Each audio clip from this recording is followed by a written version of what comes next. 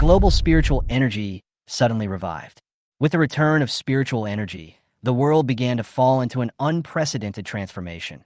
The evolution and mutation of creatures swept in like a tide.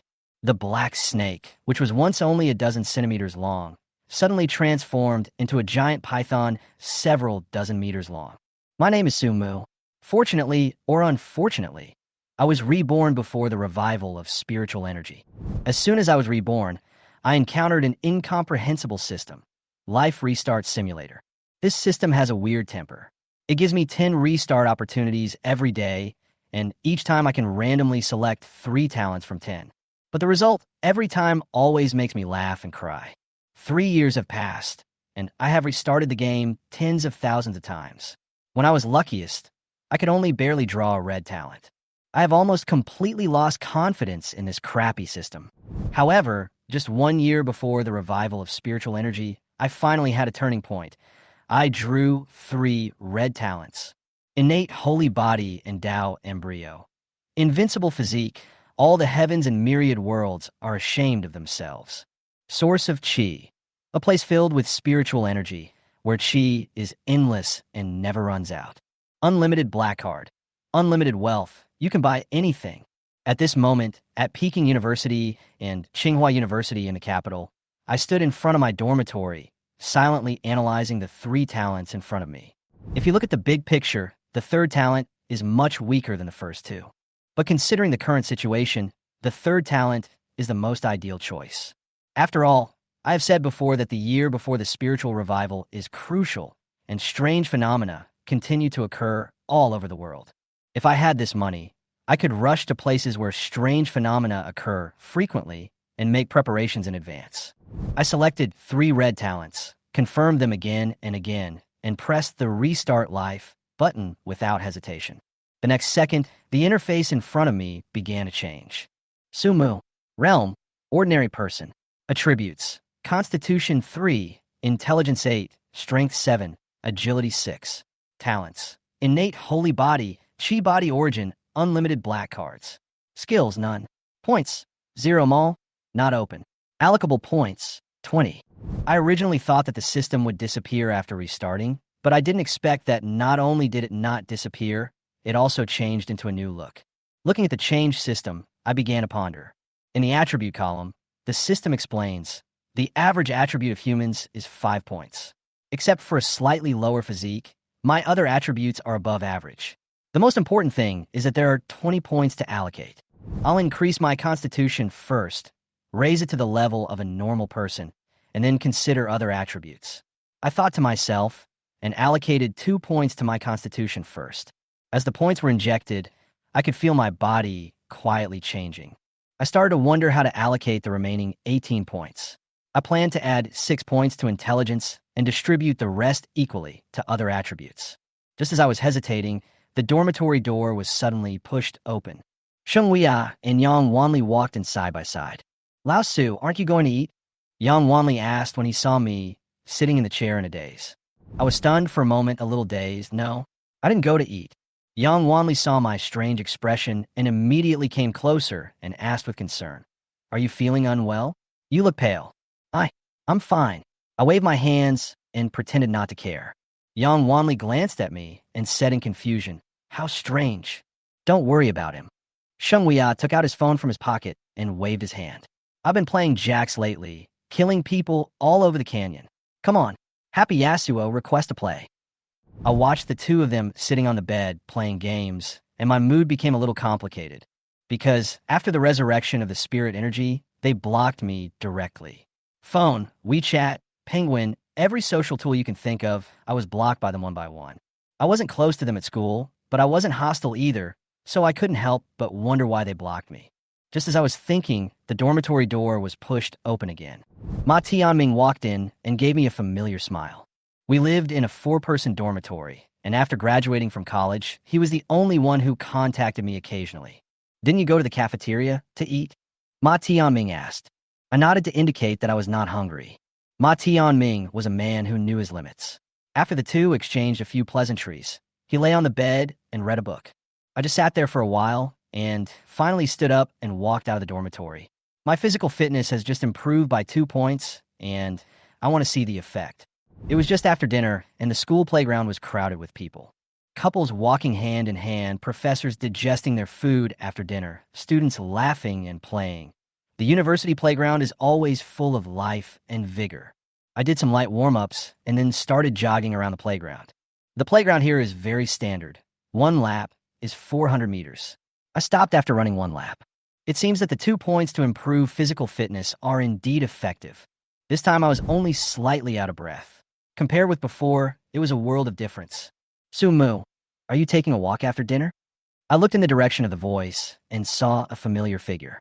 Tao is one of the most handsome boys on campus at Peking University and Tsinghua University. He and I are known as the two male gods of Peking University and Tsinghua University. In terms of appearance, I might be slightly ahead, but in other aspects, he is better than me, especially in terms of figure. As a student of the Department of Physical Education, Tao has a perfect figure, countless fans, and a lot of crushes. Hey, what a coincidence. I smiled at Tao. Are you here for training or for a walk? Our relationship is pretty good. Although they are always listed side by side, there's never any atmosphere of life and death competition. There's a competition in a few days, so I came out to exercise today. Tao said with a smile. Although we have a good relationship, in the eyes of others, we are recognized as mortal enemies. Wow, Tao met him. What do you think? Is it going to be a life and death duel next? Have you been watching too much anime? Don't you see how calm they are? On the surface, he was calm, but in his heart, he must have cursed the other person 1,000 times. If a fight really breaks out, who will you support? Everyone said this, but their eyes were all on Tao and me, as if they were ready to watch a good show. What about you? Are you taking a walk? Tao asked. Just exercise. The body is the capital of revolution. I responded with a smile. Then let's run together, Tao suggested. I thought about it and nodded. Let's go together. After chatting for a while, we started jogging. It started. They're going to have a running competition. Comparing running with Tao? Isn't that courting death? Can't you see? Tao is on the track and field team. Moreover, Tao is the record holder for the 400m and 800m at the Universiade. Amid the discussions of the onlookers, we slowly finished a lap. As if he wasn't satisfied, Tao suddenly turned to me and said, "Do you want to speed up?" I felt a little bit unsatisfied, so I agreed for some unknown reason.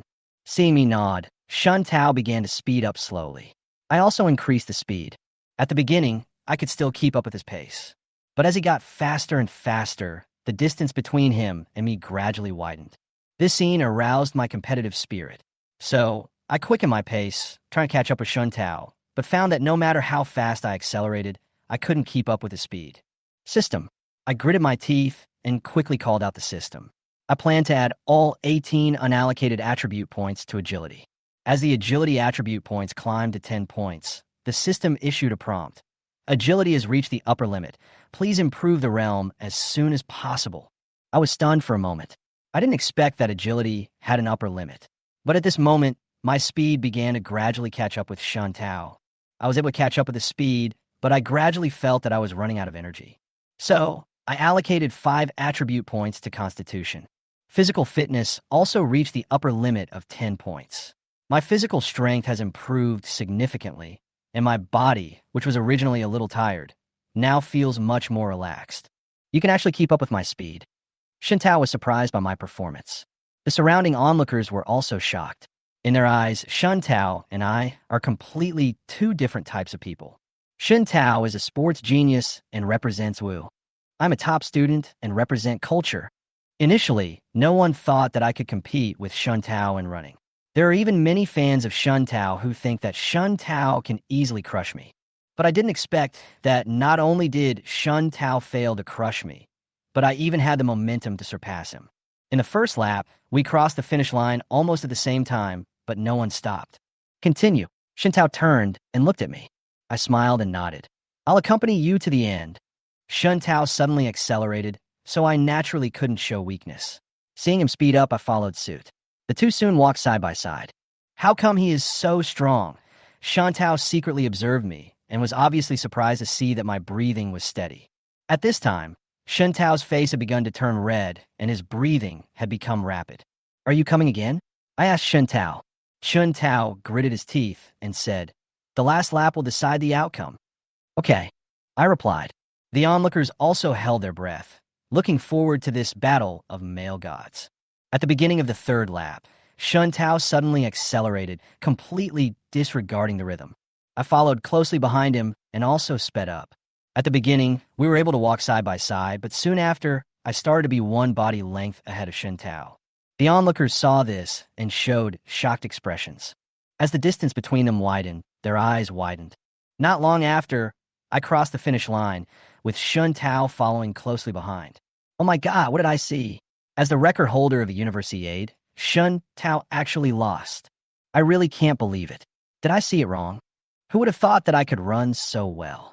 He could be the top scholar in literature and the first in martial arts. It's amazing. I was so blind that I missed a big piece of news.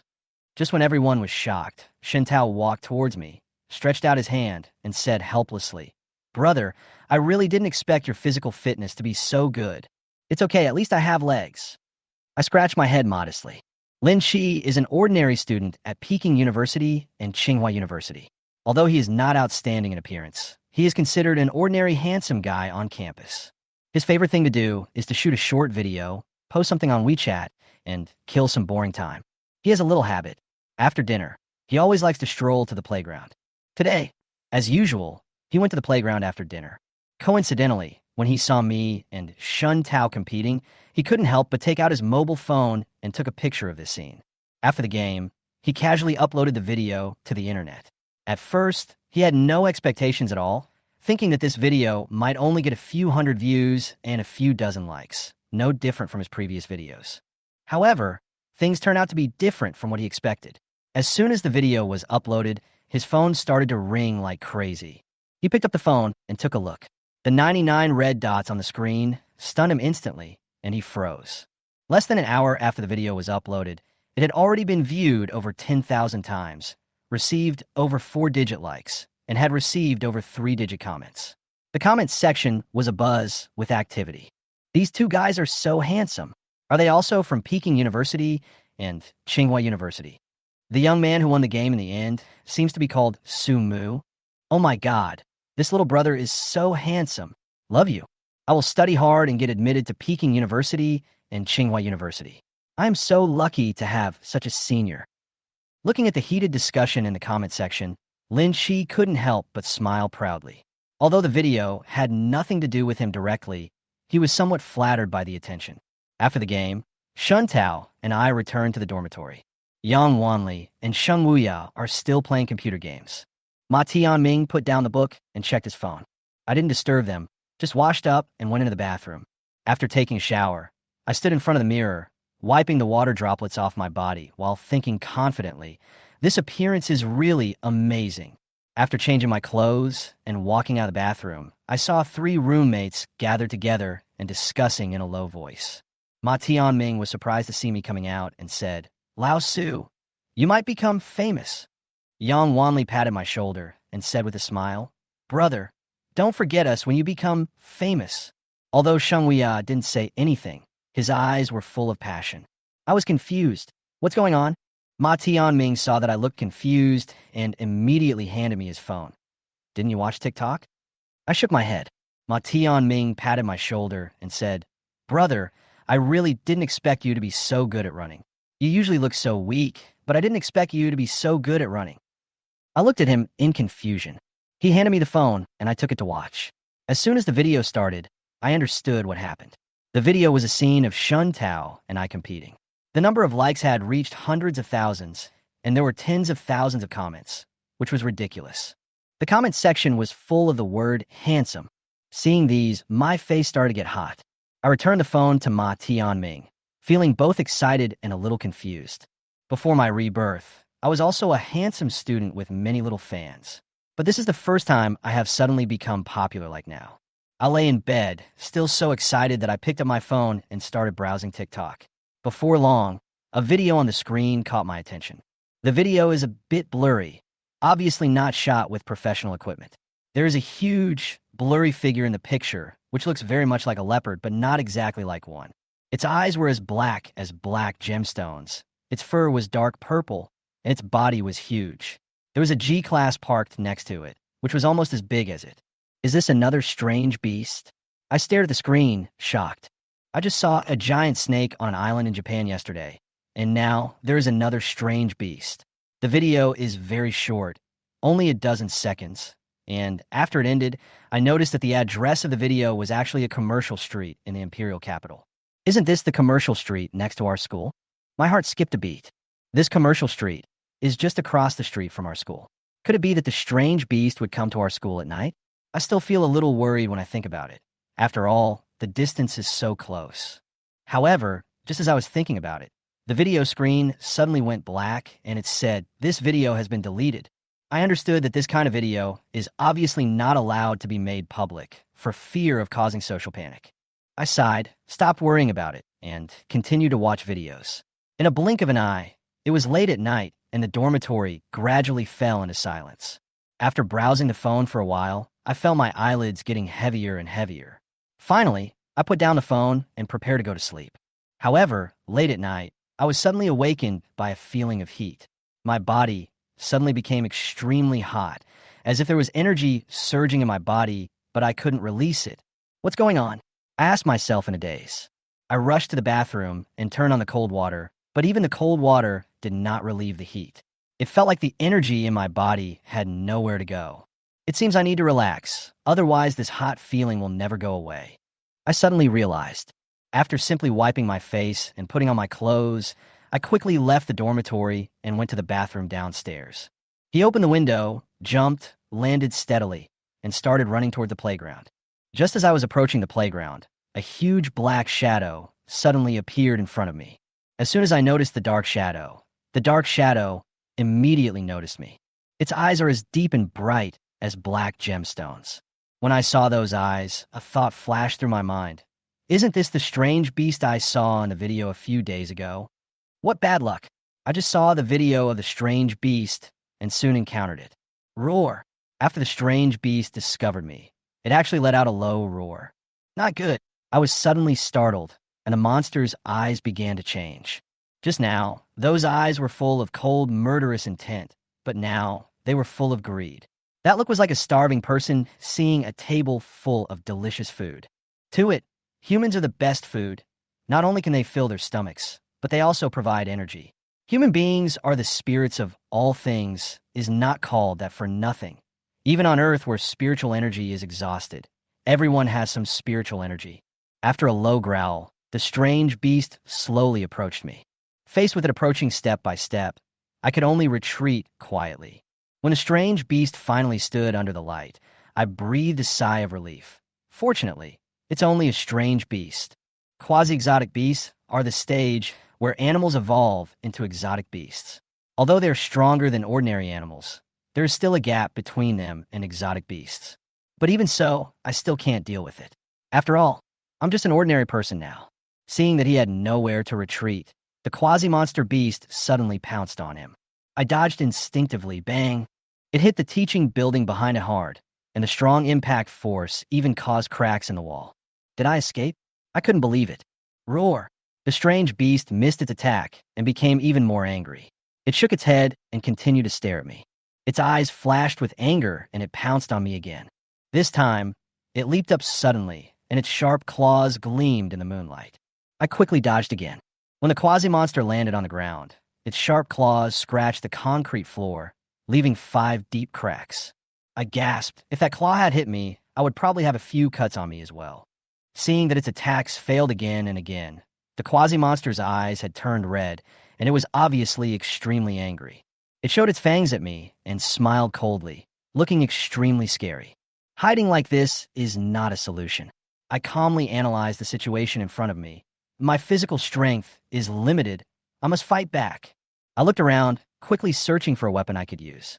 My eyes quickly locked onto a small hut in the distance. That was where the gardener stored his tools. I remembered there was a pair of large scissors inside, specially used for trimming flowers and plants. Although I'm not sure if the scissors can break through the quasi-monster's defense, I have no choice. I suddenly ran towards the cabin, and the quasi-monster paused for a moment, then quickly caught up with me. It was so fast that it caught up with me almost instantly and attacked my back with its claws. Its claws scratched past, tearing my clothes into rags but not hurting me. Strangely, when its claws scratched, it made a chilling sound. What happened? I thought that if it struck me with its claws, I might die today. I didn't expect it to not hurt me. At this moment, the introduction of innate holy body Dao Tai suddenly flashed through my mind. Indestructible. I was stunned for a moment, then laughed. Haha, so that's how it is. The quasi-monster obviously had not given up and was preparing to attack me again. But I'd already rushed to the front of the hut and kicked hard with my right foot. The wooden door was instantly kicked away and broke into several pieces. I rushed in without hesitation. The room was dark, but I still found the big scissors. The moment I got the scissors, I felt like a god of war. The quasi-monster smashed its claws on the wall of the hut and nearly overturned the house with a few attacks. I didn't dare to stay any longer and rushed out. When the quasi-monster saw that it had failed to tear down the house, it turned around and continued to attack me. I must kill you today. With weapons, my confidence increased greatly. With a large pair of scissors in hand, I lunged at the quasi-monster. The quasi-monster's original form is a cat, and its reaction speed is extremely fast. It dodged the attack nimbly and then launched a counterattack. I didn't give up and waved the scissors again. Dang, ding, ding. The scissors and the quasi-monster's claws collided in the air, making loud metallic collision sounds. After several consecutive attacks, I gradually fell into a disadvantage and realized that my strength was far inferior to its. System. I hurriedly called out the system and prepared to add points. At this moment, I was surprised to find that my realm had changed from an ordinary person to a quasi-superhuman. I immediately invested all my attribute points into strength, increasing my strength from 7 to 16 points. Just after adding the attributes, the quasi-monster pounced again. The moment it jumped up, an idea suddenly lit up in my mind. I exerted force suddenly and slid down to its belly. I raised the big scissors high, and with a pop, I stabbed directly into the abdomen of the quasi-monster. The inertia of the sliding shovel made me feel like I was performing a cesarean section on the quasi-monster. Ding! Kill the quasi-monster, Ghost Cat, and get rewards. 50 points, passage, and inferior strength fruit. Tongyu, one of the 72 Disha techniques, which can see through the essence of things and recognize falsehood. Inferior strength fruit. You can gain 1 point of strength after eating. I didn't expect that killing a quasi-exotic beast would give me so many rewards. But at this moment, my attention is no longer on these. The most important thing is to go back to the dormitory and wash up. After confirming that Ghost Cat was dead, I quickly walked towards the dormitory building. After taking a few steps, I saw 2 people in delivery boy uniforms appear on the playground. They wore a badge on their left chest, on which was engraved a towering mountain with the word "the day after tomorrow" written in the center. The words "Have you eaten yet?" are printed on the back. These 2 people are the members of Have You Eaten Yet?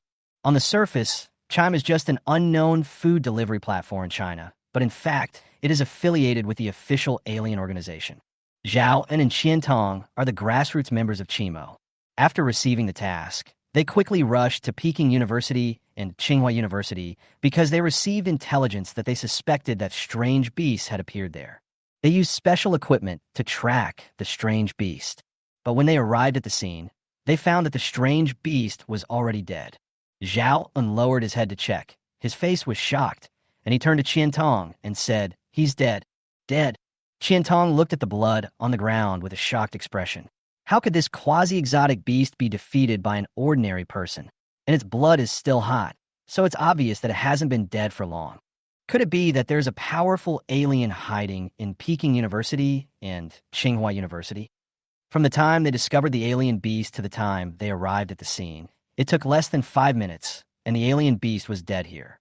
Report to headquarters, Zhao and said to Qiantong. Qiantong nodded and took out a special communication device to report. Let all nearby members of Chichimo rush to Peking University and Tsinghua University and make sure no traces are left. The order came from the headquarters. Yes, Qiantong agreed. Although Chime seems to be an ordinary food delivery platform, only a few of its riders are extraordinary people. Most of them are quasi-extraordinary people or ordinary people with strong abilities. Soon, the members of Chi Mo quickly filled the entire playground. They wore powerful headlamps and carefully cleaned up the scene. The ghost cat's body, bloodstains, and other residues were quickly and thoroughly cleaned up. After confirming that there was nothing left at the scene, the riders of Mate 1 left in an orderly manner. The next morning, there was an earthquake yesterday. Did you feel it? Before I woke up completely, I heard Shenghui's excited voice. I opened my eyes weakly, looked at him, and asked tiredly, when did it happen? What time? The school statement said that an earthquake occurred at 12 o'clock last night, and the playground and teaching building number 3 were affected. Shenghuia explained loudly. I suddenly came to my senses, wondering, is this just a coincidence, or is there something else going on? The place affected by the earthquake was exactly the area where the ghost cat and I had a fierce battle, and the ghost cat also tore a big hole in the number 3 teaching building during that battle. Anywhere else? I asked. Shenghuia glanced at his phone and continued to answer. It seems there is also a tool room for the gardener. In an instant, everything that happened last night emerged in my mind. This battle was obviously not a dream. I lay in bed, staring at the ceiling. After a while, I summoned the system. Sumu. Realm. Quasi-alien. Attributes. Constitution 10. Intelligence 8. Strength 16. Agility 10. Talents. Innate holy body. Chi body origin. Unlimited black cards. Skills. Passing through the mysterious world. Points 50. Mall. Not open. Warehouse. Poor quality fruit of strength 1. The column for allocable points disappeared, replaced by a warehouse function. Take out the inferior fruit of power. I said to myself. In an instant, a fruit emitting an earthy yellow light appeared in my hand. The fruit looks like an apple, with a bumpy surface that looks unappetizing. But thinking of its efficacy, I force myself to put it in my mouth. When the fruit enters the mouth, it instantly turns into a clear stream and slides down the throat into the body. As the clear stream entered, I felt the strength in my body seem to be growing quietly. The strength on the attribute panel increased from 16 points to 17 points. Awesome. The feeling of increased strength is exhilarating. Stop daydreaming and go to class quickly. Just when I was happy, Ma Tianming patted my shoulder. I nodded and went to wash up. After washing up, the 4 of them went straight to the cafeteria. When I went to the playground this morning, I saw the number 3 teaching building. I couldn't believe it was caused by the earthquake. Actually, I don't believe it was an earthquake, but the school said so. Is there any other possibility? Do you think there was a monster attack? Monster attack? In this world, light will always prevail over darkness. The situation on the playground and teaching building number 3 sparked a heated discussion among everyone, with speculations and conspiracy theories pouring in. Lao Su, seeing that I had not spoken, Shenghuia asked curiously, "What's wrong with you? Why have you been in a daze today? What do you think about the playground and the number 3 teaching building?" I snapped back to my senses. What did you just say? What do you think about the matter of the playground and teaching building number 3? Shenghuia repeated. I thought about it, forced a smile, and managed a little confidence. The school said it was an earthquake, so it must be true. When my tone and expression came out, Ma Tianming was stunned for a moment, with a hint of confusion in his eyes. After breakfast, the 4 of us went our separate ways. Just as I was about to walk towards the classroom, I ran into Xia Chuyu coming towards me. Would you like to go together? She asked me with a smile. I blinked and nodded. We walked side by side to the classroom without speaking. The atmosphere was a little awkward. What do you plan to bring for our autumn outing the day after tomorrow? Xia Chuyu broke the silence and asked me. I was stunned for a moment, then smiled and replied, just bring something to eat. Her question reminded me. Maybe I could go to Taoyuan in advance and buy that piece of peach orchard. I thought to myself, so what are you going to bring? After all, this is my first time to participate in an autumn outing, and I don't know what to bring. I asked her with a smile. Just bring some food you like, she said. I nodded. Soon after, we both walked into the classroom together.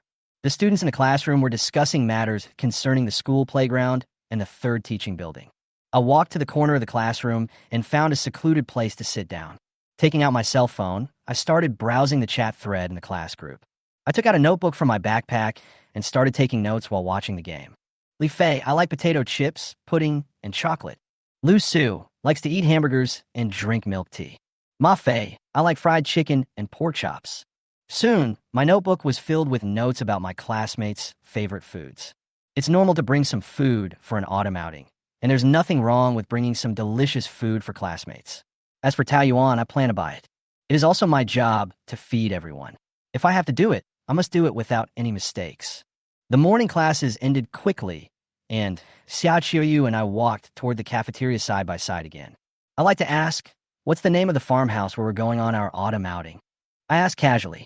Xia Qiuyu glanced at me with a hint of surprise on her face. Why are you suddenly so interested in the farmyard? In the past, the class had organized several spring and autumn outings, but I rejected Xia Qiuyu's invitation every time. This time, I actually agreed and showed quite interest, so she was naturally a little surprised. People always change. I scratched my head with a smile. The farmhouse is called Taoyuan, the peach in Peach Blossom Spring and the source in Peach Blossom Spring. She didn't ask me any more questions and directly told me the name of the farmhouse. Taoyuan, I repeated in a low voice and said with a smile, "Thank you. I'll remember it." After lunch, I did not return to the dormitory. Now that I knew the name of the farmhouse, the best thing to do was to take action immediately. I found my counselor and asked for half a day off. The instructor asked me the reason for my leave, and I had already thought about it. I feel a little uncomfortable in my head, and I want to go to the hospital. Okay.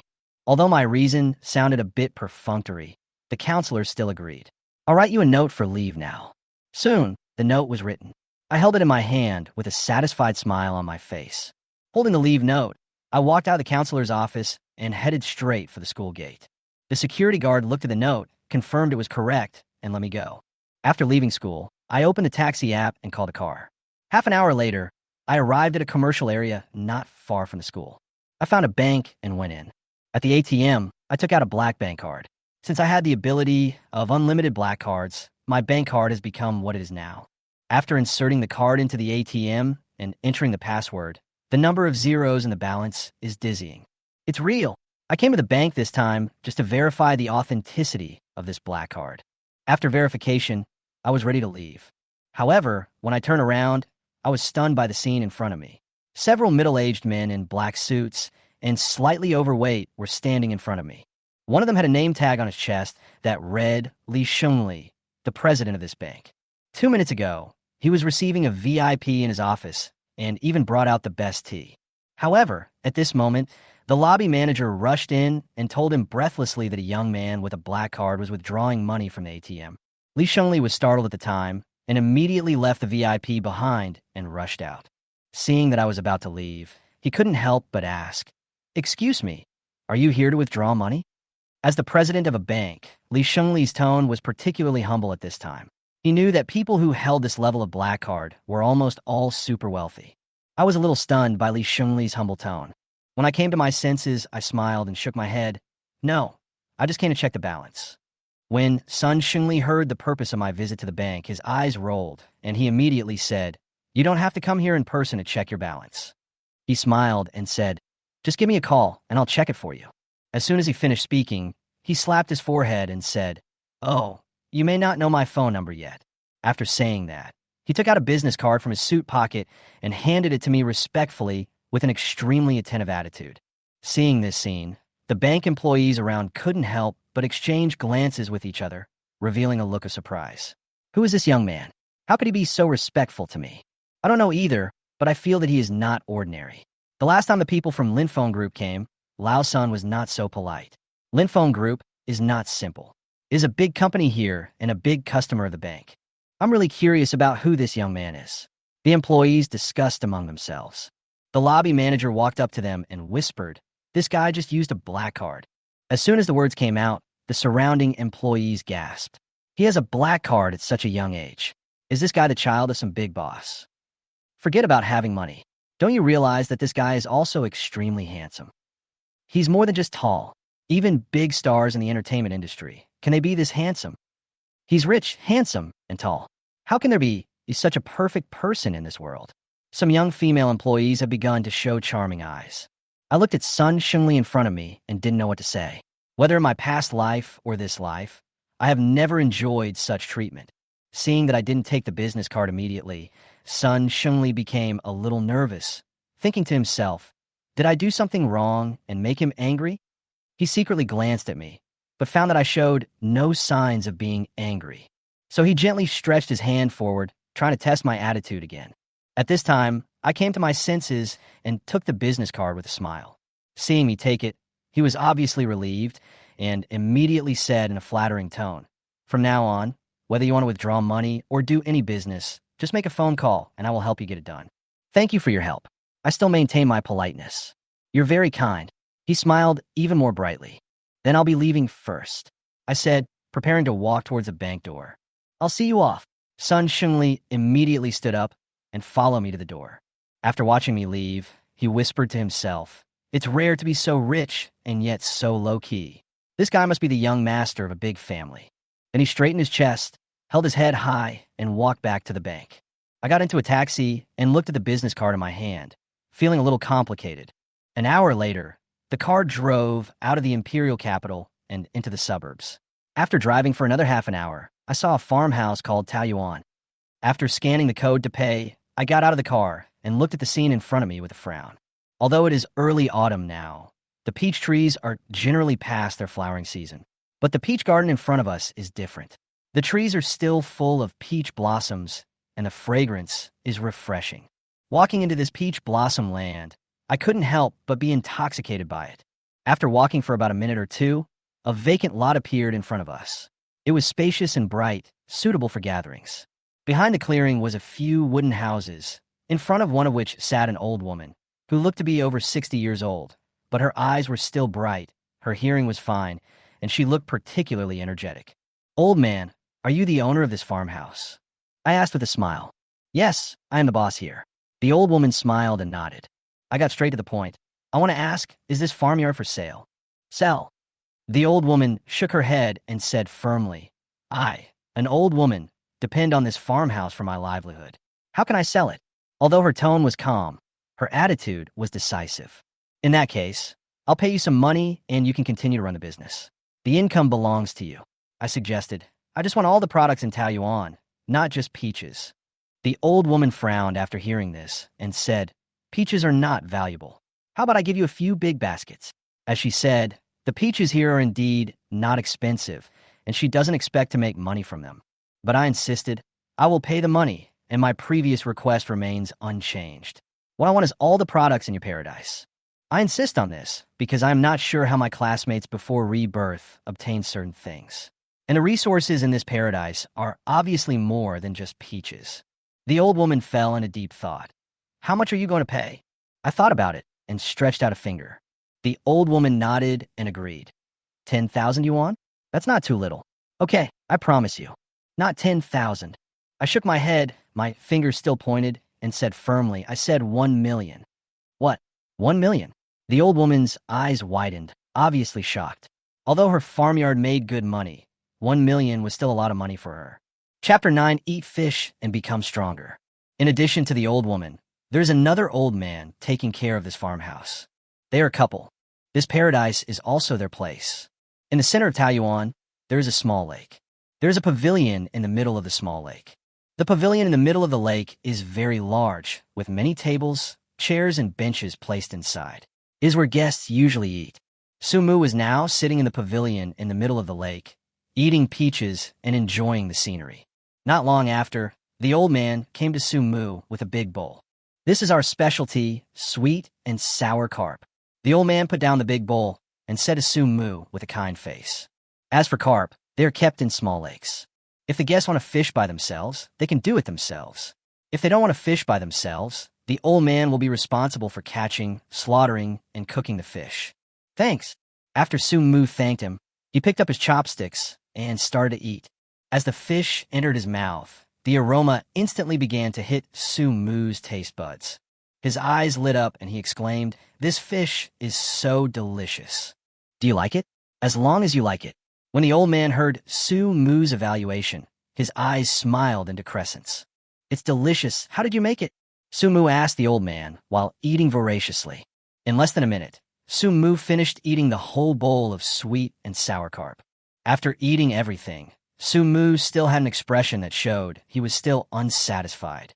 He looked at the old man anxiously and asked anxiously, "Any more? Any more? I want to eat another one." "Yes, yes, yes." The old man looked at Sumu with loving eyes, as if he was looking at his own grandson. "As many as you want." After the old man finished speaking, he turned and walked towards the kitchen. Seeing the old man's back gradually moving away, Su Mu began to sit cross-legged. Streams of qi began to flow in his body. When he was eating fish just now, he felt a qi that was not his own appearing in his body.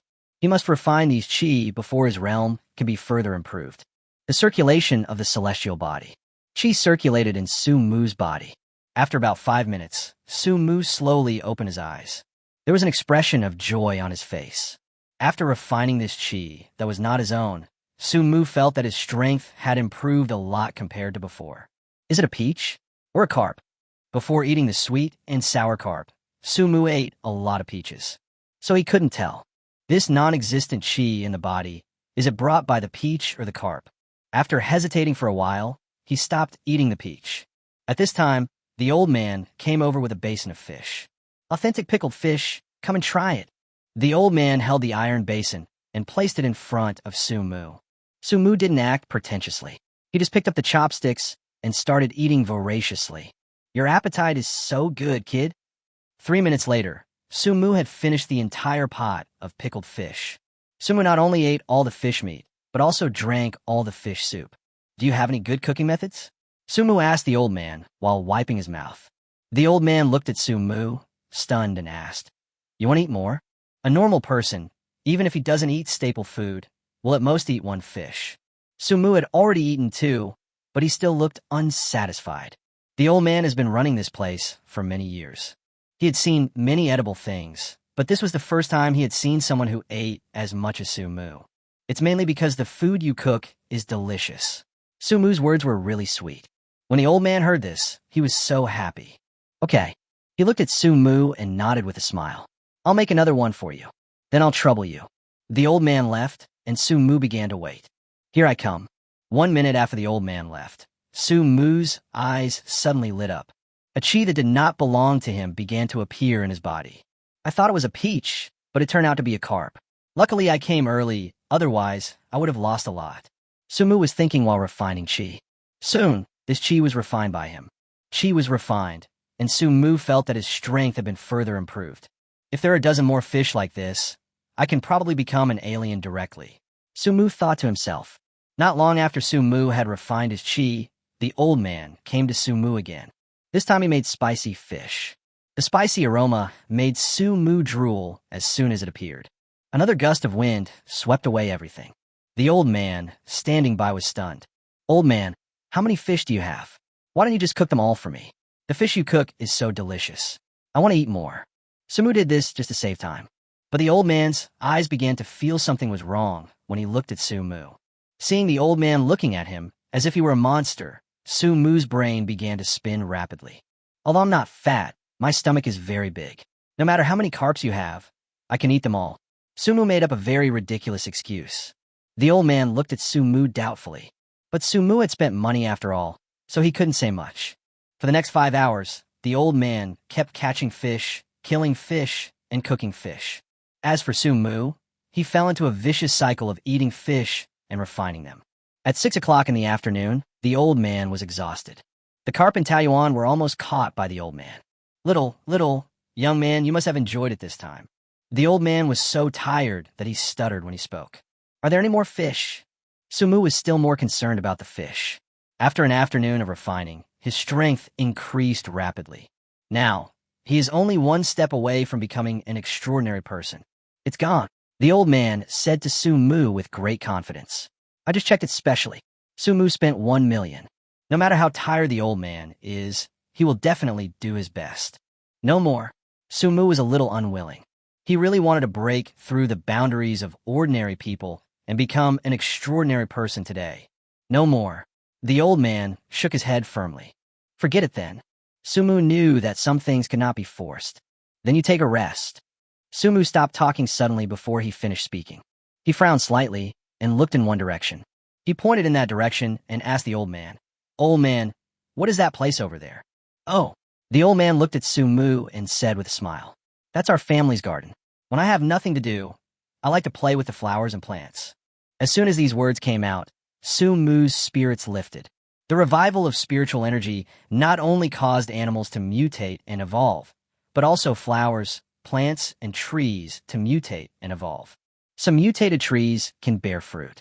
If aliens take the fruits from the trees, they can also gain a lot of benefits. Chapter 10, One Step Away. In addition to the fruits produced by trees, the pollen emitted by flowers is also an important way to upgrade. Can you take me there? Sumu asked the old man. Sure. To the old man, Sumu is a distinguished guest. The most important thing is that looking at these flowers and plants, there is no loss at all for the old man. When I arrived at the garden, the fragrance was overwhelming. Sumu saw a flower in the middle of the garden that was different from the other flowers. The flower has 8 petals, and each petal is charming and attractive. What kind of flower is that? Sumu pointed at the flowers in the garden and asked the old man. The old man thought for a moment and said, "It seems to be a peony." Peony? Sumu had seen peonies, but the peony in his memory was not the same as the one before him.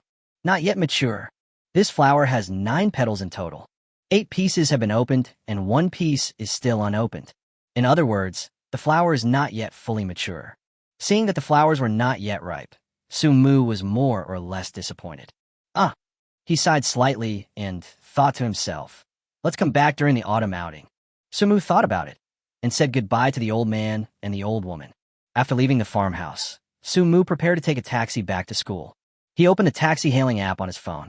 But I tried hailing a taxi several times, but couldn't get one. It's really inconvenient for those who don't have a car. At this time, Sumu realized the importance of having a means of transportation. When I have time, I'll buy a car. Anyway, he has money now, so buying a car is not a difficult thing for him. After refreshing the software several times, Sumu finally got a taxi. After returning to school, Sumu went straight to the dormitory. This afternoon was a fruitful one for him, although it cost 1 million. But for him, this 1 million is absolutely worth it. After the revival of spiritual energy, food ingredients, such as carp that can increase chi, have appeared. But the price of this kind of food is ridiculously high. If the carp that Sumu had just eaten was sold after the spiritual energy was revived, the price would definitely be more than 10 million, and most of the time, it would be out of stock. He ate dozens of them in the afternoon. If converted to the value after the recovery of spiritual energy, it would definitely be worth hundreds of millions. System. Sumu. Realm. Quasi-alien. 99/100. Attributes. Constitution, 10. Intelligence, 8. Strength, 17. Agility, 10. Talents. Innate Holy Body Dao Tai. Chi Body Origin. Unlimited black cards. Skill. Passage. Points, 50. Mal. Nut open. Guerfus. No. A bracket appeared after the word realm at some point. Sumu looked at the brackets and said to himself, it seems that I'm only 1 step away from becoming an acquired extraordinary person. Sumu does not have obsessive-compulsive disorder. But looking at this last point, I feel very uncomfortable. We need to think of a solution. There is only a difference between quasi-alien and alien, but their strength is like heaven and earth.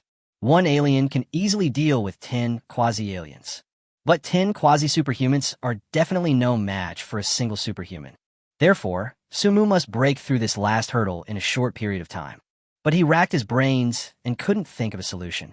Lao Su, what'd you do this afternoon? Why didn't I see you in the cafeteria? At this time, the dormitory door was pushed open and Ma Tianming walked in. I went out to take care of some things in the afternoon and came back after dinner. Sumu replied, to Ma Tianming.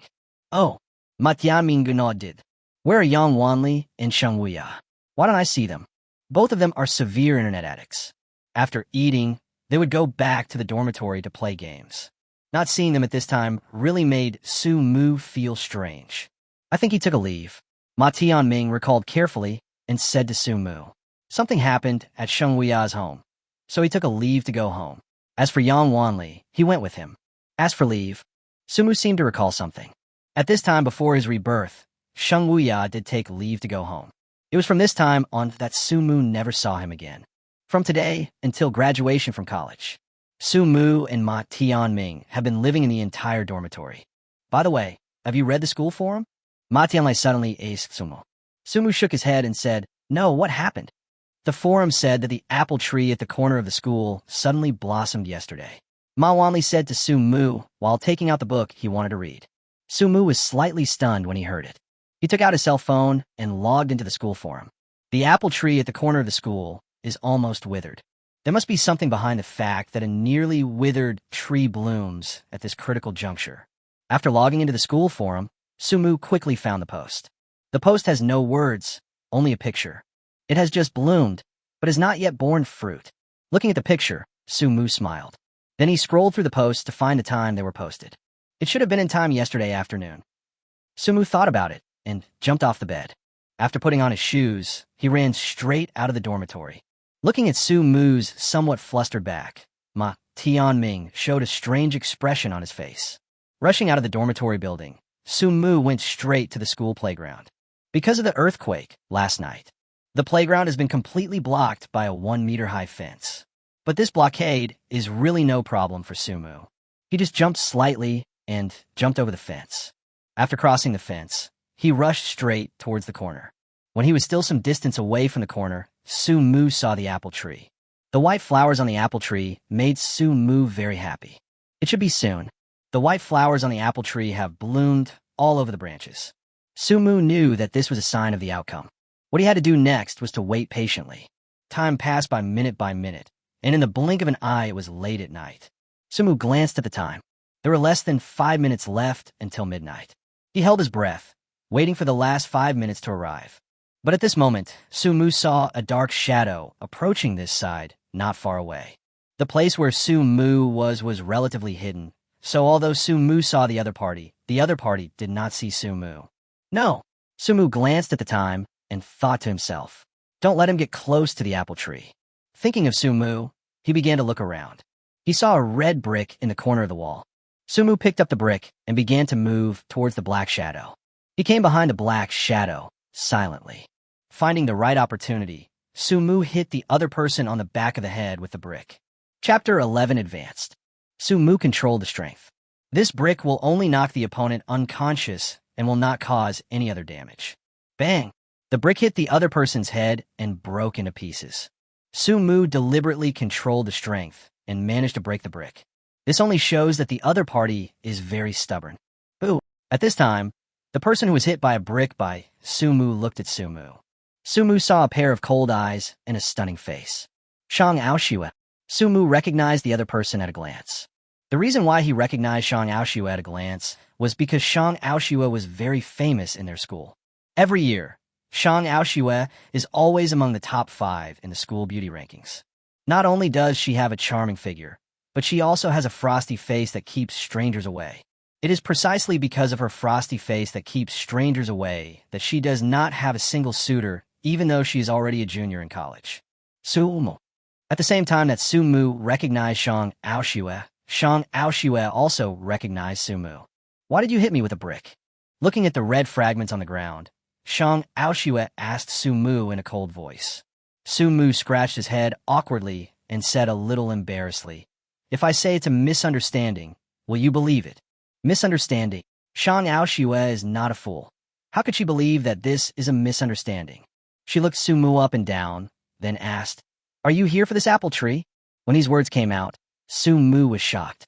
It seems that you are here for this apple as well. Sumu's eyes began to become alert. For him, everything in this world can be given up. But he absolutely could not give up the apple tree in front of him. Since we can't give in, then we'll have to strike first. Shang Aoshue is definitely a goddess. But in the face of the temptation of evolution, the goddess is nothing but a beautiful skeleton to Sumu. Since you have already decided not to give in, the next thing will be much simpler. Sumu suddenly attacked. He kicked the ground with his right hand and rushed towards Shang Aoshue.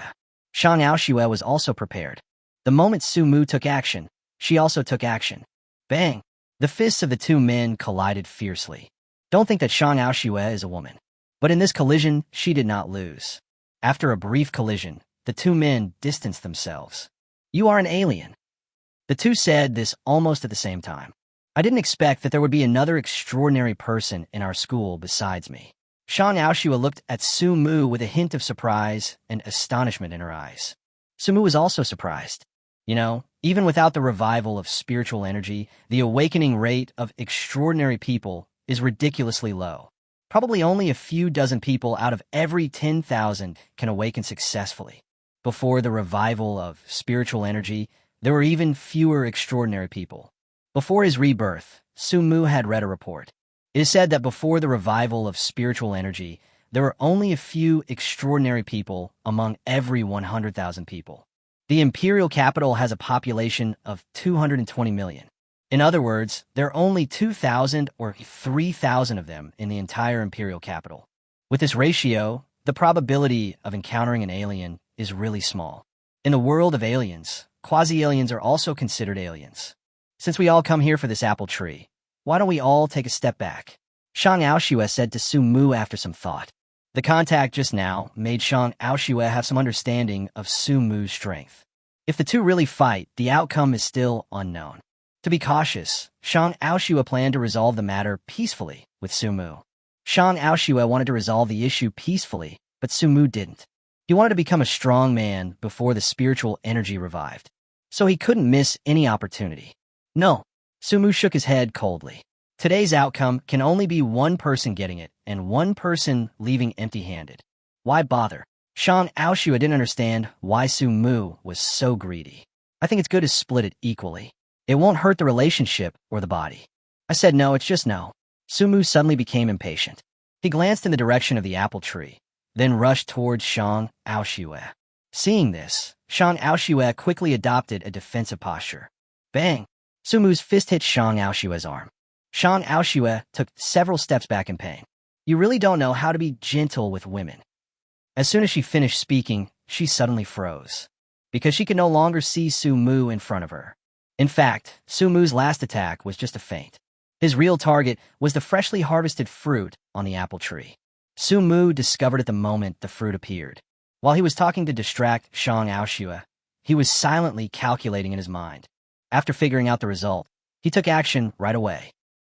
Seeing that Su Mu had been picked off, Shang Aoshue was very angry. Su Mu, squatting on the tree branch, had a smug smile on his face. See you again if we are lucky. Su Mu waved to Shang Aoshue, exerted force on his feet, and rushed towards the dormitory building. Shang Aoshue did not chase after him, but looked at Su Mu's back and stomped her feet hard. This Su Mu is really interesting. Shang Aoshue talked to himself. Seeing that Shang Aoshue did not catch up, Su Mu, who came downstairs of the dormitory, breathed a sigh of relief. Shang Aoshue's strength is not inferior to Su Mu's. If she really caught up with him, it would be a real hassle for Su Mu. Downstairs in the dormitory, Su Mu looked at the exotic fruit in his hand and smiled happily. This exotic fruit looks very similar to an apple. He put the exotic fruit to his mouth and took a gentle bite. The sweet juice of the exotic fruit left a lingering fragrance in Su Mu's mouth. The juice flowed down Su Mu's throat. A stream of qi began to flow down Su Mu's throat and into his body. He didn't dare to delay and simply flipped over and climbed into the toilet window on the floor where his dormitory was located. After entering and finding no one there, he went straight to the dormitory. Ma Tianming has fallen asleep. Su Mu opened the dormitory door carefully, afraid of making any noise. Coming to his bed, Su Mu sat cross-legged and began to refine the qi brought by the exotic fruit. As the qi of the exotic fruit circulated through the meridians, it was quickly refined by Su Mu. As this qi was refined by Su Mu, he felt that he had become a lot stronger. He called up the system interface. After taking a look, I shouted in my heart, "It's done." Behind the system interface realm, the original quasi-superhuman has now become the first level of acquired realm.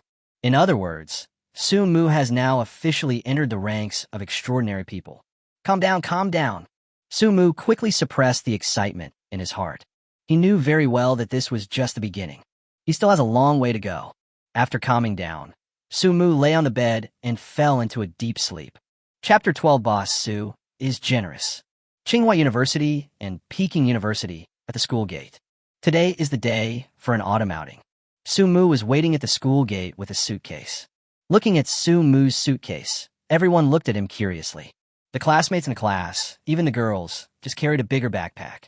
So Su Mu's suitcase became the focus of everyone's attention. Hey, Lao Su, we're going on an autumn outing, not traveling abroad. You said you were carrying a backpack, but why are you dragging a suitcase? You have packed a lot of stuff in your suitcase. Should I say it? I'm already curious about what's in your suitcase. Su Mu did not explain to everyone's doubts. In fact, his suitcase was filled with snacks. And the snacks he bought were all the kind that would fill you up. As everyone was talking, the bus arrived at the school gate. The counselor and squad leader, Xia Qi, got on the bus first. Then the classmates followed closely and got on the bus. After confirming the number of people, the guide said to the driver, "Master, you can drive now." The bus was driving fast on the street. Sumu looked at the time on his phone from time to time. Almost. It is now less than half an hour's drive from Taoyuan farmhouse. Sumu chose this time to take out the snacks he had carefully prepared. His purpose was simple. He just wanted to use these snacks to feed his classmates. Once they are full, they will have no stomach or appetite to eat the food from Taoyuan farmhouse. Sumu opened his suitcase while thinking. Classmates, it's time to eat snacks. Sumu started distributing snacks to his classmates like a salesman on a train. Potato chips, hamburgers, milk tea, carbonated drinks. Anyway, it's just to fill the stomach, so Sumu just distributed it to everyone. Before long, Sumu had distributed all the snacks in the suitcase. Almost all the students on the bus had several snacks in their hands. Why don't you eat? Isn't there anything you like? Sumu looked at Xia Qiuyu's hand, which had no snacks at all, and asked with a puzzled look on his face. It's not that I don't like them. Xia Qiuyu shook her head and said helplessly.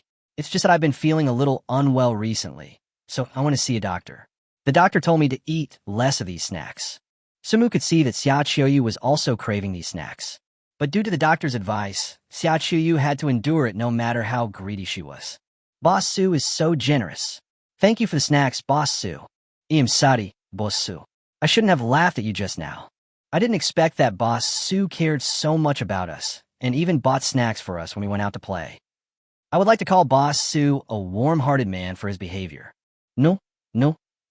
A warm man warms one person, but Boss Su is obviously using central air conditioning. Everyone was eating snacks and talking and laughing happily. The atmosphere in the bus was very lively. On the entire bus, except Xia Qiuyu, the counselor and Sumu did not eat snacks. The counselor is older than them, but only a few years older. Old Lu, are you feeling unwell too? Maybe because of the similar age difference, Sumu seemed very casual in addressing the counselor. Old Lu shook the teacup in his hand and said, I have stopped eating snacks for a long time. I am now focusing on health preservation. Sumu looked at Lao Lu's teacup and suddenly became uneasy. In addition to tea leaves, there are also wolfberries, chrysanthemums, hawthorns. It replenishes qi and blood, clears away heat and detoxifies, and lowers blood pressure and blood lipids. Lao Lu, your health tea is quite rich. The instructor waved his hands and said with a smile, This is just the beginning. While Sumu was chatting with the counselor, the bus arrived at the station. When the bus stopped, everyone got off in an orderly manner. Oh my God, isn't it autumn? Why are there peach blossoms? Aren't peach blossoms only in spring? How come they're also in autumn? The peach blossoms here are so beautiful. Take a picture for me quickly. I want to take a picture in the old lady's pose and send it to my mom. Seeing the peach blossoms blooming in Taoyuan, everyone became excited. Hey, Xia Qiuyu was also very surprised when she saw the peach blossoms. Why are there peach blossoms in this season? Her voice was not loud, so his question sounded like he was asking the people around him, but also like he was talking to himself. I guess it's global warming that's to blame again. A voice suddenly sounded at this time. Sumu looked back. I saw Lu Fei slowly getting out of the car. When he saw Lu Fei, Sumu seemed to think of something in his mind. This Lu Fei is also a classmate of Sumu. He is definitely a genius among geniuses. Although he is young, he has been offered olive branches by many top groups. This guy is even more exaggerated than those who have the aura of the protagonist. The reason why Sumu remembers him so clearly. Because of his trip to Taoyuan, he also gained a lot of benefits. Before rebirth, if Xia Qiuyu was the biggest winner of this trip to Taoyuan, then Lu Fei was the second winner after Xia Qiuyu. I wonder if that peony has bloomed yet. Sumu has been thinking about the peonies in Taoyuan these days. While everyone was admiring the scenery of Taoyuan, Sumu's eyes were always fixed on Xia Qiuyu. All right, students.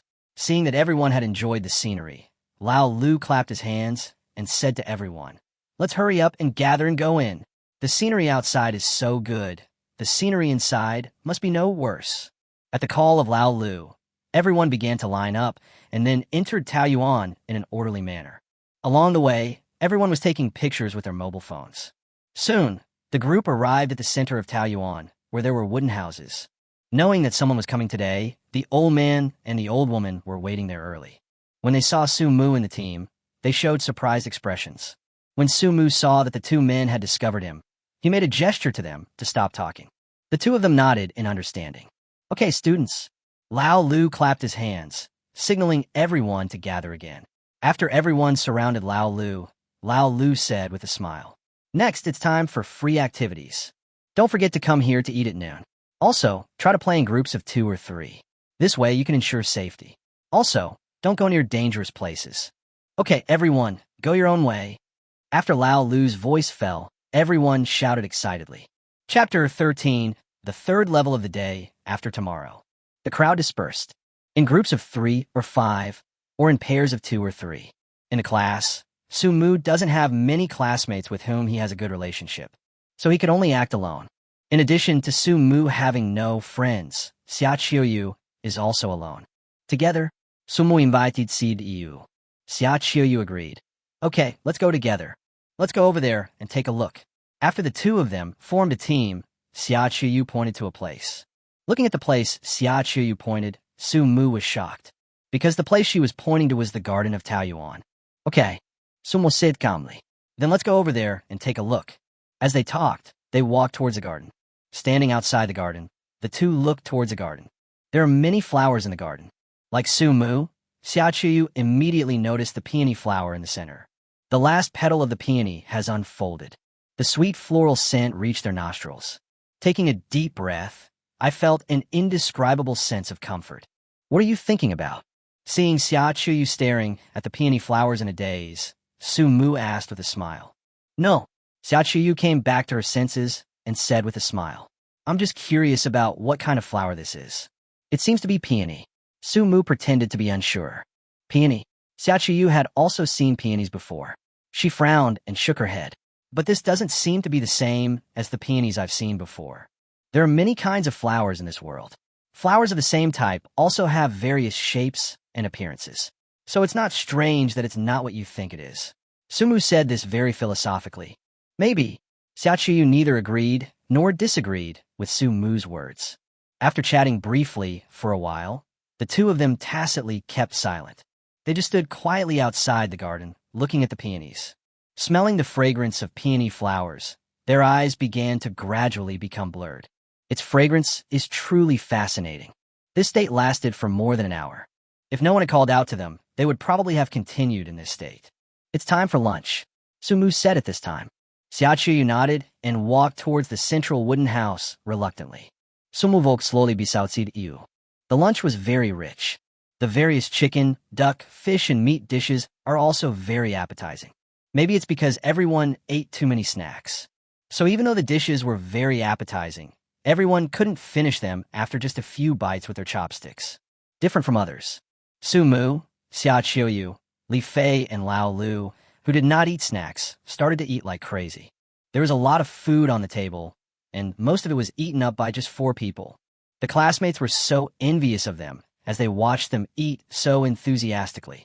After lunch, everyone continued to have free time.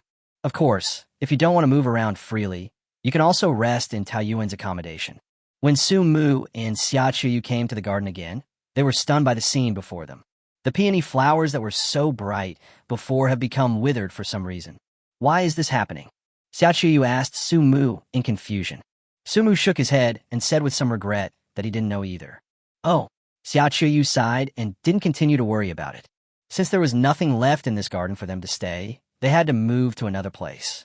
Maybe it was because the peonies were too stunning, so no matter where Xia Qiuyu looked, she looked uninterested. Why don't we go to the accommodation and rest? Su Mu said to Xia Qiuyu. Good. Xia Qiuyu no longer had any interest in continuing to appreciate it. When he arrived at the accommodation, Su Mu found his room. After entering the room, he began to sit cross-legged. After dinner, Su Mu discovered that there were several streams of qi in his body that did not belong to him. He definitely couldn't refine it on the spot in public. Therefore, he could only refine it when he had a rest. The circulation of the celestial body. The qi that did not belong to Su Mu was quickly refined by Su Mu. As these qi were refined to the limit, Su Mu felt that his strength had improved a lot. He called up the system interface. Triple. Before, Su Mu's realm was still the first level of acquired realm. But as these qi were refined, the current realm became the third level of the acquired realm. In other words, these chi directly helped Su Mu's realm to improve by 2 levels. After the chi was completely refined, Su Mu lay on the bed, very excited. After a brief rest, Su Mu left the accommodation. He wanted to look around to see if there were other opportunities in this paradise. Unexpectedly, he met Lu Fei as soon as he went out. As mentioned before, Lu Fei also gained great opportunities in this paradise. So just follow his words, you won't go wrong. What are you going to do? Su Mu asked Lu Fei with a smile. Lu Fei glanced at Su Mu, his face showing an undisguised look of doubt. The relationship between him and Su Mu is just that of classmates. Normally at school, Su Mu would never take the initiative to talk to him. So Lu Fei felt very strange that Su Mu was so proactive this time. I'm going for a walk. Do you want to join me? Lu Fei invited politely. Su Mu didn't even think about it and agreed directly. Okay, let's go shopping together. Lu Fei was clearly being polite, but Su Mu agreed directly, which was definitely something Lu Fei had not expected. But since it has come to this, Lu Fei can't say anything more. In this way, the two of them began to stroll around Taoyuan.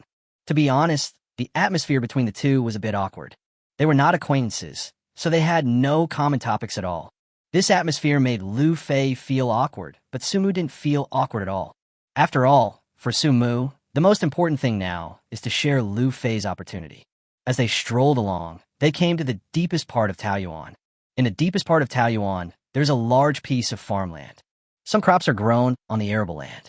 It is autumn now, so most of the crops in the cultivated land have lost their vitality. Those look like cucumbers. Lu Fei pointed at the cucumbers in the farmland and shouted excitedly. Do you like eating cucumbers? Su Mu asked Lu Fei. Lu Fei nodded. My favorite fruit is cucumber. Fruit. Su Mu always thought that cucumbers were vegetables. As soon as Lu Fei finished speaking, he went to pick cucumbers.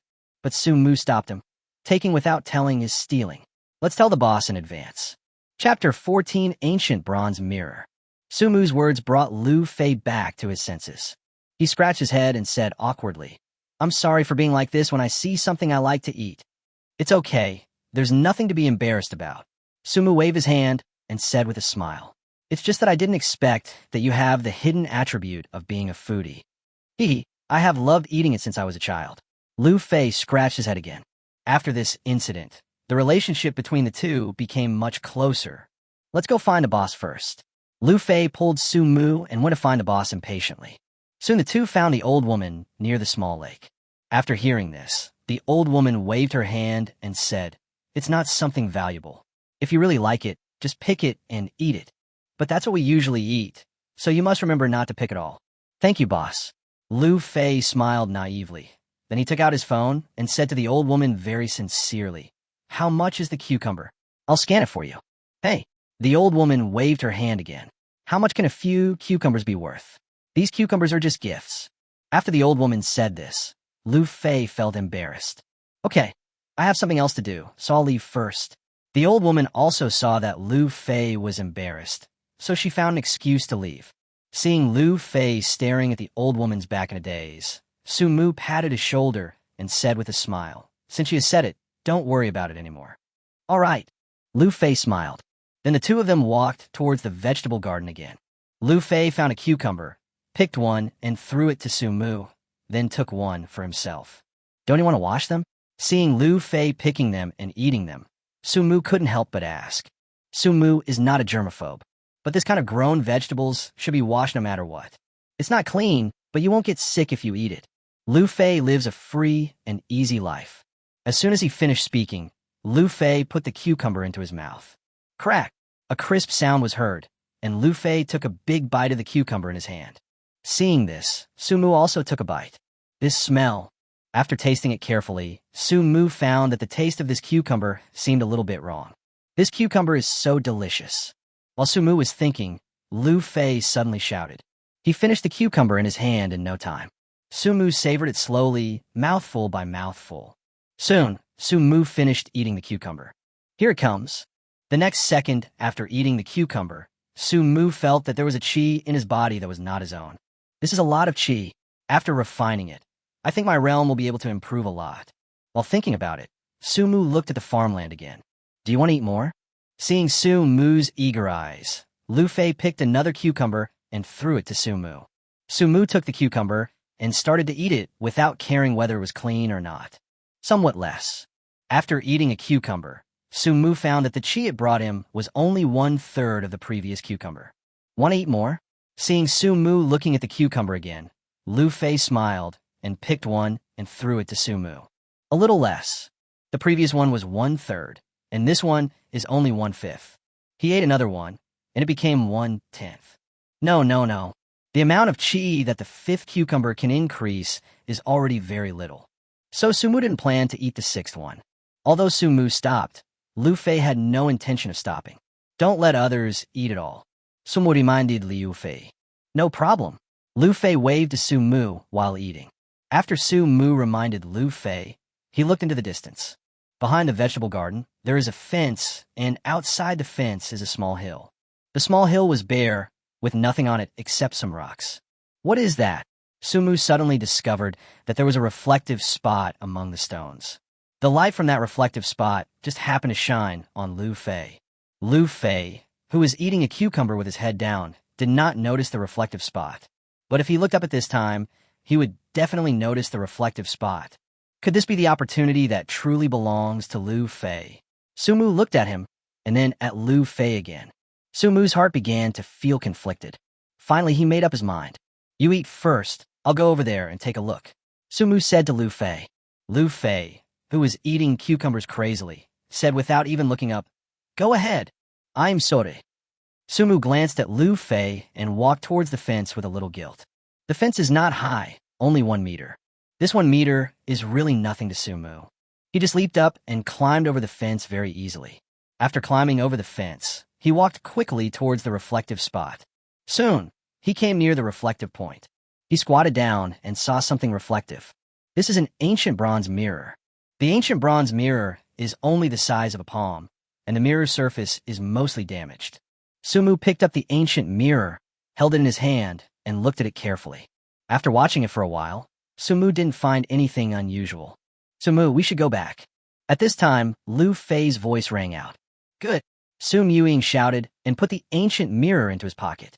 Back at the vegetable garden, Lu Fei asked Su Mu with a puzzled look on his face.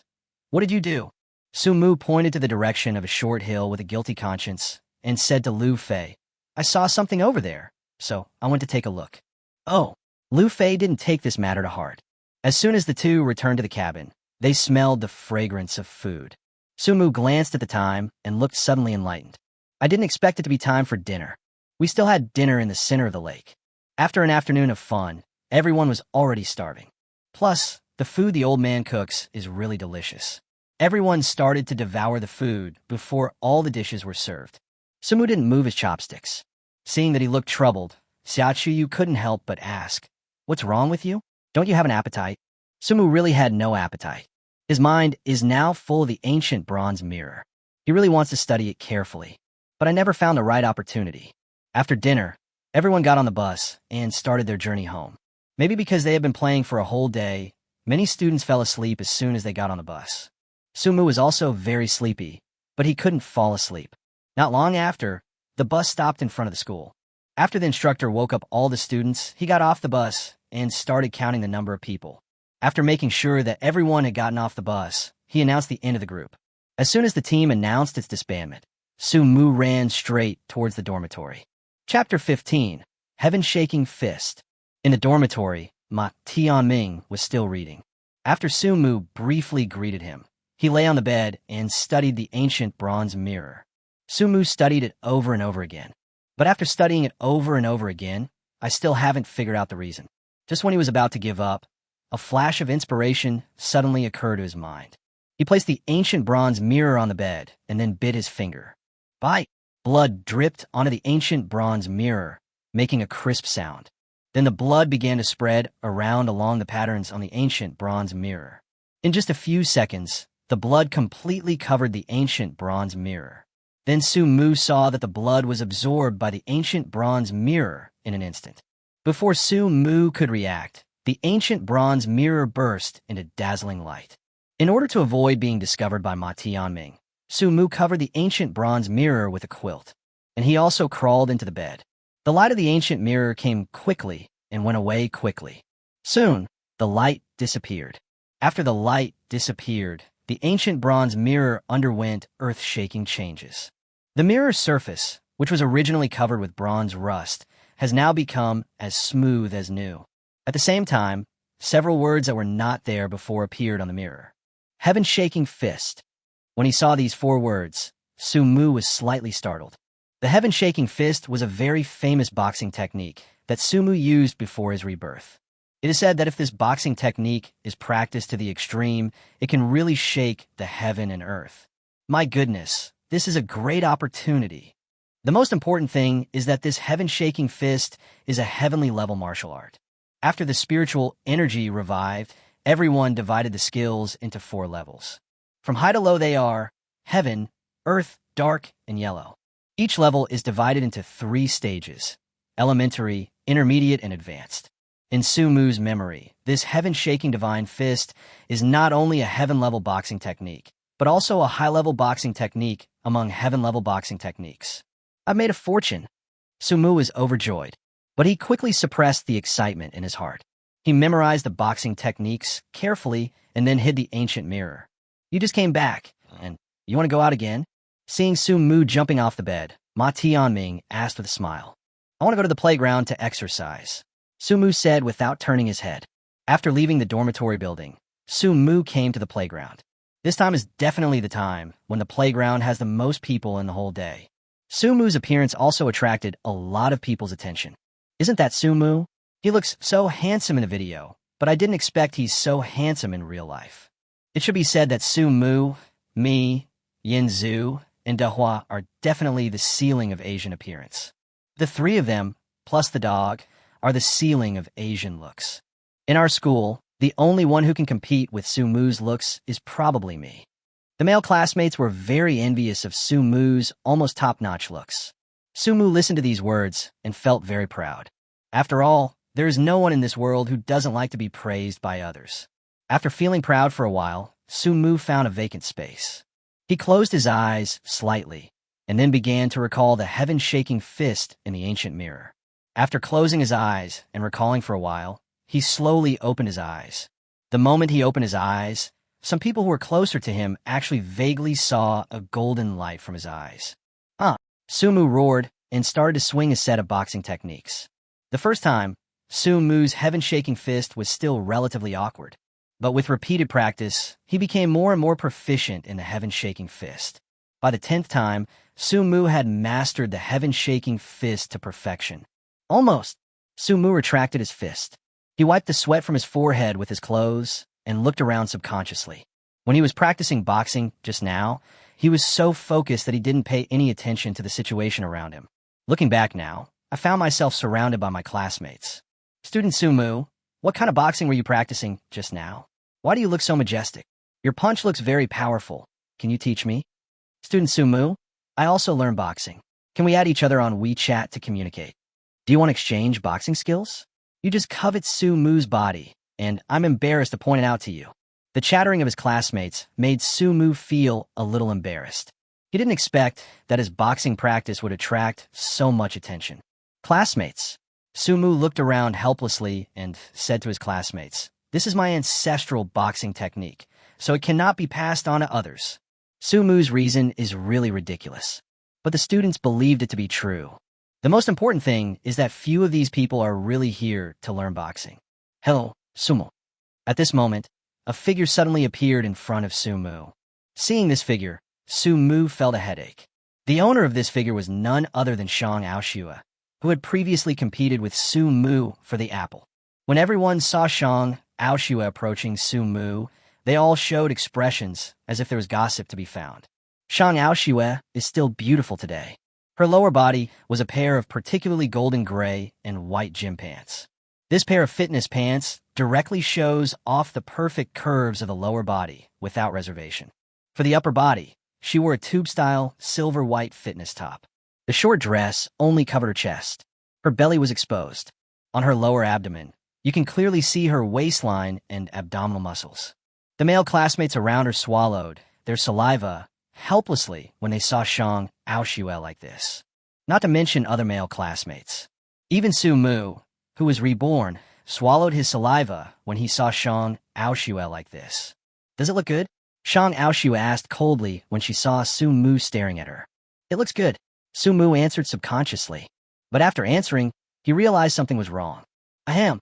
Su Mu coughed awkwardly, looked up at Shang Aoshue, and said, When I say beautiful, I mean your shoes.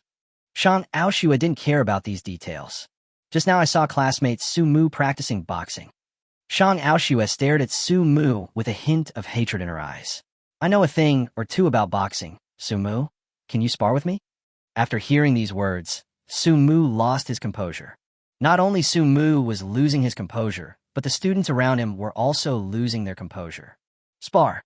Su Mu looked around and said awkwardly, It's not good to do it in front of so many classmates. If you can't do it, you can refuse. Shang Aoshue used a very clumsy method of provoking at this time. Chapter 16, that's it. Good fellow. Shang Aoshue actually openly challenged Su Mu. This is going to be a good show. The male god and the female god fought on the playground. And it was because of this. In front, UC Shock Department. Welcome to join us. If the two of them really fight, it will definitely be a gorgeous sight. For some reason, the students around me have begun to look forward to it. Shang Aoshue's method of provoking others was indeed very clumsy. But this clumsy method of provoking others actually worked. Are you sure you want to fight here? Su Mu asked Shang Aoshue. Shang Aoshue nodded with a cold expression. I'm just asking you, do you dare? Dare, why not? The last time he met Shang Aoshue, he was a quasi-alien. Now that he is an extraordinary person, there's no need for him to be afraid of Shang Aoshue. Come on. Shang Aoshue clenched his fists, ready to attack.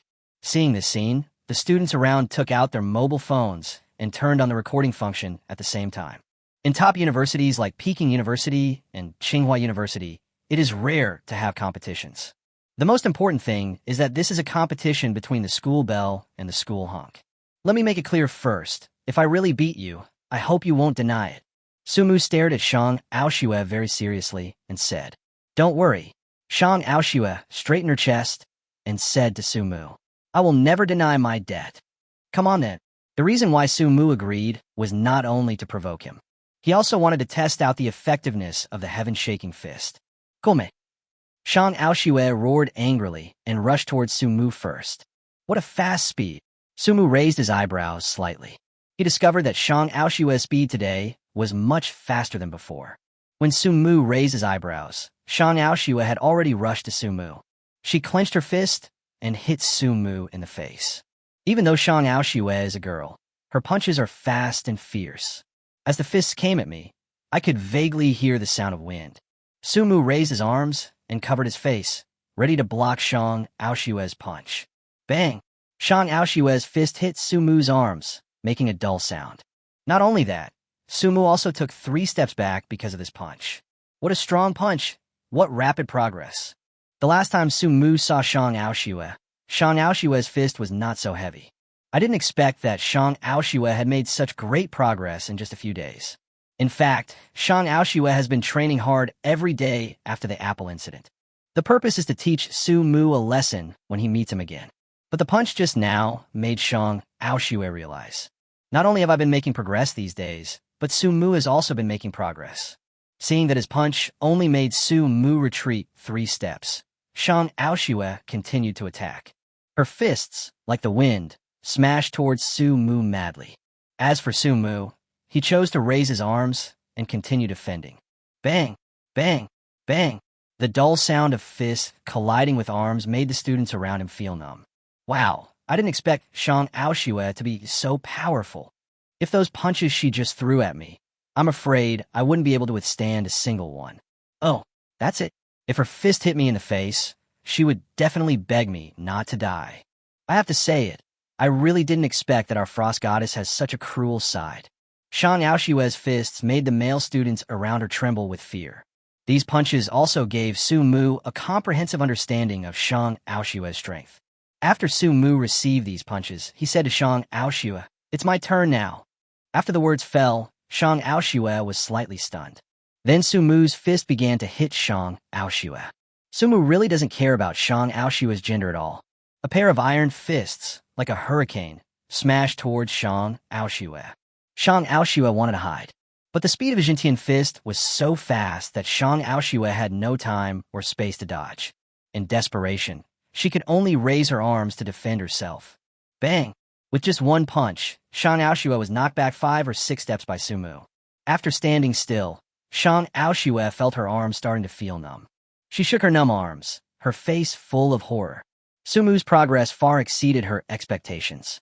She knew that she was definitely no match for Sumu. I give up. Shang Aoshue was also really decisive. He simply raised his right hand and shouted. Sumu, who had already rushed towards Shang Aoshue, stopped immediately when he heard that Shang Aoshue chose to admit defeat.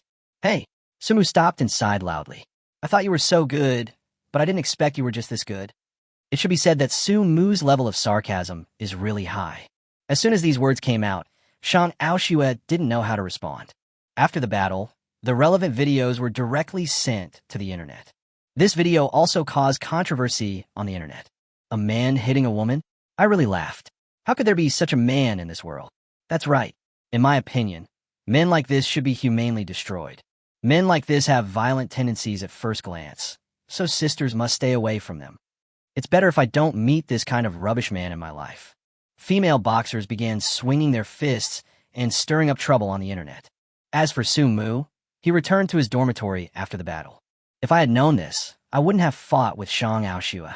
Sumu returned to the dormitory and lay on the bed, feeling so regretful. The main reason why he chose to fight with Shang Aoshue was that he wanted to try out the effect of the heaven-shaking fist.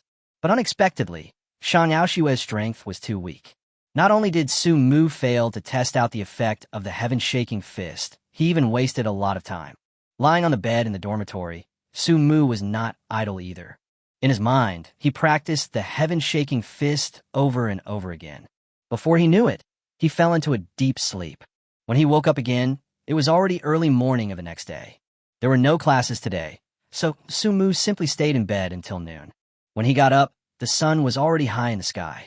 Ma Tianming has also returned from the library. I'm talking to Lao Su. Ma Tianming, who returned to the dormitory, was hesitant to speak. Looking at Ma Tianming, who was hesitant to speak, Sumu asked, "What's wrong? Why did you become a woman? If you have anything to say, just say it directly. I advise you to hide for a while." Ma Tianming looked at Sumu and said very seriously. Chapter 17. There are also female fighters at Peking University and Tsinghua University. What's going on? Sumu showed an expression like a black question mark. See for yourself. Ma Tianming took out a cell phone and handed it to Sumu. On the phone, there was a very blurry video. The video is so blurry, it seems like it was shot with an old cell phone. But even this blurry video has millions of likes and tens of thousands of comments. The content of the video is the battle between Sumu and Shang Aoshue. Sumu subconsciously clicked on the comment. When Sumu saw the comments, he almost broke down. He seemed to see women waving their fists and hitting him. Even a third-level acquired supernatural being like himself couldn't take on those punches. This has no impact on me. Sumoseto Ma Tianming. It's not that simple. Ma Tianming shook his head and took the phone from Sumu. Then, he used his phone to open the school forum. The school forum is going crazy right now. The girls in the school are suggesting that the school expel you. Sumu was slightly surprised when he heard this. The development of things was obviously somewhat beyond his expectations. What is the school's attitude? This is the issue that Sumu is most concerned about. As long as the school doesn't threaten to expel Sumu, there's still room for things to turn around. The school hasn't made a statement yet, but the attitude of some school teachers is to expel you. Ma Tianming is very capable. He knows all the information from the teacher. It seems that things have gotten serious. Sumu stroked his chin, lost in thought. Girls' dormitory building, a dormitory. Shang Aoshue was sitting on the bed, scrolling through her phone. The comments of the video also made her emotional. She didn't expect that her competition with Sumu would bring so much trouble to Sumu. She sighed slightly and looked at Lu Sui. Sui, what do you think we should do about this? Lu Sui is not only Shang Aoshue's roommate, but also Shang Aoshue's best friend. Lu Sui actually knew about what Shang Aoshue mentioned. There's nothing we can do. Lu Sui also sighed. Is there no other way? Would it be better if I came out to explain now? Shang Aoshue asked Lu Sui. Lu Sui shook his head. This matter has developed to the point where it is no longer just a matter between you and Su-mu. Shang Aoshua looked at Lu Sui in confusion. Lu Sui explained, as soon as the video was uploaded to the internet, female boxers started fighting. At this time, even if you come forward to explain, it will not change any problems. Then I have harmed Su-mu. Shang Aoshua felt very guilty now. If she knew things would develop to this point, she would never provoke Su-mu or do it herself. This is not the most important thing. Lu Sui looked at Shang Aoshua and said seriously, the most important thing now is that some teachers in our school have also begun to put pressure on the school. A teacher from our school, Xia Chuyu, widened his eyes. Those who can become teachers at Peking University and Tsinghua University have all received higher education. Logically speaking, people who have received higher education should at least be bewitched by feminism. So, Su-mu is in a lot of trouble now. Lu Sui also had a headache. Then how should this problem be solved? Shang Aoshua couldn't think of a good solution, so she could only ask Lu Sui for help. The best way is to let Su-mu stay away for a while. The method Lu Sui said seemed to be different from what Ma Tianming said. Su-mu was sitting in the dormitory, staring blankly ahead. He had been sitting like this for 5 or 6 minutes. At this moment, Su-mu's cell phone suddenly rang. He took out his cell phone and took a look. It was a WeChat message from Shang Aoshua. Shang Aoshua, I'm sorry, I didn't know things would develop to this point. Su-mu, it's okay, it's not your fault. Is Shang Aoshua to blame for this? The answer is yes. But in Su-mu's heart, he didn't mean to blame Shang Aoshua at all. For Su-mu, since things have already happened, there is no point in blaming anyone. When something happens, find a way to resolve it. Shang Aoshua, I suggest you go out and avoid the sun during this period. It happens to be autumn now, which is very suitable for traveling. Shang Aoshua, how about this? You go out for a trip. No matter how much it costs, I will reimburse you.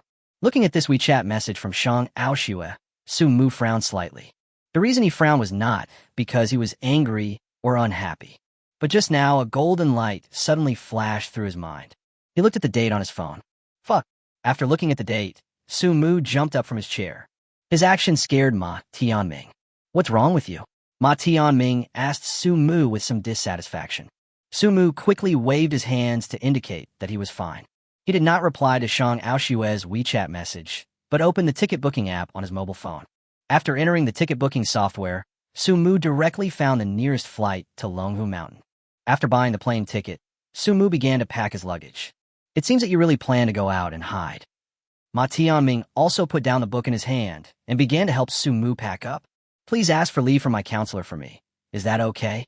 Su-mu looked at Ma Tianming. Of course. Su-mu's situation is special now. So even if he doesn't ask for leave himself, the counselor will definitely give him leave. After finishing packing, Su-mu dragged his suitcase and walked directly out of the dormitory building. On the way to the school gate, he did not forget to take out his mobile phone and hail a taxi using the taxi app. Is this Su-mu? What's the point of having a man like this, no matter how handsome he is? A man who beats a woman is trash, no matter how handsome he is. This kind of man shouldn't be in our school. Look at how miserable he is. He must have been expelled from school. Along the way, Su-mu was pointed at and criticized. He was also helpless, but he had no way out. He couldn't explain the current situation. Not to mention that he couldn't explain it. Even Shang Aoshua couldn't come out to explain anything now. Su-mu had just arrived at the school gate when the taxi he took also stopped at the school gate. Master from the Imperial Capital Airport. After Su-mu put away his luggage, he said to the taxi driver, "Okay." The driver responded and stepped on the accelerator. 2 hours later, Su-mu arrived at the Imperial Capital Airport. After checking in his luggage, Su-mu went directly to the boarding gate. While waiting to register, Su-mu started browsing on his phone. After brushing for a while, he suddenly raised his head and looked not far away. Not far in front of him, there was a young man about the same age as Su-mu sitting. Chapter 18. First Visit to Mount Longhoo. This is a young man whose figure and appearance are as good as Su-mu. The young man narrowed his eyes and looked lazy. A simple sports outfit makes him look very sunny.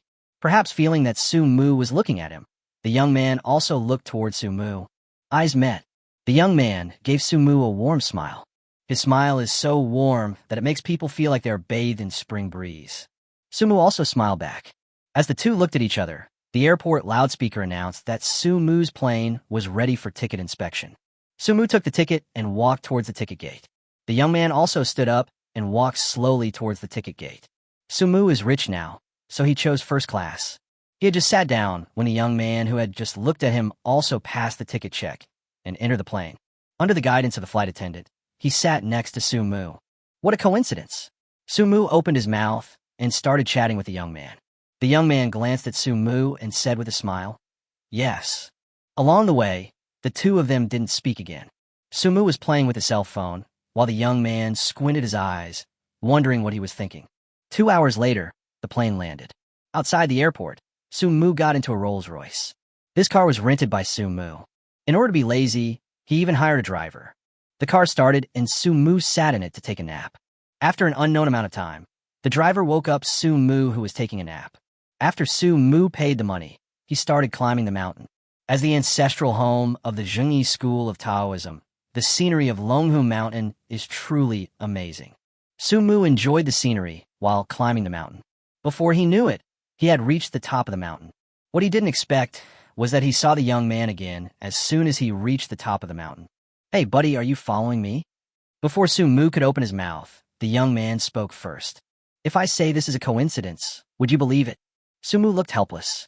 This is really a coincidence. Sumu was also very surprised when he saw the young man on the top of Longhoo Mountain. "Wudong, Zhang Tianqi." The young man introduced himself with a fist. "Sanren, Sumu." Seeing this, Sumu also introduced himself. "Are you a solo player?" Zhang Tianqi was a little surprised when he heard Sumu say that he was a solo player. "What?" Sumu was puzzled. Zhang Tianqi shook his head to indicate that everything was fine. "Why did you come to Longhoo Mountain?"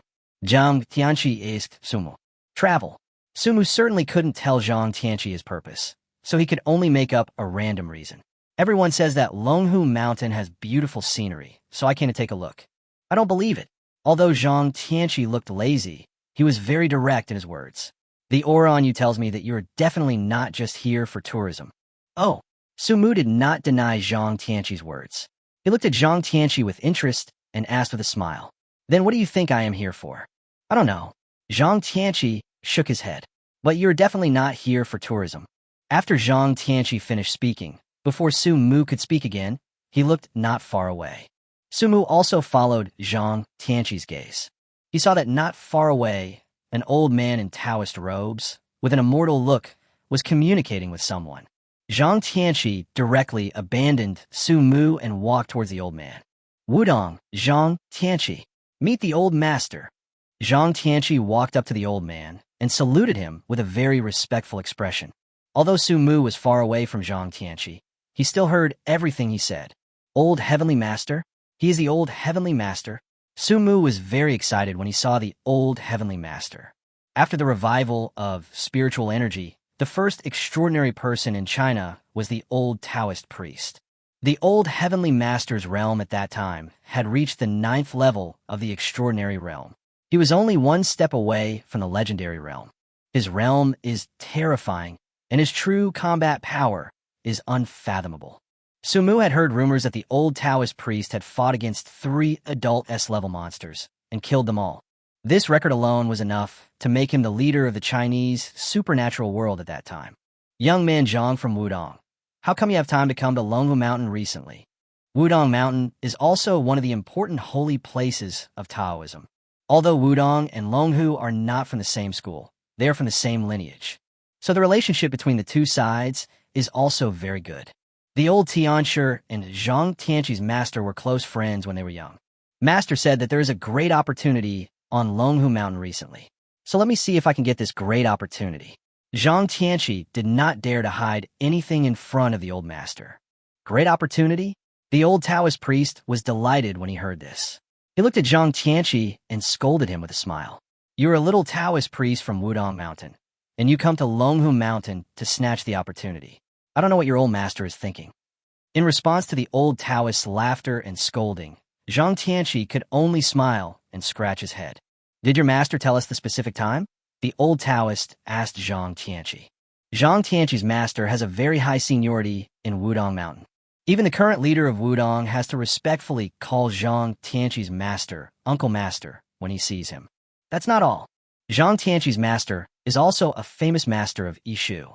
I can't say that 9 out of 10 divinations are accurate, but it's almost there. Zhang Tianqi shook his head and said very respectfully, Master didn't say the exact time, only that it would be in the next few days. In recent days? The old Taoist priest stroked his chin, lost in thought. After thinking for a while, he smiled and patted Zhang Tianqi on the shoulder and said, Then you can stay in Longhoo Mountain during this period of time. Thank you, old master. Under the guidance of the Taoist boy, Zhang Tianqi went to register. After Zhang Tianqi left, the old Taoist priest turned his attention to Su Mu. When Su Mu saw the old Taoist looking at him, his body began to tremble uncontrollably. He seemed to feel a very strong pressure coming towards him. My dear friend, why did you come to Longhoo Mountain? The old Taoist priest walked straight up to Su Mu. His tone was still friendly, but it concealed a hint of murderous intent. I am Su Mu, a layman, and I am honored to meet the old Taoist priest. Su Mu bowed to the old Taoist priest according to Zhang Tianqi's actions just now. The old Taoist nodded, but his expression didn't change at all. Are you here for opportunity too? The old Taoist asked Su Mu in a cold voice. Yes, Su Mu nodded. At this time, if Su Mu chose to hide it, not only is it not a good thing, it will also bring a lot of trouble. In that case, Su Mu might as well just confess his purpose directly. How did you know that there's an opportunity for you in Longhoo Mountain? The old Taoist asked Su Mu in a serious voice. 3 days ago, I woke up in a dream at midnight. Someone told me that we would come to Longhoo Mountain in the next few days. Su Mu was talking nonsense, but not completely nonsense. Chapter 19 Breakthrough to the First Level of Innateness. There's actually a reason why Su Mu said this nonsense. Before his rebirth, he had heard some legends about the old heavenly master. Among the many legends, the most outrageous one is that the old Taoist priest had a dream when he was young. In a dream, an old man told him that there was an opportunity belonging to an old master in a certain place. The old Taoist priest went to that place with half belief and half doubt. Unexpectedly, the old master actually found his own opportunity in that place. After getting the opportunity, the old heavenly master not only made rapid progress in his cultivation, but also received the heavenly master inheritance from the heavenly master mansion. Su Mu didn't know whether this legend was true or false, but he decided to give it a try. Did anyone tell you in your dream? The old Taoist looked at Su Mu and fell in a deep thought. After thinking for a while, he said to Su Mu, Since this is your chance, you should stay here. Thank you, old master. Judging from the old Taoist's appearance, he probably believed what Su Mu said. Under the guidance of the Taoist boy, Su Mu also completed the check-in registration. However, the place where he wanted to live was not the front mountain of Longhoo Mountain. Longhoo Mountain is divided into the front mountain and the back mountain. Qianshan receives tourists to make a living. The back mountain is where the disciples of Longhoo Mountain actually live and practice. After completing the check-in registration, Su Mu, led by the Taoist boy, came to the junction of the front mountain and the back mountain. There is a huge gap between the front mountain and the back mountain. The chasm is very deep. Looking down, it seems like a bottomless abyss. Between the two mountains, there is only a hemp rope as thick as a thumb. The Taoist boy told Su Mu that if Su Mu wanted to enter the back mountain, the only way was this hemp rope. Su Mu looked at the hemp rope as thick as his thumb and felt his scalp tingling. This hemp rope is very old. Many places have become very thin. When the breeze blows, the hemp rope will sway with the breeze. Donor, the little Taoist boy stood behind Su Mu and teased with a smile. Are you afraid? You must be joking. Su Mu looked at the hemp rope without even turning his head and said with disdain, Would I, Su Mu, be afraid of this? As soon as he finished speaking, one of Su Mu's feet had already landed on the hemp rope. The hemp rope swayed, and Su Mu's body swayed with it. Seeing this scene, the little Taoist boy shook his head slightly, but his eyes were always fixed on Su Mu. In addition to his task of leading Su Mu, he also has another task, which is to ensure Su Mu's safety. Of course, if Su Mu really fell off the hemp rope, he would not have to go to the back mountain anymore. Don't look at Su Mu walking unsteadily on the hemp rope, but his pace never stopped. 10 minutes later, Su Mu reached the middle of the hemp rope. Looking down, Su Mu felt his legs going a little weak. There's a bottomless abyss under your feet, and if you're not careful, you might be crushed to pieces. If I had known this opportunity was so dangerous, I wouldn't have come. Although Su Mu was muttering in his heart, he never stopped. Another 10 minutes later, Su Mu finally stood on the land behind a mountain. The little Taoist boy also breathed a sigh of relief when he saw this. Then he jumped up, lightly tapped his toes, and flew towards the back mountain. Compared with Su Mu's embarrassment, this little Taoist boy looked much more relaxed. After the little Taoist boy landed, he led Su Mu to continue moving forward. After passing through a dense forest, Su Mu's eyes suddenly opened up. Behind the dense forest is a square. In the square, there were many Taoists in Taoist robes, practicing their respective arts. Seeing Su Mu coming, some Taoists showed dissatisfaction. In fact, after Zhang Tianqi arrived, they already knew that there would be an opportunity in Longhoo Mountain in the next few days. They were already very dissatisfied with the fact that Zhang Tianqi came to snatch their opportunity. The appearance of Su Mu made this dissatisfaction reach its peak. Another person has come to snatch our opportunity. I really want to beat him up now. Looking at his chi fluctuations, he seems to be a third-level acquired alien. How about we give him a beating? The third level of the acquired realm? He dares to come to the back mountain of Longhoo Mountain with only the third level of the acquired realm. Who gave him the courage? Why don't we find an opportunity to make this guy give up? The Taoists in the back mountain of Longhoo Mountain were already thinking about how to make Su Mu retreat. But Su Mu ignored them. At this moment, he was like a country bumpkin looking around. I wonder why the old master is so powerful. I wonder why there are so many masters in Longhoo Mountain. I didn't expect the spiritual energy in this place to be so rich. That's right, the spiritual energy in the back mountain of Longhoo Mountain is very rich. Although the spiritual energy in the back mountain of Longhoo Mountain is not as good as it is after the spiritual energy is revived, it is definitely a blessed place before the spiritual energy is revived. After the little Taoist boy arranged Su Mu into a house, he left. After entering the room, Su Mu sat cross-legged and began to practice. Absorbing spiritual energy, converting spiritual energy, absorbing spiritual energy, converting spiritual energy. With the blessing of Chi body origin and innate holy body Tao embryo, Su Mu's realm continued to rise. In less than an hour, Su Mu's realm directly changed from the third level of the acquired realm to the fourth level of the acquired realm. This efficiency is simply ridiculously high. Such high efficiency made Su Mu ecstatic. After the joy, he fell into calmness again. He continued to practice according to the previous cycle. There's really no time for this practice. He didn't even have time to eat lunch, as he just kept practicing. He practiced for a whole afternoon and a whole night. Even in the morning, he was still practicing. This afternoon and one night directly brought his realm to the 9th level of the acquired realm. In fact, at 3 o'clock in the morning, his realm had already reached the 9th level of the acquired realm. It might be because he cultivated too quickly, which resulted in his foundation being very weak. Therefore, when he tried to break the shackles between acquired and innate, he failed repeatedly. After several failures, Su Mu began to consolidate his cultivation. When the first ray of sunlight shone into Su Mu's room in the morning, Su Mu, who had been consolidating for several hours, finally broke free from the shackles. System: Su Mu. Realm: first level of innate. Attributes: Constitution 10, Intelligence 8, Strength 17, Agility 10. Talents: Innate Holy Body Dao Tai, Chi Body Origin, Unlimited Black Cards. Skills: Passing through the mysterious realm, Heaven-shaking divine fist. Points: 50. Mal, Nut open. Guerfus, no. At this moment, Su Mu finally became an extraordinary person in the innate realm. His strength also increased with his breakthrough.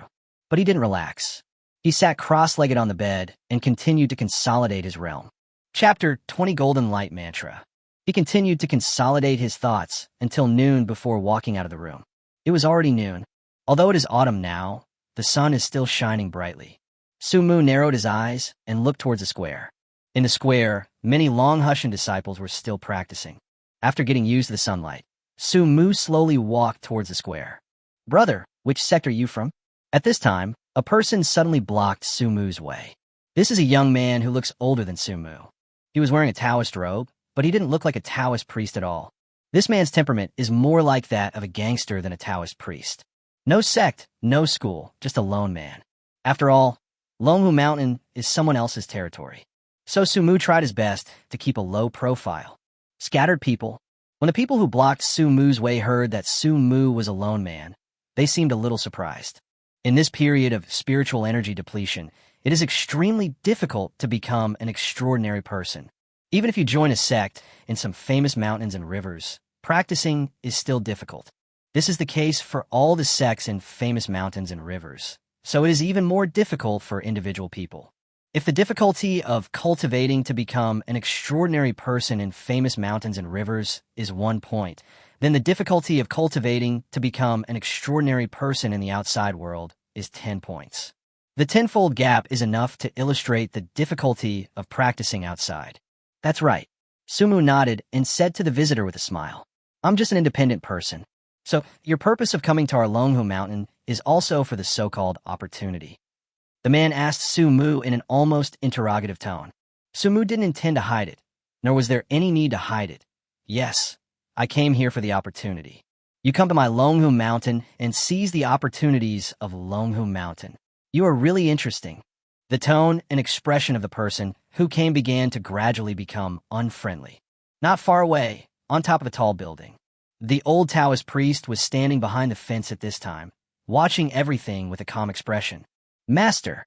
At this time, a young disciple beside the old Taoist priest looked in Su Mu's direction and said, "It's not a good idea for junior brother Lu Feng to do this. This young man is as handsome as Su Mu and Wang Tianqi. In terms of height, he is similar to Su Mu. Although he is young, he is the last disciple of the old master. This also resulted in his seniority in Longhoo Mountain being higher than some people. Not good? Why not?" the old Taoist asked the young man. "Since Su Mu and Wang Tianqi both know that there is an opportunity in our Longhoo Mountain, it means that this opportunity is not exclusive to our Longhoo Mountain. Then, junior brother Lu Feng's attempt to drive Su Mu out is not a good idea," the young man said in a flat tone. "If Lu Feng really has the ability to drive Su Mu out, does that mean that this opportunity does not belong to Su Mu?" the old Taoist asked the young man. The young man benefited a lot from hearing the old master's words. Taoism advocates nature. What is nature? It means letting nature take its course. It was natural for Su Mu to stay. It was natural that Su Mu was driven away by Lu Feng. Su Mu also noticed that Lu Feng had bad intentions. He looked at Lu Feng and asked with a smile, "So what do you want to do? You are an alien, right?" Lu Feng did not answer Su Mu's question, but asked Su Mu back. Su Mu nodded. "Yes, I am an alien." "That's easy." Lu Feng nodded and said to Su Mu with a smile, "Since both of us are aliens, let's solve this problem in an alien way." "No problem." Su Mu agreed without even thinking about it. He didn't know how the aliens solve the problem, but he knew there are only a few ways to solve a problem. Oh my goodness, there's going to be something interesting to watch next. He dared to fight with senior brother Lu Feng. I don't know how strong this kid is. I remember yesterday that he seemed to be at the 3rd level of the acquired realm. The 3rd level of acquired realm? Senior brother Lu Feng, that's the 1st level of innate realm. Senior brother Lu Feng, I will definitely beat him up today. The disciples of Tianchi Mansion were discussing and laughing. The battle has not yet begun, but they seem to have seen the end. The disciple who had seen Su Mu's realm at a glance yesterday now frowned tightly. Seeing this, the disciple next to him hurriedly asked, "Brother, what's wrong with you?" "I have a bad feeling." The disciple looked at Su Mu and said to his fellow apprentice next to him with a worried look on his face, "Yesterday I could see through his realm, but today I can't. Do you know what this means? Does this mean that his realm has surpassed yours?" As soon as the fellow student next to him finished speaking, he realized that something was wrong. "Isn't your realm the 1st level of innateness?" The junior brother's tone was full of shock. The senior brother nodded with his eyes wide open. "That's why I can't believe it. In just one afternoon and one night, his realm has directly increased from the 3rd level of the acquired realm to the 1st level of the innate realm. Even senior Uncle Feng can't achieve this speed of cultivation, right?" The Uncle Feng he mentioned was the old heavenly master's last disciple, Feng Tianling. Feng Tianling is a recognized genius in the world of extraordinary people. He once achieved the super feat of advancing 3 levels in one day. Many people find this feat incredible today. I'm afraid Uncle Feng's record has been broken. The disciple was so shocked that he couldn't speak. There is no deep hatred between us. So how about we stop here? Lu Feng asked Su Mu. Okay, no problem. Just as Lu Feng said, there was indeed no deep hatred between the two. Moreover, Lu Feng is a disciple of Longhoo Mountain. If Sumu really hurt him, it would not be a good thing for Sumu. So it's best to stop at the right time. Golden Light spell. Lu Feng roared. Golden light began to surround Lu Feng from the inside out. Surrounded by golden light, Lu Feng's momentum suddenly increased. Interesting. Sumu knew that this golden light curse was the entry-level skill of Longhoo Mountain. But if you underestimate it just because it is an entry-level skill, you will be doomed. This skill, on the surface, is a very common defensive skill. But if this skill is practiced to the extreme, it will not only be the strongest defensive skill in the world, but also a rare offensive skill in the world. However, it is not an easy task to practice the Golden Light mantra to perfection. As far as Sumu knew, even after the revival of spiritual energy, the only person who had practiced the Golden Light curse to perfection was the old Heavenly Master. After Lu Feng's Golden Light took shape, Sumu took a step and rushed towards Lu Feng. Under Sumu's mobilization, all the chi in Sumu's body was concentrated on his right fist. Chapter 21 Cave. Heaven-shaking fist. Sumu's fist hit the golden light curse hard. Bang! A deafening sound rang out. The golden light spell also began to tremble slightly because of this punch. As expected of the strongest defensive skill of the Tianshi Mansion, this golden light curse is indeed worthy of its reputation. Sumu didn't think that his punch could directly break the golden light curse. But I didn't expect that it had no effect at all. Come again. Sumu growled. The heaven-shaking fist was launched again. Bang! Sumu's fist hit the golden light spell again. But what was different from before was that this time there were tiny cracks on the golden light spell. How is this possible? How'd he do it? His fist is so powerful that it can actually create cracks in the golden light curse. Senior brother Lu Feng. This is the first level of Xiantian. Could it be that this person's realm has also reached the first level of Xiantian? Wasn't he still at the third level of the acquired realm yesterday? How is it possible that his realm was raised to the first level of the innate realm in just one night? All the disciples who were watching widened their eyes at this moment. Lu Feng was so shocked by Sumu's punch that he was speechless. What kind of boxing is this? Why is it so powerful? Lu Feng originally thought that he could easily crush Sumu with the help of the Golden Light Curse. But, judging from the current situation, he was overthinking it. Sumu's strength was obviously beyond everyone's expectations. Heaven-shaking fist. Sumu ignored Lu Feng and waved his fist again. Bang! The fist hit the Golden Light spell again. The cracks on the Golden Light Curse began to spread like a spider web. Crack! With a crisp sound, Lu Feng's Golden Light spell shattered. It's broken. The Golden Light Curse has actually been broken. Lu Feng was so shocked that he couldn't express it in words. But he is a disciple of Tianshi Mansion after all. He did not give up the battle with Gao Mu. Thunder Method. Lu Feng growled. A bolt of lightning struck directly towards Sumu. Lightning is extremely fast and stops in an instant. Zulfust. Sumu watched the lightning strike towards him and was unable to avoid it. Heaven-shaking fist. This is the only skill Sumu has in combat now. Since he couldn't dodge, Sumu could only choose to fight hard. Crack! Lightning struck Sumu's body. The lightning covered Sumu in an instant. The dazzling light made some disciples with lower realms unable to open their eyes. This time, Sumu should be defeated. Feng Tianling looked at Sumu with narrowed eyes. It's still early. The old Taoist smiled and shook his head. Few of your nephews can hurt him.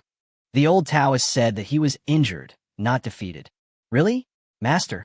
Feng Tianling looked at the old master in disbelief. Is this young man so powerful? It's not that he's powerful, but his physique is very special. The old Taoist looked at Sumu calmly and shook his head. This physique is definitely the most special physique I've ever seen. This kind of physique has reached the point where it is invulnerable to all kinds of attacks. The old Taoist priest finished speaking. The lightning gradually dissipated. Sumu, who was attacked by thunder magic, stood there unharmed. How is this possible? Why is he fine? Senior brother Lu Feng's thunder technique still cannot cause any harm to him. Is this person a monster? Why is there such a powerful alien among the scattered people? I originally thought that even if senior brother Lu Feng couldn't defeat him, he could at least injure him. The disciples of Tianshi Mansion didn't know what to say. I didn't expect this innate holy body to be so strong. Sumu has always wanted to test the defensive power of the innate holy body. At present, it seems that the defensive power of this physique is still very strong. Are you still going? Sumu asked Lu Feng with a smile. Forget it. Lu Feng smiled bitterly and shook his head. My golden light curse and thunder magic have no effect on you. There is no point in continuing to fight. So I choose to admit defeat. Lu Feng is a man who can take on and let go. Gao Mu clasped his hands together and said with a smile, Thank you. You're welcome. Lu Feng also clasped his fists. Lu Feng retreated, and the expressions of the people looking at Sumu also began to change quietly. Since there is nothing else to do, can I take a look around? Sumu asked Lu Feng with a smile. How about I take you to have a look? Lu Feng doesn't mind being Sumu's tour guide. The battle just now lasted only a few rounds. But after just a few rounds, Lu Feng realized Sumu's strength and potential. He now admires Sumu very much. Okay, Sumu didn't mind. The mountain behind Longhoo is very big. Under the guidance of Lu Feng, Sumu also saw many beautiful scenery that could not be seen in the previous mountains. On the edge of a cliff, Sumu pointed to a cave not far away and asked Lu Feng curiously, What is that? It seems to be the place where a certain ancestor of Longhoo Mountain practiced meditation. Lu Feng glanced in the direction of the cave and said to Sumu. Sumu frowned slightly, feeling very incredible. You know, the cliff where they are now is at least 100 meters away from the cave. Moreover, this is the cliff closest to the cave. In other words, if you want to enter the cave, you either have to climb up from the bottom of the mountain or jump over here. No matter which one it is, the difficulty is extremely high. Has any of you ever been in there? Sumu was very curious about this question, since it is the place where a certain ancestor practiced in seclusion. Even if there are no magical instruments, techniques, secret manuals, or the like left inside, there should at least be some insights into cultivation. No, Lu Feng shook his head without even thinking about it. At least among my generation of disciples, no one has ever been in there. Are you not allowed to enter? Sumu asked Lu Feng again. It's not that we are not allowed to enter. Lu Feng glanced at the cave and pointed to several places not far away. There are many caves like this in Longhoo Mountain, and the Tianshi Mansion has not issued an order prohibiting disciples from entering the cave. But for so many years, the reason why no disciples have entered is probably because the current realm and cultivation of the disciples are not enough to break through this natural barrier. The natural moat Lu Feng mentioned was the 100-meter wide abyss between the two mountains. If I can jump over, can I go into the cave and take a look? Sumu's heart was itching. He now really wanted to know what was in these caves. My opinion does not have the final say on this matter. If you really want to know, I suggest you go find your lawyer, said Lu Feng. Sumu nodded thoughtfully. After touring for a while, Sumu returned to his residence. His most important task now is to quickly improve his realm. Chapter 22, Life and Death Agreement. Time passed day by day, and in a blink of an eye, it had been 3 days since Sumu came to Longhoo Mountain. During these 3 days, Sumu was either eating or practicing. In just 3 days, his realm had reached the 6th level of the innate realm. If Sumu didn't want to be bound, he really wanted to directly become a disciple of Tianshi Mansion and continue practicing in Longhoo Mountain. 3 days passed, and the opportunity Sumu had been waiting for had not yet arrived. If I remember correctly, it should be 2 or 3 days. But why is there no sign at all? He did not forget the real purpose of coming to Longhoo Mountain. On the morning of the 4th day, there was a knock on Sumu's door. Sumu, who was immersed in cultivation, came out of his cultivation state. He put on his shoes and opened the door. Outside the door, Feng Tianling was standing there. Brother Su. Feng Tianling greeted Sumu slightly when he saw him open the door. I am Feng Tianling, a disciple of Tianshi Mansion. I came to see Brother Su today because I have something I want to ask Brother Su for advice. Feng Tianling has a Taoist temperament and speaks in a humble tone. Brother Feng. Sumu clasped his fists and said a little embarrassedly, It's not like I'm asking for your advice. If you have anything to ask, just ask directly. I, Sumu, will tell you everything I know. Since Brother Su knew in his dream that he could get the opportunity on my Longhoo Mountain, then I would like to ask, did the person in the dream tell Brother Su the specific time? Feng Tianling's voice was soft and pleasant, giving people a feeling like a spring breeze. No, Sumu's so-called dream was completely made up. Therefore, there was no specific time at all. The approximate time is within the next 2 or 3 days. Sorry for bothering you. Feng Tianling bowed to Su Mu again. Goodbye. Looking at Feng Tianling's background, Su Mu said to himself, "It seems that I'm not the only one who is anxious." Su Mu returned to the room and did not continue practicing. After lying in bed for a while, he got up and prepared to go find the old master. The trip to the cliff that day has always bothered him. He really wanted to go and see what was in the cave. After inquiring from many sources, Su Mu found the old Taoist priest. This is a small courtyard. This small courtyard is where the old Taoist priest usually rests.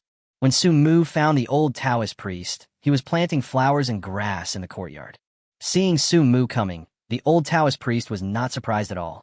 It was as if the old Taoist priest had anticipated that Su Mu would come to find him. "Boy Su Mu, meet the old master." Su Mu was the first to step forward and greet.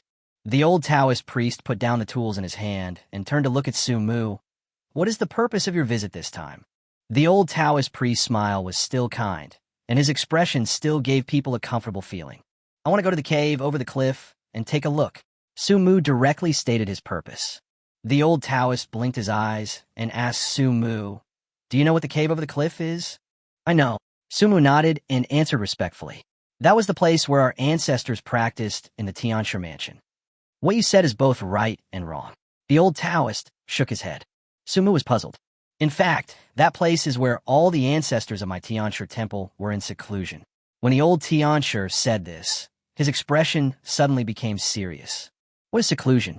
As the name suggests, when a person's cultivation stagnates at a certain level, then they will find another way to break through this level. Isolation is the most extreme method of all. Once they enter the pass, they will never leave that place unless they break through their current realm. Isolation can also be called destruction before construction. No offense. Su Mu bowed to the old Taoist priest. If he knew that was the place where the ancestors of Tianshi Mansion were in seclusion, he would definitely not want to go there.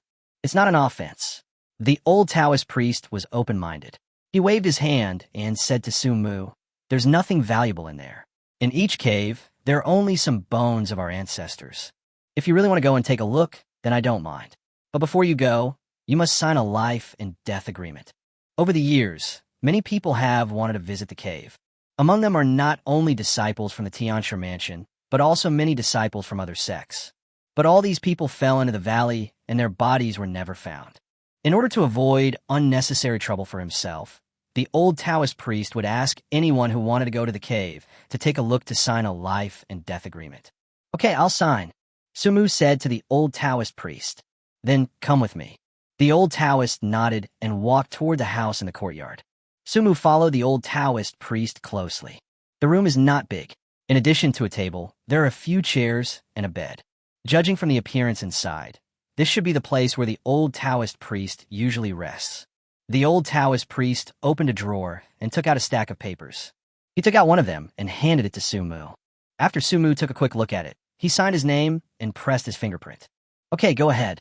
After the old Taoist priest put away the paper, he waved to Su Mu. "Thank you, old master." Su Mu bowed and left. "Master." Feng Tianling came out from somewhere after saying this.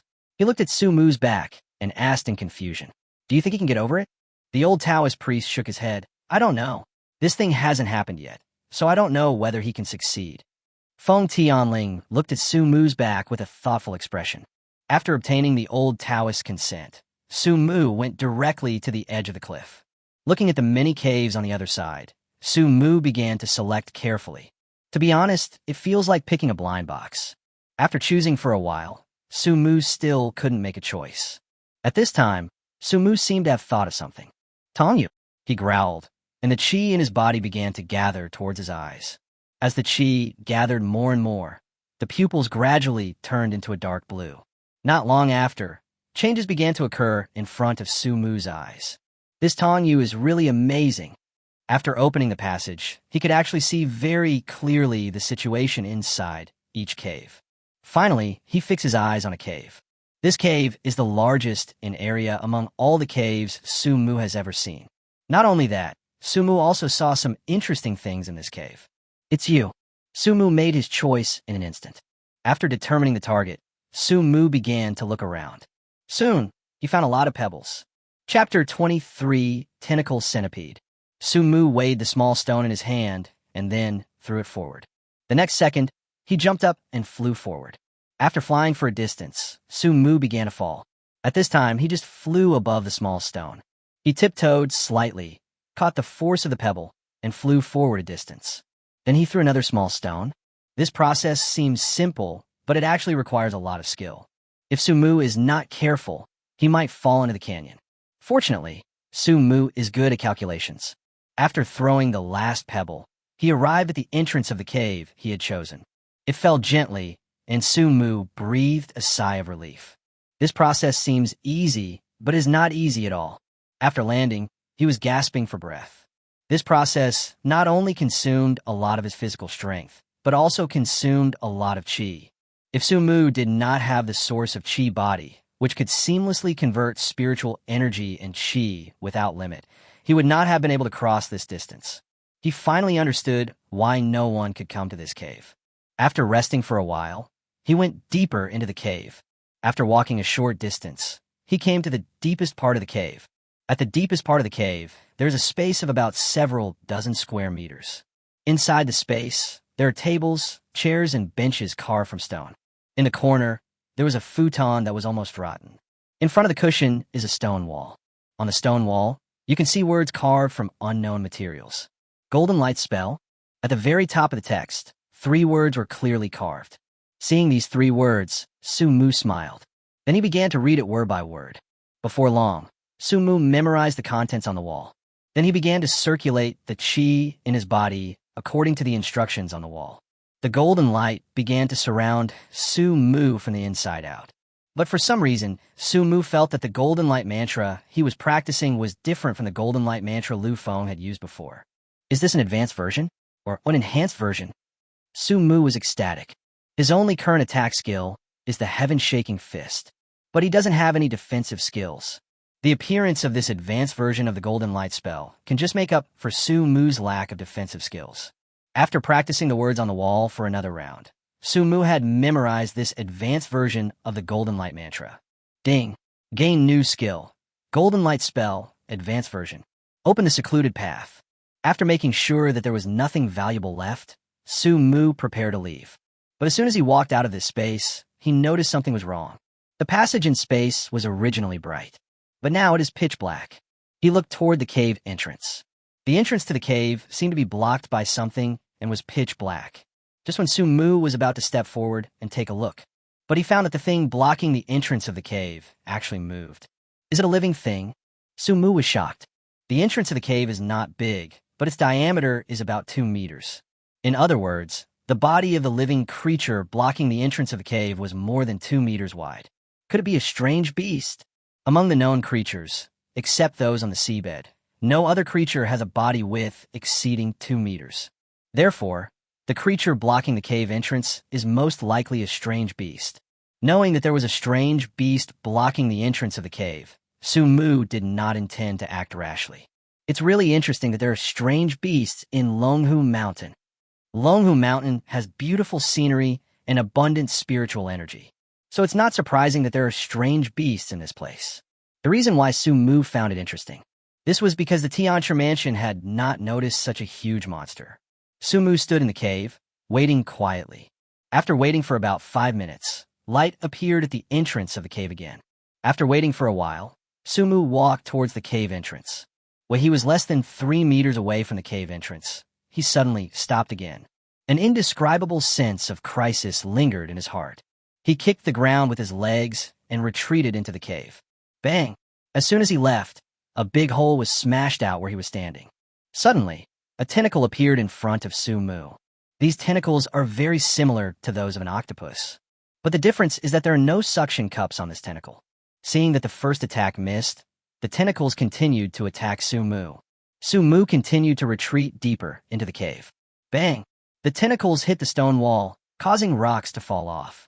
This is not a solution. Su-mu looked at the tentacles and talked to himself. The tentacles are so large that they can block the entrance and passage of the cave. Su-mu was now trapped in the cave, and it became very difficult for him to get out. We must find a way. Being blocked in the cave, even if the tentacles did not attack Su-mu, Su-mu would be exhausted to death by the tentacles. So he had to find a way to break the tentacles. Heaven-shaking fist. Chi flowed. Su-mu clenched his fists and hit the tentacles hard. Puff! The fist rammed into the tentacle.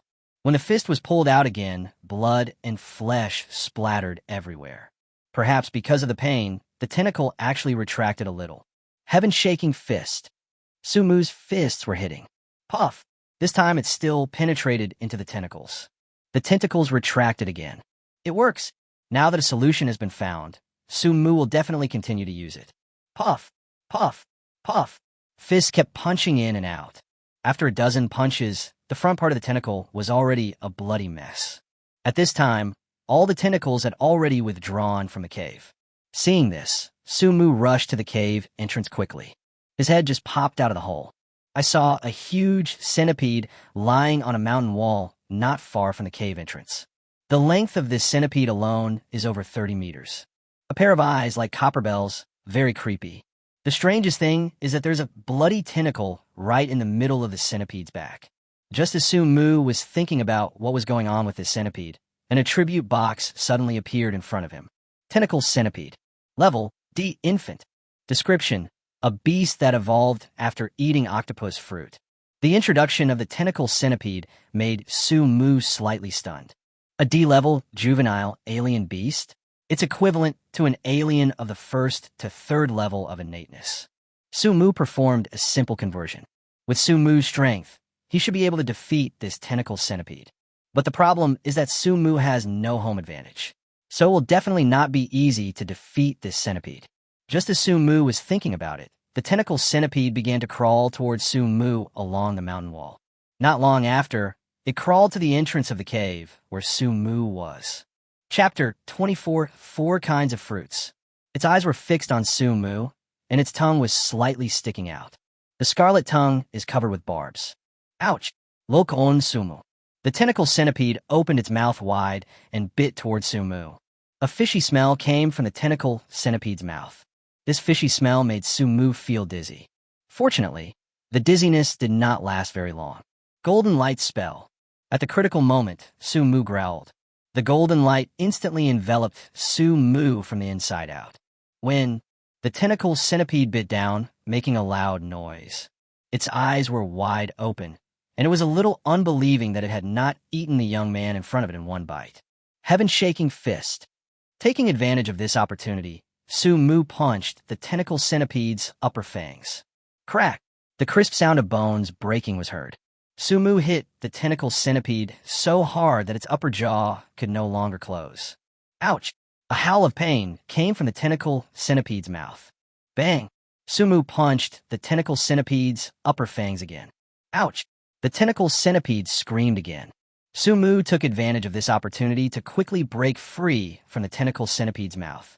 Look at the tentacle centipede again.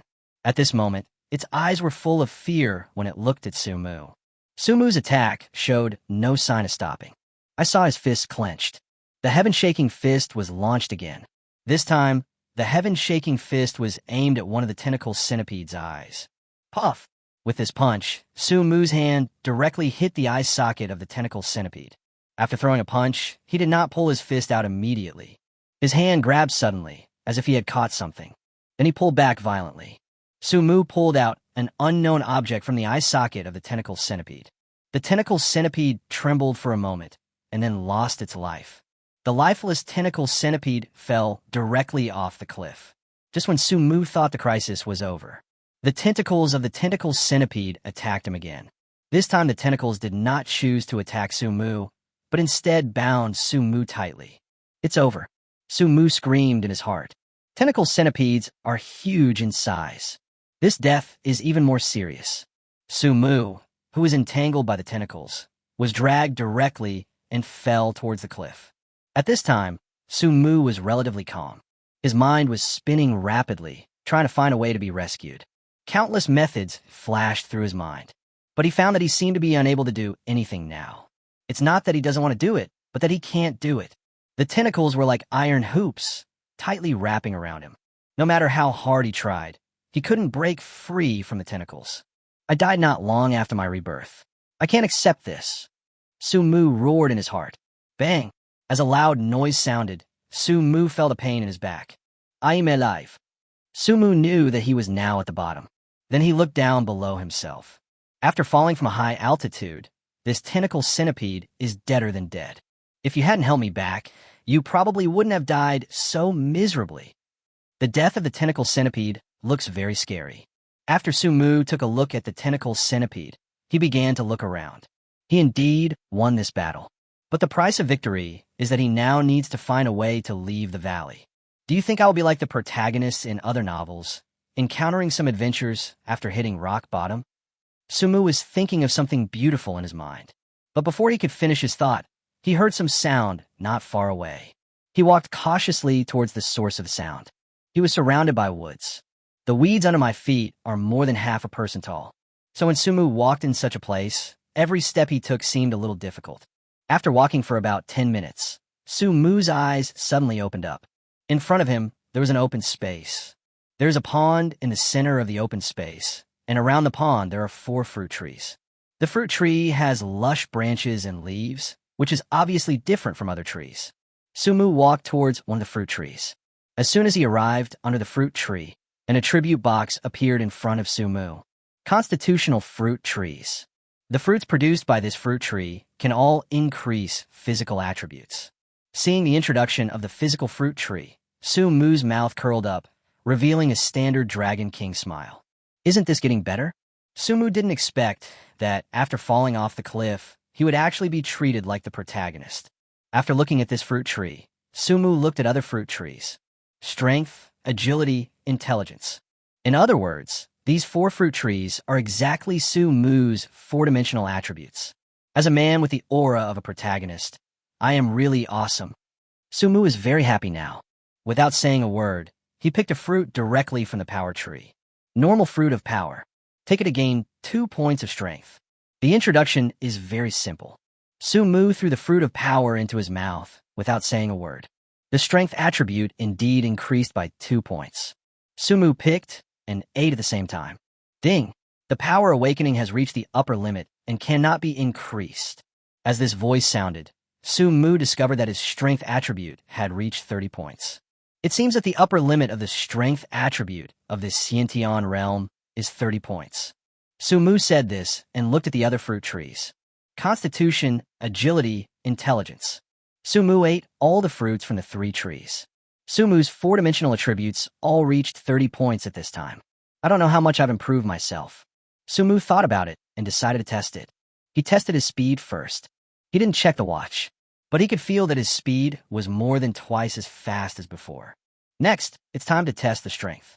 A punch was thrown. A big tree that could be hugged by 5 people was broken by Su-mu's punch. What a terrifying power. Su-mu looked at his fist and muttered to himself. Physical fitness and intelligence are difficult to test, so Su-mu did not plan to continue testing. After everything was tested, Su-mu sat cross-legged on the ground to rest. He glanced in the direction of the fruit tree with a thoughtful expression. Although now, his 4-dimensional attributes have reached the upper limit of the current realm, but his realm will still improve. So what he wanted was to take all these fruits out. After all, there's still a lot of fruits on these 4 trees. Su-mu is a man of action. He does what he says. He went straight to a tree and plucked the fruit. Just when he was about to pick the second one, an accident happened. Chapter 25 Rescued. Su-mu first smelled an indescribable, unpleasant odor. He subconsciously looked down at the fruit in his hand. What's going on? He quickly threw the fruit in his hand to the ground. In less than a minute, the fruit he had just picked had rotted beyond recognition. The most important thing is that the rotten fruits also emit an unpleasant smell. The moment the rotten fruit fell to the ground, it merged directly into the soil. This was the first time Su-mu encountered such a situation. A bitter smile flashed across his face. It turns out you can only eat it, you can't take it away. It's a pity, more or less. However, since he couldn't take the fruit away, Su-mu gave up the idea of taking the fruit away. After taking a last reluctant look at the fruit, Su-mu returned to the bottom of the cliff again. He pulled out his cell phone and took a look at it. What he didn't expect was that there was a cell phone signal in this desolate mountain area. He took out his cell phone and opened the address book. There's no phone number for Tianshi Mansion. Sumu had just arrived at the Tianxia mansion not long ago and was not familiar with everyone, so he did not leave anyone's cell phone number. In desperation, he could only look up the phone number of Longhoo Mountain through the internet. Fortunately, the internet is well developed, and he found it quickly. "Hello, sir. This is the Longhushan Tourism Bureau." A sweet voice came from the other end of the phone. "Hello." Even at this time, Sumu was still polite to others. "My name is Sumu. Can you help me contact the person in charge of Tianxia Mansion?" "I'm sorry, sir." After hearing Sumu's words, the person on the other end of the phone refused without even thinking. "I can't help you contact the person in charge of Tianxia Mansion." "Well, just find someone from the Tianxia Mansion and say that Sumu is looking for him. Can you take a look?" Sumu did not directly tell the operator that he fell off the cliff. It's not because of face, but because if Sumu really said that, then the operator will definitely contact rescue. If this happens, Sumu will definitely occupy public resources. To be honest, he didn't want to occupy public resources. In addition to not wanting to occupy public resources, Sumu also doesn't want to appear on TV himself. Even at this time, he had already thought of a title for the shocked people. Shocked. A man went into the mountains alone, just for this. A man fell off a cliff, and he got. "Sir," the operator on the other end of the phone was beginning to get impatient. "If you don't have anything to do, please don't occupy our line, okay?" Sumu was helpless. "It's like this," he said to the operator with a wry smile. "When I was traveling in Longhoo Mountain, I slipped and fell off the cliff." So, as soon as Sumu said this, the operator suddenly became nervous. For a scenic spot, falling off a cliff is a big deal. "Sir, where are you exactly? Would you mind telling me? Turn on the location on your phone, and I will find someone to rescue you right away." The operator sounded very excited. "I'm fine," Sumu quickly said to the operator. "I'm really fine." "Well, can you help me contact the old Taoist priest?" Before Sumu finished speaking, he was interrupted by the operator. "Sir, please stand still and don't move. I will find someone to rescue you immediately." After the operator finished speaking, he began to contact rescue. Sumu felt ahevik. In addition to the previous reasons. The reason why he didn't want to call for help was because of the corpse of the tentacle centipede next to him. Just when Sumu was having a headache, he suddenly heard the sound of a propeller above his head. He looked up. He saw a rescue helicopter hovering above his head. So fast. Sumu really didn't expect that the helicopter would arrive so quickly. "What is that?" The rescuers on the helicopter did not see Sumu, but they saw the corpse of the tentacle centipede. However, due to the long distance, the rescue workers could not see clearly. It wasn't until a rescuer took out a high-resolution camera that the tentacle centipede appeared before everyone's eyes. "Hiss! Such a big centipede? Oh my god! This is beyond my understanding. This centipede must be at least 20 or 30 meters long. My goodness, is this a titan creature?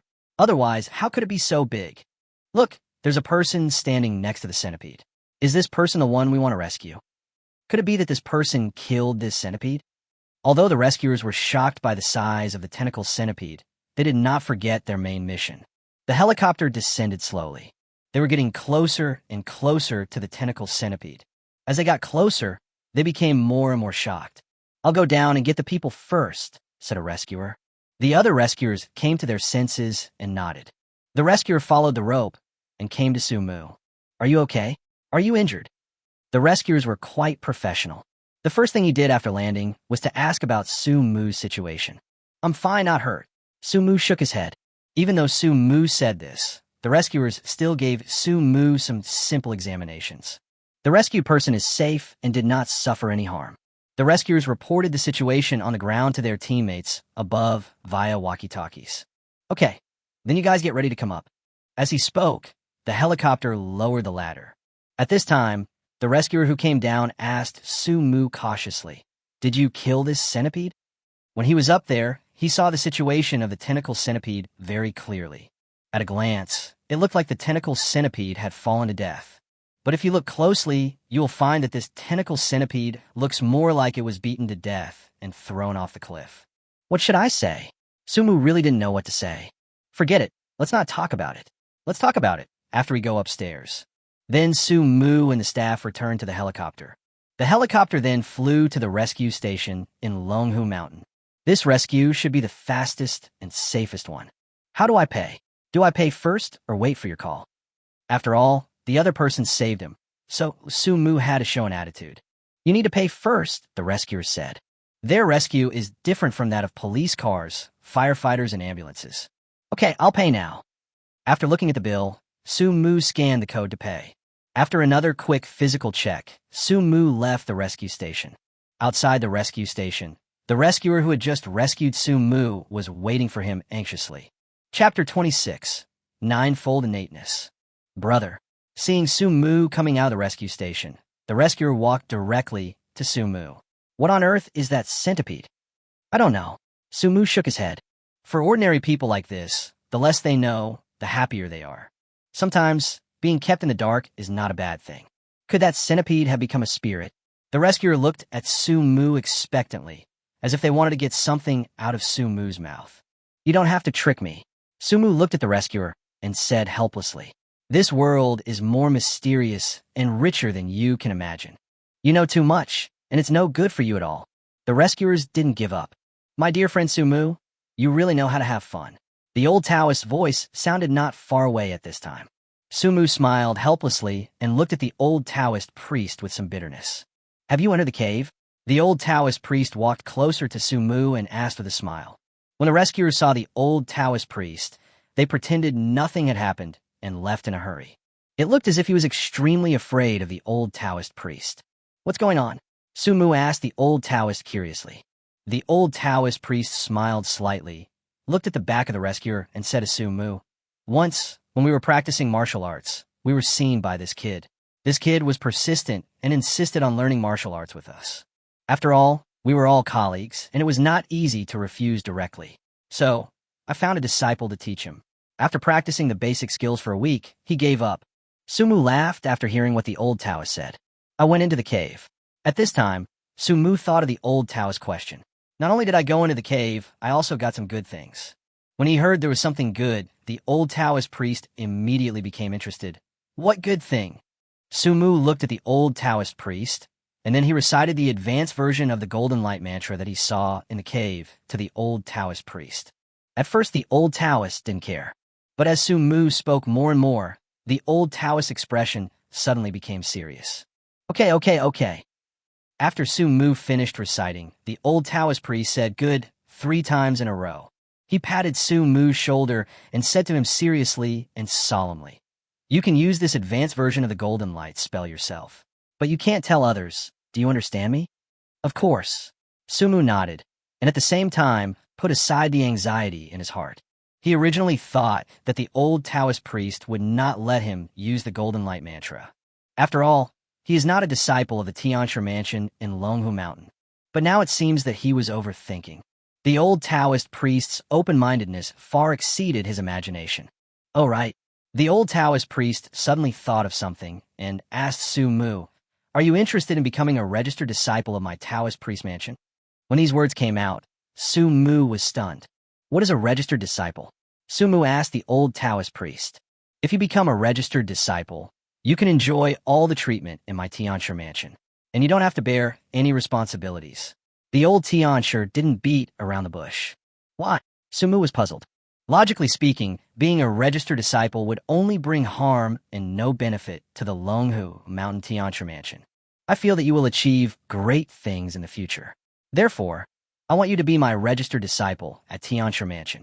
I don't know how long I can live. I'm afraid that after I die, there will be no one to protect the Tianshi mansion. When the old Taoist priest said this, he felt somewhat sad. But you are obviously gambling by doing this.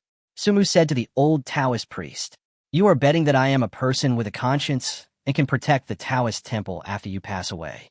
But have you ever thought about this? If I am a heartless person, then my becoming a registered disciple would only bring harm and no benefit to the Tianshi mansion. Actually, what I do is gambling. The old Taoist priest did not deny that what he did was a bit of a gamble. But isn't every day of life a gamble? Su-mu was puzzled. Since I entered the Longhoo Mountain Heavenly Master's mansion, almost every year there are fellow disciples who die due to going astray in their practice. In fact, they're also gambling. The old Heavenly Master said to Su-mu earnestly. Su-mu nodded. In fact, the path of cultivation is also a gamble every moment. Bet on yourself that you can break through the shackles, and bet on yourself not to go astray. I need to think about it. Sumu did not make a decision immediately. Good boy. The old Taoist priest actually smiled when he heard that Sumu wanted to think about it. If my disciples knew about this, they would probably cut you into pieces. From its establishment till now, the Longhoo Tianshi Temple has never had the situation of registered disciples. The old Taoist priest set a precedent by saying that he would accept Sumu as a registered disciple, which gave Sumu a huge face. But Sumu said he would consider it. Okay. The old Taoist priest didn't like to force people, so he said directly to Sumu, if nothing unexpected happens, your chance should be here soon. I hope you can think about it carefully in the next few days. Yes. Sumu clasped his fist to the old Taoist priest. Then the two of them walked towards the back mountain of Longhoo Mountain. Behind Longhoo Mountain is Tianshi Mansion. There are still many disciples practicing in the square. Seeing Sumu and the old Taoist priest walking side by side, some people looked at them curiously. Old Taoist priest, I'm going to rest first. Sumu bowed to the old Taoist priest. The old Taoist priest waved the sleeves of his Taoist robe and said, Okay, go and have a rest. Sumu nodded and said goodbye and left. After returning to his residence, Sumu sat cross-legged and continued to practice. There is abundant spiritual energy in Longhoo Mountain, so he must practice every minute. Spiritual energy enters the body and transforms into qi. Qi circulates within the body. An hour later, Sumu's realm began to improve slowly.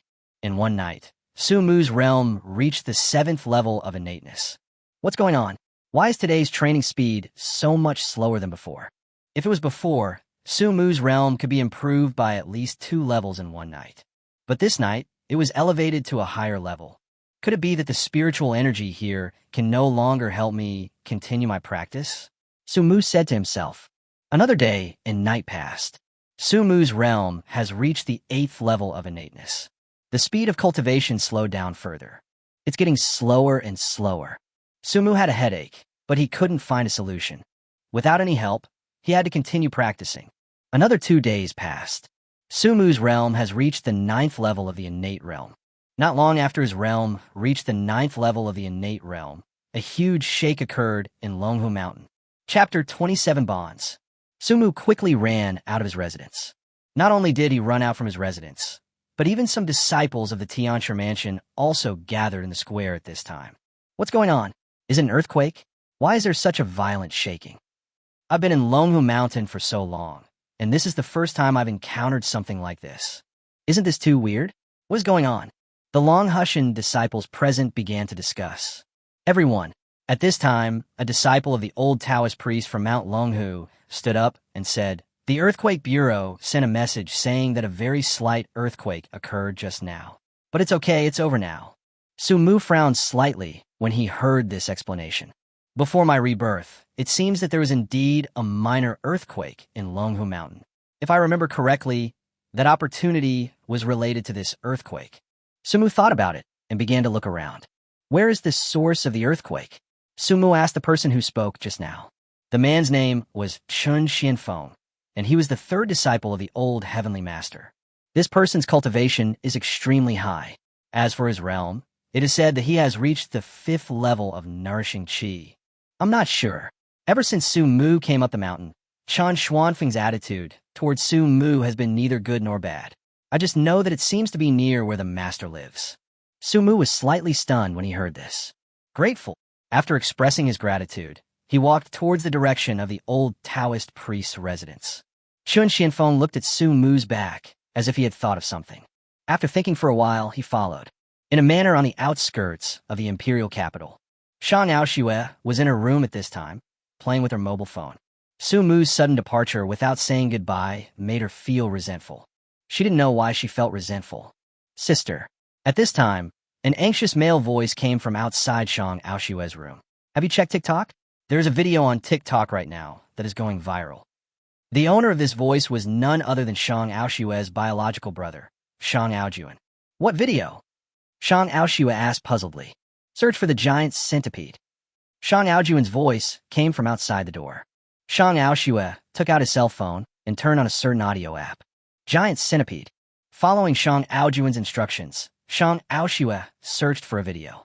For some reason, the video is not very clear, but she still saw the giant centipede in the video. Not only that, she also saw Su Mu next to the giant centipede. Why is he there?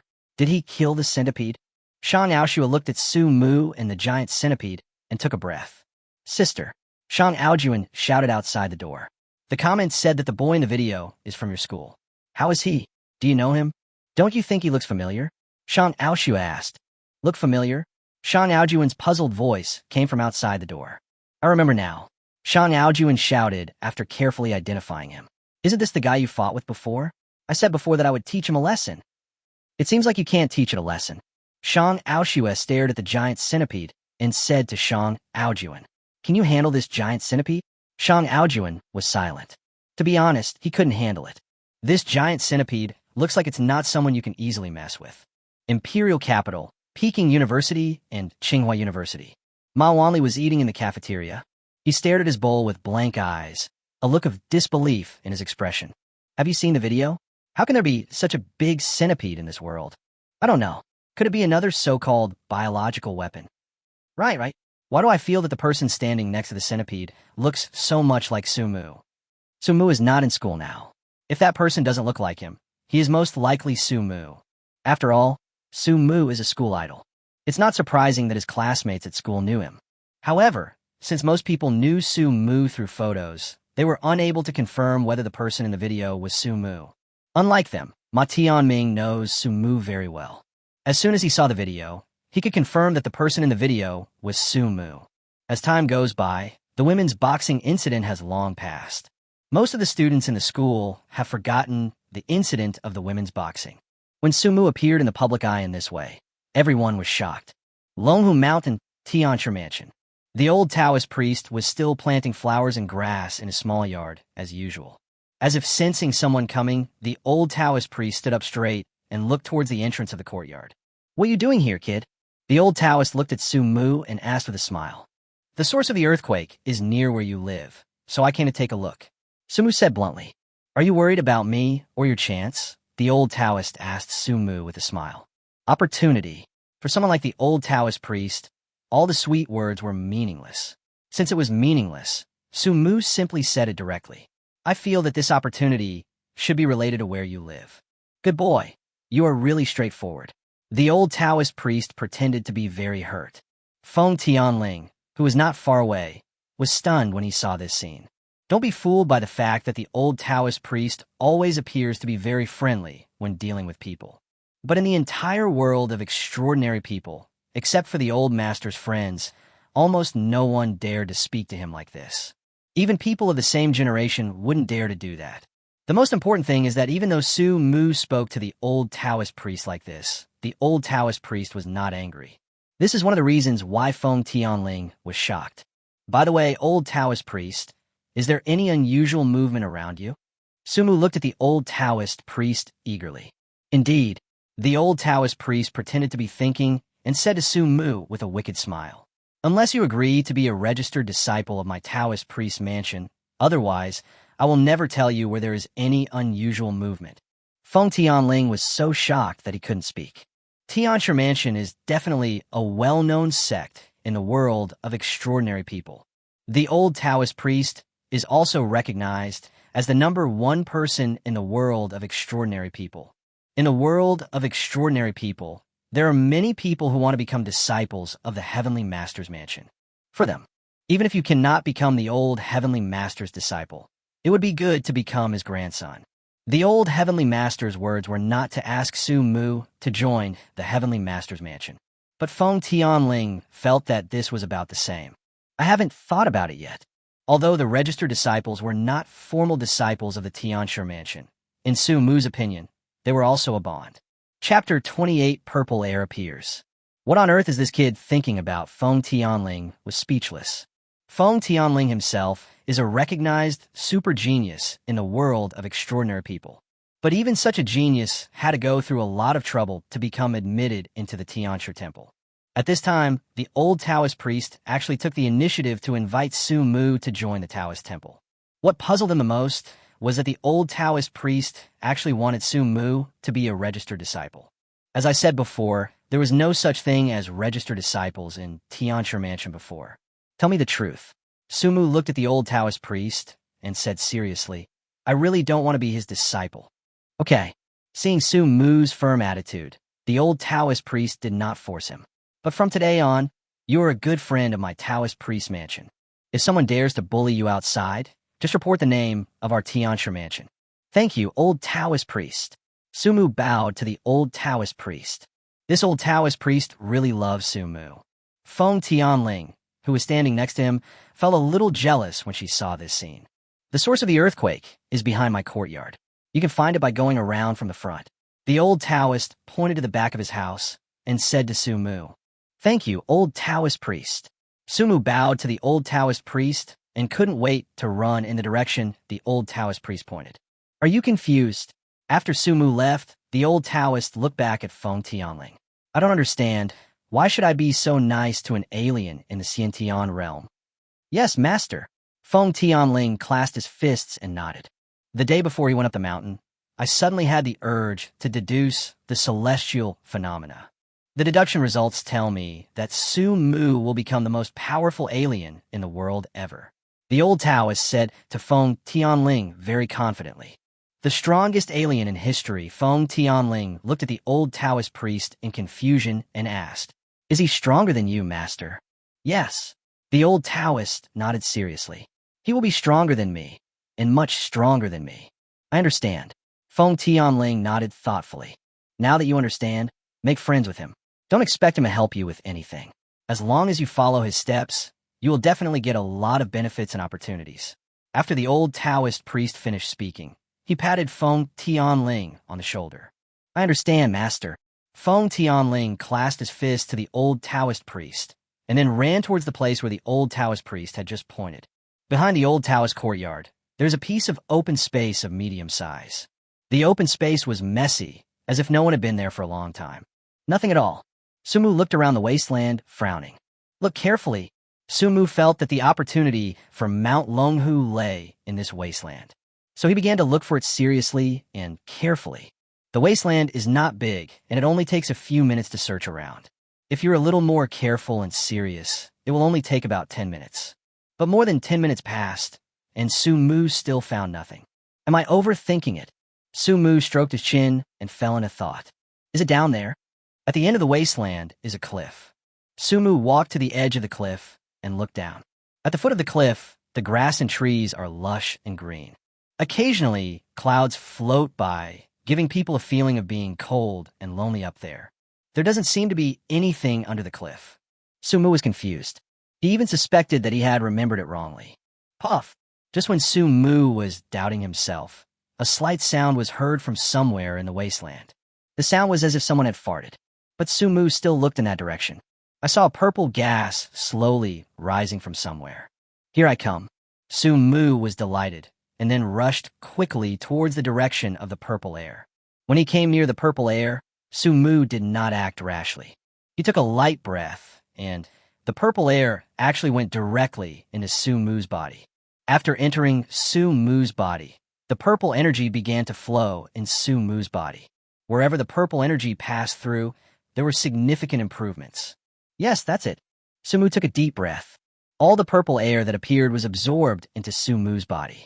The vigorous spiritual energy entered Su Mu's body, and under the influence of the Qi body source flow, it was all transformed into Qi. Su Mu felt that his realm was slowly improving. After he reached the 9th level of the innate realm, the spiritual energy of Longhoo Mountain had prevented him from improving any further. However, the appearance of Careful has changed this situation. Puff! Not long after Su Mu absorbed and transformed the purple energy, a new stream of purple energy gushed out. He hurriedly absorbed the purple energy. There is a barrier between the 9th level of the innate realm and the Qi-nourishing realm. This barrier requires a lot of spiritual energy to break through. The two streams of spiritual energy before had already caused hairline-thin cracks to appear on the barrier. If nothing unexpected happens, after absorbing it a few more times, this barrier will be broken by Su Mu. After the second burst of purple energy was absorbed, Su Mu began to wait quietly. Not long after, the third purple air appeared. Su Mu absorbed the third burst of purple energy without saying a word. The appearance of this third purple energy caused the crack to widen once again. The cracks were as thin as hair before, but now they are as thick as silk thread. If this continues, I'll be able to break through in 5 or 6 more shares. Sumu begin to calculate. And at this moment, Feng Tianling appeared. Sumu was not surprised at all about Feng Tianling's appearance. Longhoo Mountain is the territory of Tianshi Mansion. Feng Tianling is the old Taoist priest's favorite disciple. The old master definitely doesn't want Feng Tianling to miss this opportunity. Feng Tianling had just arrived and didn't even have time to speak. The fourth stream of purple air appeared. Su Mu absorbed the fourth wave of purple energy directly in front of Feng Tianling. With a quick switch, the cracks began to grow larger again. What is that purple air? Feng Tianling asked Su Mu in a low voice. What is purple energy? It doesn't seem to have anything to do with you. Su Mu glanced at Feng Tianling and said with a smile, even if the old master said so before. But Feng Tianling's attitude towards Su Mu has never changed. He doesn't like Su Mu. He really doesn't like him. He thinks all the opportunities that Su Mu obtained in Longhoo Mountain should have belonged to him. If I'm not mistaken, then the purple air is what you call opportunity, right? Feng Tianling's eyes had begun to gradually become gloomy at this time. What do you want to do? Su Mu has noticed that Feng Tianling's attitude is beginning to become a little strange. The opportunity here is mine. I don't want to see you in Longhoo Mountain. Feng Tianling said to Su Mu in a cold voice. I now know what you want to say. Su Mu's eyes began to gradually turn cold at this time. Chapter 29. Fierce Battle with Feng Tianling. Longhoo Mountain is the territory of Tianshi Mansion. Theoretically speaking, Feng Tianling's words are not wrong. But Su Mu believed that opportunity did not belong to that person or that force. Suppose Su Mu did not go to Longhoo Mountain. As for the minor earthquake that occurred earlier, the people in Longhoo Mountain would definitely not associate it with chance. In other words, they would never discover the purple air behind the old master's yard. Now, get out of Longhoo Mountain. I can guarantee that you will stay alive. But if you insist on not leaving, then I will be rude to you. Feng Tianling stared at Su Mu with narrowed eyes. At this moment, he already had the intention to kill. The reason why I want to kill. In addition to the purple air, there is another reason. He was deeply moved by what the old Taoist priest had just said. People like Feng Tianling have grown up in an environment where they are the center of attention since birth. Because of this, he feels that he is the protagonist of this world.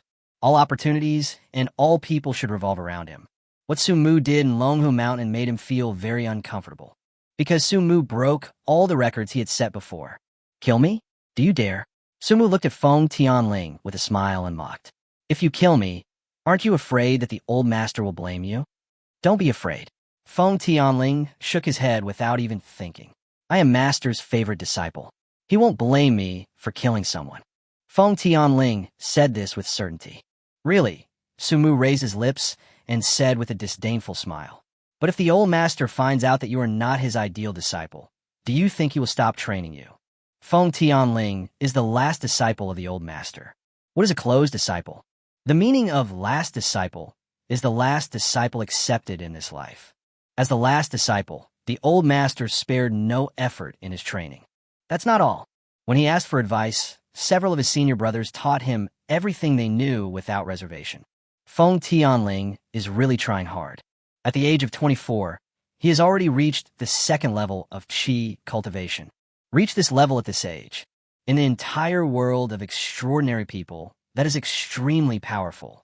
Otherwise, the old friends of the old heavenly master would not be jealous of him for accepting such a talented disciple before he died. No, Feng Tianling said confidently, I'm a rare genius in the alien world. The old master will never give up on me because of you. Yeah, Su Mu still has these 2 words. But it was these 2 words that made Feng Tianling start to become less confident. It is true that Feng Tianling is a genius. But when this genius met Su Mu, he found that he was not so dazzling. Su Mu, you must die today. Feng Tianling gritted his teeth. He realized it. If Su Mu were alive, it would be of no benefit to him. So he had to kill Su Mu. No matter what, Su Mu must die today. However, he didn't want others to know that he was the one who killed Su Mu. This guy is also a talent. His idea is simply hypocritical. How about this? Feng Tianling thought of a way to have the best of both worlds. You jump off this cliff. If you can survive, then I will no longer target you. What do you think? Feng Tianling, are you out of your mind? Sumu really didn't like Feng Tianling. He dared to say anything. Why should I listen to you?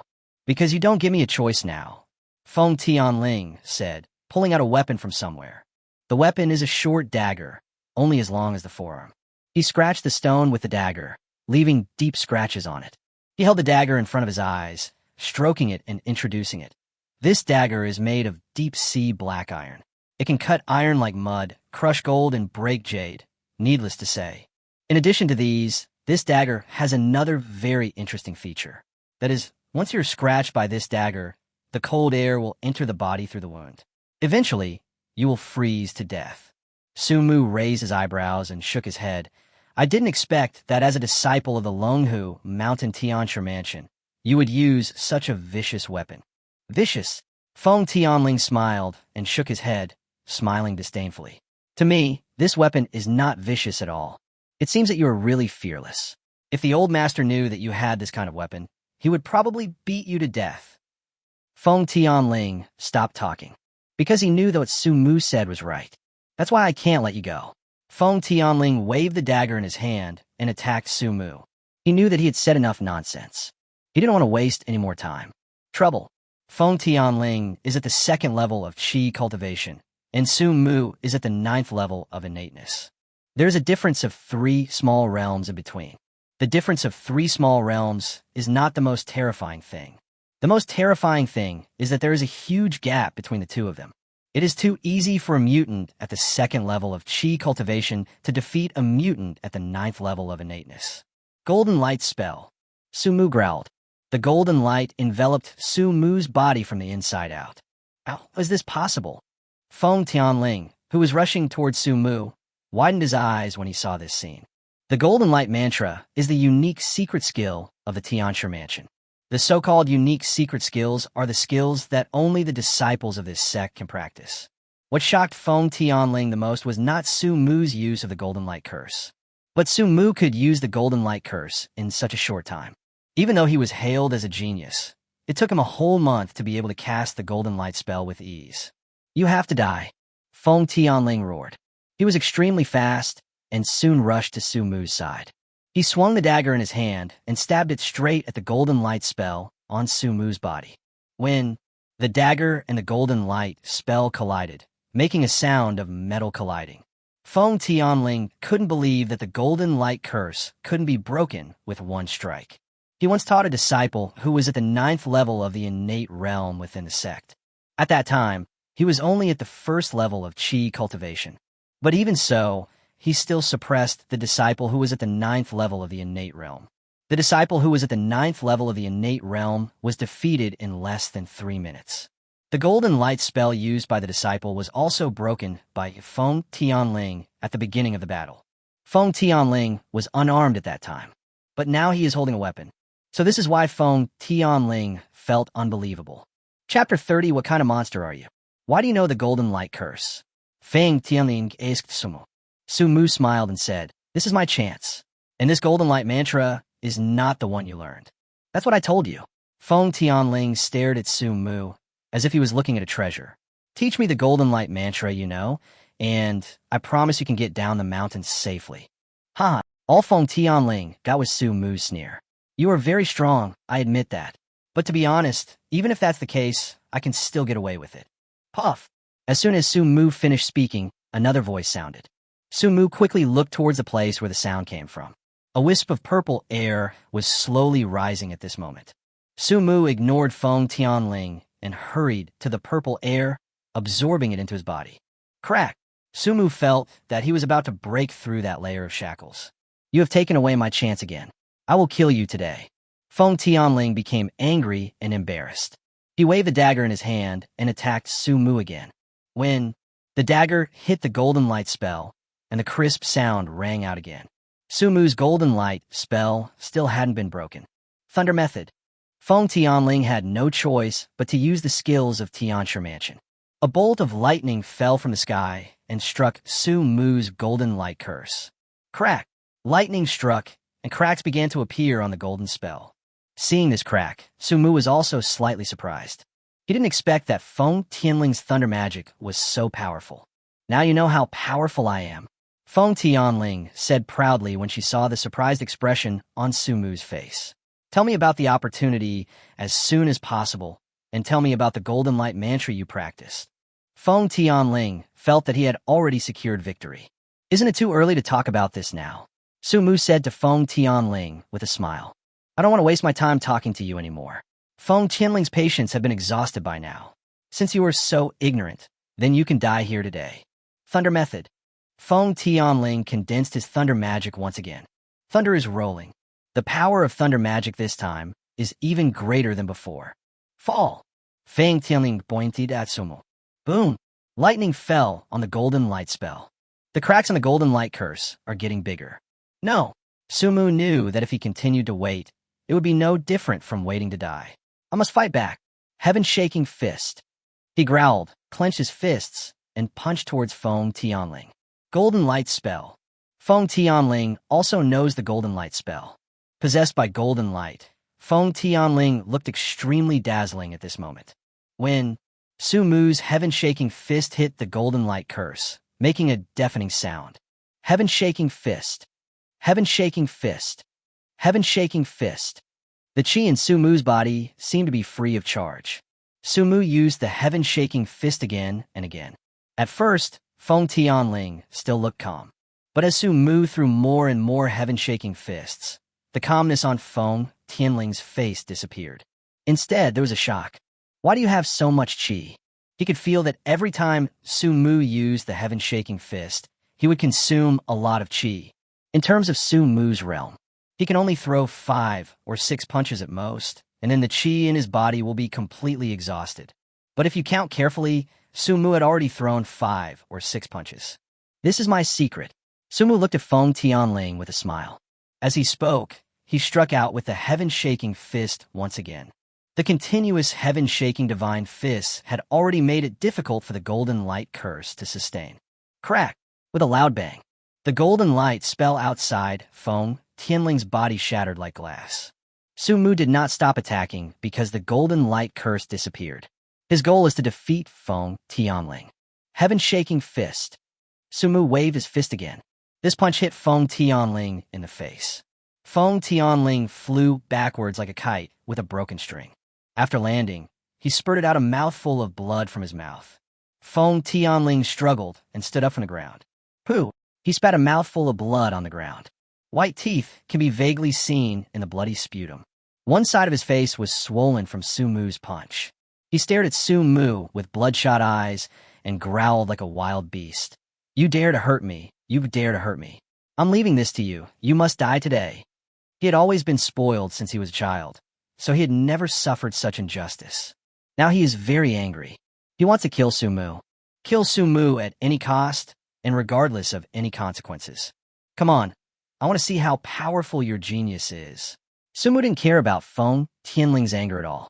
Golden light spell. Thunder method. The golden light spell reappears and the thunder magic appears again. The next second after the golden light took shape, it turned into golden threads and flew towards Sumu. Thunder magic fell from the sky.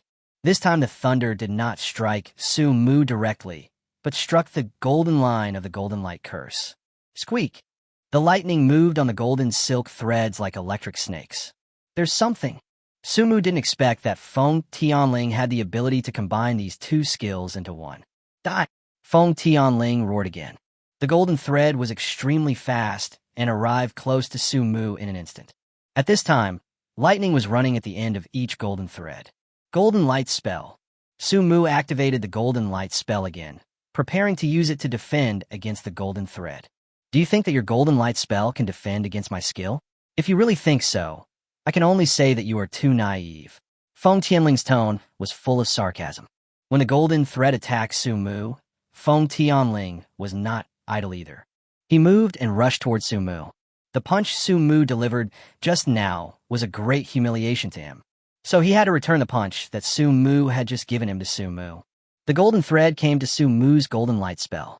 As soon as they made contact, Sumu's golden light spell was directly broken by the golden thread. The golden thread that broke through the golden light curse showed no sign of stopping. After a second, the golden thread hit Sumu's body. When Feng Tianling saw this scene, he knew that he was about to win. But a shocking scene happened at this moment. After the golden thread touched Su Mu's body, it was unable to advance any further. No matter how he urged his chi, the golden thread could not hurt Su Mu. Awesome. It's worthy of being the most awesome physique in the universe. Su Mu gave a thumbs up to the innate holy body in his heart.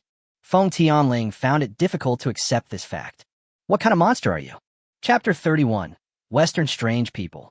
Is Su Mu a monster? This is certainly beyond doubt. Feng Tianling is a super genius rarely seen in the world of extraordinary people. Moreover, his realm is much higher than Su Mu's.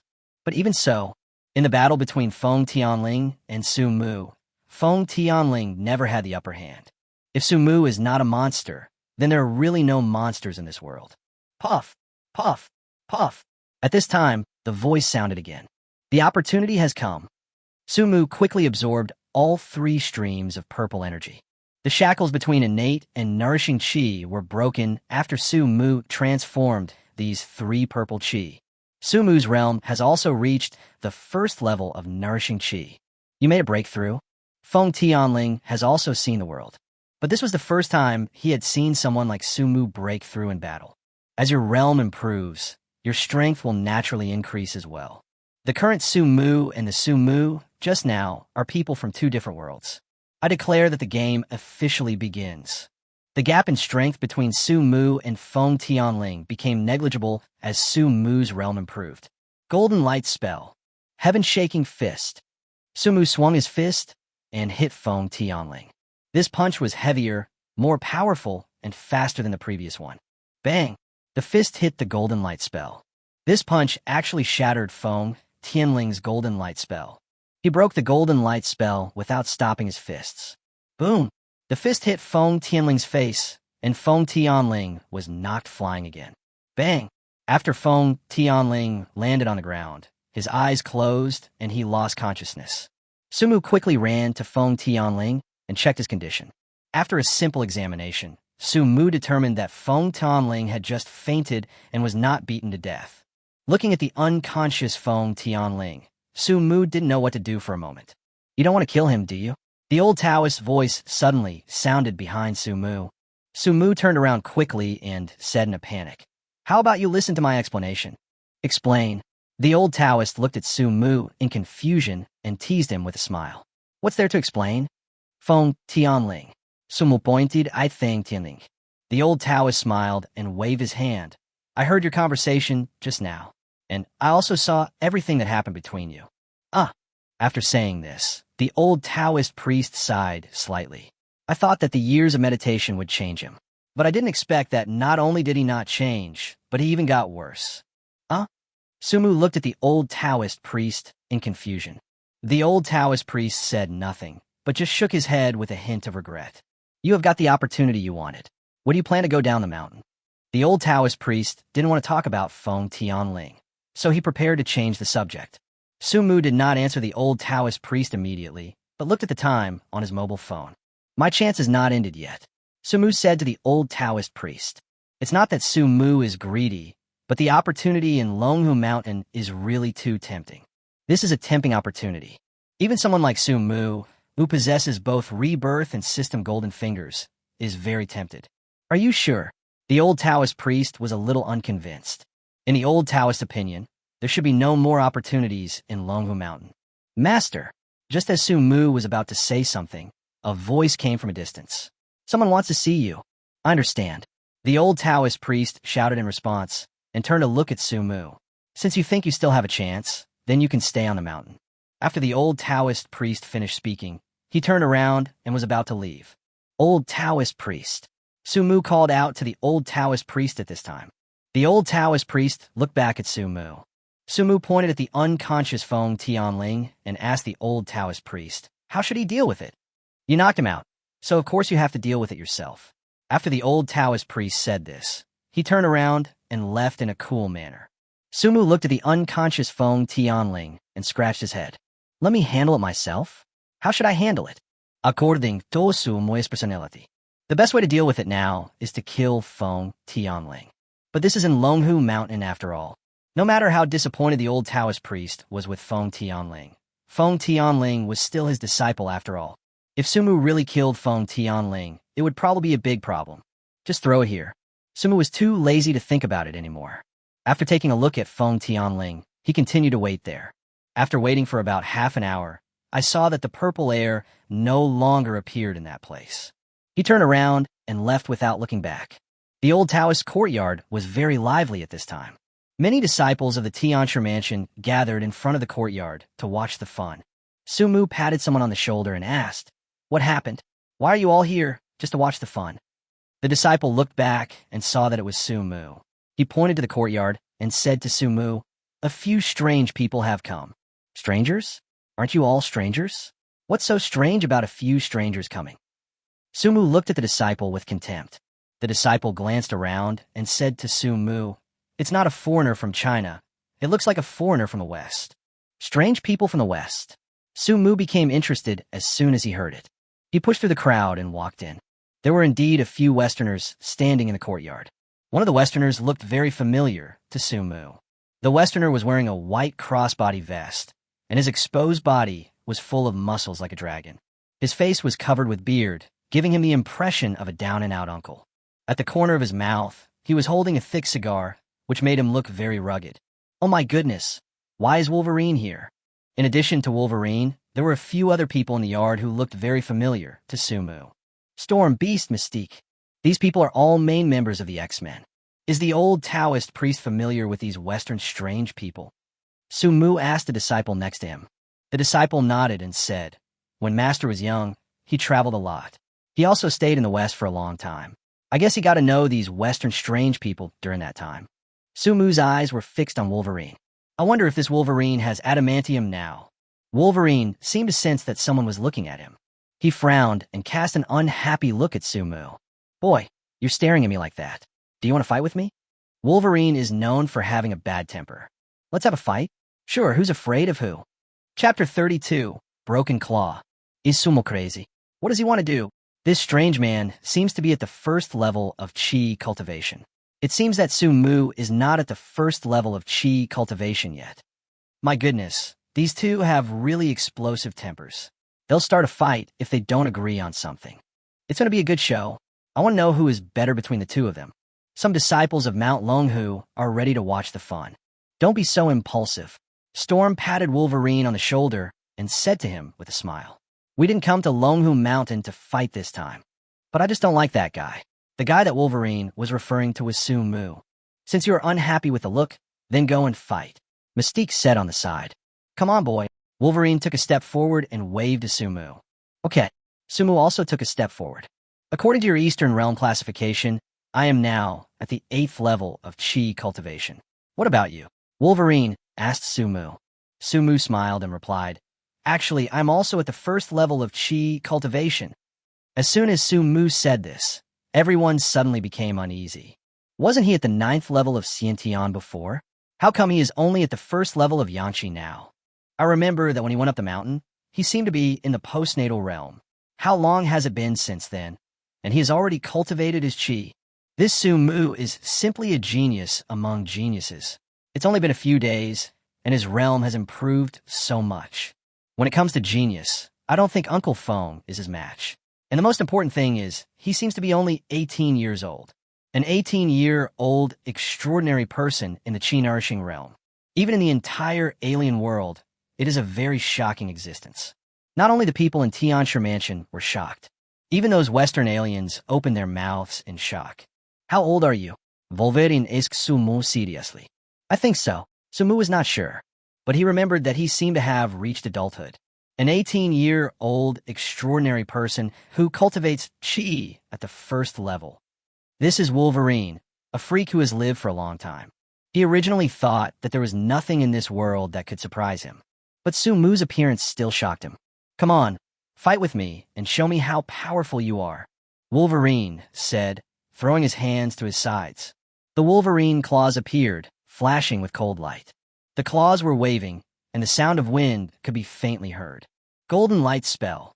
Sumu used the Golden Light Spell without saying a word. When the disciples around saw this scene, they all showed incredible expressions. Sumu is not a disciple of Tianxia Mansion. A person who is not a disciple of Tianxia Temple can actually use the Golden Light Mantra. How could this not surprise the disciples of Tianxia Temple? The next second after the Golden Light curse appeared, Sumu rushed straight towards Wolverine. Bring it on. Wolverine came forward with a cigar in his mouth. Both of them are extremely fast. They collided in the blink of an eye. Heaven-shaking fist. Sumu now only has this one active attack skill, so every time he fights, he can only use this skill. When Sumu launched the heaven-shaking fist, Wolverine also stretched out his claws. When Wolverine's claws and Sumu's heaven-shaking fist collided with each other, the deafening sound caused some of the disciples at lower levels to cover their ears. What a hard claw! What a hard fist! Sumu and Wolverine looked at each other and saw shock in each other's eyes. What are you doing? Is this the way to entertain guests? Just as the two were preparing to fight again, the old Taoist's voice suddenly rang out. Sumu stopped immediately, but Wolverine refused to give in. The old Taoist priest looked helplessly at an old man next to him. The old man had an elegant appearance, no hair, and was sitting in a wheelchair. The old man raised his hands and said helplessly, "He and I are just partners." "I see." The old Taoist nodded. The next second, he disappeared from everyone's sight. When he appeared again, he was already in front of Wolverine. "Stop," said the old Taoist priest in a kind tone. "Stop." Wolverine looked at the old Taoist priest with bloodshot eyes, exuding a terrible fighting spirit. "Old man, if you tell me to stop, I will stop? Who do you think you are?" When the old Taoist heard this, he was not angry. But the bald man suddenly felt something was wrong. Trouble. He slapped his forehead and said helplessly. Mystique walked up to the bald man and asked curiously, "What's wrong?" "Do you know who the old Taoist priest is?" the bald man asked Mystique. "Of course I know." Mystique nodded and said with a smile, "The number one person in the Eastern and Western alien worlds, known as the second best person. Will he let Wolverine go easily?" The bald man shook his head helplessly. Mystique didn't say anything else, but looked at Wolverine with an expression of watching the fun. Sumu Scythe, why did you have to offend him when you could have offended anyone else?" Sumu just finished expressing his feelings. The old Taoist priest's hand grabbed Wolverine's wrist like lightning. "Old man." Wolverine was very unconvinced and tried to break free from the old master's restraints. "Let me go. Admit your mistake," the old Taoist said to Wolverine in a flat tone. "Why?" Wolverine's temper was not only unruly, but also extremely violent. "Who do you think you are? Why should I admit my mistake to you? Since you don't admit your mistake, I can only give you a little punishment." After the old Taoist priest said this, he set his eyes on Wolverine's claws. "What do you want to do?" Wolverine seemed to have anticipated something. He used all his strength to try to break free from the old master's restraints. But even if he tried his best, he still couldn't break free. "Let's punish him lightly and teach him a lesson." As the old Taoist priest spoke, he flicked his finger at one of Wolverine's claws. Crack! The Wolverine claws made of adamantium alloy broke with a sound. "Look," the bald man said to Mystique helplessly. "This is what happens when you cause trouble in China." The pain made Wolverine's brows and face become particularly ferocious. But even so, he didn't scream. "It's really hard." Sumu couldn't help but give Wolverine a thumbs up. After the old master broke Wolverine's claws, he let him go. Wolverine stared at the old master with bloodshot eyes. But his biological instinct as a wolf told him that the man in front of him was very scary. "I was wrong." At this time, Wolverine chose to lower his proud head. Chapter 33 Farewell to the Old Heavenly Master. Longhoo Front Mountain. The Old Heavenly Master, together with all the disciples from the Heavenly Master's mansion, sent away the strange man from the west. "Master," a disciple beside Lao Tian asked curiously, "what is the purpose of their trip?" It took the Western stranger less than an hour to go up and down the mountain.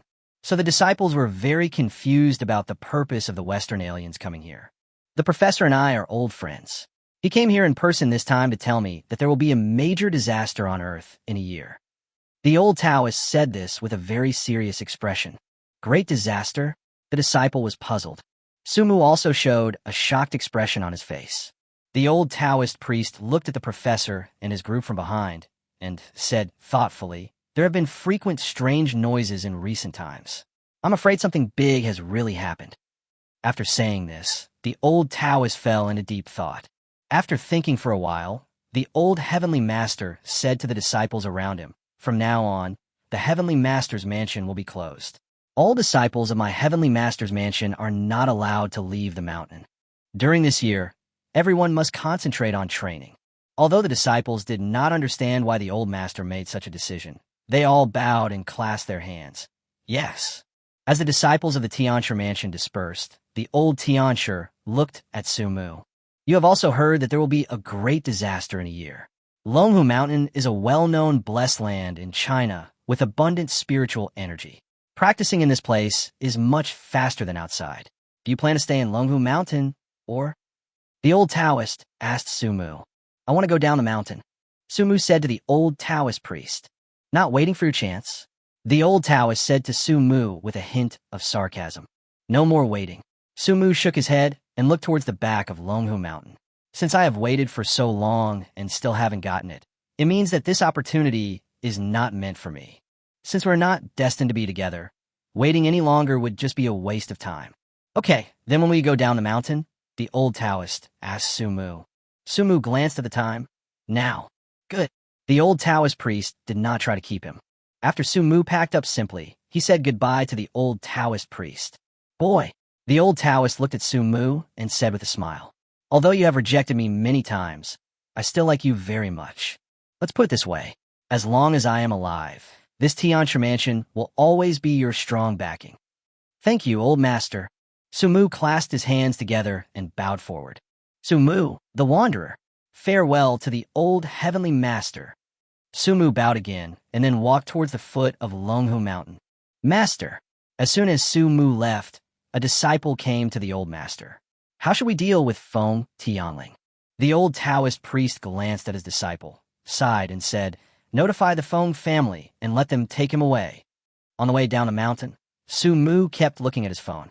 At this time, looking at the time on his phone, Sumu fell into deep thought. "Let's go back to school first." Sumu first booked a flight to the imperial capital. Arriving at the foot of Longhoo Mountain, Sumu went straight to the airport. Before dinner, Sumu returned to Imperial Capital University. In the dormitory, Ma Tianming was still reading. Ma Tianming was very surprised to see Sumu coming back. "Brother, you're finally back." Ma Tianming put the book down, stood up, and gave Sumu a big hug. Sumu looked at Ma Tianming strangely and asked, "Why are you so enthusiastic? What happened to you? Did you eat something wrong? Or do you have an upset stomach?" "No." Ma Tianlai let go of her hand and waved it in a somewhat annoyed manner. "I haven't seen you for a long time. I miss you. Don't talk nonsense." Sumu knew Ma Tianming quite well. "Let's talk business." Ma Tianming smiled and approached Sumu with a flattering look on his face. "Can you teach me a few tricks?" Sumu showed a black question mark expression. Seeing Sumu's confused face, Ma Tianming took out his cell phone. He opened a photo album on his phone. A video started playing on his phone. This video is the one where Sumu is standing next to the tentacle centipede. "How did you get this video?" After watching the video, Sumu returned the phone to Ma Tianming and asked in a puzzled tone. "Some time ago, this video was widely circulated on the internet. I thought such a video would definitely be blocked. So, I downloaded it to my mobile phone," Ma Tianming said proudly. "Widely circulated? How widely circulated?" This was the first time that Sumu heard about the video. "Let me put it this way, before this video was blocked, it had a total of 5 million likes and about 1 million comments," said Ma Tianming. When Sumu heard this, he suddenly felt a headache. On TikTok, it is very rare to see a video with over 1 million likes. Posts with more than 3 million likes are even rarer. There are almost no videos with more than 5 million likes. With 5 million likes, the video's views must be over 50 million, or even more. So, at least 5 million people know about this. Sumu had a headache. Yes, at least 5 million. After Ma Tianming finished speaking, he patted Sumu on the shoulder. "Brother, you're going to be famous. After you become famous, you will sell goods, right? What are you going to sell? Bird's nest? Tissues? Or meat floss biscuits? Get lost." Sumu rolled his eyes at Ma Tianming and cursed with a smile. "I don't lack money." "All right." Ma Tianming didn't care and continued to smile flatteringly. "You are so good. Can you teach me a trick?" Sumu didn't say anything, but looked at Ma Tianming quietly. Memories swirled in his mind. "You don't need me to teach you. Someone else will teach you," Sumu said to Ma Tianming. "Really?" Ma Tianming didn't quite believe what Su Mu said. But just when Ma Tianming was about to say something else, Su Mu's cell phone suddenly rang.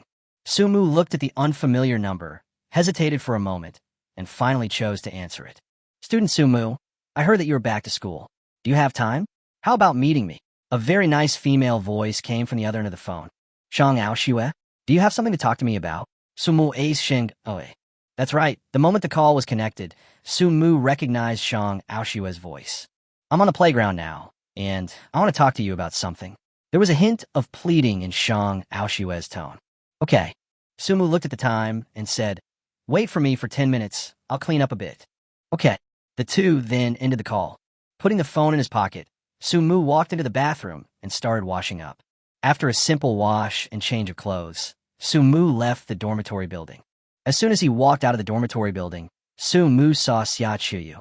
Chapter 34, Shang Aoshue's Confession. Xia Qiyu was also slightly stunned when she saw Su Mu. After confirming that it was really Su Mu, Xia Qiyu actually ran straight towards Su Mu. You're back to school. CDUASK sumukipili.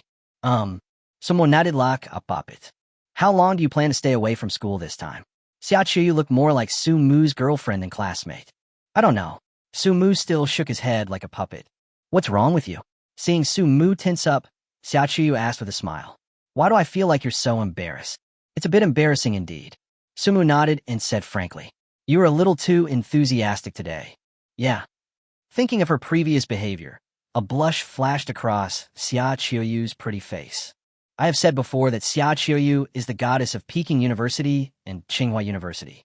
She treats everyone with a smile on her face. But everyone could clearly feel that even though Xia Qiyu had a smile on his face, he gave people a feeling of being kept at a distance. But today's Su Mu is different. He felt that Xia Qiyu's smile and expression today gave him an indescribable sense of sincerity. Maybe, Xia Qiyu smiled and said to Su Mu, maybe I missed you because I haven't seen you for such a long time. Su Mu really didn't expect that Xia Qiyu would make such a bold statement. Well, in order to prevent the awkward atmosphere from continuing, Su Mu quickly said to Xia Qiyu, I have something else to do, so I'll leave first. After saying that, Su Mu took a step forward and ran towards the playground. This Su Mu is really interesting. Xia Qiyu looked at Su Mu's back, and a naughty smile like a little devil appeared on her face. Classmate Qiyu. At this time, a voice sounded behind Xia Qiyu. The expression on Xia Qiyu's face disappeared instantly. Instead, she had the standard smile that was always on her face. What on earth is going on with Xia Qiyu? When he was still some distance away from the playground, Su Mu stopped. He gasped, his face full of confusion. Xia Qiyu today seems like a different person. Women are really unpredictable. Su Mu shook his head. He patted his face lightly and continued walking towards the playground. Is that Su Mu? Oh my god, Su Mu is really handsome. Have you seen the video? Is the person in the video Su Mu? I wasn't sure before, but after meeting Su Mu in person this time, I can be sure. The person in the video is definitely Su Mu. Some students who had watched those videos discussed them in a low voice. The volume of their discussion was indeed not loud, but the sound of their discussion could still be accurately heard by Su Mu. Could it be that many students in school have also seen that video?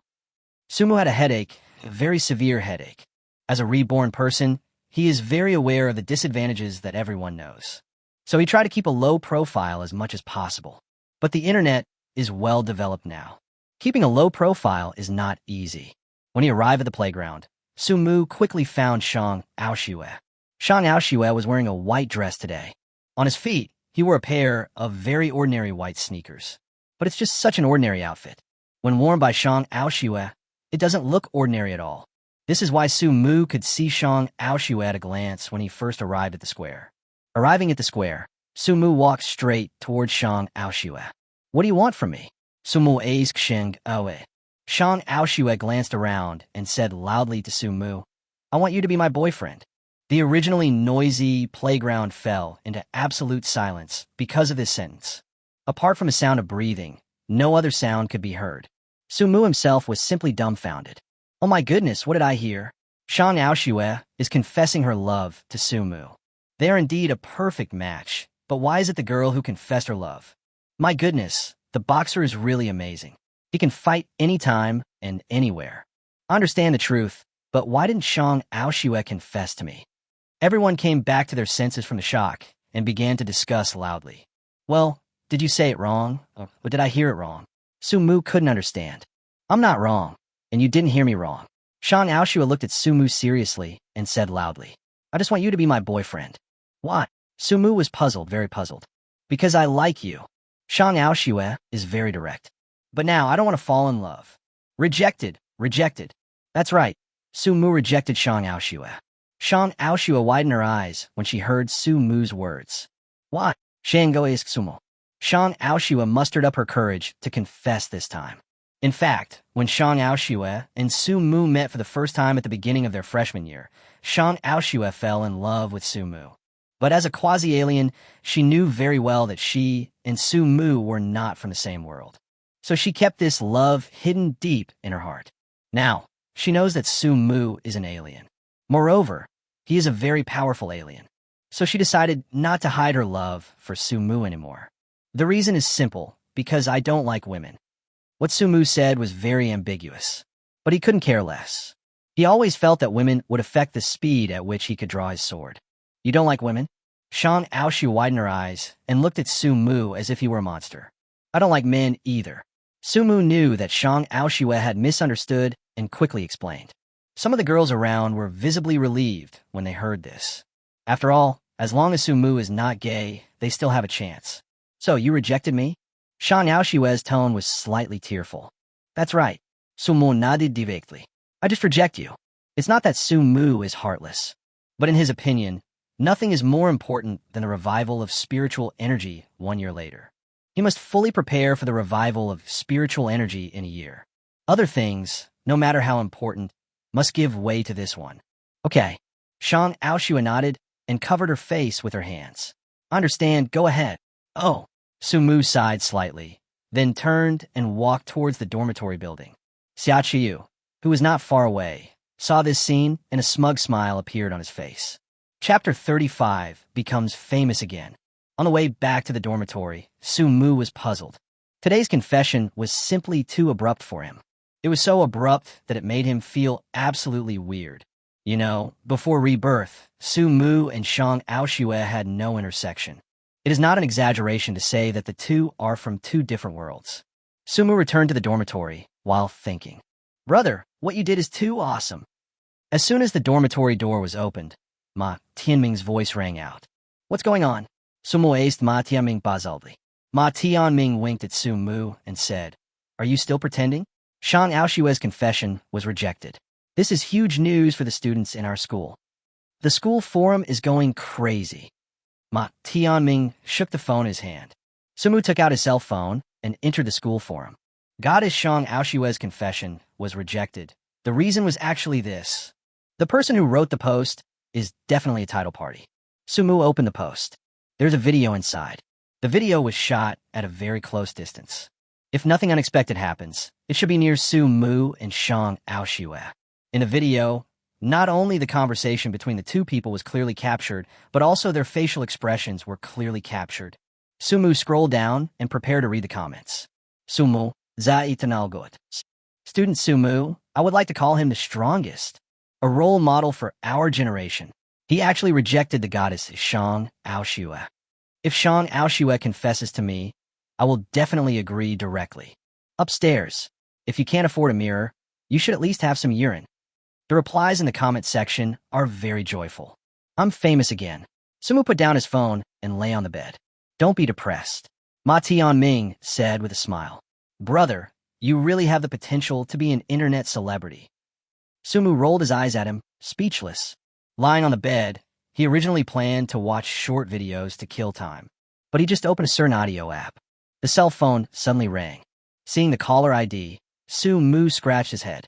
When the call was connected, Sumu said, Dad, why are you calling me at this time? Is there something wrong? The call was from Sumu's father, Su Sanxiang. Son, do you have time? Come home. On the phone, my father's voice sounded very haggard. What's wrong, Dad? Sumu quickly sat up from the bed and asked nervously, Did something happen? Hey. Su Sanxiang sighed slightly and said helplessly, I didn't want to trouble you, but I really have no choice. Hearing this, Su Mu's heart suddenly hung in the air. What happened? Tell me. Before his rebirth, Su Mu also received a call like this. At that time, his relationship with his family was not very good, so he didn't care too much. But not long after this phone call, my father died of illness. Since then, Su Mu has been living in guilt.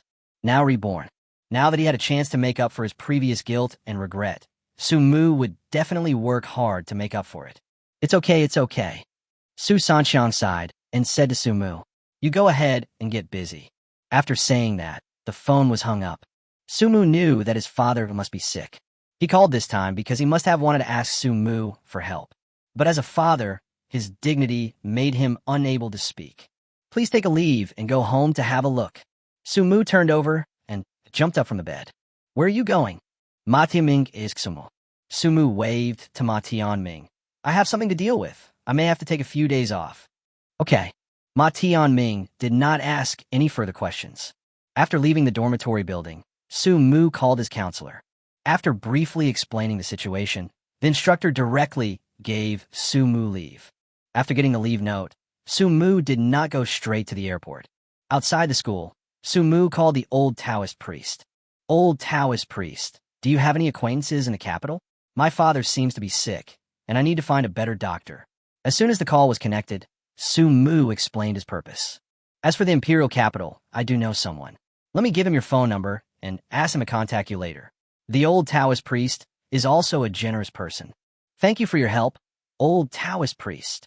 Su Mu was really grateful to the old Taoist priest. "It's okay." The old Taoist priest smiled casually. "As long as you can remember what I said, it will be fine." After ending the call, Su Mu stood at the school gate, waiting quietly. Yuelu Group is one of the most well-known groups in the imperial capital. This group is involved in many projects. The group's chairman, Liu Zhenghao, is a well-known upper-class figure in the imperial capital. At this moment, he was in his villa at home, enjoying a massage from a masseur. His masseurs are all girls aged 18 or 19. These girls are excellent in both appearance and figure. The girls were wearing cool gauze, their bodies vaguely visible. Liu Zhenghao narrowed his eyes, looking very happy. "Mr. Liu." At this time, a sudden voice sounded. I saw a woman in uniform, with a slim figure, good looks, and short hair, walked in from outside. This woman's name is Chun Yan, and she is Liu Zhenghao's secretary. Liu Zhenghao, who was interrupted, frowned and looked at Chun Yan with displeasure. "Phone." Chun Yan saw Liu Zhenghao frowning. Her heart trembled, and she said, tremblingly, "It's the old master calling." "The old master's phone number?" When he heard that it was the old Taoist priest calling, Liu Zhenghao sat up directly from the bed. The two girls not far away quickly brought clothes for Liu Zhenghao to put on. "Old Taoist priest." Liu Zhenghao took the phone and spoke with a very respectful tone and expression. "What's the matter with you looking for me? I have something, and I need your help." The old Taoist priest said to Liu Zhenghao. "Help," Liu Zhenghao said on the phone. "If you have anything to ask, just tell me. It's embarrassing for me to ask for help." Su Mu is a student at Peking University and Tsinghua University. His father is sick and needs a good doctor. "Can you help arrange one?" the old Taoist asked Liu Zhenghao. Liu Zhenghao didn't even think about it and agreed directly. "All the famous doctors and directors in the imperial capital are under my command. I will gather them all now." "Thank you for your help then," said the old Taoist priest. "You're welcome." The call ends. Liu Zhenghao looked at Chun Yan and ordered, "Did you hear what I just said? Immediately ask all the doctors and directors to gather at the imperial capital airport." "Yes." Shen Yanwei made a phone call and turned to leave. Liu Zhenghao took out his cell phone and made a call. At the gate of Peking University and Tsinghua University to pick someone up, the call was made to his other secretary. "Yes." The person on the other end of the phone didn't dare to say anything. Chapter 36. The Heroic Liu Zhenghao. Su Mu waited at the school gate for almost an hour. A Cullinan stopped in front of Su Mu. The car door opened, and a woman got out. "Excuse me." After getting off the car, the woman quickly walked up to Su Mu, leaning forward and asking respectfully, "Are you Mr. Su Mu?" Su Mu looked at the woman in front of him and asked in confusion, "Who are you?" "My name is Lotus, and I'm Mr. Liu Zhenghao's secretary." Lotus introduced herself. "Liu Zhenghao." When Su Mu heard the name Liu Zhenghao, he felt as if he was in another world. Before Su Mu was reborn, Liu Zhenghao was a well-known figure. This person is not an alien. However, he has a lot of extraordinary people under his command. Liu Jinghao's Yuelu group later became one of the world's top groups. I don't think I know your president, Liu. Sumu looked at Yihua, very puzzled. Lotus hurriedly explained. Boss Liu said that you are a friend of the old Heavenly Master. Since you're a friend of the old Heavenly Master, you are also a friend of our boss Liu. Oh, Sumu looked suddenly enlightened and understood what was going on. The old Taoist priest said he wanted to find someone to help, and it turned out that the person he was looking for was Liu Jinghao. Mr. Liu has found all the best doctors and directors in the capital for you. They're all at the capital airport now. Let's go directly to the Imperial Capital Airport now. The Lotus speaks concisely and doesn't talk nonsense. Okay, Sumu nodded. Hua walked to the front of the car and opened the door for Sumu. The traffic volume in the Imperial Capital at night is much smaller than that during the day, so there was almost no traffic jam along the way. Soon, the car stopped at the Imperial Capital Airport. Under the guidance of Yihua, Sumu went directly to the apron through a special passage. Sumu clearly saw that there were many people gathering on the airport apron. These people were discussing in low voices with puzzled looks on their faces. Behind them, there's a very large plane. On the plane, you can clearly see the Yuelu Group's logo. Everyone, Lotus walked in front of the doctors and directors and said, "You can get on the plane now." Good. The doctors started to board the plane. Just as Sumu was about to board the plane, Yihua said, "Mr. Su, your plane is on the other side." "Aren't I with them?" Sumu looked puzzled. "Our President Liu has prepared a private jet specially for you," said Yihua. The private plane was not far away from the big plane. Only after boarding the private plane did Sumu realize what it meant to be wealthy. When I have time, I will also buy myself a private jet. There is no limit on Sumu's black card. He had been busy with various things before, so he had no time to enjoy himself. He decided that after his father's affairs were dealt with, he would take his parents to enjoy life. The stewardess on the private jet has a figure comparable to that of a model, and her looks are comparable to that of Star. Not only that, all the equipment on the plane is also very complete. But Sumu doesn't have time to care about these things now. What he's most concerned about now is when the plane can take off. "Hello." Sumu waved and called a flight attendant. The stewardess walked over quickly and asked respectfully, "Sir, what can I do for you? When can we take off?" Sumu waved. After a brief thought, the flight attendant replied, "We will be able to take off in 5 minutes." "Okay, thanks." After expressing his gratitude, Sumu closed his eyes and rested.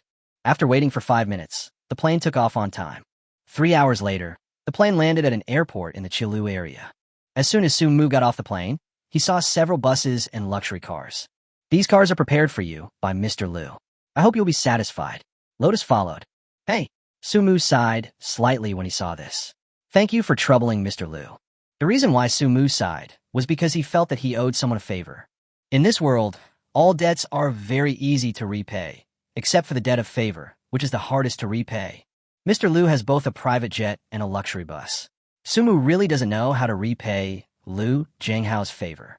"By the way, Mr. Su," Lotus asked softly beside Sumu, "where is your father now?" "I don't know either."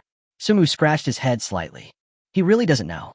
After guessing that his father was ill, he hurriedly contacted the old Taoist priest. Only then did he remember that he didn't even know which hospital his father was hospitalized in. "How about you contact your father first?" Yihua asked tentatively. Sumu nodded. "I'll contact my father first." He took out his cell phone and called his father. But the phone rang, but no one answered. This abnormal behavior made Sumu feel indescribably uncomfortable. A hospital in Chilu. In the intensive care unit, Sumu's father had tubes inserted all over his body and his eyes were closed. "Doctor," Sumu's mother asked the doctor with tears in her eyes, "what happened to our old man?" "Ah." The doctor sighed slightly after hearing this. "Your husband's condition is not very good. Unless..." The doctor hesitated to speak. "What's wrong, doctor? Do you know who can save our old man?" Sumu's mother grabbed the doctor's sleeve tightly, as if she had seen a life-saving straw. "Yuelu Hospital, do you know?" the doctor asked Sumu's mother. Sumu's mother nodded. "If anyone can save your husband, I'm afraid it's only Yuelu Hospital. Yuelu Hospital not only has the best doctors in the world, but also has the best equipment in the world." When Sumu's mother heard this, her face instantly fell. She slumped to the ground, her eyes lifeless. Everyone knows what the doctor said. But the problem is that not all families can afford the medical expenses of Yuelu Hospital. As the top private hospital in China, the cost of Yuelu Hospital is much higher than that of public hospitals. Some fees are even more than 1,000% higher than those in public hospitals. But even so, Yuelu Hospital is still the first choice for many people. After all, the cure rate of this hospital is ridiculously high. Regarding Yuelu Hospital, there's a joke on the internet. The King of Hell wants you to die at 3 o'clock in the morning, but Yuelu will keep you until 5 o'clock. From this, we can see how powerful Yuelu Hospital is. Sister. At this moment, a middle-aged woman rushed to Su Mu's mother with her cell phone in hand. Lao Su's phone is ringing. It seems to be Su Mu calling. When Su Mu's mother heard that it was Su Mu calling, a light seemed to appear in her dull eyes. Chapter 37 On-Site Consultation. Date. The call was connected, and Su Mu's anxious voice came from the other end of the line. How are you? Which hospital are you in now? Sumway's mother cried. Your father is fine. Your father is fine. You don't have to worry about it. You just need to study hard. Mom. Hearing his mother's voice, Su Mu knew that something was wrong. I'm already in Shilu. Tell me which hospital my father is in. Why did you come back? The mother cried, with a hint of disappointment in her voice. You should study hard in school now. That's what parents are. No matter how much hardship they endured, they supported themselves and did not want to trouble their children. Mom, I'm already in Shilu. Why are you talking about this? Tell me which hospital Dad is in, and I'll go there right away. Su Mu's tone was firm. XX Hospital, just come directly. The mother finally compromised. I'll be there right away. Please wait for me. After Su Mu finished speaking, he hung up the phone. After the call ended, Su Mu looked at Yihua and said, Go to XX Hospital. Okay. Yihua hurried to instruct the driver. At the same time, he took out his cell phone and made a call. Let the buses behind follow. Yihua's tone was very firm. No need to follow them. Let them wait first. Su Mu said to Yihua. Yihua shook her head with a serious expression. Your father's condition is unknown.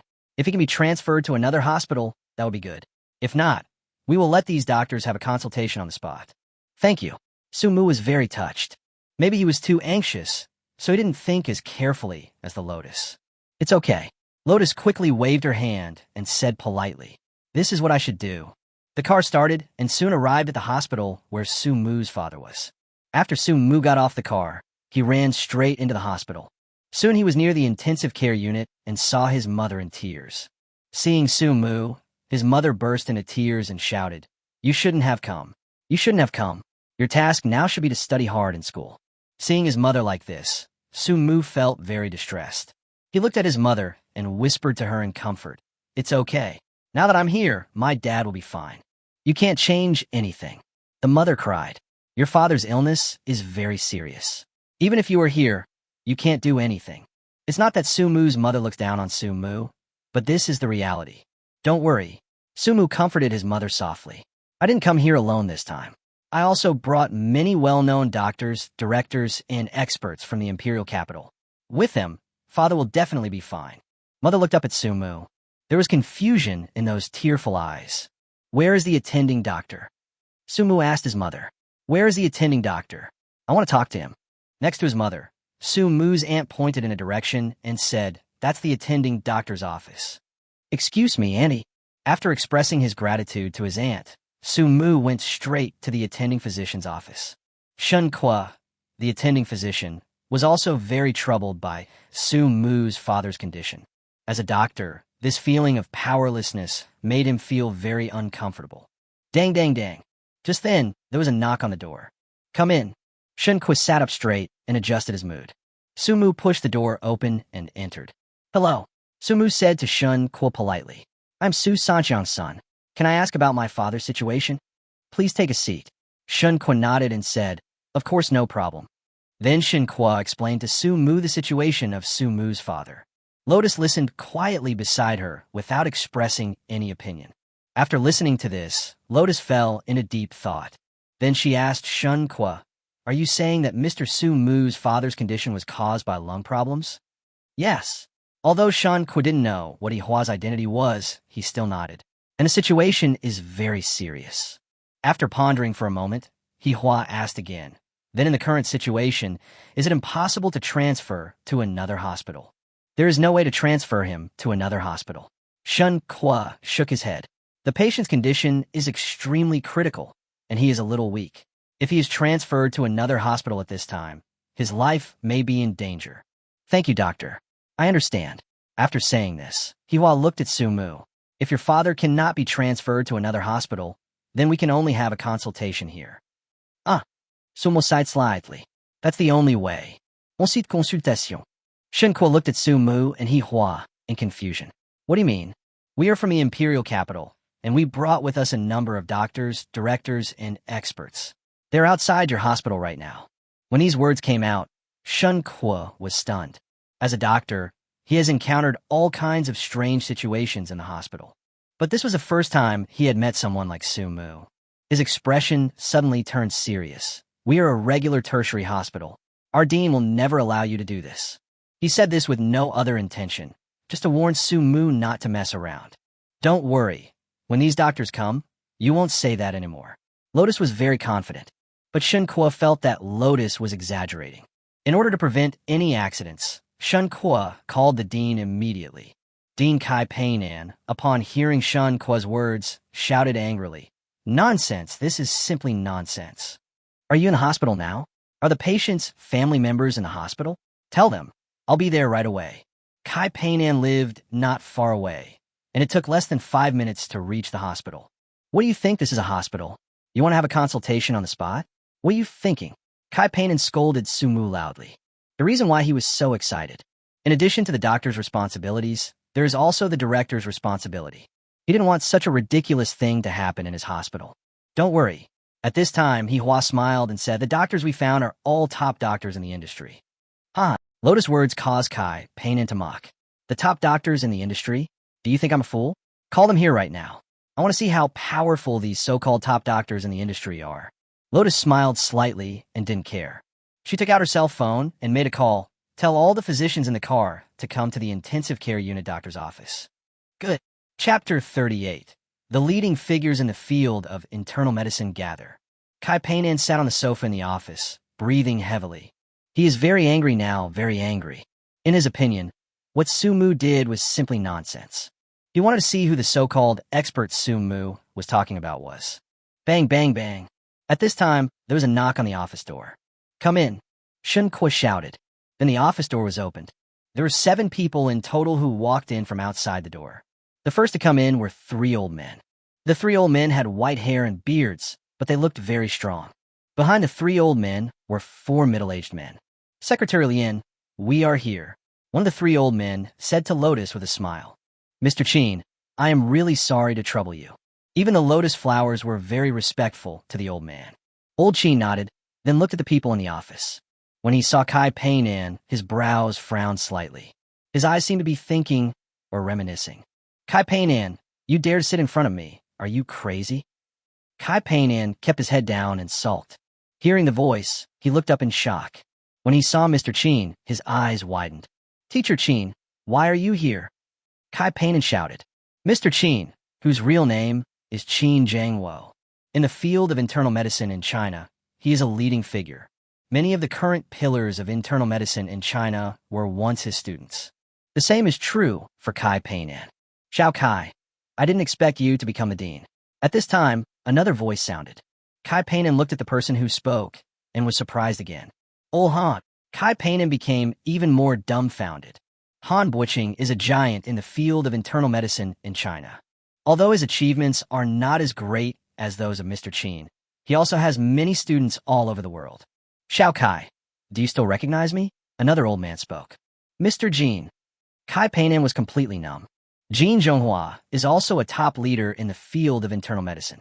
In the field of internal medicine, his reputation is even higher than the previous 2. However, he has always been very low-key, so apart from his students, very few people know him. These 3 are definitely the masters of internal medicine in China. "Why are you 3 here?" Kai Peinan was so shocked that he was speechless. He didn't expect that the internist Sumu found were these 3. The most important thing is that the 4 people who came in at the beginning were not ordinary people. These 4 people are also well known in the field of internal medicine. However, because of the presence of the 3 elders, the 4 of them don't seem so dazzling. Just helping out. Old Chin said with a smile. After laughing, Mr. Chin looked at Kai Peinan and asked, "Are you the attending physician?" "I'm not." Kai Peinan shook his head and pointed at Shun Kwa. "He is." Seeing that everyone's eyes were focused on him, Shun Kwa was so excited that he was speechless. "Tell me the details of the situation."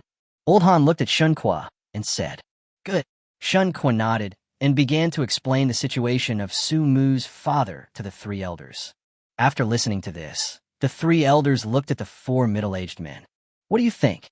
The four middle-aged men pondered for a moment, and one of them said, "The situation is very critical. I'm afraid that surgery cannot be performed except at our Uelu hospital. The problem is that the old man is in a very dangerous condition now. He cannot be transferred to another hospital in this situation." The second middle-aged man spoke cautiously. The third middle-aged man thought for a moment and said, "My suggestion is to first receive simple treatment in this hospital.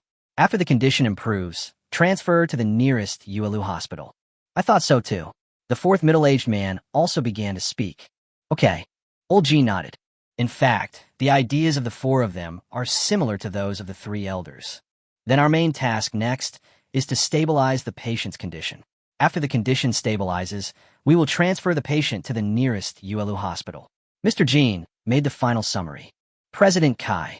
After hearing Elder Jin's summary, Sumu looked at Kai Peinan and said, "I wonder if this is okay." "Of course." Kai Peinan nodded helplessly. "Now it seems that this is the best solution." "What did you say just now?" Sumu looked at Kai Peinan with a smile. Kai Peinan had a bitter look on his face. "If I knew that you invited these big guys, I would definitely not dare to say those words."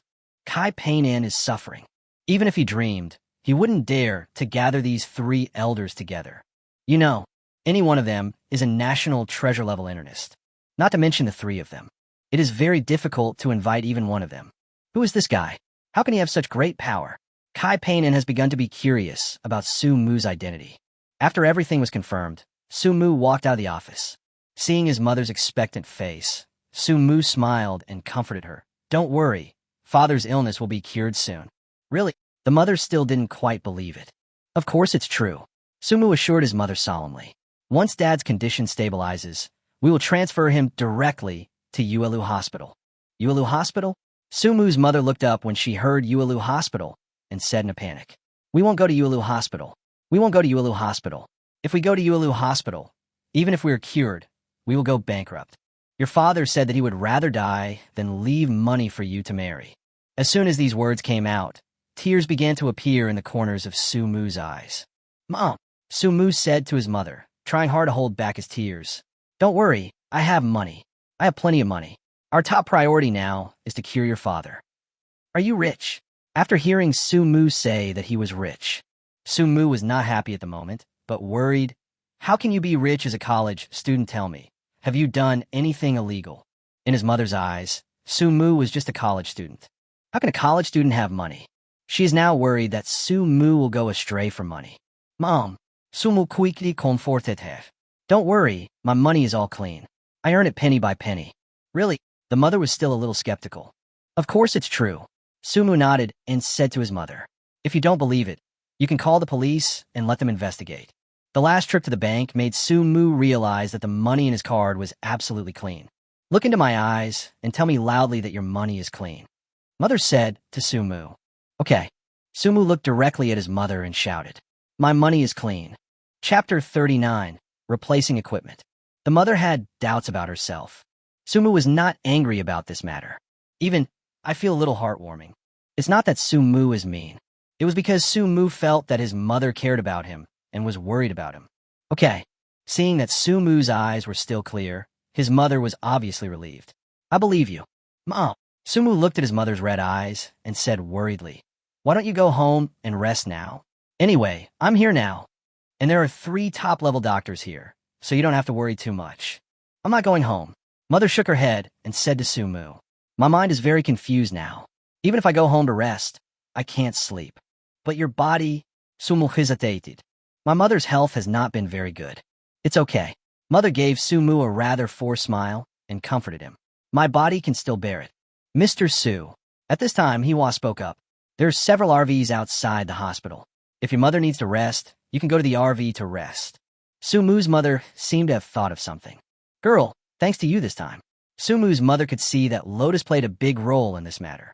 Auntie, Lotus smiled and waved her hand, saying to Sumu's mother, this is what I should do. Let me help you to rest first. Hihua said, and was about to support Sumu's mother and walk out of the hospital. Seeing the hesitation on his mother's face, Sumu quickly said, I'm here, don't worry. Okay. Mother nodded and walked out of the hospital with the help of Hihua. Outside the hospital, 3 luxurious super RVs were parked. This car is not cheap, right? Seeing the RV, Sumu's mother's eyes were full of surprise. She was just an ordinary woman, but even so, she could tell good from bad. Not expensive, Lotus smiled and said to Sumu's mother, cars are just tools. Oh right. Sumu's mother seemed to have remembered something and asked Hihua with a puzzled look on her face. What is your relationship with our Sumu? Lotus smiled slightly. The president of our company is a friend of Mr. Su. Your company? What company? Sumu's mother asked curiously. Uelu Group. Our president is the founder of Uelu Group, Mr. Liu Jianghao. Hihua explained to Sumu's mother with a smile. Ah, Liu Jianghao, Uelu Group? Sumu's mother's eyes widened. My son is just a college student. How could he think of such a powerful person? Sumu's parents are just ordinary people. In their eyes, Liu Jianghao of Uelu Group is a big shot.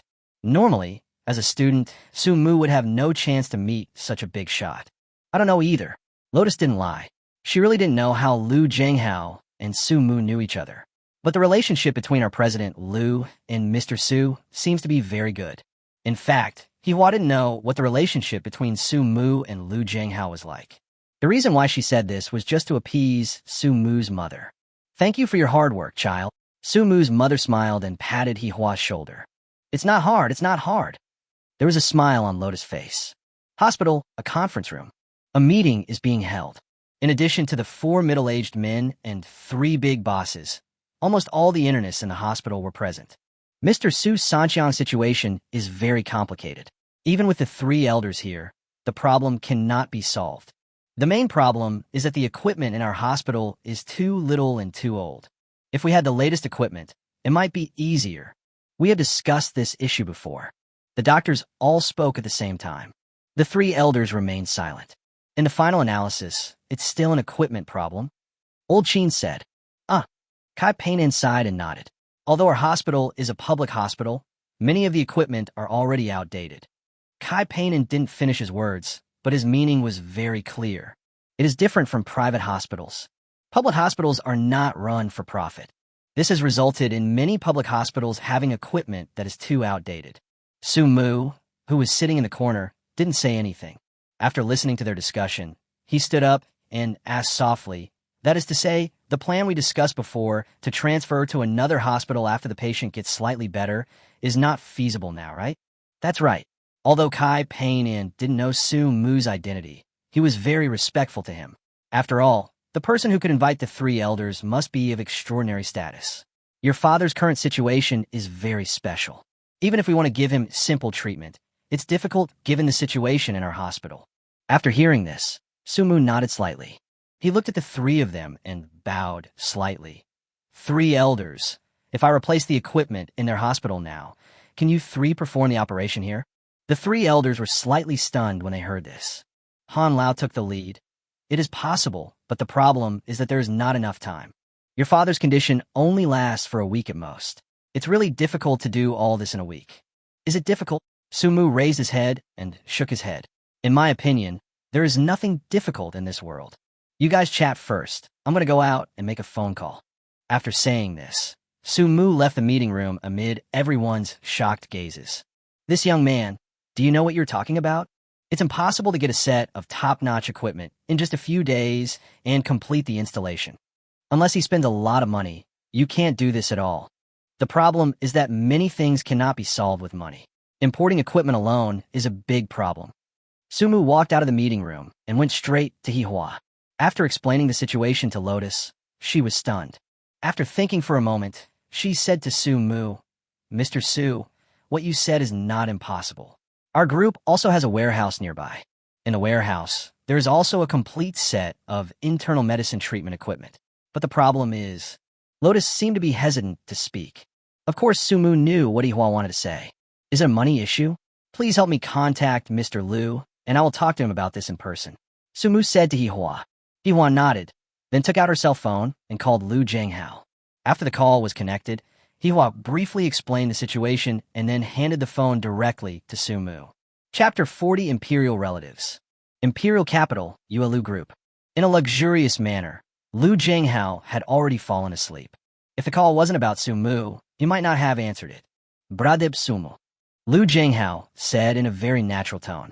Hihua's already told me what happened just now. I'm telling you this. As long as it's your business, it's my business. You don't need to say anything more about this matter. Whether it's using people, money, or equipment, just use it. I have given Lotus the highest authorization. Just tell her what you need. Liu Zhenghao's heroic spirit left Sumu speechless. Mr. Liu, I feel embarrassed. Sumu was really a little embarrassed. This Liu Zhenghao is really so good to me. It was so good that even Sumu himself began to doubt Liu Zhenghao's purpose. Don't call me Mr. Liu. Liu Zhenghao said with a smile on the other end of the phone. Just call me Brother Liu. Brother Liu, thank you. Sumu is not the kind of person who is ignorant of the current situation. Since Liu Zhenghao has said so, then this brother, Sumu, must be called. Okay, don't be polite, brother. Liu Zhenghao's voice was still heroic. Hurry up and do your work. If you have anything else, come to me. After that, the call between the two ended. After putting down his phone, Liu Zhenghao had no intention of sleeping. He stood up and walked out of the bedroom. Coming to the study, he lit a cigar. As the smoke rose, Liu Zhenghao's eyes gradually became brighter. There is a document on his desk. This document is about Sumu. The reason why he helped Sumu at all costs was because of this document. This document clearly records Sumu's situation, including but not limited to what he did in the Tianshi mansion in Longhoo Mountain. At the end of the document, there is this comment. This child has excellent talent, and his future achievements will not be lower than that of the old heavenly master. It was because of this comment that Liu Zhenghao helped Sumu so much. Liu Zhenghao is a businessman and a very shrewd businessman. Not only that, he is also a very good investor. Since he knew that Sumu would achieve great success in the future, he would definitely invest. For Liu Zhenghao, what happened today was an initial investment. A cigar burned out, and Liu Zhenghao put it into the ashtray. He took a deep breath, stood up, and looked out the window. It's quiet outside the window. He knew that this silence was only temporary. A hospital in Qilu. Hihua stood beside Sumu and kept making phone calls. At this moment, Hihua didn't look like Liu Zhenghao's secretary at all, but more like a strong woman in the workplace. The equipment has already started to be loaded onto the truck. The first batch of equipment will arrive in 3 hours. In addition to the equipment, engineers from the nearest Yulu group will also arrive in an hour to lay a new network for the hospital. In addition, there's a large group of workers who will be in place in half an hour. The work efficiency of Yuelu Group is ridiculously high. Should we talk to the dean first? Sumu said to Hihua. No need. Lotus waved her hand and said to Sumu. There's a special person in charge of the dispatch this time. All the communication has been done. Hospital, director's office.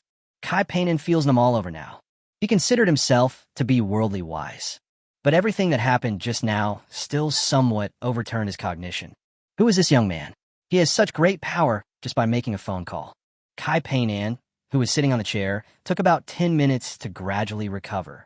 After he recovered, he stood up and walked out of the office.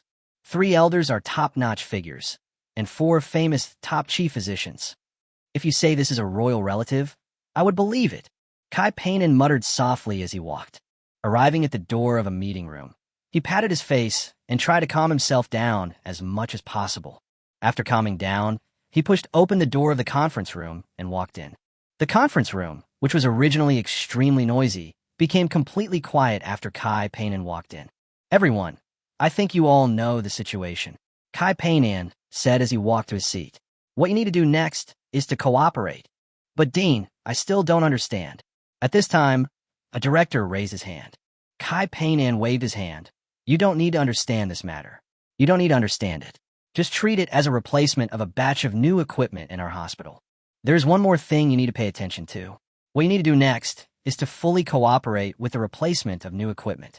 Don't ask questions that you shouldn't ask, and don't say things that you shouldn't say. After saying this, Kai Painin walked straight out of the meeting room. Even if this happened to me, To be honest, I still can't believe it. Who the hell can believe this? Even if you just listen to it as a story, it feels very magical. To spend so much money to treat his father's illness, this person must be very filial. And many of the things here cannot be solved with money. I have to say it, I'm very jealous now, very jealous. What's the most important thing, do you know? That guy is very handsome. Whether it's his figure or his looks, he could be considered top-notch. While everyone in the hospital was discussing, the first group of workers had arrived. As soon as the workers arrived at the hospital, they began their work in an orderly manner. There are a lot of workers, at least thousands of them. Thousands of workers worked together, and the scene looked very spectacular. There are so many people in your group. Sumu exclaimed to Hwa. Lotus smiled shyly and said, so many workers came here only because this place can only accommodate so many workers. It's not because our group only has so many workers. Saying this in a shy and humble tone really makes you feel like you deserve a beating. While the two were chatting, the engineers also arrived. After getting off the car, they began to install and debug various lines under command. And just before dawn, the equipment was delivered. If nothing goes wrong, the installation can be completed in about 3 days. Iwa said to Sumu. Good. Sumu nodded. Why are you being so polite? Sumu's mother, who had just had a nap, walked down from the RV. I was shocked when I saw the situation outside. It's okay, Sumu said to his mother with a smile. Shall we go have breakfast first? Since Sumu didn't want to talk about it, his mother didn't ask any further questions. Chapter 41, The Principal's Phone Call. The installation work is proceeding in an orderly manner. Sumu accompanied his mother home to rest. I thought this matter would end peacefully. But what was unexpected was that what happened in the hospital was filmed by someone and posted on the internet. As soon as this video appeared, it caused an uproar on the internet. A public hospital actually did this. Aren't they afraid of causing a bad impact? Whose family is this? They're so rich. They actually helped the hospital replace its equipment. I know about this equipment. Not counting other things, the equipment alone would cost hundreds of millions. Is it really okay to use other people's resources to treat your family members? Generally speaking, when this kind of video appears, it will definitely cause quite a bit of discussion. This video is no exception. The internet has gone viral because of this video. Sumu, who was chatting with his mother, also received a call at this time. The call was from the principal of their school. When Sumu first received the call, he was also very surprised. Student Sumu, as a student of Peking University and Tsinghua University, shouldn't you pay attention to the social impact? As soon as the call was connected, Principal Chunbo started to criticize Sumu on the phone. If you talk to him nicely, Sumu will be fine. But this behavior of putting the blame on someone right at the start made Sumu very unhappy. Principal Shun, I don't think I violated any laws or regulations by doing this, right? Sumu esto ne sounded very unhappy. You really didn't violate any laws or regulations. Sumu was unhappy, and Shunbo was even more unhappy. But by doing this, you have brought a bad influence to society. Hee hee. Shunbo's words drew a sneer from Sumu. I spent money to treat my father's illness. Am I wrong? According to our Chinese tradition, shouldn't honoring parents be the first priority? Even if you're ranked first, you shouldn't be so high profile. Shunbo was very dissatisfied with the tone of Sumu's speech to him. You're simply spreading unhealthy trends to society by doing this. Unhealthy trends? Sumu was immediately amused when he heard this. As the president of China's top university, sending your child to study abroad, is this the proper way? This legend has always been circulating in the school. It is said that he is the child of the principal Shunbo and is now studying at a university in the United States. Moreover, I also got a green card from the United States. The most important thing is that Shunbo's child seems to be attending an aristocratic school in the United States that is specifically open for wealthy Chinese people. The tuition fees of this kind of school are very high. It is said that the tuition fee alone is as high as $500,000 per year. This is just tuition, not including living expenses. It is true that Shunbo is the president of China's highest institution of learning, but his annual salary is only a few $100,000 RMB. His salary is not even enough to pay for his children's school tuition. Sumu, I advise you not to talk nonsense. Shunbo didn't expect that Sumu would dare to say this. He knew that this matter was spreading throughout Peking University and Tsinghua University. The reason he didn't step forward to stop it was because he couldn't stop it. Once he stepped forward to stop it, the matter would be confirmed. Although this matter is true, Shinbo does not want to make it a reality. Talking nonsense? Sumo said disdainfully. Do you think I'm really talking nonsense? Also, since I can mobilize so much manpower to add new equipment to a hospital, do you think I can spend money to investigate you thoroughly? The phone nodded and fell into a long silence. Shinbo was angry, very angry. As the president of Tsinghua University, no matter whether it is a friend, relative, student, or teacher, everyone is respectful when they see him. When had he ever been threatened like this by a student? Sumo.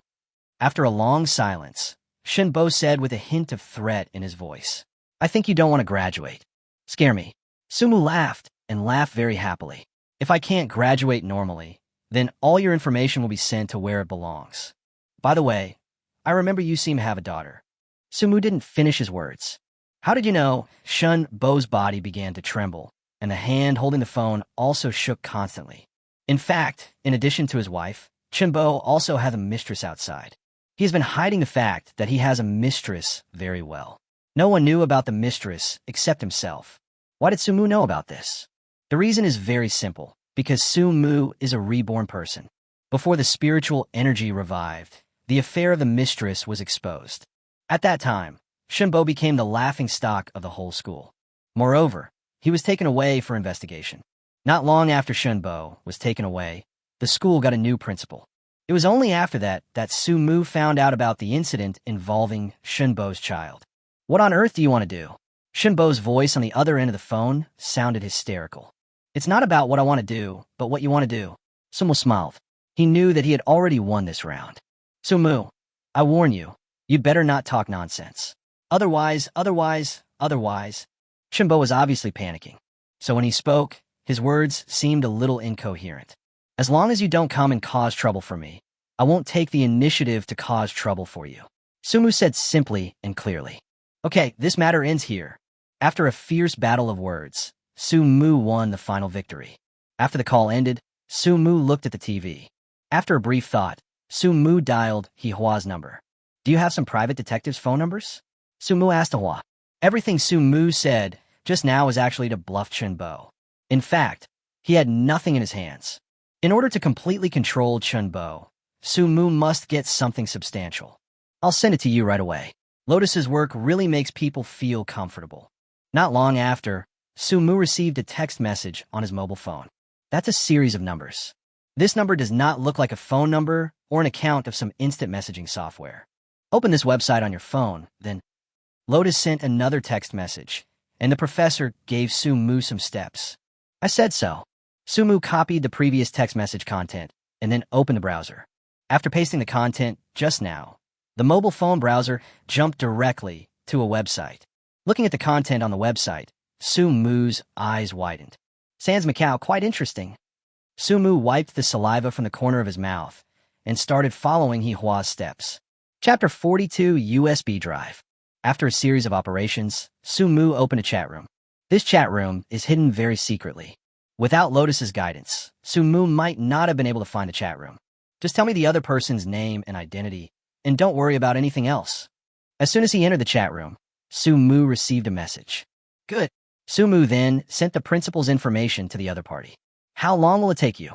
Sumu waved. 1 week, 100,000. 3 days, 150,000. 1 day, 250,000. The other party made an offer. Looking at the offer, Sumu fell into deep thought. 250,000 per day. Sumu has no shortage of money now. He now hopes that this matter can be resolved as soon as possible. I'll send you an account number in a moment.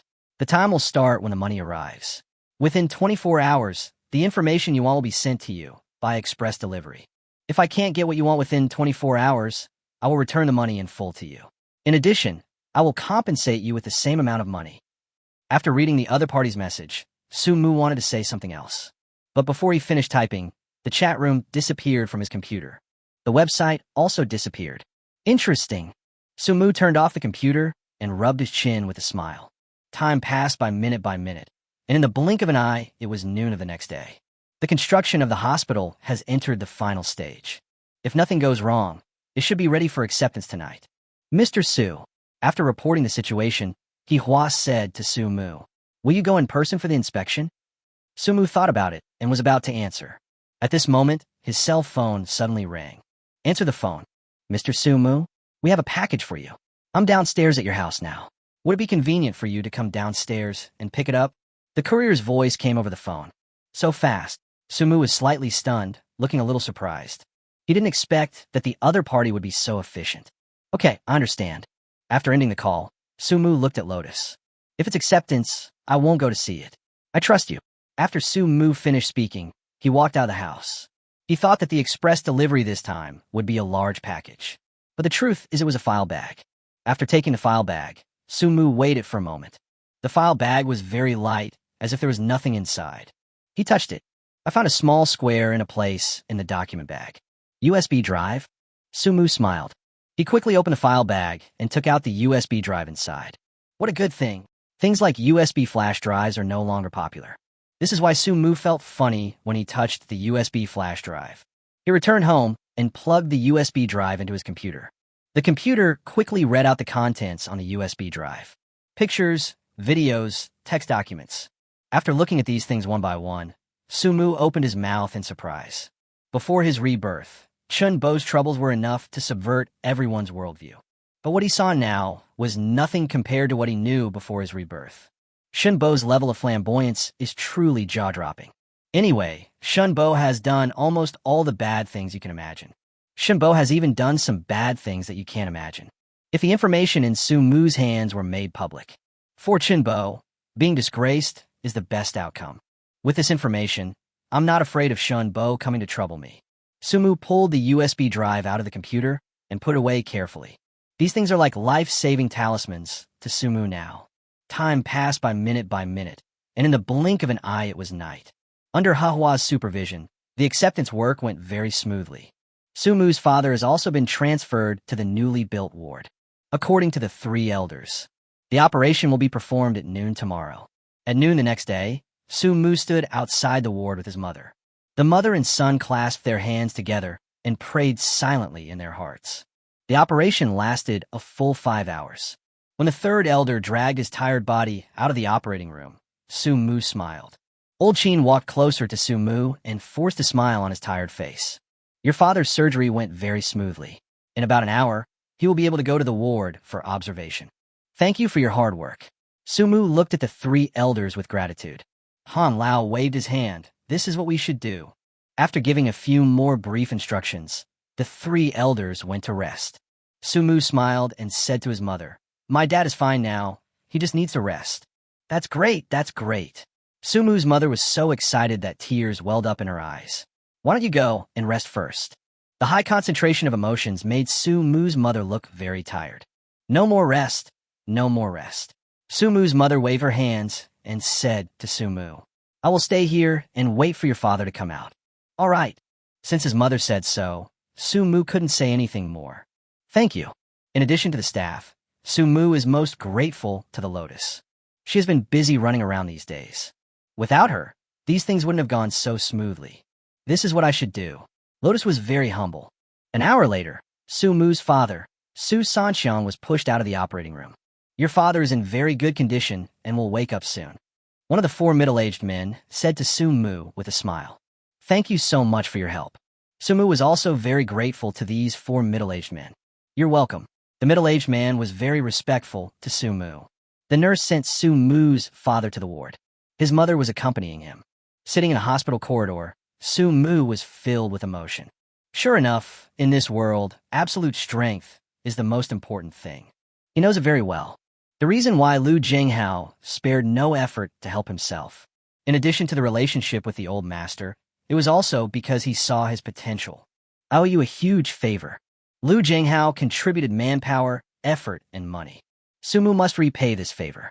While Sumu was thinking, his cell phone suddenly rang. When he saw the caller ID, he was obviously stunned.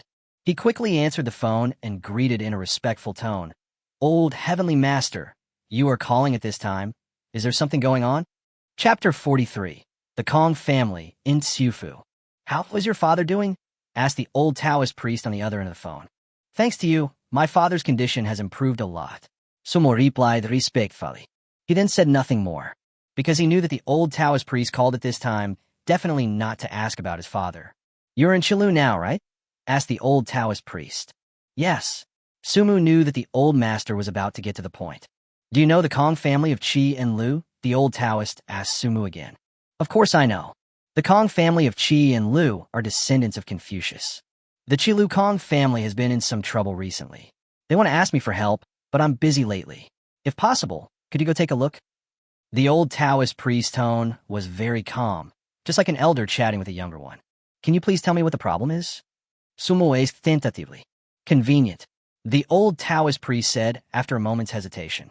There's a small hill near the Kong family. On the hill, in addition to trees, there are also some medicinal herbs planted by the Kong family. Some time ago, a disciple of the Kong family disappeared on a hill. Finally, the Kong family sent people to look for him, but the person they were looking for also disappeared. So in desperation, the Kong family could only turn to me for help. After the old Taoist priest finished speaking, he fell into silence. Do you suspect that it is a ghost? Sumu asked the old Taoist priest. No.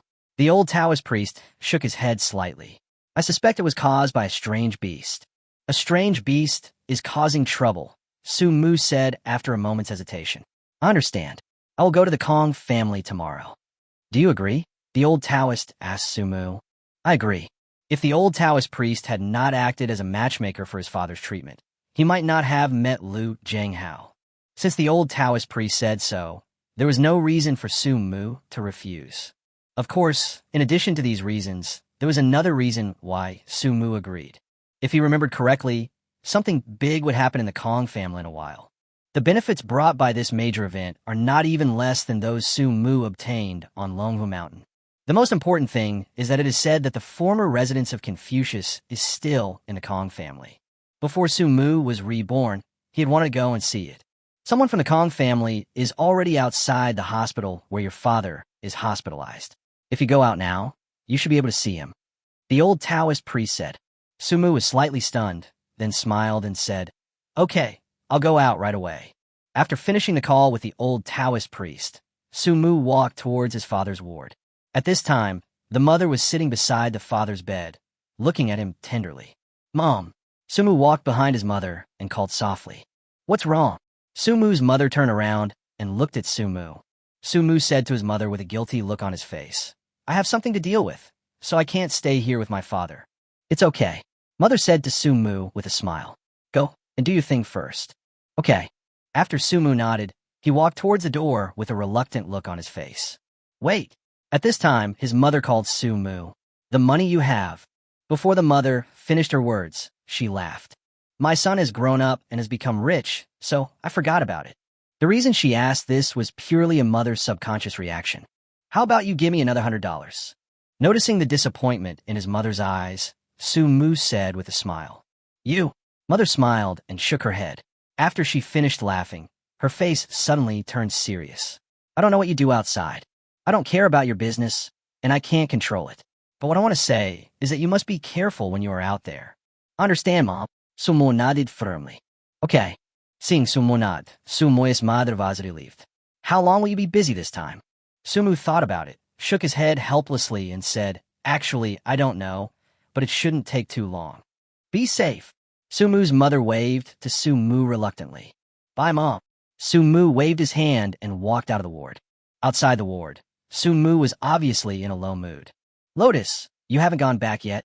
Sumu was a little surprised when he saw the Lotus outside the ward. I'll go back now. Hihua looked at Sumu, her eyes full of reluctance.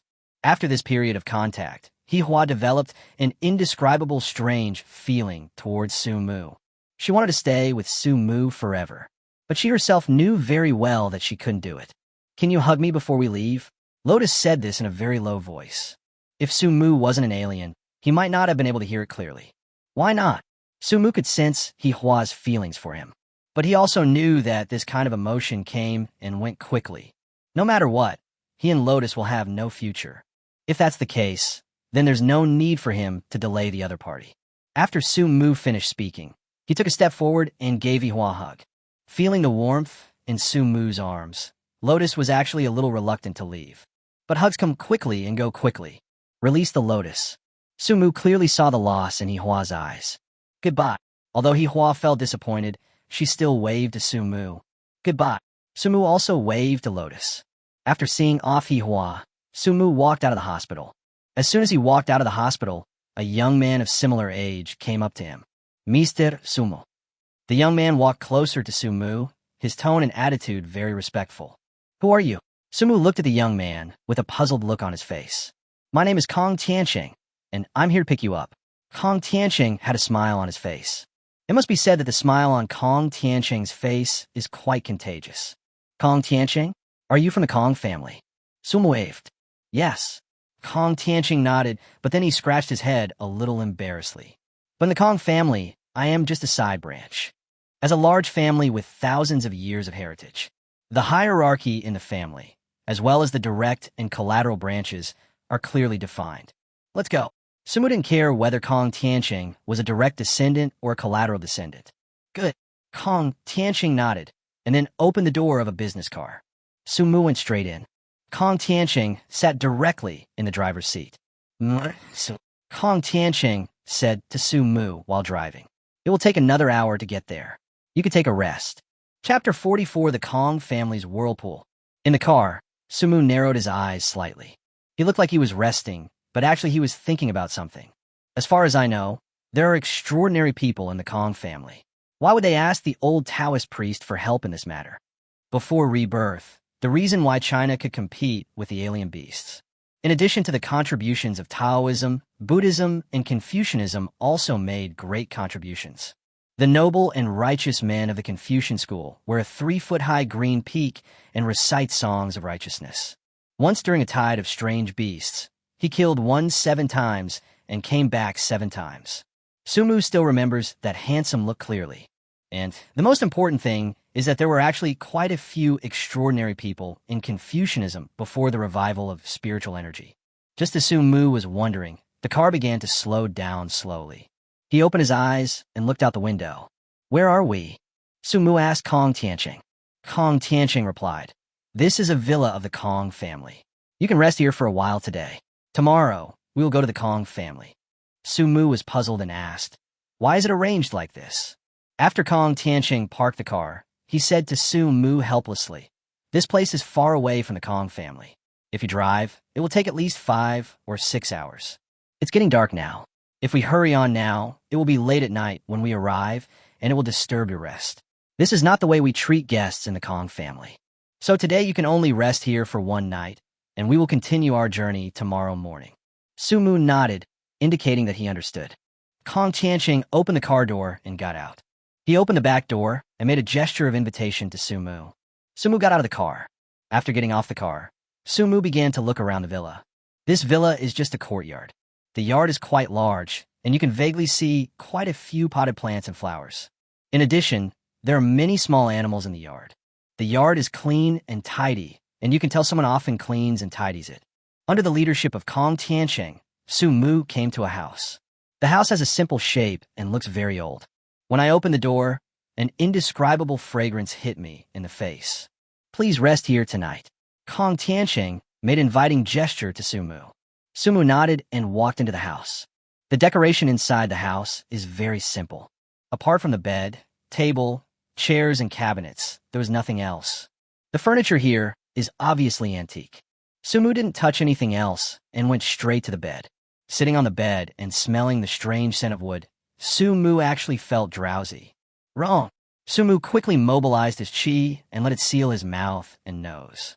Once the mouth and nose were sealed, the drowsiness gradually disappeared. That's quite interesting. Sumu slowly stood up and began to look around. If nothing unexpected happens, the fragrance should be emitted from the furniture here. What do they want to do? Sumu has no grudges or hatred against the Kong family, so they have no reason to harm him. Mr. Su, are you asleep? Just as Sumu was observing the room, Su Tianqing's voice came from outside the door. Sumu frowned slightly. Then he lay directly on the bed. Bang, bang, bang. Just as Sumu lay down, there was another knock on the door. Mr. Su, are you asleep? Not long after the knock on the door, Kong Tianqing's voice sounded again. Kong Tianqing, who was standing outside the door, waited for a long time, but did not get any response from Sumu. After looking around, he slowly pushed open the door of Sumu's room. Sumu's eyes were closed, but he could feel what Kong Tianqing did.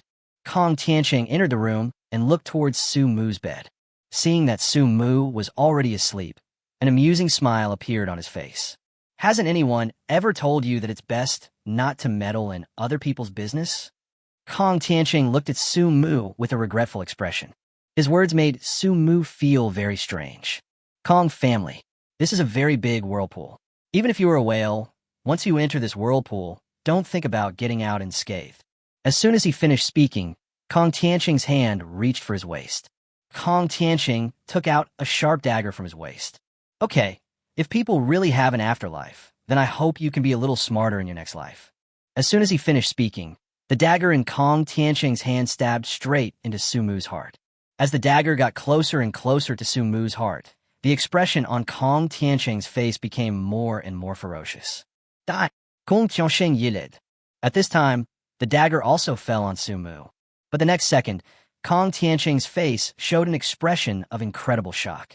Because after the dagger landed on Su Mu's body, it could no longer penetrate Su Mu's body at all. How was this possible?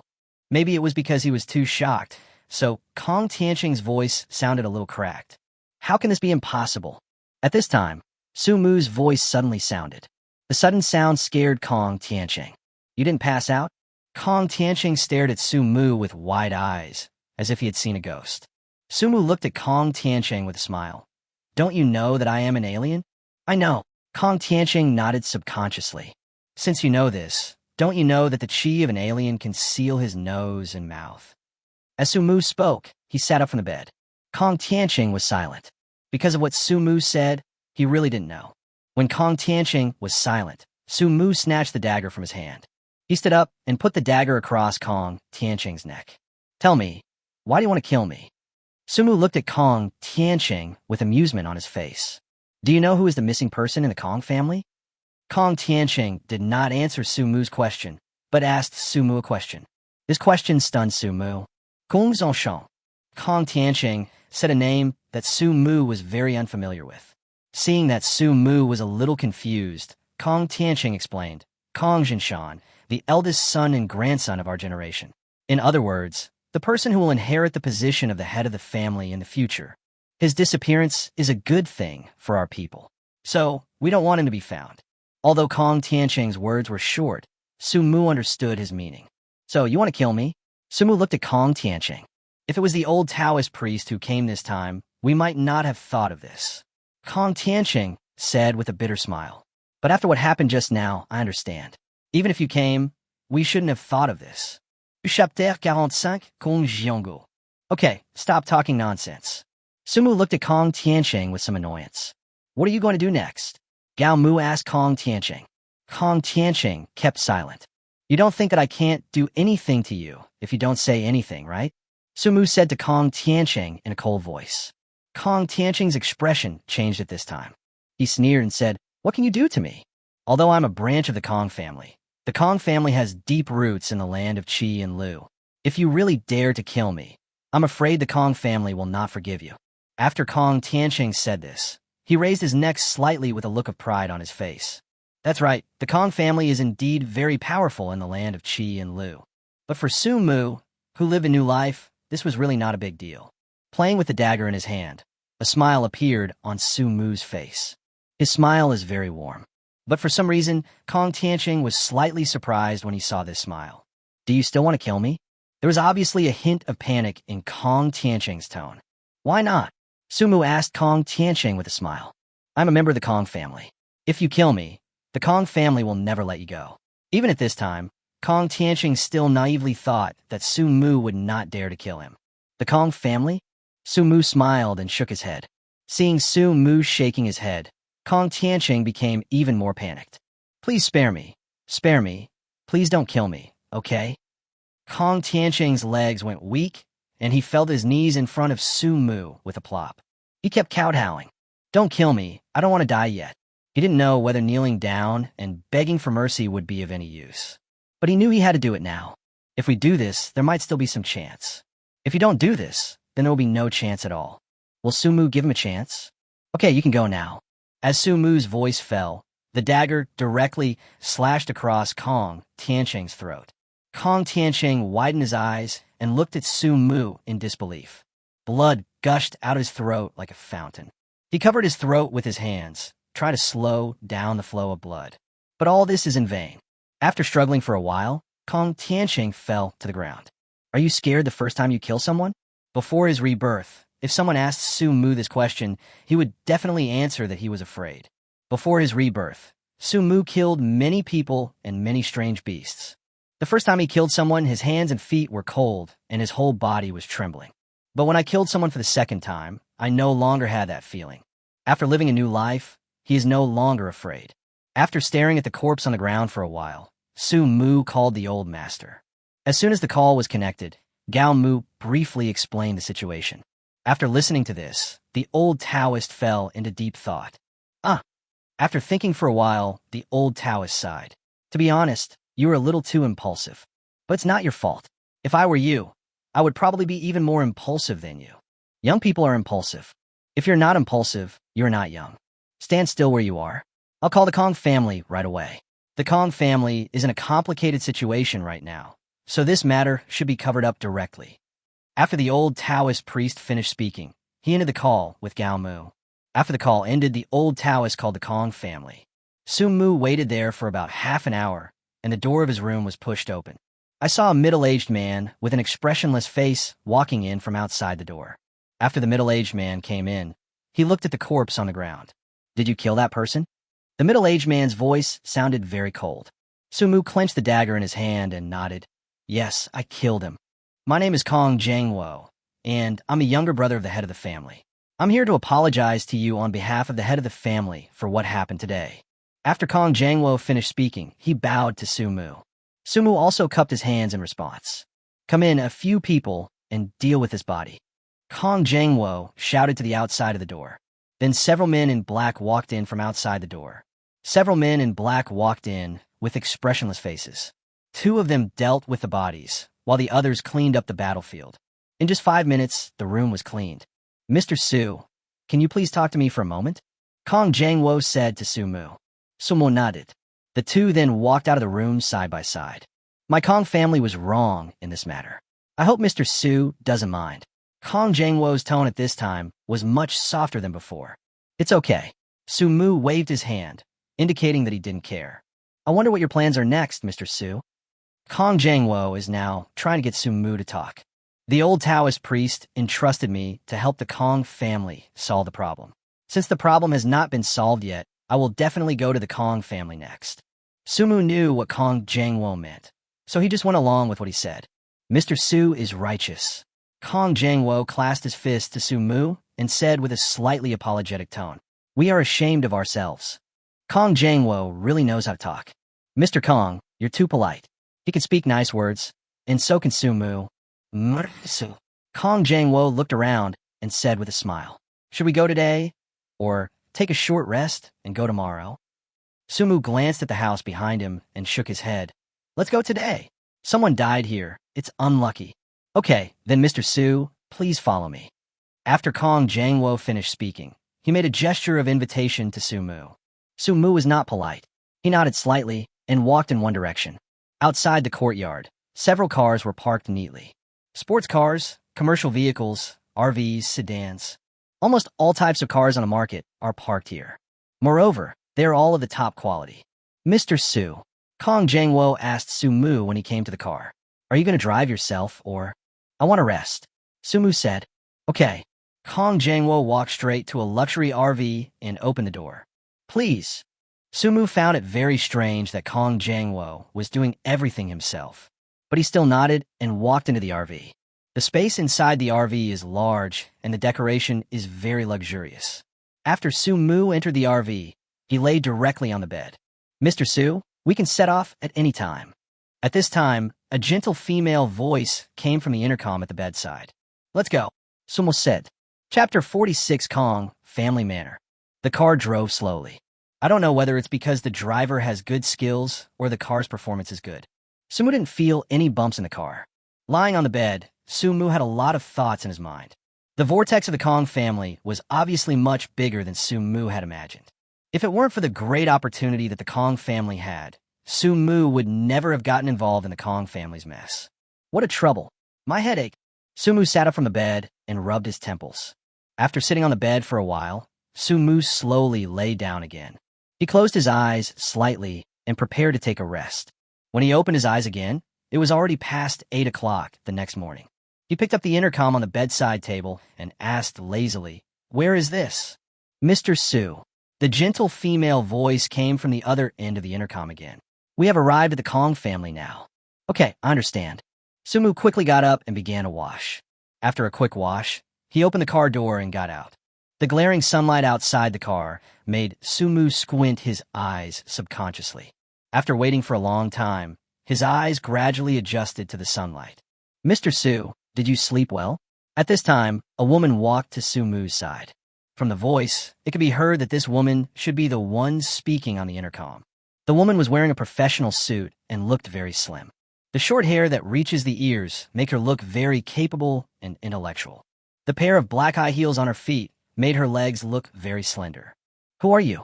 Sumu looked at the woman. The woman smiled slightly and introduced herself. "Qin Xiuman, your next assistant." "Good." Sumu nodded and began to look around. Not far in front of him, he saw a huge manor. The main entrance of the manor is a very tall, red-painted gate. There's a plaque above the gate. The word Kong can be clearly seen on the plaque. "Is this the Kong family?" Sumu asked Qin Xiuman. "Yes." Qin Xiuman nodded. "Should we go in now?" Sumu asked Qin Xiuman. "You need to wait a moment. The head of the family will come to greet you soon." Qin Xiuman said to Sumu.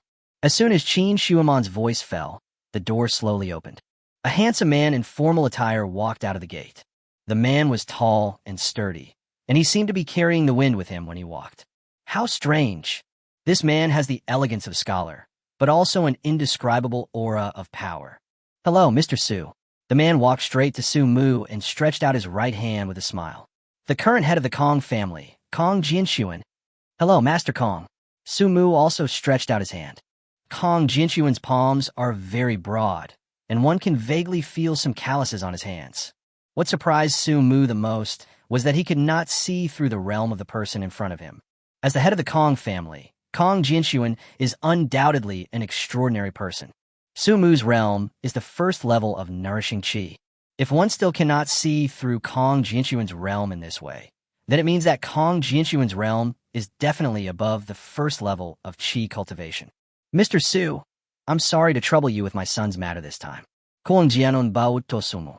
Master Kong is so polite. Sumu also cupped his hands. After a brief greeting, the two walked into the Kong family manor. As soon as he entered the Kong family manor, Sumu showed a strange expression on his face. There's a very rich spiritual energy in the Kong family manor. The spiritual energy here is as dense as that of the Tianshi mansion in Longhoo Mountain. This Qilu holy land is indeed worthy of its reputation. Sumu sighed in his heart. The estate is very large. If you want to get from the door to the living room, you need a shuttle bus. Sitting on the shuttle bus, Sumu admired the scenery in the manor. There are pavilions, towers, and green trees. The quaint building, under the maintenance of the Kong family, still looks like a new one. After driving for 10 minutes, the shuttle bus stopped in front of a building. Kong Jinshuan got out of the car first and made a gesture of invitation to Sumu. Sumu didn't hesitate and walked straight into the building. The decoration inside the building is very simple, but the furniture and furnishings inside the building are full of historical flavor. Sitting in it, you feel like you're in ancient times. As soon as Sumu sat down, the maid brought him tea. "Please." Kong Jinshuan picked up the teacup and said to Sumu. Sumu picked up the teacup and opened the lid. The fresh scent of tea floated straight into Sumu's nose. It smells so good. Sumu usually doesn't like drinking tea, but even so, he could still feel that the cup of tea in his hand was definitely not ordinary. Blowing away the tea leaves in the teacup, Sumu took a sip. A bitter taste entered Sumu's mouth. Swallowed gently, and the bitter taste disappears instantly, replaced by a sweet taste like mountain spring water. After taking a sip, Sumu put down the teacup in his hand. He knew that the purpose of his trip was not to drink tea. Seeing Sumu put down the teacup, Kong Jinshuan also put down the teacup in his hand. "Mr. Su." Kong Jinshuan sat upright and said to Sumu, "I think you should know about my son's matter, right?" Sumu nodded. "I know a thing or two, but I have a question." Sumu looked at Kong Jinshuan. "I don't know whether I should talk about it or not." Kong Jinshuan seemed to guess what Su Mu wanted to ask. He glanced left and right. The servants understood and left the room. You want to ask, how do I know my son is still alive? Kong Jinshuan looked at Su Mu. Su Mu nodded. He didn't know how long Kong Jintian had been missing. But since the Kong family suspected that it was a strange beast that was causing trouble, then no matter how long he had been missing, he might have died long ago. Every descendant of our Kong family has a dedicated eternal lamp. As long as the eternal lamp is still lit, it proves that the person is still alive. My son's eternal lamp is still on, so I know he is still alive. Su Mu nodded, not quite understanding. There's another question. Su Mu looked at Kong Jinshuan. You ask. Kong Jinshuan picked up the teacup and motioned for Su Mu to ask. The Kong family has many experts. Why do we need to ask the old master for help on this matter? This question has always puzzled Su Mu. The Kong family has many experts, but now these experts cannot leave the Kong family. This sounds very contradictory, but if we combine it with what happened before, then this statement is not contradictory. In that case, please give me the map of where your son disappeared. Su Mu didn't want to waste any more time. I can't offer any help this time. Besides, I want you to do this in secret. When Kong Jinshuan spoke, there was a hint of pleading in his tone. Chapter 47, Giant Wolf of Mount Lishan. After briefly discussing the details, Su Mu came to the place where Kong Jinshuan arranged for him to rest. After entering the room, Su Mu sat cross-legged. He wanted to see if he could continue practicing here. But after sitting cross-legged for a while, he slowly opened his eyes. Oh, after opening his eyes, he sighed helplessly. There is abundant spiritual energy here. However, the speed of cultivation is extremely slow. He made a rough estimate. Even if he practiced in this place for a week, his realm would not be able to rise to the next level. Moreover, Su Mu couldn't stay here for too long.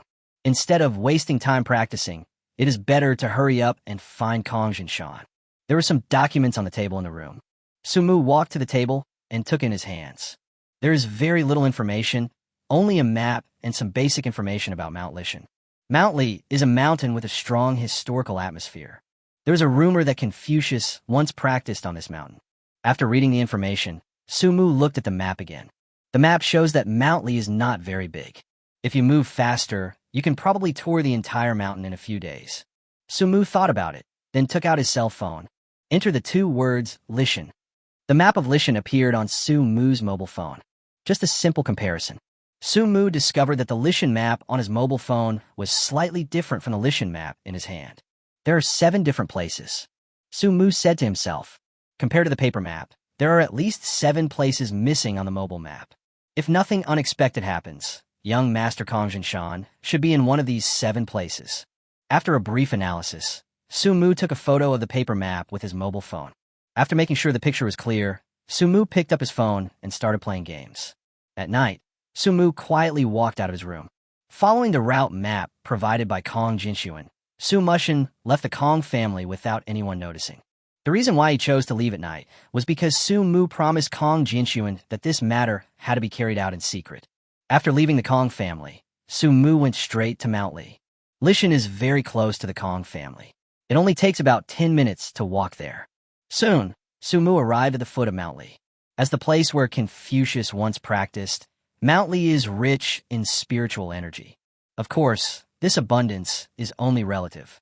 In fact, whether it is the Kong family, Lishan, or the Tianshi Mansion, with their current spiritual energy level, if calculated based on the time after the revival of spiritual energy, their spiritual energy would definitely be considered thin. However, this conversion is more or less unfair. Su Mu marked 7 points in total. One of the points was very close to where Su Mu climbed the mountain. If you walk, it will take about half an hour to get there. In order to avoid being discovered, Su Mu did not bring any lighting tools such as a flashlight. It's so dark. Su Mu sighed. Sighing, he seemed to have thought of something. Tongyu. As an auxiliary skill, Su Mu rarely uses Tongyu. The secluded passage is opened. Su Mu found that things in front of him began to change. Whether it was trees, stones, or anything else, it all looked clearer. What a good thing. There is abundant spiritual energy here. With the infinite transformation of the source of Qi, Su Mu can open a secluded path all the way up Mount Li. With Tongyu, Su Mu's travel speed was much faster. In addition to illumination, Tongyu can also allow Su Mu to see things that he cannot see normally. After more than 10 minutes, Su-mu arrived at the first mark point. The first mark point is a cave. The cave is deep. Even with the blessing of Tanyu, Su-mu still couldn't see the situation inside the cave clearly. Standing at the entrance of the cave, Su-mu hesitated for a while. Just as he was about to leave, a strange sound came from the cave. The sound was like a living creature, eating something. Is there a strange beast in this cave? Su-mu tried hard to look inside the cave. But no matter how hard he tried, he couldn't see clearly what was going on inside the cave. Could it be that Kong Jinshan is in this cave? Theoretically, this is possible. Let's go in and take a look. Helplessly, Su-mu walked into the cave. The cave is dark and damp. Even though Su-mu was an extraordinary person, he couldn't help but shiver when he went deep into the cave. The hole is deep and long. After walking for about 5 minutes, Su-mu still didn't see any living creatures. Just as he was about to go deeper, a dark shadow suddenly flashed before his eyes. Su-mu looked closely. It turned out to be a giant wolf. Alexandria wolf. Level D, adulthood. Introduction. A wild wolf that has lived in Mount Li since childhood. Because there is a spiritual spring in its cave, it cultivates day and night to become a strange beast. A D-level alien beast, if converted into the realm of alien beasts, is equivalent to the innate realm. In adulthood, it is probably between the 6th and 9th levels. Of course, the specific strength can only be known after the battle. When Su-mu looked at the Lishan giant wolf, the Lishan giant wolf also looked at Su-mu. There was a flash of red light in its eyes, making it look like a bloodthirsty monster. After staring at Su-mu for a while, as if it felt Su-mu's strength, it did not take the initiative to attack. It first bared its teeth at Su-mu, as if telling Su-mu that this was its territory. In this way, the man and the wolf confronted each other, and neither of them took the initiative to attack. But Su-mu knew that such a confrontation would not last long, because suddenly, he seemed to hear a strange sound. This strange sound is like the growling of a stomach when one is extremely hungry. Ouch! The Alexandrian giant wolf was the first to lose his patience. I saw its body suddenly move forward, and its front paws move straight towards Su-mu. Su-mu rolled forward and avoided the attack of the Lishan giant wolf. The claws of the Alexander wolf scratched across the stone wall of the cave. Several huge scratches appeared directly on the stone wall. Hiss! Seeing these huge scratches, Su-mu couldn't help but take a breath. If this scratched an ordinary person, he would probably be torn to pieces. While Su-mu was thinking, the claws of the Lishan giant wolf slashed at him again. Heaven-shaking fist. Su-mu didn't want to waste too much time on this Lishan giant wolf. He clenched his fists and faced the claws of the Lishan giant wolf. Crack! Claws and fists collide. There was a crisp sound of bones breaking. Ouch! The pain made the Lishan giant wolf let out a scream. At this time, the Lishan giant wolf was also fully aware of Su-mu's combat effectiveness. It knew that it was definitely no match for Su-mu. At this time, the best option is to retreat. But Su-mu didn't want to give him a chance to retreat. Chapter 48, New Skill, Exorcism. The Lishan giant wolf retreated step by step, while Su-mu approached step by step. Roar! Su-mu's behavior made the Lishan giant wolf feel humiliated. It barked loudly at Su-mu, but Su-mu didn't care about it. He looked at the giant wolf of Mount Lishan coldly and continued to approach. The giant wolf of Mount Lishan had no place to retreat. With no other options, it had to continue fighting, dragging its crippled leg. Its sharp claws waved and swept towards Su-mu again. Su-mu sneered. That's it. Heaven-shaking fist. The heaven-shaking fist was launched again. Bang! Fists and claws collided. The sound of bones breaking rang out again. Ah! The Lishan giant wolf began to howl in pain like a dog. Its hind legs were bent, and there was a pitiful look in its eyes. It looked as if it was begging Su-mu to let it go. But Su-mu didn't want to let it go. It's not that Su-mu is cruel, but he knows. If you really let the giant wolf of Mount Lishan go today, more humans will suffer in the future. It seemed as if he could see that Su-mu didn't want to let him go. The eyes of the Alexander wolf began to turn red gradually. Roar! It let out a roar and rushed towards Su-mu.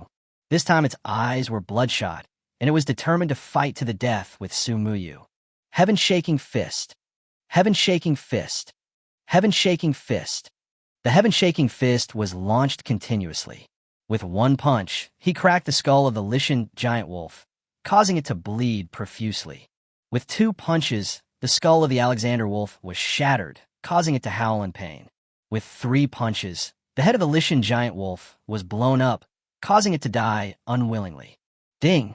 Kill the alien beast Lishan giant wolf, D-level adult stage, and get rewards. 200 points, exorcism. Exorcism, one of the 72 Disha techniques.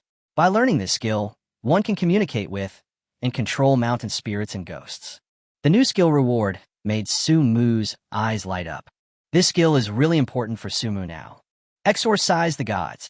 Su-Mu growled. Who's looking for me? As soon as Su-Mu finished speaking, he saw a little kid running over from a distance. Judging from its appearance, it seems like some kind of medicinal herb that has become a spirit. Are you looking for me? Little Radish's voice sounded childish, just like a baby who has just learned to speak. Who are you? Su-Mu looked at the little carrot head and asked with a smile. I don't have a name, but my predecessor was ginseng, it said to Su-Mu. Wild ginseng? A wild ginseng that is cultivated into a spirit. Su-Mu's eyes suddenly became greedy when he looked at the ginseng. Before he was reborn, each of these medicinal herbs that had become spirits was worth a fortune. Although they're not so magical as to bring the dead back to life, their medicinal effects can still save a seriously injured and dying person. Carrying one with you can definitely save your life. What do you want to do? Shan Shun saw Su-Mu's eyes become greedy and said fearfully, You don't want to eat me, do you? As soon as it finished speaking, it turned and left. Wait, Su-Mu shouted quickly. I don't want to eat you. I just want to ask you a few questions. Compared to humans with complex personalities, this ginseng is relatively simple. After hearing Su-Mu's words, it stopped and looked puzzled. What do you want to ask? Although it is naive, this ginseng is not stupid at all. When it talked to Su-Mu, it kept a relatively safe distance between them. Su-Mu took out his cell phone and found a photo of Kong Jinshan. He turned the phone toward Shan Shun and asked, Have you seen this person? Shan Shun took a look and shook his head, saying, I haven't seen it. Yeah. A hint of loss flashed in Su-Mu's eyes. You know, there's 7 points on Mount Lee. Searching one by one is not only troublesome, but also very time-consuming. He got the wild ginseng just to save time. But now it seems that this shortcut is no longer feasible. Do you have other friends on this mountain? Su-Mu asked Shen Shen. Hearing this question, Shan Shun originally wanted to answer, but it suddenly seemed to have thought of something and shook its head in panic. Besides me, there are no other mountain spirits here. Really? Su-Mu could tell that Shan Shun was lying. Yes. Shan Shun nodded, staring into Su-Mu's eyes, and said sincerely, You must believe me, there is no other mountain spirit on this mountain except me. But the more it said this, the more Su-Mu didn't believe it. You know, Mount Lee is very big. No one would believe that there is only one mountain spirit on such a big mountain. Let your friends come over. I won't do anything to them. I just want to find someone. Su-Mu said to Shan Shun in a kind voice. Really? Shan Shun looked at Su-Mu with an innocent look on his face. But after saying this, it regretted it. Didn't I tell you? There is no other mountain spirit on this mountain except me. Really, I promise you. Su-Mu raised his right hand and swore. I came here just to find someone. Once I find that person, I will leave. Seeing Su-Mu's sincerity, Shan Shun finally chose to believe Su-Mu. Okay. It looked around with some embarrassment and said to Su-Mu, Wait here for me. I'll go find my friends. Okay. Su-Mu nodded and stood where he was. The mountain ginseng turned and left. Not long after, this ginseng really found a few friends. Some of these little friends look like children, some look like sweet potatoes, and some look like potatoes. Is this the human you were talking about? This human is so handsome. A mountain elf who looked like a sweet potato shouted to Su-Mu in a crazy tone. Really? Why is this human so handsome?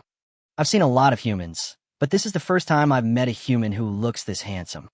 These mountain elves were like little children, jumping and dancing around Su-Mu.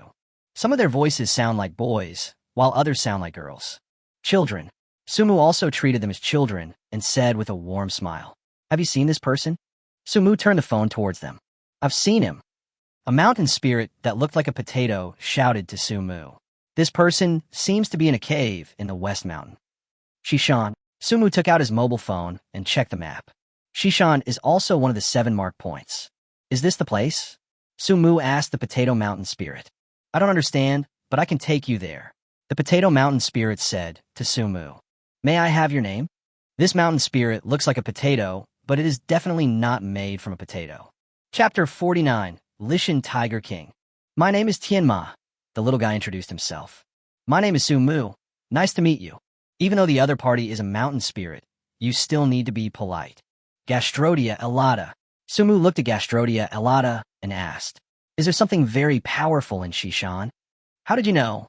Tianma looked at Sumu and said in a surprised tone, there's a very powerful tiger on the West Mountain. Big tiger. Sumu was slightly surprised. There is no mention of tigers on Mount Li in the information about Mount Li. Yes, a big tiger. Tianma nodded and said in an exaggerated tone, that tiger is very big, even bigger than you. Tianma's words were very vague. Bigger than me? Sumu stroked his chin. Is the tiger dangerous? Sumu asked again. It's very dangerous. Tianma still said in a very exaggerated tone. The West Mountain is the big tiger's territory. Any creature that approaches its territory will be eaten by the big tiger. Then why weren't you eaten by it? You know, Tianma had seen to Longhoo and Confronting in Shishan. That means it has been to Shishan. It seems to disdain to eat me. Tianma said very seriously. I'm a medicinal herb. To it, medicinal herbs can only heal, but cannot increase its cultivation. So eating me won't do it any good.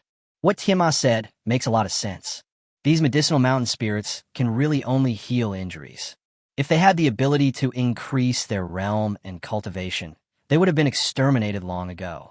Let's go and take a look at Shishan. Sumu said to Tianma. Okay. Tianma nodded and then led the way for Sumu. The other mountain elves also want to go and take a look. But when they thought about how scary the tiger was, they finally chose to give up watching the fun. Sumu's location was far away from Shishan. Even if Sumu tried his best to hurry, it would still take a long time to get from here to Shishan. An hour later, Sumu and Tianma appeared in Shishan. As soon as the man and the mountain spirit arrived at Shishan, Sumu felt an indescribable sense of crisis. It was as if there was a scary creature staring at it from somewhere. I'm so scared. Tianma said to Sumu. Did you feel it too? Sumu asked Tianma. Tianma looked around and nodded. I feel that a very powerful force is approaching us. Sumu didn't expect that Gastrodia Elata's perception was so strong. It may be dangerous next. You should go first. Sumu put the Gastrodia Elata on the ground. Tianma looked back at Sumu and said softly, you must be careful. The big tiger is very powerful. After it finished speaking, it ran away without looking back. Not long after Tianma left, Sumu saw a huge shadow walking towards him. It's really a big tiger. Looking at the huge figure in front of him, Sumu showed a shocked expression on his face. Although the tiger was on all fours, its height had already reached over 2 meters. The length of the body is even more terrifying. The 4 tiger claws emitted a cold light under the moonlight. A pair of big eyes as big as apples stared at Sumu. Roar! It growled at Sumu in a low voice. It looked as if it was telling Sumu that this was its territory, and Sumu could not get close. I'm here to save people. Give me the people, and I'll leave. Sumu said directly without caring whether Tiger could understand him or not. Roar! The tiger roared again. This roar was different from the previous ones. Last time it was a warning, but this time it was anger. It seems that you don't want to give me anyone. After Sumu finished speaking, he stared at the tiger. Lishan Tiger King. Grade C. Infant. Introduction. The wild tiger that grew up in Mount Li has very strong fighting power. C level, juvenile stage. After seeing the level of the Lishan Tiger King, Sumu felt a headache. Level C corresponds to the chi cultivation realm of extraordinary people. In the childhood stage, it is equivalent to the 1st to 3rd levels. In other words, the strength of the Lishan Tiger King is equivalent to that of an alien at the 1st to 3rd level of the chi cultivation realm. Sumu's realm is now at the 1st level of nourishing chi. If we face this Lishan Tiger King, the chances of winning are 50-50. Fortunately, Sumu has the strongest physique in the universe and a source of chi that can infinitely transform chi. Roar! The Lishan Tiger King roared at Sumu again. But Sumu could tell that this roar was the prelude to the attack of the Lishan Tiger King. After the Tiger King roared, he pounced straight towards Sumu. And at this critical moment, a joke flashed through Sumu's mind. Question: what should I do if I encounter a tiger in the wild? Answer: when it pounced on me, I slid and shoveled. The weapon in my hand just happened to scratch its abdomen. The abdomen is the softest part of its body, so I was able to kill it. The joke flashed through Suumu's mind. But for Suumu now, this is not a bad idea. Let's go. Suumu prepared to do a sliding tackle according to the content of the joke. I saw him take a step back and then take a running start. The slide tackle really appeared. But when he stroked the Tiger King's belly, Suumu was stunned. The reason why he was stupid was not because he didn't have a weapon, but because he saw a thick protective layer on the Tiger King's abdomen. This protective layer looks like bone. The protective layer completely covers the softest part of the Tiger King's abdomen. It's troublesome. With this layer of protection, the Lishan Tiger King will have no weaknesses. As of now, the sliding tackle has been considered a failure. Although this move failed, Suumu still had a backup plan. Heaven-shaking fist. Suumu stood up suddenly and punched Lishan Tiger King directly in the abdomen. Although this punch did not break the protective layer on the abdomen of the Lishan Tiger King, the Lishan Tiger King still knocked him flying. Bang! Bang! Bang! The flying Lishan Tiger King knocked down several trees before slowly stopping. After stopping, it turned over and stood up again. Its eyes were bloodshot and filled with anger. Suumu's attack just now completely enraged it. Roar! It opened its mouth and roared. The roar was deafening. If Suumu was not an alien, his eardrums would probably be shattered by this roar. After roaring, the Lishan Tiger King attacked Suumu again. This time, it carried infinite power. That power alone was enough to tear an ordinary person to pieces. Chapter 50 Tiger King with high explosion rate. But this powerful force did not have much impact on Suumu. In the blink of an eye, the Lishan Tiger King rushed to Suumu. Its mouth opened, revealing its blood-white teeth. You can vaguely see some minced meat between its teeth. Heaven-shaking fist. Suumu really wanted to fight back with other skills. But unfortunately, this is the only skill he has now. The fist punched out, hitting directly at the Lishan Tiger King's teeth. Bang! With just one punch, Suumu broke 2 or 3 teeth of the Lishan Tiger King. The Lishan Tiger King wanted to close his mouth and bite off Suumu's right hand. But Suumu's reaction was very quick. Just before the Lishan Tiger King's mouth closed, he pulled his hand out of its mouth. Blood flowed down the corners of Lishan Tiger King's mouth. Roar! It roared again. Blood spurted out directly as it roared. Because the distance was close, the blood sprayed directly onto Suumu's face. Suumu quickly wiped the blood off his face and then swung his fist again. Heaven-shaking fist. Fist strikes. This time, he hit Lishan Tiger King in the face. Bang! This punch directly knocked the Lishan Tiger King back several steps. Suumu pursued the victory. He punched Lishan Tiger King in the face several more times. Although these punches did not kill the Lishan Tiger King, they twisted its face into a circle. The Lishan Tiger King is terrifying.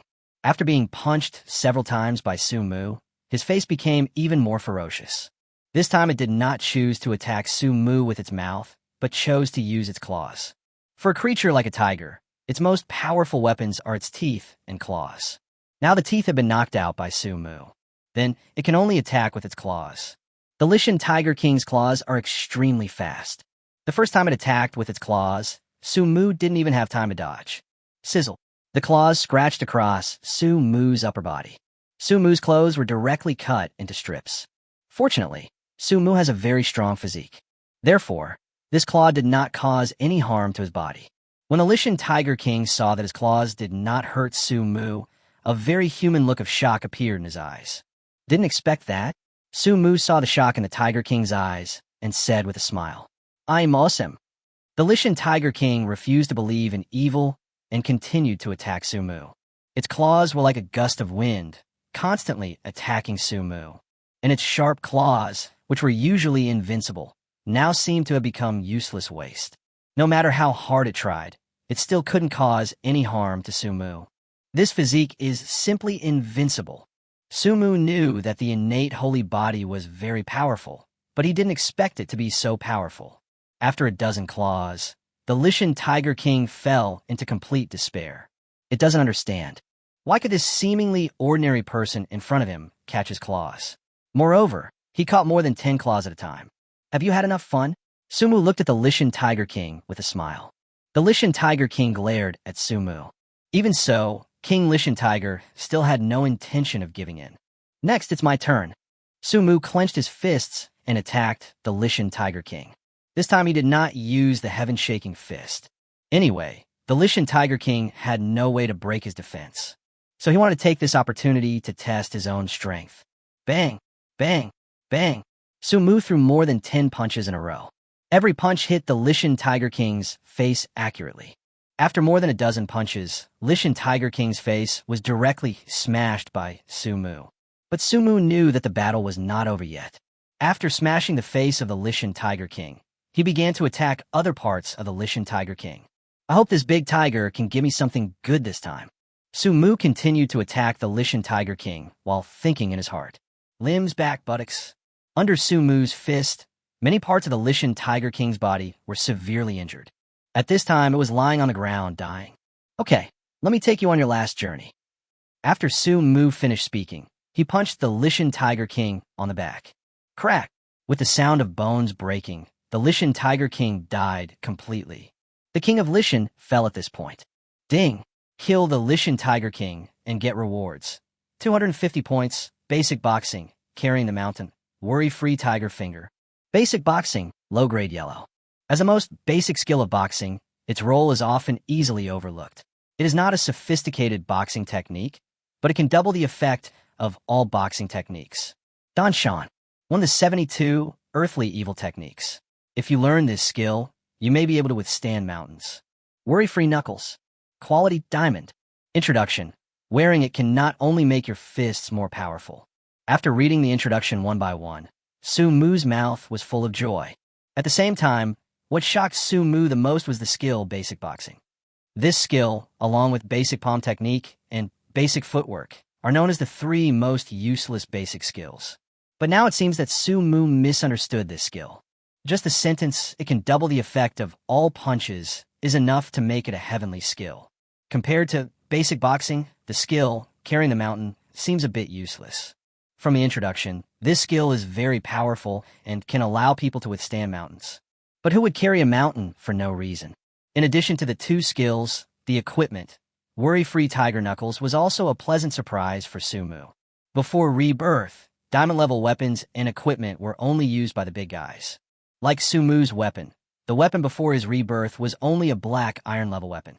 Black iron-grade weapons and equipment are the most rubbish and common. But that black iron-level weapon almost exhausted all of Su-mu's property. This worry-free brass knuckle is a weapon that few people use. But before his rebirth, if this weapon had been put up for auction, people would have definitely bid up the price like crazy. It would definitely not be a big problem if this weapon was eventually sold for more than $1 billion. To be honest, this weapon is quite suitable for me. Su-mu's main attack skill now is the heaven-shaking fist. With the heaven-shaking fist combined with the worry-free tiger finger, it is estimated that Su-mu's combat effectiveness can be doubled. It feels great. Su-mu definitely made a lot of money during this trip to Mount Lee. After looking at these things, Su-mu looked at the body of the Lishan Tiger King. As for this corpse, let the Kong family deal with it. Then he began to look around. He wanted to find out where Kong Jinshan was. That's strange. After looking around, Su-mu frowned. Chapter 51 Rescue Kong Jinshan. There are no caves or other places nearby where people can hide. So Su-mu was still confused about where Kong Jinshan was. Are you looking for someone? At this time, Tianma's voice sounded again in Su-mu's ears. To Su-mu now, the sound of Tianma is simply the sound of nature. Do you know where he is? Su-mu looked at Tianma in surprise. I'm not sure.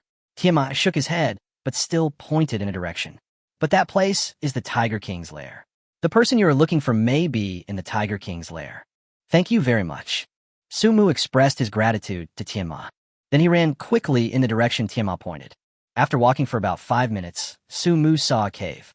Because the passage was open, Su-mu could see everything in the cave very clearly. Anyone? At the deepest part of the cave, Su-mu saw a humanoid creature. Apart from this humanoid creature, there was nothing else in the cave. Su-mu rushed into the cave. Soon he came to the end of the cave. Deep in the cave, he saw the humanoid creature. That was a human being. The clothes he was wearing were already tattered. Maybe it was because he hadn't taken a shower for a long time, so he looked very dirty. Many wounds can be vaguely seen on his body. Most of the wounds have scabbed over. A small number of wounds were oozing yellow-white liquid. The yellow liquid should be pus caused by the inflammation of the wound. Anyway, the condition of mankind is very bad. His physical condition is very bad. At this time, Tianma's voice sounded in Su Mu's ears again. Su Mu glanced at Tianma and said, "Why did you follow me? Aren't you afraid of danger?" Tianma smiled and said, "You have already killed the Tiger King. What danger can there be here?" Su Mu nodded and continued to observe humans. "Who are you?" Just as Su Mu was observing the humans, he suddenly spoke. His voice sounded very weak, as if he hadn't eaten for a long time. "Who are you?" Su Mu asked him back. "My name is Kong Jinshan, and I'm the son of the head of the Kong family." When the other party said this, his voice was already too weak. "My name is Su Mu. I'm here to find you on behalf of the head of the Kong family." After Su Mu finished speaking, he prepared to go forward to rescue Kong Jinshan. He came close to Kong Jinshan and found that Kong Jinshan's feet were locked with iron chains. "This chain!" Seeing the chain, Su Mu had a strange expression on his face. "I don't know what this chain is, but I tried to break free several times before, but no matter how hard I tried, I couldn't break free." Kong Jinshan explained to Su Mu in a weak voice. "Then can you leave now?" Su Mu whiffed. Kong Jinshan shook his head. "One end of the chain is in the stone wall. If I don't break the chain, I can't leave." Hearing this, Su Mu looked at the other end of the chain. Just as Kong Jinshan said, the other end of the chain was indeed embedded in the stone wall of the cave. "Wait a moment." Su Mu squatted down and grabbed the chain with both hands. He wanted to use his own strength to break the chain, but his situation is the same as Kong Jinshan's. No matter how hard he tried, the chain wouldn't budge. Since this method doesn't work, Su Mu plans to try another one. The new method he tried was to pull the chain out of the stone wall. But this time, just like before, it was still in vain. It seems that this iron chain is not an ordinary iron chain. Su Mu was caught in a dilemma. Could this iron chain be a magical weapon? Magical weapon is a type of equipment. It can be different from other equipment. Things like magical instruments are extremely rare. Before Su Mu was reborn, he had only heard of magical weapons, but had never seen one. "It seems that I can only use my worry-free brass knuckles." Su Mu thought about it, and without caring whether there were other people around, he directly took out the worry-free brass knuckles from the system. Heaven-shaking fist. After putting on the worry-free brass knuckles, Su Mu punched the chain. Bang! Worry-free knuckles are diamond-level weapons. With the addition of the heaven-shaking fist and basic boxing skills, Su Mu's punch can even make a big hole in a mountain. But even such a powerful punch only caused a crack in the chain. It looks like the level of this magic weapon should be quite high. Su Mu looked at the chain, and for a moment, he didn't want to destroy it. His condition is very bad now. If you don't treat him quickly, he may die. At this time, Tianma was next to Su Mu and reminded him softly. Hearing Tianma's reminder, Su Mu quickly shook his head and put aside some other useless thoughts. Heaven-shaking fist. Su Mu swung his fist again and hit the chain. The previous punch had left cracks on the chain as thin as hairs, but after this punch, the cracks expanded to the size of silver needles. "Come again." Su Mu roared and attacked with the heaven-shaking fist again. Bang! The fist hit the chain again. The cracks in the chain are still expanding. "Come again. Come again. Come again." The heaven-shaking fist kept coming out. The cracks in the chain are also constantly expanding. After a dozen punches, the cracks on the chain had become very large. Su Mu estimated that if there were a few more punches, the chain would break. "Come again." Su Mu punched the chain again. Crack! With a crisp sound, the chain broke. Su Mu was obviously relieved when he saw this. Mountly is full of spiritual energy. When Su Mu used the heaven-shaking divine fist, the chi consumed would also be converted in an instant. So even though he used a lot of skills, in fact his own chi was not consumed. Chi, indeed, was not consumed much, but strength was consumed a lot. After rescuing Kong Jinshan, Su Mu collapsed to the ground. "Are you still ready to rest?" Tianma saw Su Mu sitting on the ground to rest and couldn't help but urge him. If you don't treat him quickly, he might die. "You!" Su Mu looked at Tianma helplessly. In order to prevent Kong Jinshan from dying, Su Mu stood up reluctantly, dragged his tired body, and carried him on his shoulders. As soon as Kong Jinshan got on his shoulder, Su Mu showed a strange expression on his face. He looked back and found that Kong Jinshan was indeed on his back. But at this moment, Su Mu felt that there was nothing on his back. Wow, I didn't expect this useless skill to be so useful. The useless skill that Su Mu mentioned was obviously Danshan. Chapter 52, Soul Calming Chains. After Su Mu carried Kong Jinshan on his back, he prepared to leave. But at this moment, Tianma's voice sounded again. Aren't you going to take these things with you and leave? Su Mu turned around and gave Tianma a strange look. At this time, Tianma was looking at the chain that Su Mu had just broken. This thing. Su Mu was a little hesitant. Judging from what happened just now, this chain is definitely not an ordinary one. But the problem is that the chain has broken. Its grade and value will definitely be greatly reduced. This is a good thing. Tianma saw Su Mu hesitated and said quickly, "Anyway, if you carry this thing with you, it won't add too much burden to you. Maybe you'll have a chance to repair it in the future." Su Mu felt that what Tianma said made sense. He remembered that after the revival of spiritual energy, not only many powerful aliens appeared, but also many powerful magic weapon masters. These weapon masters can not only forge powerful weapons and magic tools, but also repair them. All right, Su Mu thought about it, then squatted down and picked up the chain. Soul Calming Chain, magic weapon. Great diamond. Introduction. This chain can not only lock up humans, but also lock up their souls. At the same time, it has the characteristics of becoming stronger when it encounters a strong opponent and weaker when it encounters a weak opponent. Condition, damaged. When Su Mu finished reading the introduction of the soul-suppressing chains, an incredible expression appeared on his face. The state of this soul-calming chain is broken. Even in a damaged state, the grade can still be maintained at diamond. That means it is in perfect condition and its grade is definitely above diamond. This thing is definitely a rare treasure. After putting away the soul-soothing chain, Su Mu carried Kong Jinshan on his back and walked down the mountain. His previous physical strength was almost exhausted, so every step he took seemed very difficult. If it weren't for the skill carrying the mountain, Su Mu would have collapsed from exhaustion by now. The journey was supposed to take 2 hours, but Su Mu took 3 hours to complete it. Along the way, he was extremely careful every time he walked, for fear of being discovered by other members of the Kong family. Arriving at the foot of the mountain, Su Mu found a hiding place. He put Kong Jinshan down and then sat down on the ground limply. After regaining some strength, he called Kong Jinshuan. "What's going on?"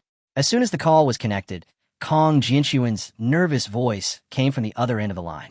After Su Mu took 2 deep breaths, he said to Kong Jinshuan, "I don't have the strength to carry your son to the Kong family.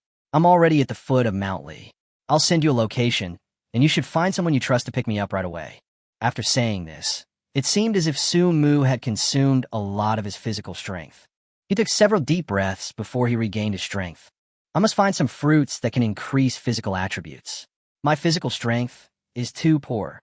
Su Mu sighed in his heart. It's not that Su Mu lacks physical strength, but he really did too many things tonight. First he beat up the Wolf King of Lishan, and then he beat up the Tiger King of Lishan.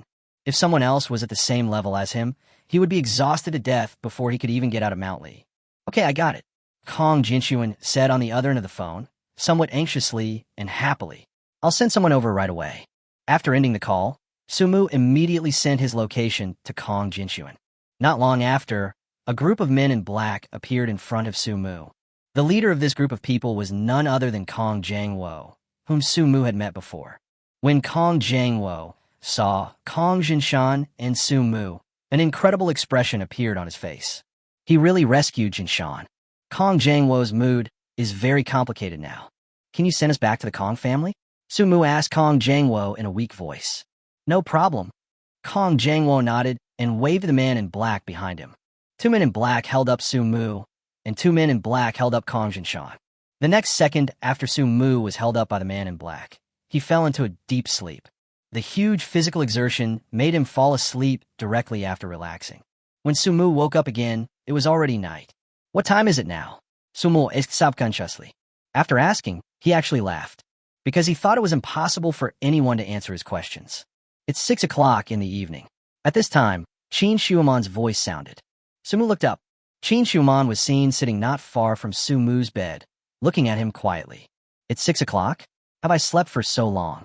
Su Mu slowly got up and talked to himself. "It has been 30 hours since you fell asleep." Qin Shuamon stood up and said with a smile while pouring tea for Su Mu. In other words, more than a day has passed since that day. After Su Mu stood up, he still felt a little weak. "That's right." Qin Shuamon brought a cup of tea to Su Mu and said to him, The doctor has done a comprehensive examination on you.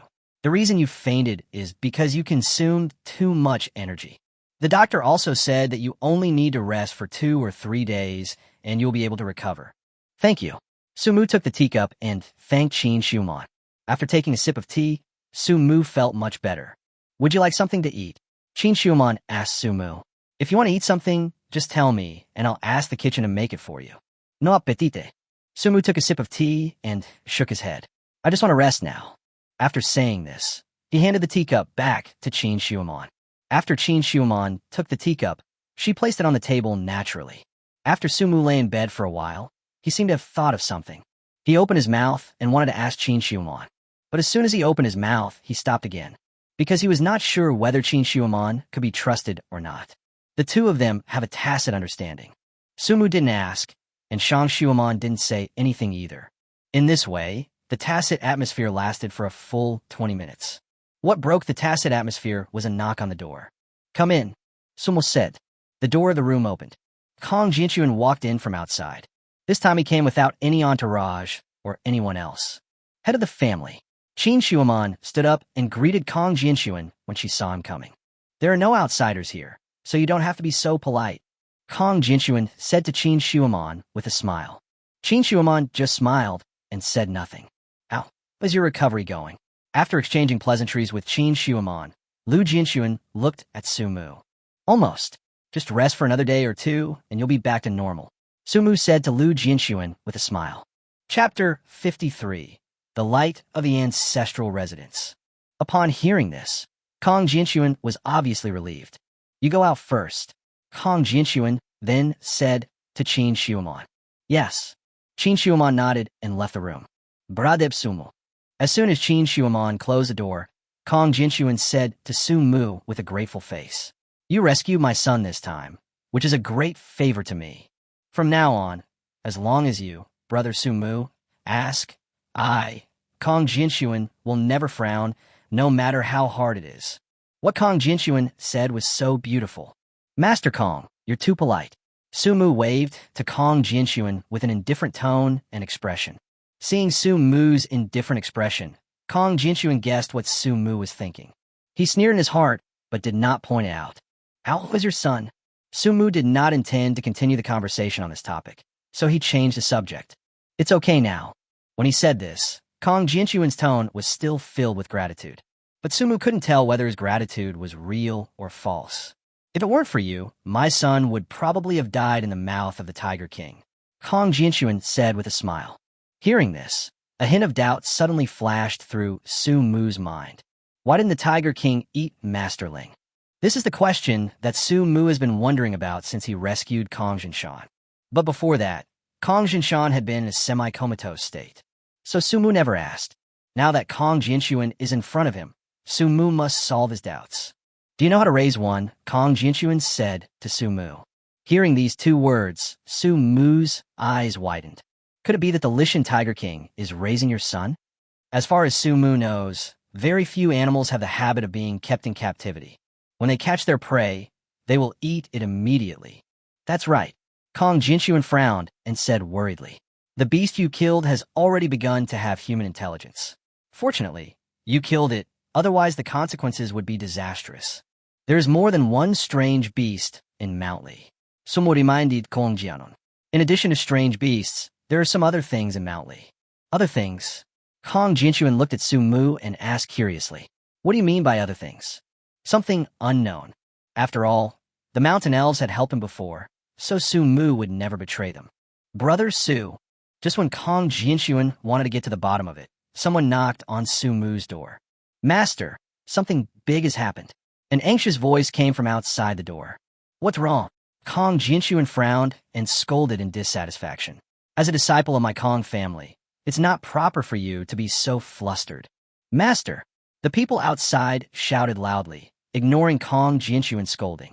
The old house of the ancestors suddenly glowed with strange light. Some people even heard strange noises coming from the old house of the ancestors. As soon as these words were spoken, Kong Jinchuan stood up suddenly, as if he was frightened by something. Brother Sumu, you have a good rest? I still have things to do. After saying that, Kong Jinchuan left Sumu's room directly. What's going on? After walking out of Su Mu's room, Kong Jinxuan saw the disciple who came to report the news. Tell me the details. The disciple who was in charge of guarding the ancestors' old residence came to me just now. He said that a strange light was emanating from the ancestors' old residence. Moreover, it seemed that a chanting sound was heard. But the disciple did not hear clearly what was chanted. The disciple reported. When Kong Jinxuan heard this, he seemed to realize something.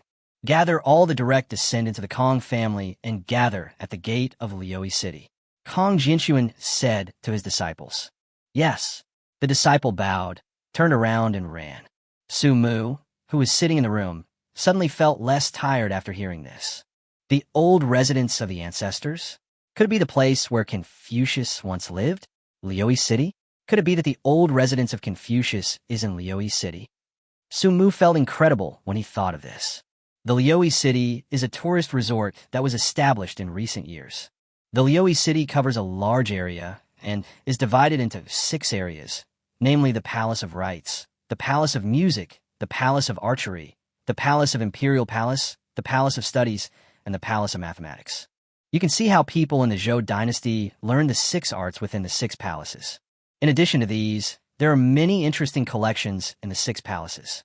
It seems that I have to go to Lioi City tonight, Su Mu said to himself. He knew that there were opportunities related to Confucius in the land of Qi and Lu, but he actually didn't know exactly where this opportunity was. Now it seems that this opportunity is very likely within Lioi City. Mr. Su, don't you plan to continue resting? Seeing Su Mu sitting on the edge of the bed, Qin Shuaman asked with a smile. Su Mu glanced at Qin Shuaman and asked calmly, "What did that person mean just now?" "What?" Qin Shuaman looked at Su Mu with some confusion. This is where Qin Shuaman's cleverness lies. She heard every word she should have heard, but she didn't hear a single word she shouldn't have heard. Seeing that Qin Shuaman was playing dumb, Su Mu did not continue to ask. "Can I go out for a walk now?" Su Mu asked Qin Shuaman with a smile. "Of course." Qin Shuaman answered without even thinking. "You are our Kong family's guest, not our Kong family's prisoner. If you want to go shopping, naturally no one dares to stop you." "Oh well." Su Mu stood up and walked towards the door. "Let me go with you." Qin Shuaman followed. Su Mu cast a strange look at Qin Shuaman. Seeing Su Mu's strange look, Qin Shuaman smiled slightly and explained, "This Kong family manor is huge. If you go around by yourself, it's easy to get lost. If I accompany you, not only will you not get lost, you can even avoid taking many detours. Not only that, I can also take you to appreciate the beautiful scenery that can only be seen at night in Kong family manor." Qin Shuaman is really talented, and everything she says is flawless. After she said that, Su Mu didn't even know how to refuse. Of course, no problem. In order to prevent Qin Shuaman from doubting him, Su Mu agreed with a smile. "I'd love to have such a good thing. Then let's go." As soon as Qin Shuaman finished speaking, she opened the door. Su Mu nodded and walked out the door. What a delicious smell. As soon as he walked out of the door, Su Mu smelled a strong and strange fragrance. "It should be the Adumbra flower," Qin Shuaman said. "Adumbra?" Su Mu looked at Qin Shuaman in surprise. If you remember correctly, the Adumbra flower was a good thing. Chapter 54, Sharing the Bed. This is a very unique flower. Before the revival of spiritual energy, Adumbra flowers were extremely rare. After the revival of spiritual energy, the Adumbra flower has become the object of competition among major forces. Many powerful forces once fought each other for a Adumbra flower. Su Mu didn't expect that there would be Adumbra flowers in the Kong family manor. And from the smell, it seems like there are more than 1 or 2. "Can you take me to see it?" Su Mu asked Qin Shuaman with a smile. In fact, Su Mu was not very anxious about the former residence of Confucius. The reason is very simple. If there is really a chance to visit the former residence of Confucius, it wouldn't have much impact if Su Mu went earlier or later. The most important thing is that the Adumbra flower is right in front of him. Su Mu definitely doesn't want to miss it. Of course, it's no problem. Qin Shuaman smiled and nodded. For the Kong family, the Adumbra flower is just a flower planted in the flower bed. It has neither medicinal value nor any practical value. So if Su Mu really wanted to visit, Qin Shuaman would not be able to find any reason to refuse. Not long after, Su Mu followed Qin Shuaman to the flower garden where the Adumbra flowers were planted. The area of the flower garden is about 20 square meters. The flower beds are full of Udumbra flowers. The purple petals give people a charming feeling. Under the moonlight, this purple color looks even more seductive. Suck. Sumu stood in front of the flower bed and took a deep breath. His action made Qin Shuaman confused. The pollen went into Sumu's body through his nasal cavity. After entering the body, the pollen began to roam around in Sumu's body. Wherever pollen passes, it is strengthened to varying degrees. This effect is really good. Sumo saud inwardly. Just a mouthful of pollen improved Sumu's cultivation a lot. He estimated that if he took a dozen more puffs, he would be able to break through his current small realm.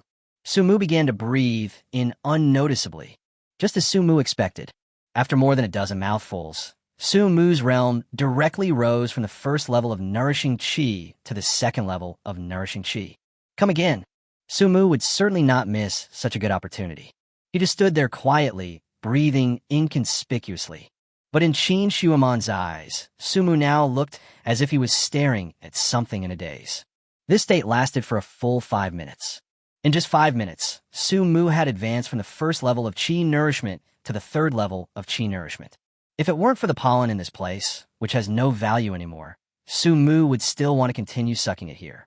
The continuous improvement of his realm made Sumu very happy. Let's go back and rest, Sumu said to Qin Shuaman. With Qin Shuaman following him, Sumu couldn't do many things. Instead of wasting time here, it is better to go back to the room and consolidate your current state. Qin Shuaman looked at Sumu strangely, then nodded. What Sumu didn't expect was that Qin Shuaman also returned to his room. Do you want to sleep with me? Sumu joked with Qin Shuaman with a smile. Unexpectedly, Qin Shuaman actually smiled. I definitely won't sleep with you, but I will stay here with you. Why? Sumu remained calm, but a trace of disgust appeared in his heart. Are you here to better monitor me? You know it's not. Qin Shuaman was not angry at all when she heard Sumu's words. My mission is just to make it more convenient for you to stay in the Kong family.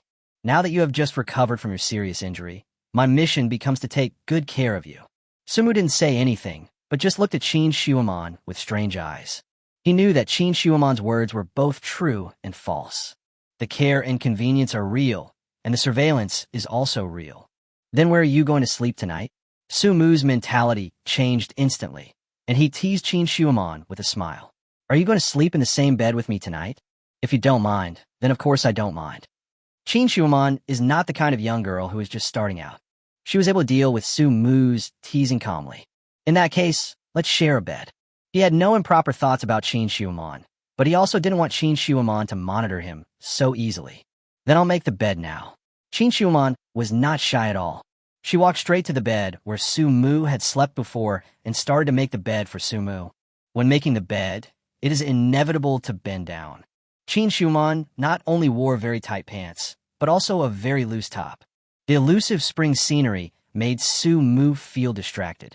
Sumu is not a saint. Calm down, calm down. Women are not important. They will only affect the speed of my punches. Sumu maketo himself. For Sumu now, this thing is much more useful than those sutras and meditations. After repeating it silently twice, Sumu's heart instantly calmed down. Qin Shuaman made the bed very slowly. It took her a full 20 minutes to finish a job that could have been done in 5 minutes. During these 20 minutes, Sumu had recited it silently almost 100 times. Just when Sumu's Tao heart was about to be broken, the bed was finally made. Mr. Su, the bed is made, you can rest now. Qin Shuaman, who was standing beside the bed, said to Sumu shyly. To be honest, her shy and reluctant look is really annoying. Sumu, you are a man. You are a man who is destined to stand at the top of this world. If you want to stand at the top of this world, you must resist all temptations. Sumu has very poor self-control, so he has to remind himself from time to time. Good. Sumu nodded and walked straight to the bed. After taking off his clothes, he went straight into bed. Seeing this, Qin Shuaman also began to slowly take off her clothes. Sumu did not stop Qin Shuaman's behavior. Before long, Qin Shuaman was left with only her underwear. Then she also crawled into the bed. At this time, Sumu felt his heart beating very fast. What should I do? What should I do? Sumu asked himself in his heart. I need to resolve this matter quickly. Otherwise, there may not be anything left of Lioi City. Compared to the woman next to him, what Sumu is thinking about most now is the opportunity in Lioi City. Knock her out. While Su Mu was thinking, he looked at Qin Shuman beside him. But when he turned around, he was startled by Qin Shuman. Because at this time Qin Shuman was looking at him infatuatedly. "You are so handsome," Qin Shuman said infatuatedly when she saw Su Mu looking at her. Chapter 55. The struggle between the heir and the consort. When Su Mu saw this, he froze. But he still stretched out his hand and hugged Qin Shuman. A blush gradually appeared on Qin Shuman's pretty face. But in the next second, Qin Shuman's eyes turned black and she fainted. Before his rebirth, Su Mu had studied the acupuncture points of the human body. He knew that there was an acupuncture point on the shoulder and neck of the human body. Just a little force can make a person unconscious. After Su Mu hugged Qin Shuman, he exerted force on Qin Shuman's acupoints. This is one of the reasons why Qin Shuman fell into a coma. After knocking Qin Shuman unconscious, Su Mu put on his clothes and walked out of the room without anyone noticing. According to the map given by Kong Jinshuan before, Su Mu left the Kong family manor quietly. Because it's not the first time. So along the way, Su Mu could easily avoid all cameras. After leaving the space, Su Mu did not rush to Lioi City immediately. He first found a children's toy store and bought a children's mask of Sun Wukong. After buying the mask, he put it away. The Kong family manor is far away from Lioi City. Even if you drive, it will take more than an hour. In order not to be discovered, Su Mu chose to walk. Su Mu's walking speed is not as fast as that of a car, but it's not slow at all. 2 hours later, he arrived at the entrance of Lioi City. It is now night. The Six Arts City is brightly lit. There were many people guarding the entrance of Lioi City. These men are strong and have fierce expressions. You can tell at first glance that he is a martial artist. People who practice martial arts are a kind of people between humans and aliens. They are stronger than ordinary people, but they cannot use special skills. Therefore, their strength is not as good as that of the aliens. The plan to enter through the main gate was obviously ruined. Then Su Mu began to stroll along the wall of Lioi City. After walking around for a while, he finally found a hidden place without any cameras. The walls of Lioi City are very high. But for Su Mu, this wall is nothing. He just leaped and jumped directly into Lioi City. Maybe it was because the place he was in was quite remote, so there was no light nearby. After entering, Su Mu took out his mobile phone and searched for the map of Lioi City. As a tourist attraction, Su Mu easily found a map of Lioi City on the internet. Strangeness. There is nothing on the map on the internet except the Six Arts Palace. Where is the former residence of Confucius? Su Mu had a headache. What are you doing in Lioi City so late at night? At this time, a complaining voice sounded from not far away. Su Mu looked in the direction of the voice. I saw a group of 5 people walking slowly towards this side. These people are also martial artists. Judging from their appearance, they should be on patrol. I don't know either, but I really want to sleep now. Another person complained. Why are they gathering at the Six Arts Palace now when we have to patrol? If you're just visiting, can't you come during the day? Visiting? Is there something wrong with your brain? Just now I heard that someone seemed to hear a light blooming in the old residence of Confucius. The former residence of Confucius? Isn't the former residence of Confucius in the Kong family manor? Stop complaining. A man who seemed to be a team leader shouted helplessly. If the people above hear us, I'm afraid we will all be punished. After hearing what the team leader said, everyone shut up. They shut up, but Su Mu still heard a lot of information from their complaints. Could it be that the former residence of Confucius is over there in the Palace of Six Arts?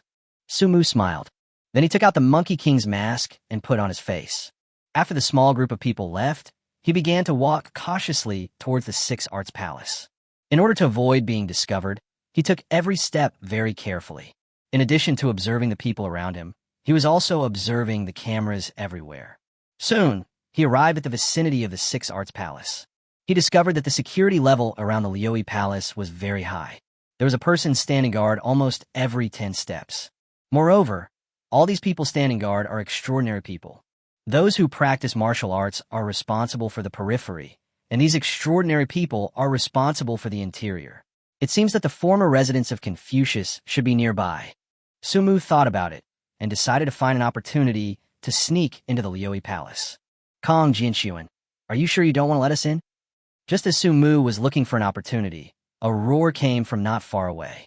There was a sudden roar, which frightened Su Mu. Then he looked in the direction of the sound. Not far away, at the entrance of Shigong, Kong Jinshuan was leading a group of people confronting another group of people. The leader of the other group looked somewhat similar to Kong Jinshuan. Kong Jianbong. Kong Jinshuan looked at the other party coldly and said with a hint of anger in his voice, "I advise you not to go too far. Am I overdoing it?" Kong Jianbang looked at Kong Jinshuan and shouted, "I just wanted to go into the shooting palace to see if there was anything wrong." Ah! Kong Jianbang's words were met with mockery from Kong Jinshuan. "You just want to go to the shooting palace to have a look? Do you think I'm a fool? You came to Liuyi City at this time. Do you really think I don't know what you want to do? Since you know this, why don't you let me in?" Kong Jianbang asked Kong Jinshuan and said with a righteous look, "We are all members of the Kong family. Since we know that there's an opportunity in our ancestral home, we should go in together." "A member of the Kong family? You are not ashamed to say that you are a member of the Kong family?" Even without saying this, Kong Jinshuan would not be angry. "You don't think I don't know why my son was taken away, right?" Kong Jinshuan shouted at Kong Jianbang in a cold voice. Kong Jianbang stopped talking immediately. "We are all brothers. Why do you doubt me?" Kong Jianbang's reaction was really quick. "Brothers?" Kong Jinshuan sneered and said disdainfully, "You, Kong Jianbang, are just a side branch of the family. I, Kong Jinshuan, am a direct descendant. You, a side branch, have the nerve to call me a brother." When these words were spoken, the people from the side branches became angry. At this time, Su Mu finally understood why the Kong family was a whirlpool, whether in the palace or among the people. As long as it is a family, there will definitely be disputes between the legitimate and illegitimate children. Since the head of the family thinks that I am not worthy of being your brother, I will not say anything more in the future. After these words were spoken, the expression on Kong Jianbang's face changed at a speed visible to the naked eye. Chapter 56. Fighting in front of the palace. Since the head of the family doesn't care about the relationship between brothers, I won't consider it anymore. Kong Jianbang said this and turned to look at the people he brought with him. However, although the head of the family does not care about the relationship between brothers, we must be clear that we are descendants of the Kong family. Since something strange has happened in our ancestors' old residence, we must go and take a look. Kong Jianbang's speech is really good. Not only did he slander Kong Jinshuan, but he also elevated himself. "Kong Jianbang, I'm telling you this. As long as I'm here, you will definitely not be able to enter the Shi Palace." As Kong Jinshuan spoke, he put on a very strong look. "Shooting the palace?" Su Mu stood aside with a strange look on his face. Why are they so upset about this Shi Palace? Could it be that the former residence of Confucius is in this Shi Palace? Impossible? If that were true, it would have spread all over the internet long ago. As mentioned before, Liuyi City is now a tourist resort. The flow of tourists here is very high. If there really was the former residence of Confucius here, I guess everyone in the world would know about it. Or maybe this is just the entrance to the former residence of Confucius? Su Mu thought, "You'd better get out of the way. Otherwise, I don't mind going to war with you." Kong Jianbang looked at Kong Jinshuan with a serious face. "How dare you?" Kong Jinshuan shouted as soon as he finished speaking. "I'm still the head of the Kong family. If you dare to do anything, I will remove you from the family. But if I succeed in seizing the position of the head of the family, will I be the one who has the final say in the Kong family in the future?" Kong Jianbang said with a smile. When these words came out, Kong Jinshuan was stunned. He knew that Kong Jianbang had always intended to seize his position as the head of the family. But I didn't expect that he would choose to launch the attack today. "If you dare to do this, I'm afraid the whole world will despise you." Kong Jinshuan was stunned for a moment and said calmly, "Ah, Kong Jianbang sneer de disdainfully. In this world, there are only winners and losers. Everything else is unimportant, and everyone is too busy to condemn me." As soon as Kong Jianbang finished speaking, he waved his hand. I saw the people he brought with him took a step forward with great momentum. Kong Jinshuan is also a man who has seen the world. Seeing this scene, he was not panicked. "You better think about it." Kong Jinshuan looked at the people brought by Kong Jianshi and threatened loudly. "If you really take action today, once you fail, the end will be very miserable. Of course, if you repent now, I will give you a chance." Kong Jinshuan thought that after he said this, some people would repent. But what he didn't expect was that the group of people brought by Kong Jianbang were all very determined. There were so many people, but not one was influenced by him. "Don't waste your time. Seeing this, Kong Jianbang laughed and mocked. Since everyone dares to follow me, they must have prepared themselves mentally. Moreover, they're also prepared to never come back. Kong Jianxuan didn't say anything, but in his heart, he felt very regretful. This time, he also brought a lot of people. But the people he brought this time were not as good as Kong Jianbang's in both quantity and quality, because he never expected that Kong Jianbang would choose to suddenly attack at this time today. He was not given any chance to prepare. The most important thing is that Kong Jianbang did it perfectly this time. Kong Jianxuan was an undercover agent placed in Kong Jianbang's place. But the undercover agents didn't know these things. But to be honest, Sumu really has no interest in this kind of family ethical drama. What he wanted to do most now was to quickly enter the Liuyi Palace and find the entrance to the former residence of Confucius. But now, the entrance to Shigong was blocked by two groups of people. It was almost impossible for Sumu to get in without being noticed at this time. Fight! Sumu thought to himself. It is easier to fish when the water is turbulent. So he wanted to take advantage of the fighting among the Kong family to sneak into the Liuyi Palace. But these people were slow to act. So much bullshit, hurry up and do it. Seeing that Kong Jianxuan and Kong Jianbang were still talking nonsense, Sumu really wanted to curse. Brother. At this time, a man walked up to Kong Jianbang and said softly, if we take action at this time, it might not be a good thing. The man who spoke was called Kong Jianxi. He was Kong Jianbang's younger brother and also the think tank of Kong Jianbang's side. What do you mean? Kong Jianbang looked at Kong Jianxi and frowned. Why can't we do it now? In addition to being a think tank, Kong Jianxi is also the person Kong Jianbang trusts the most. Kong Jiangwo. It seems he hasn't appeared yet. Kong Jianxi said. After these words were spoken, Kong Jianbang was obviously stunned. He just felt like something was missing. Only after Kong Jianxi reminded him did he remember this. It turns out that the person who was missing just now was Kong Jiangwo. The position of Kong Jiangwo in Kong Jianxuan's heart is the same as that of Kong Jianxi in Kong Jianbang's heart. Kong Jiangwo did not come at such an important moment. This is absolutely impossible. Or rather, Kong Jianbang seemed to have thought of something at this time, and he looked into the shooting palace. Are you suspecting that Kong Jiangwo has entered the shooting palace? Kong Jianxi asked. It's not impossible. One person goes in, and the other one delays time outside. Kong Jianbang said. How about, I will lead the team to disperse them. Then, you lead the team into the shooting palace. Kong Jianxi said to Kong Jianbang. Kong Jianbang pondered for a moment. At present, this is the only way. Kong Jianxi is also a decisive person. As soon as he finished speaking, he shouted to the people from the Kong family side branch. Everyone from the Kong family side branch, charge with me. Yes. Everyone responded in unison. Prepare for battle. Kong Jianxuan shouted with a serious face. The people of the direct lineage were also very decisive. They drew their weapons and prepared for battle. Seeing this, Sumu knew it was time for him to take action. The qi in his body began to flow, and he was ready to take action at any time. The melee begins. The next second after the melee started, Kong Jianbang led his men directly into the shooting palace.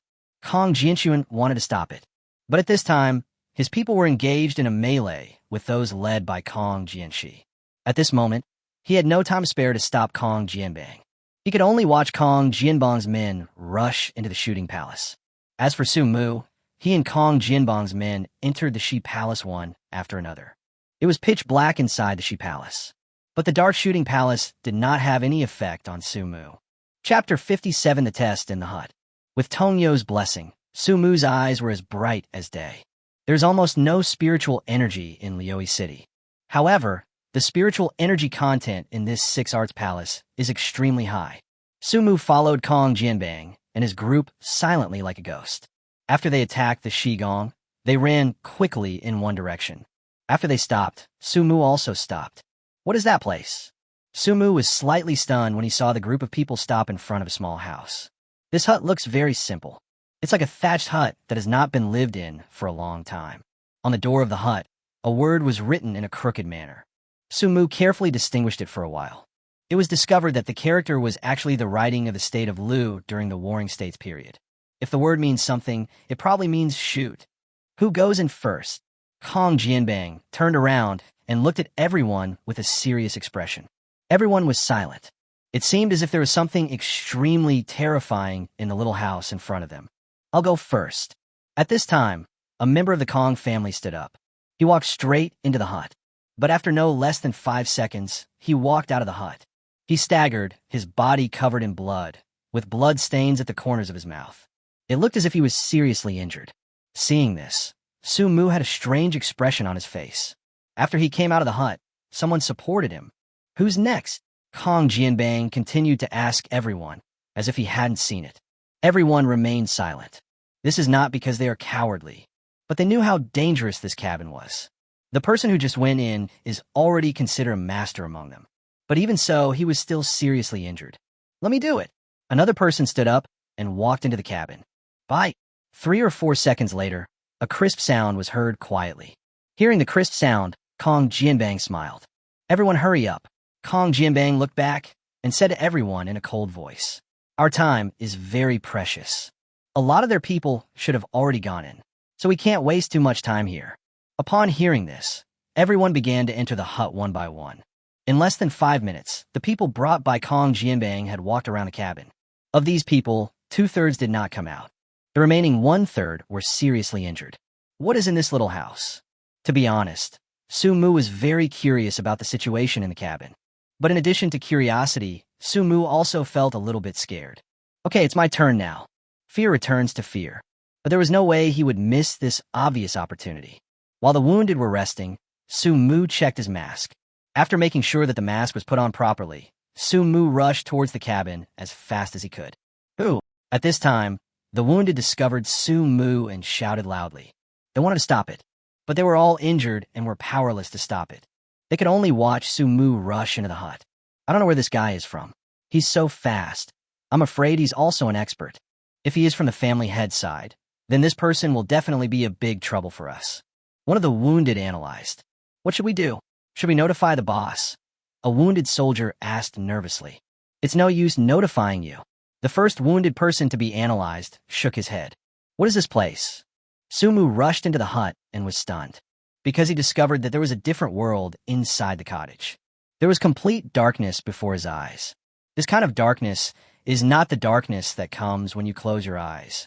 It's the kind of empty darkness that appears in your other eye when you close one eye. This state of near blindness lasted for a full 3 minutes. When, 3 minutes later, a bright light appeared in this space.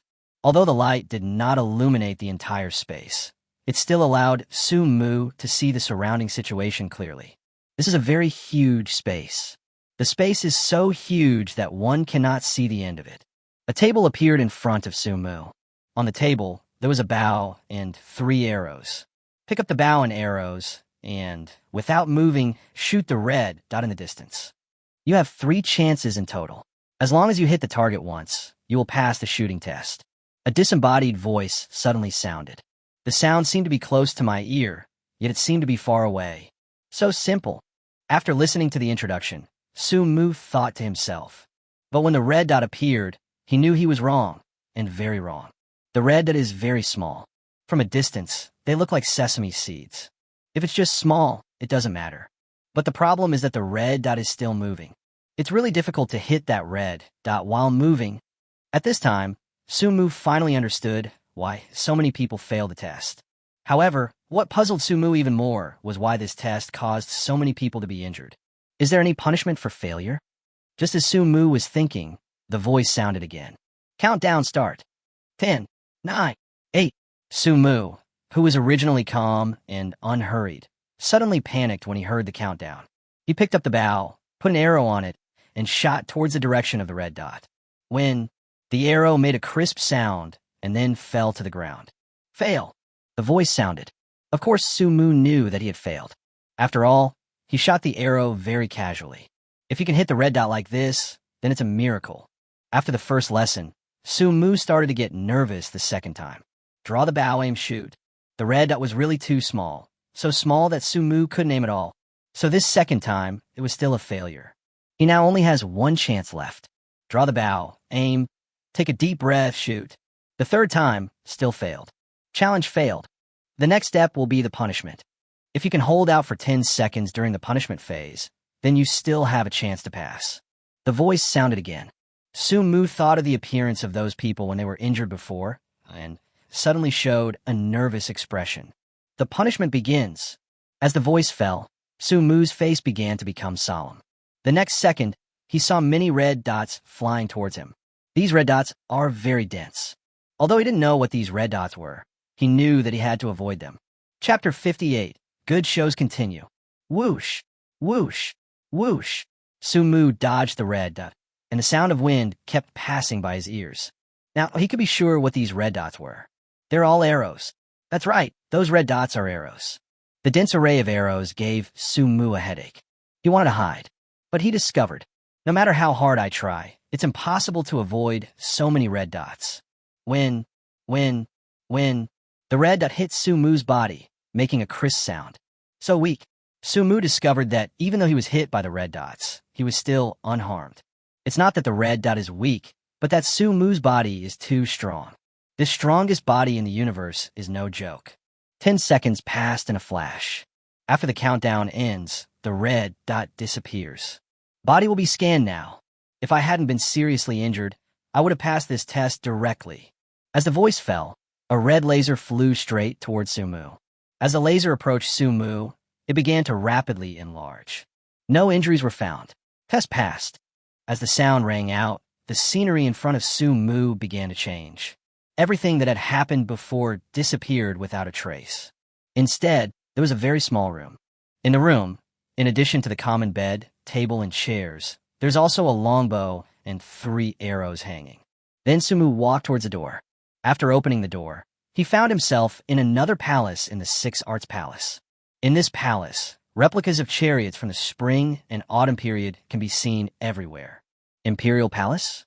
The U in the Six Arts refers to the chariot. This is why Mu knew immediately that this was Yigong. Where are those people who just passed through? Mu opened the door and began to look around. Found it. He discovered that the people who had just passed by were now gathering in front of a chariot. This chariot looks very ancient. The body of the chariot was covered with marks from knives and swords. Many people who come to visit think that this chariot is a replica.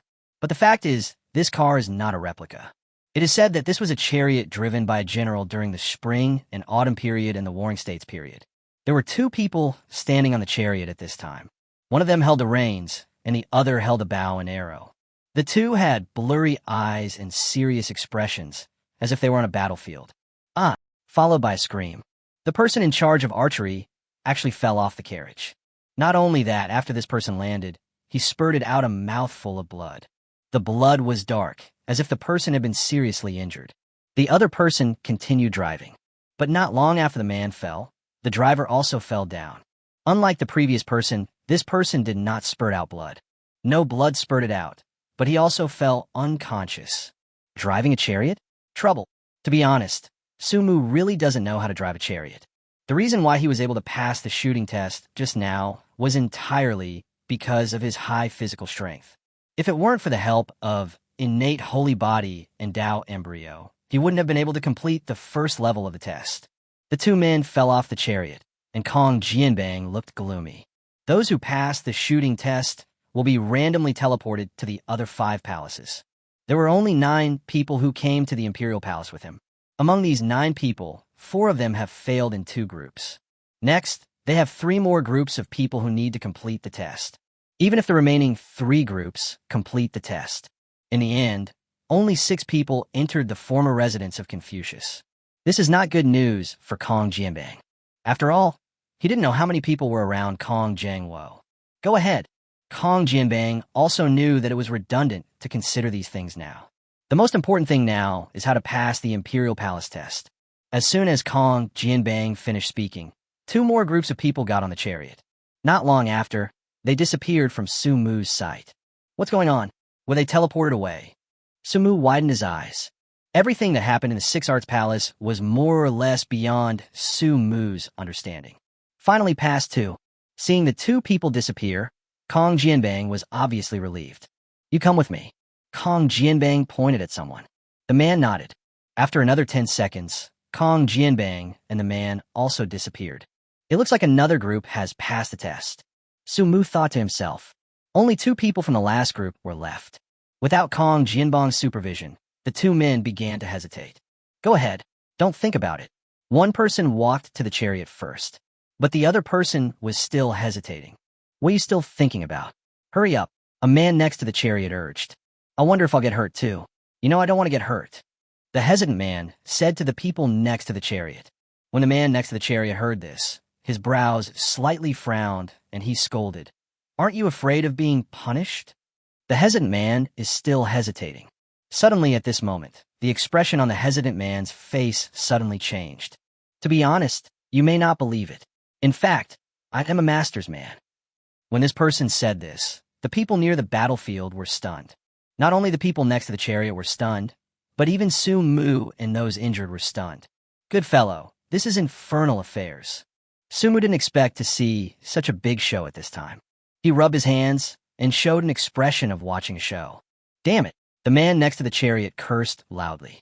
What I hate most in my life is idiots like you. After saying that, he rushed straight towards the traitor. The traitor's face was full of confidence. Do you think I would reveal my identity if I wasn't prepared? The traitor said with a mocking look on his face. The man seemed not to hear what he said and continued to rush towards him regardless. Come out, the traitor yelled. As the voice fell, many figures rushed out from all directions. Su Mu roughly counted them and found that there were about 7 or 8 people. Haha, Kong Jinbang's people are really stupid. Our people have already been lying in ambush, waiting for you to take the bait. Next, there will be something interesting to watch. I don't know who gave you the courage to rebel against the head of the family. As soon as these people appeared, they had the flavor of villains. The man who was standing next to the chariot just now had a very gloomy expression on his face. He just didn't expect that he would be ambushed in this place. If you surrender now, I might be able to let you go, the traitor said with a smug look on his face. Chapter 59, Small Square. It is absolutely impossible for me to surrender. Even when facing enemies that outnumbered him several times, this man's expression remained resolute. In that case, goodbye then. The traitor had already rushed up to the man. He clenched his right fist and punched the man in the face. The man reacted quickly and dodged the punch. You're quite capable. The traitor couldn't help but laugh. Hey, the man smiled coldly and said to the traitor, I don't have much ability, but it's enough to deal with people like you. After saying this, the man prepared to launch a counterattack. Don't waste time. Let's go together and finish him off. One of the ambushers shouted in dissatisfaction. Yes. The others didn't waste any time and stepped forward together to surround the man. After surrounding him, they started to attack the man. In less than a minute, the man was defeated. Even though he was defeated, the man still shouted very forcefully, Traitor, the boss will never let you go. The traitor looked at him with disdain and said, It seems that you are the traitor. That's right. They were the first to betray the family. All right. The ambushed man waved his hand and began to give orders. Leave 2 people to guard them. The rest of you, prepare for the test with me. Yes. I don't know whether this group of people are too strong or too lucky. There were 3 groups in total, and they all passed the test. After they all passed the test, Su Mu began to move silently towards the chariot. He moves very slowly and is very stealthy. So no one noticed him until he came to the chariot. Who? The people on Kong Jinshuan's side discovered Su Mu and yelled. Su Mu didn't care and jumped directly onto the battlefield. In an instant, the situation in front of Su Mu changed dramatically. He is now on a battlefield. Now, he is dressed in military uniform, just like a brave general. Drive the chariot. Pass through the battlefield without getting hurt. That voice rang in Su Mu's ears again. Shelf. Su Mu flicked the reins without saying a word. The 2 war horses in front rushed straight forward. Whoosh, whoosh, whoosh. Countless arrows were shot from afar. Su Mu did not dodge or evade, but drove the chariot very smoothly through the battlefield. So simple. Su Mu himself was very surprised. Is this test easy? Of course it's not easy. If it were simple, so many people wouldn't have been seriously injured by this test. The reason why Su Mu felt it was simple was because of the halo of being the protagonist. Without the protagonist's halo, Su Mu wouldn't even be able to control the chariot. But these are obviously no longer important. Test passed. As the sound rang out, the scene in front of Su Mu changed again. He found himself in a small square. He looked around. I found a thatched house in the center of the small square. The thatched house looks very ordinary. But even such an ordinary thatched house was emitting a strange light at this moment. I can vaguely hear a voice singing. The sound was vague and therefore sounded unreal. In front of the thatched hut, many people were confronting each other. Sumu was very familiar with the leaders of both sides. One is Kong Jangwo and the other is Kong Jianbang. Both sides seemed to be on the verge of a fight, so the atmosphere seemed very tense. Kong Jangwo's side has the advantage. The position they were currently occupying was in front of the thatched hut. I say, Kong Jianbang, it seems like you are late. Kong Jangwo mocked Kong Jianbang with a smile. Kong Jangwo, you'd better get out of the way now. Otherwise, don't blame me for being rude. Kong Jianbang chutait loudly to Kong Jiangu. Kong Jiangu smiled disdainfully. Why should I move aside? Because you're older? Because you don't take a shower? Don't be fooled by Kong Jangwo's always serious look. But he is also very good at mocking people. If you don't get out of the way, don't blame me for being ruthless to you. Kong Jianbang was still shouting. Brotherly feelings? Hearing this, Kong Jangwo just laughed. If you really care about brotherly feelings, you won't betray the head of the family. The head of the family is unkind. Why can't I betray him? Kong Jianbang said with a sneer. The head of the family treats you well. Kong Jangwo was somewhat unconfident when he said this. Are you really treating us well? Kong Jianbang smiled disdainfully, with an angry expression on his face. Whether it's a technique or a chance, as long as it's a good thing, it belongs to your direct line. What about us from the sideline? We can only pick up some dregs from the side. You call this treating us well? Kong Jianbang's anger really didn't accumulate in a day or two. The accumulation of dissatisfaction and the expansion of desires made Kong Jianbang decide to overthrow Kong Jinshuan. Stop talking nonsense. Kong Jangwo certainly knew about these things. He still feels somewhat guilty now. Since you have already rebelled, there is no point in saying more at this time. Everyone who belongs to the patriarch, take action immediately. Following Kong Jangwo's order, his men drew their weapons one after another. A melee is about to begin. Sumu's plan this time is still to sit on the mountain and watch the fight between the tigers. After all, no matter who wins or loses, it doesn't have much impact on him. His main purpose of coming here was for the opportunity in Lioi City. Just as Sumu was watching with great interest, a strange feeling suddenly came over him. He subconsciously looked in one direction. He saw a small tree in a corner of the square. The tree is not very tall, only about 2 meters, with thin branches and few twigs. If this small tree was placed outside, it would definitely be very inconspicuous. Some people won't even look at it a second time. But it was this inconspicuous little tree that made Sumu's heart surge, because he saw a fruit hanging on the small tree. The fruit is about the size of a melon. The color and texture look very much like watermelon. Exotic fruit. Sumu could be very sure that this was an exotic fruit.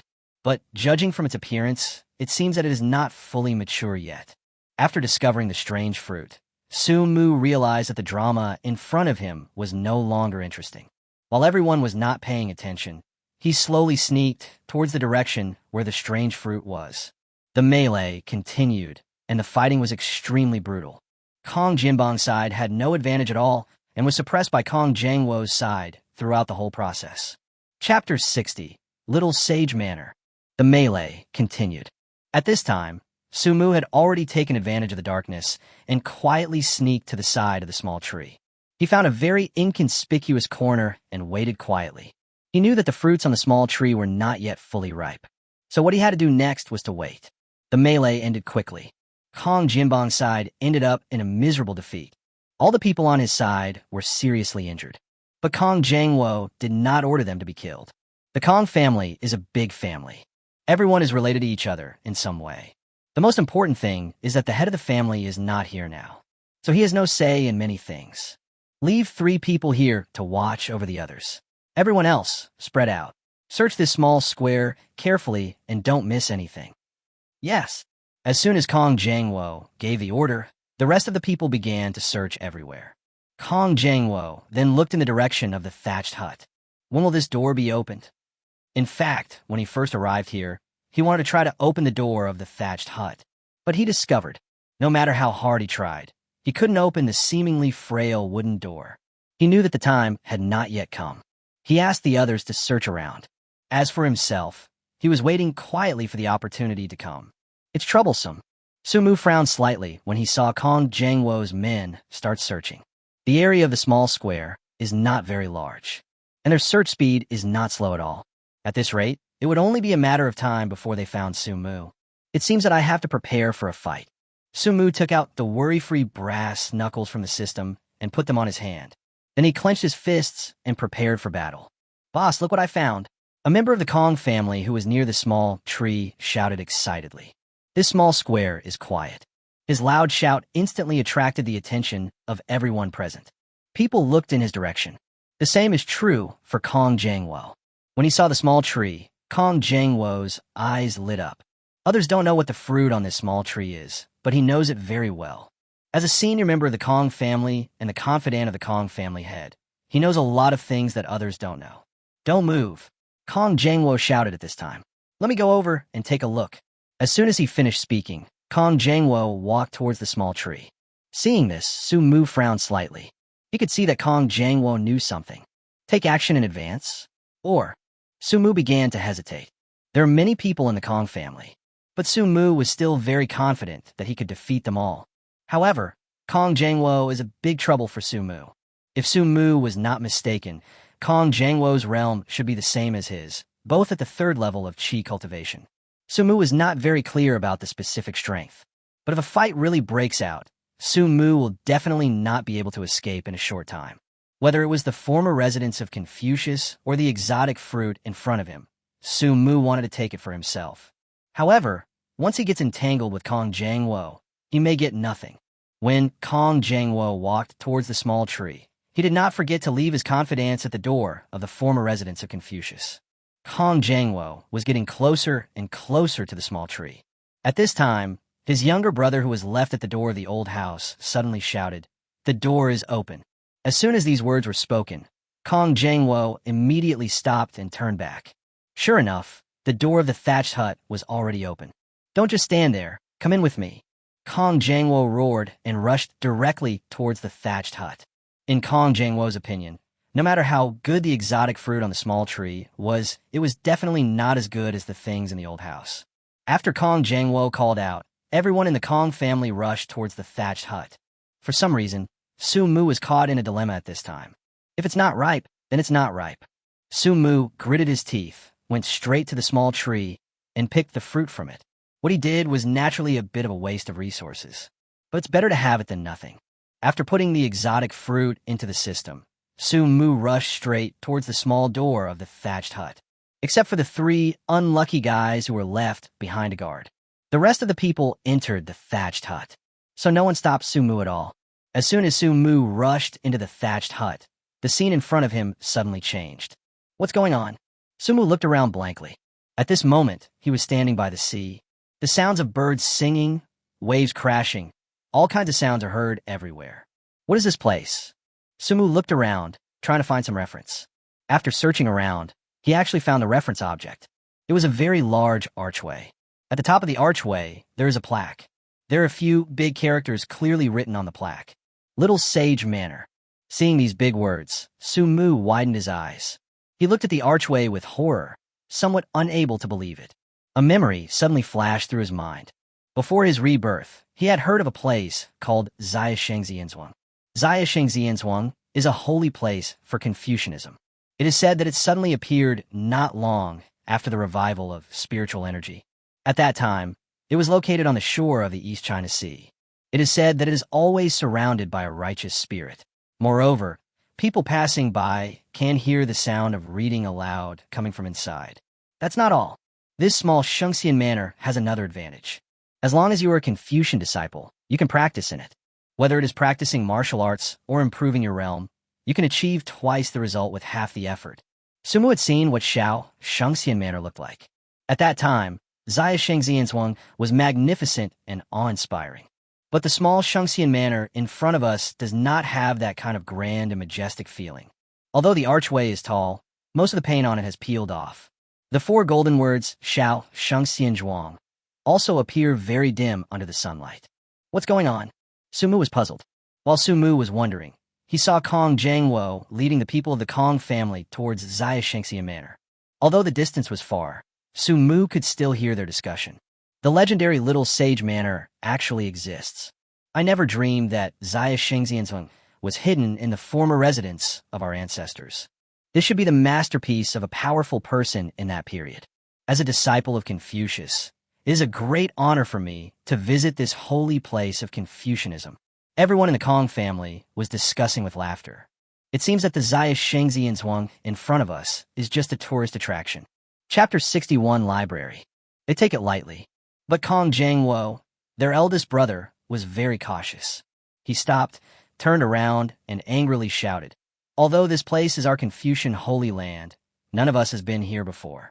Whether this place is dangerous or not, none of us know. So from now on, you must be extremely alert and no one can take it lightly." Kong Jiangwo's words were harsh, but the people present seemed unaware of the seriousness of the problem. Yes, although they should drink with their mouths. But the expression on his face was still indifferent. Kong Jiangwo also knew that it would be useless to say more at this time. Only when they actually experience it will they know the seriousness of the problem. Kong Jiangwo didn't say anything else, but led them carefully towards Zaya Shengxian Manor. Sumu hid his body and followed them carefully. Behind the archway is a very long corridor. On both sides of the corridor is the sea. Passing through the corridor, there's a building for welcoming guests. The building is ventilated on all four sides. On the coast of the East China Sea is spring all year round. A breeze blew by, bringing a cool feeling. When people came to this welcoming building, they squinted their eyes comfortably. Someone is following us. At this time, Kong Jiangwo suddenly turned around. In fact, he had noticed it before, but he wasn't so sure at the time. But just now, that feeling became stronger. What? Someone is following us. Could it be Kong Jianbong's men? Aren't all of Kong Jianbong's men injured? Is there someone hiding in the dark? If it really is Kong Jianbong's man, then it's really troublesome. What a trouble. There are only a few people on the other side. There are so many of us. Are we really afraid of them? Kong Jiangwo didn't say anything, but just kept looking behind him. This place is a great view. No matter how he looked, he could find no sign of the others. Am I feeling wrong? Kong Jiangwo frowned and began to doubt his feelings just now. His younger brothers also looked around, but found no trace of anyone else. The reason why Su Mu was not discovered by them was because he was under the building at this time. Below this building is the sea. Just when Kong Jiangwo felt something, Su Mu jumped into the sea. Seeing that Su Mu was nowhere to be found, Kong Jiangwo sighed slightly and said with some self-mockery, "Maybe I was too nervous." After resting for a while in the reception building, the group continued on their journey. As for Su Mu's words, he hid in the sea water and followed silently. Soon the group arrived at an open area. This open space looks like a garden for resting. Maybe it's because no one has taken care of it for a long time. So the flowers and plants in the garden have withered. The only things to be seen in this garden are various weeds. Search separately and see if you can find anything valuable. Kong Jiangwo instructed everyone. At this time, Su Mu also came to the shore. He first used qi to evaporate the water from his body. Then he hid aside, because there is no goal. So the people of the Kong family started running around like headless flies. Su Mu is similar to them. However, Su Mu's luck is much better than theirs now. When passing by a building, Su Mu felt something and walked straight into the building. The inside of this building looks like someone's study. Inside, Su Mu unexpectedly found a map of Zaya Shengxianzong. This luck is ridiculous. After getting the map, Su Mu was very happy. After all, having a map means that Su Mu no longer has to be like a headless fly. All areas of Zaya Shengxianzong are clearly marked on the map. The library, the weapons room, the stables. Su Mu looked at them one by one. Finally, his eyes fixed on the library. Zaya Shengxianzong is a holy place of Confucianism. It is very likely that many important Confucian classics or techniques are stored in this library. Therefore, it is definitely a good idea to set it as your first goal. Following the instructions on the map, Su Mu soon arrived near the library. The area where the library is located is also overgrown with weeds. Su Mu struggled through the weeds and came directly to the library. The library is a 5-story building. Its architectural style has obvious characteristics of the Warring States period. Walking to the door of the library, Su Mu pushed the door hard. Squeak! Su Mu pushed open the door of the library very easily.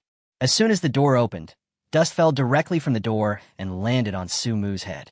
Sumu simply patted it, and then walked towards the interior of the library. As soon as he entered the door, he saw many wooden bookshelves. I don't know what materials these wooden bookshelves are made of. After so many years, there's not even a trace of decay. There are many books on the bookshelf. These books are covered with dust. Sumu picked up one at random. This is a very common book among Confucianists.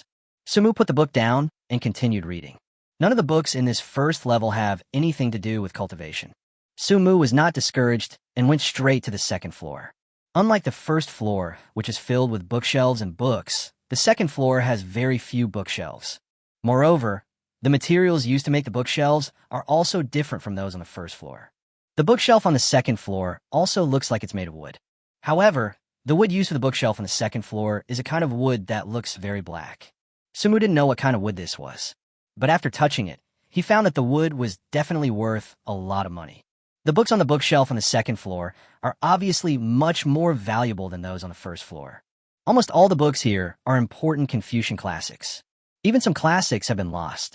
However, even if it was a lost classic, Sumu still couldn't muster up any interest in it, even if these books are worth a fortune. But to Sumu, it was not something valuable to him. The most valuable things now are those that can improve your realm, cultivation, and combat power. Since the books on the second floor are of no value, Sumu can only go to the third floor. Compared to the second shelf, there are even fewer bookshelves on the third shelf. After briefly flipping through it, Sumu showed a disappointed expression again, because this third layer is also filled with classics. Some of these classics even exist only in legends. Sumu even saw a book written by Confucius himself among the numerous classics. Chapter 62, White Jade Statue. If this book were taken outside, it would definitely attract a lot of attention. The value of classics at this level cannot be measured by money. However, even if these books are worth a fortune, Sumu still can't muster up any interest in them. After all, his goal was not these classics. Is it on the fourth floor? Sumu looked towards the stairs. From the first floor to the third floor, Sumu was disappointed one after another. Now, he can only place his hopes on the third floor and above. Coming to the stairs, Sumu took a deep breath. I hope the fourth floor won't let me down. After he finished talking to himself, he began to climb the stairs. Soon, he arrived at the fourth floor of the library. I don't know if it was because he heard Sumu's prayer or for some other reason. As soon as he reached the fourth floor, a smile appeared on Sumu's face. The fourth floor has fewer bookshelves, fewer books, and the materials of the bookshelves are better. Sumu casually walked to a bookshelf. Gently brushing off the dust on the book, the title of the book appeared in front of Sumu. Gentleman's Sword. Sumu couldn't wait to turn to the first page. It's swordsmanship. This is a local-level, low-grade sword technique. A low-grade local sword technique was not good enough for Sumu. But Sumu was very happy, because he knew that this was just the beginning. Put the gentleman's sword back to its original place intact. Then he picked up another book. This is still a low-grade local skill. Sumu put it back in its place and continued searching. But the more he searched, the more disappointed Sumu became, because all the books on this floor are almost all Earth-level skills. Most of them are of low quality, a small part are of medium quality, and very few are of high quality. In desperation, Sumu had to place his hopes on the fifth floor. But what is strange is that Sumu searched for a long time, but still couldn't find the entrance to the fifth floor. Is there no fifth floor here? Sumu frowned, feeling very strange. At the same time, he did not forget to release Qi. As soon as the Qi was released, Sumu discovered that this library actually had a fifth floor. But getting to the fifth floor is not an easy task. Of course, this so-called difficulty is only for other people, because the connection point between the fourth and fifth layers is just a hemp rope. The hemp rope is very thin, about the same size as an adult's thumb. That is to say, if you want to enter the fifth floor, you must climb up along the hemp rope. Of course, if you're strong, you can jump up directly. However, the ceiling height between the fourth and fifth floors is very high. With Sumu's strength, it is not an easy task to jump up. So he had no choice but to climb up along the hemp rope. Just as Sumu was trying to climb to the fifth floor, everyone from the Kong family began to gather outside the library. Just now, a disciple of Kong family discovered the existence of the library. After discovering the library, he immediately reported the matter to Kong Jinghua. After learning about this, Kong Jinghua gathered everyone together without saying a word. After counting the number of people, he led everyone directly to the library.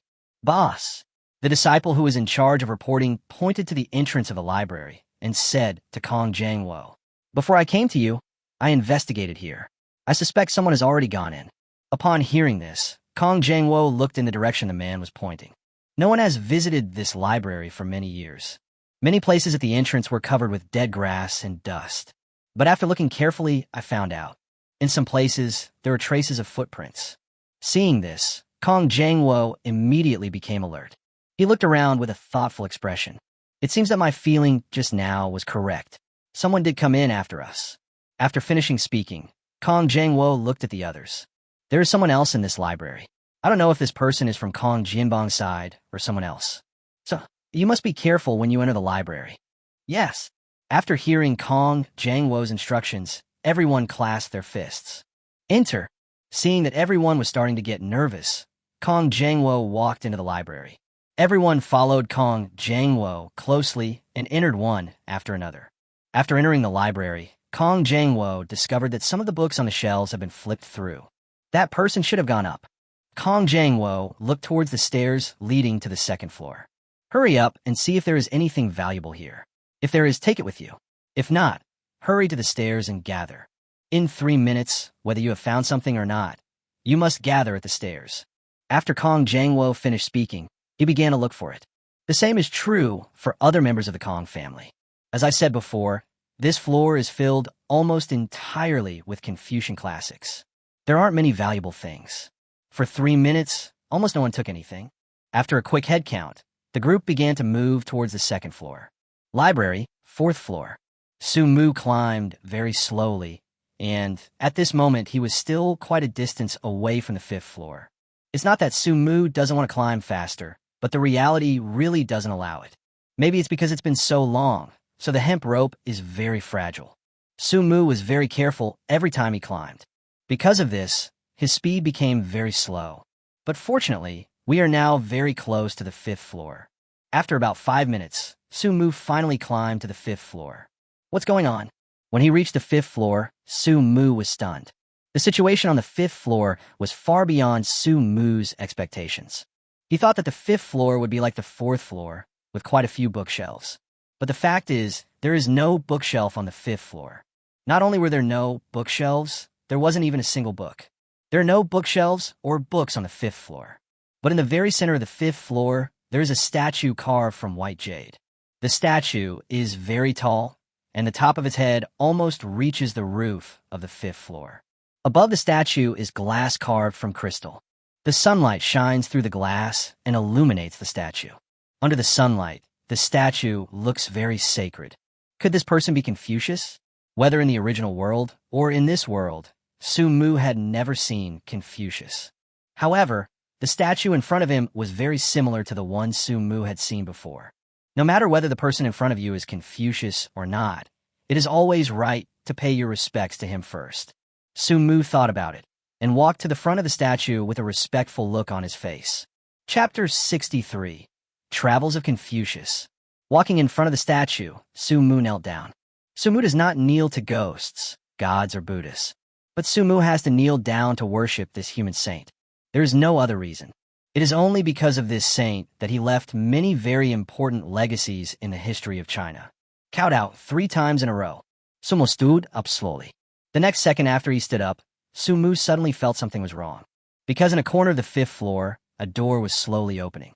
The door is very small and can only accommodate one person. What's going on? A strange expression appeared on Su Mu's face. Is there something I want inside this door? Then Su Mu walked towards the door. Inside the door is a space of only a dozen square meters. There's a table, a chair, and a bed in the space. Even if it's been too long, these furnitures are still spotless. On the table, Su Mu saw a book. Is this book a good thing? Su Mu walked quickly to the table and opened the book. This is a very ordinary book. The content of the book is more like someone's travel notes than a set of martial arts techniques. There are many very interesting things recorded in the travel notes. Could this be the travel notes of Confucius? Su Mu was shocked. When Confucius was young, he traveled around China. I set out from the land of Qi and Lu. The travel notes not only record the interesting stories of Confucius' travels to various places. Some very strange and bizarre content was also recorded. For example, Ziyashengzi. The original name of this place was not Ziyashengzi. Even Confucius didn't know what it was called. He only knew that this place was very suitable for practicing. So he lived in this place for a while. Here, he not only realized many things, but also gained many opportunities. He suspected that this was once the residence of some powerful person in ancient times. He lived here for a whole year. When he left, he used his great magical power to hide the inside. Later, after he became a saint, he used his great supernatural powers to hide it in his old residence. In addition to these, Sumu also discovered that there seemed to be a very strange place in this small sage manor. That place is in a very secluded spot in Ziyashengzi. In that place, whether it is cultivation or comprehension, you can achieve twice the result with half the effort. Moreover, there are many opportunities in that place. However, it is not easy to enter that place. When he saw this, Sumu smiled. This travel journal is absolutely a treasure.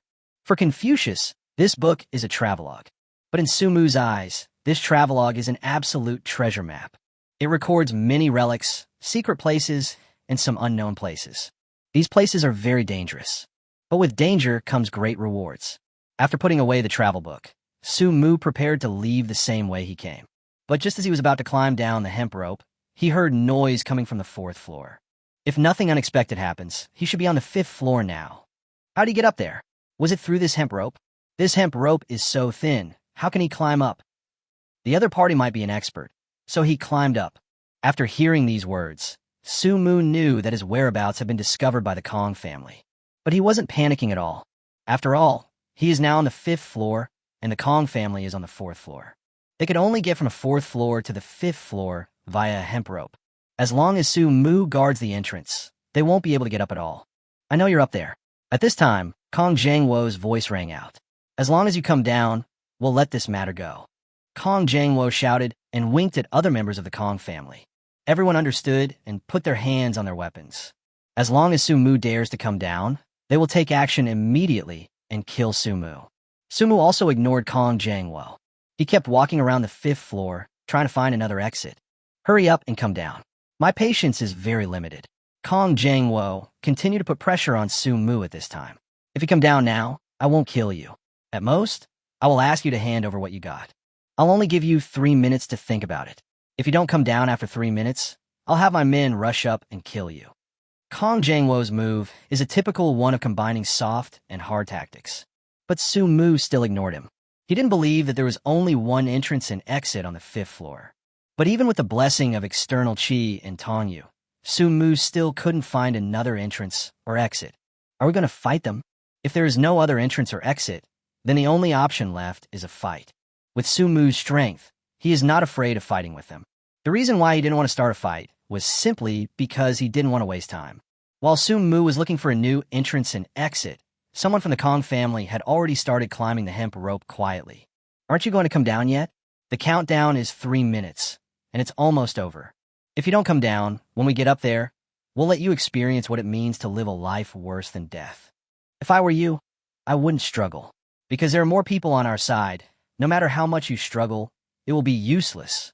Everyone in the Kong family was still yelling at Sumu crazily. The purpose of their clamor was not to really get Sumu to come down.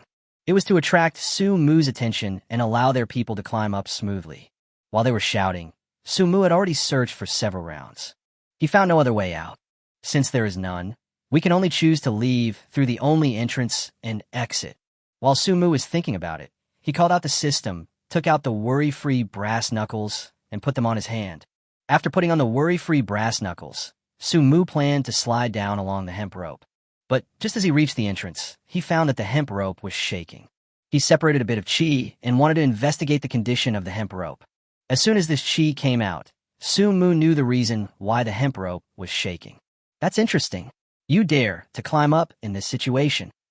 Sumu stood at the entrance, looking at the swaying hemp rope.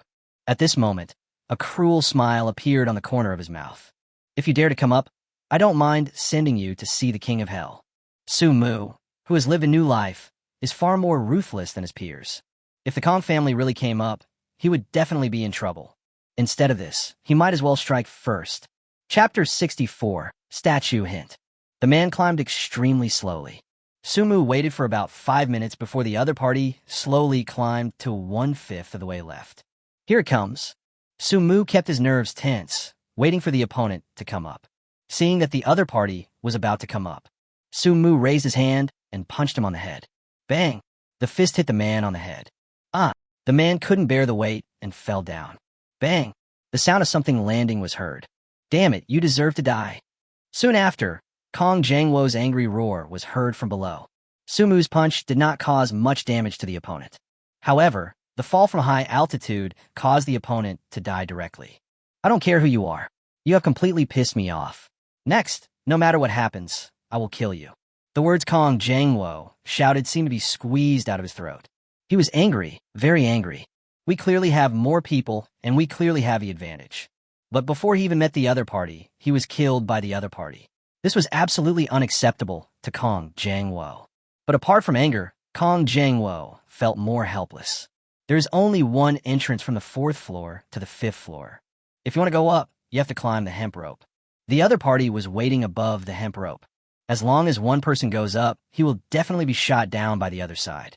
Kong Jangwo now is like a fist hitting cotton with no power at all. To be honest, this feeling of being unable to use one's strength is really frustrating. Boss, what should we do? A member of the Kong family asked Kong Jangwo. How the hell am I supposed to know what to do? Kong Jangwo cursed in his heart. But no matter how unhappy he was, he couldn't show it on his face. Let me think about it. Kong Jangwo fell into deep thought. To be honest, he doesn't have any good solution now. The situation was at a stalemate for a while. After making sure that Kong Jangwo was no longer planning to find anyone to climb up, Sumu continued to look for other entrances and exits. Sumu touched all the walls. There are no gaps on the wall. In other words, secret rooms and secret passages do not exist. Sumu also searched other places. Master Confucius, please give me some hints. In desperation, Sumu could only seek help from Confucius. I don't know if it's a coincidence or some other reason. When Sumu asked Confucius for help, a ray of sunlight happened to fall on Confucius. In the shadow, Confucius' finger was pointing at a certain place. As if possessed by some mysterious force, Sumu walked towards the place where Confucius had pointed. When he walked there, Gao Mu discovered that there was a crack in the floor. There are gaps in the floor here, but the gap in front of me is very different from the other gaps. Sumu scratched the gap with his hand. He discovered that the gap could be pressed. Then he exerted force suddenly. Sumu directly opened up the gap in the floor. After the floor was removed, a small hole wide enough for one person to pass through was revealed. Below the cave entrance is a corner of the 4th floor. This corner is very remote. Ordinary people will never notice this. This corner is not only remote, but also a blind spot. After making sure that no one noticed this place, Sumu jumped directly from the cave entrance without saying a word. With the support of Qi, Sumu landed on the ground very easily. After he landed, he didn't make any sound. This place is not only a visual blind spot, but also a place to observe the movements of Kong Jangwo and his group. At this time, Kong Jangwo's people were still racking their brains over how to get to the 5th floor. Boss! At this time, someone next to Kong Jangwo said helplessly, "How about we give up?" Does Kong Jangwo want to give up? Of course I wanted to give up, but in front of so many younger brothers. No matter how much he wanted to give up, he couldn't show it openly. No, Kong Jangwo roared with tears in his eyes and a look of resentment. He killed one of my brothers. I must cut him into pieces. His appearance at this moment moved all the Kong family disciples present. This is exactly the effect Kong Jangwo wants. This Kong Jangwo is really an acting talent. As a bystander, Sumu sneered and shook his head. It doesn't matter whether you are a good actor or not. The important thing is that some people buy into this. Sumu observed for a while, seeing that everyone in the Kong family was still struggling with how to get to the 5th floor. Sumu prepared to leave the 4th floor quietly. But here comes the problem. How he left the 4th floor quietly. I don't know if it was Kong Jangwo's plan or some other reason. At the staircase leading from the 4th floor to the 3rd floor, there was actually a disciple of the Kong family stationed there. In other words, if Sumu wanted to take the stairs, he would have to pass by this disciple of the Kong family. The strength of this disciple of the Kong family is only at the 5th or 6th level of the innate realm. For Sumu, it was really a very simple thing to defeat him and get to the stairs. But once Sumu gets close to this disciple of the Kong family, he will definitely shout at the first moment. By that time, other members of the Kong family will definitely pay attention to this side. If it really comes to this, Su-mu will be in endless trouble again. Su-mu is afraid of trouble, so he had to think of a foolproof method. His eyes kept lingering not far from the Kong family disciple. Soon, his eyes fixed on a bookshelf. The distance between the bookshelf and the disciple of the Kong family is less than 3 meters. If Su-mu sprinted at full speed, he would definitely be able to get close to the Kong family disciple in the first place. As long as he could get close to that disciple of the Kong family, things would be much easier. Su-mu thought about it and began to move quietly towards the bookshelf.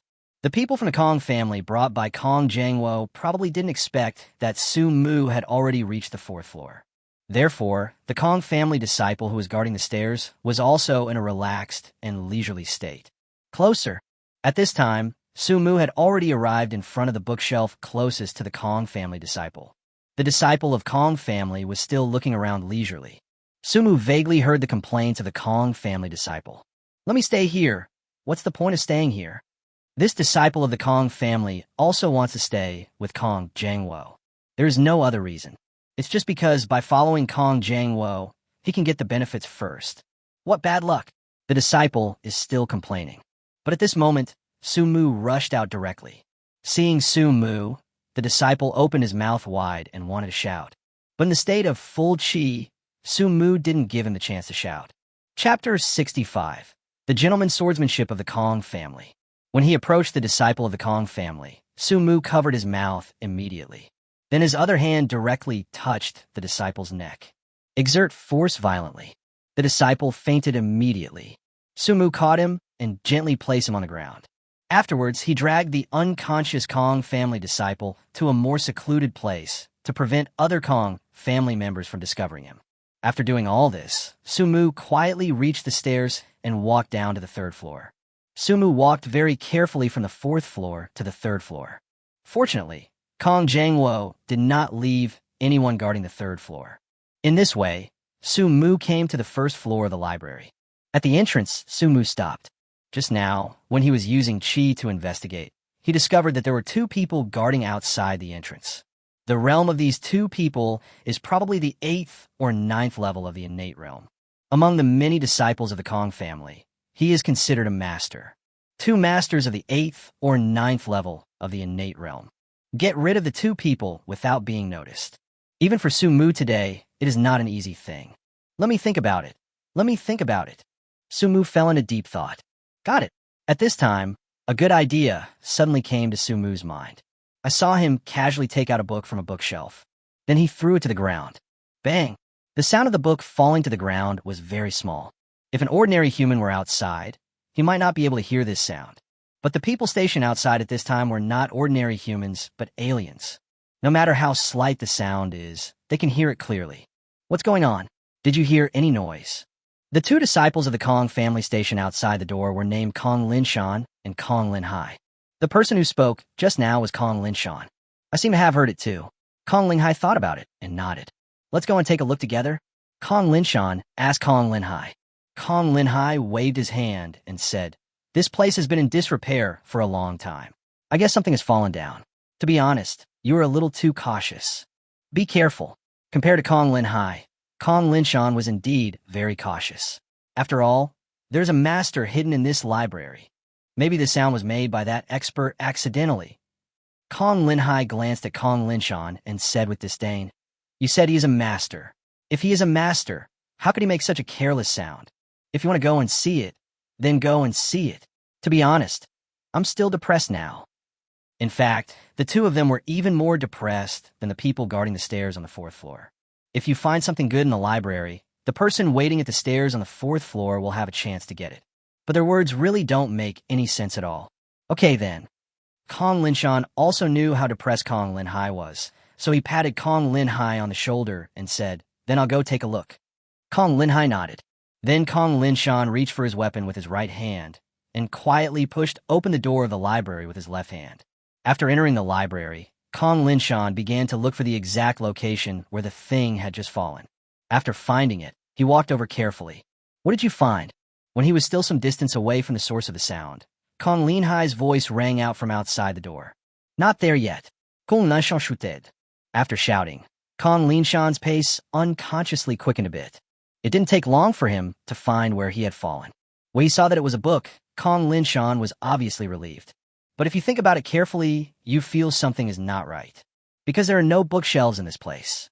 Just when he was about to say something, Sumu appeared behind him. This time, Sumu wanted to use the same trick again. But Kong Linshan did not give him the chance to repeat his old trick. The next second after Sumu came behind Kong Linshan turned his head.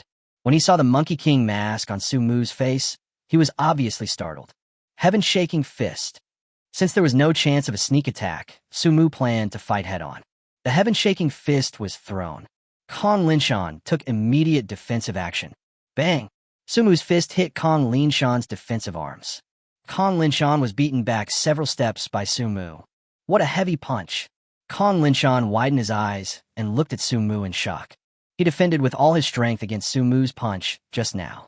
But even so, the punch just now almost broke both of his arms. Who are you? Kong Linshan asked a very stupid question. I'm your father. Sumu is also a character. He always talks nonsense. Kong Linshan's face was full of black lines. Lao Hai, come and help. I found the expert. Kong Linshan knew that he was no match for Sumu. So at this time, he could only choose to ask Kong Lin Hai for help. When Kong Lin Hai heard the shouting, he drew his weapon and rushed in without saying a word. Both of their weapons were 3-foot-long swords. The long sword shines with a cold and sharp edge, and it is obvious at first glance that it is an extraordinary item. After Kong Lin Hai rushed in, he and Kong Linshan attacked Sumu together. Gentlemen's swordsmanship. Gentlemen's swordsmanship. The two men attacked almost at the same time. Gentlemen's swordsmanship. The sword is just as its name suggests. If you're a gentleman, you will hide your edge. Although the edge is hidden, the attack is very sharp. Faced with such sword skills, the best choice is to dodge rather than take the hit head-on. Sumu dodged and moved, trying his best to avoid the attacks of the two. The sword power of the two men was like a surging river, continuous and endless. That's quite impressive.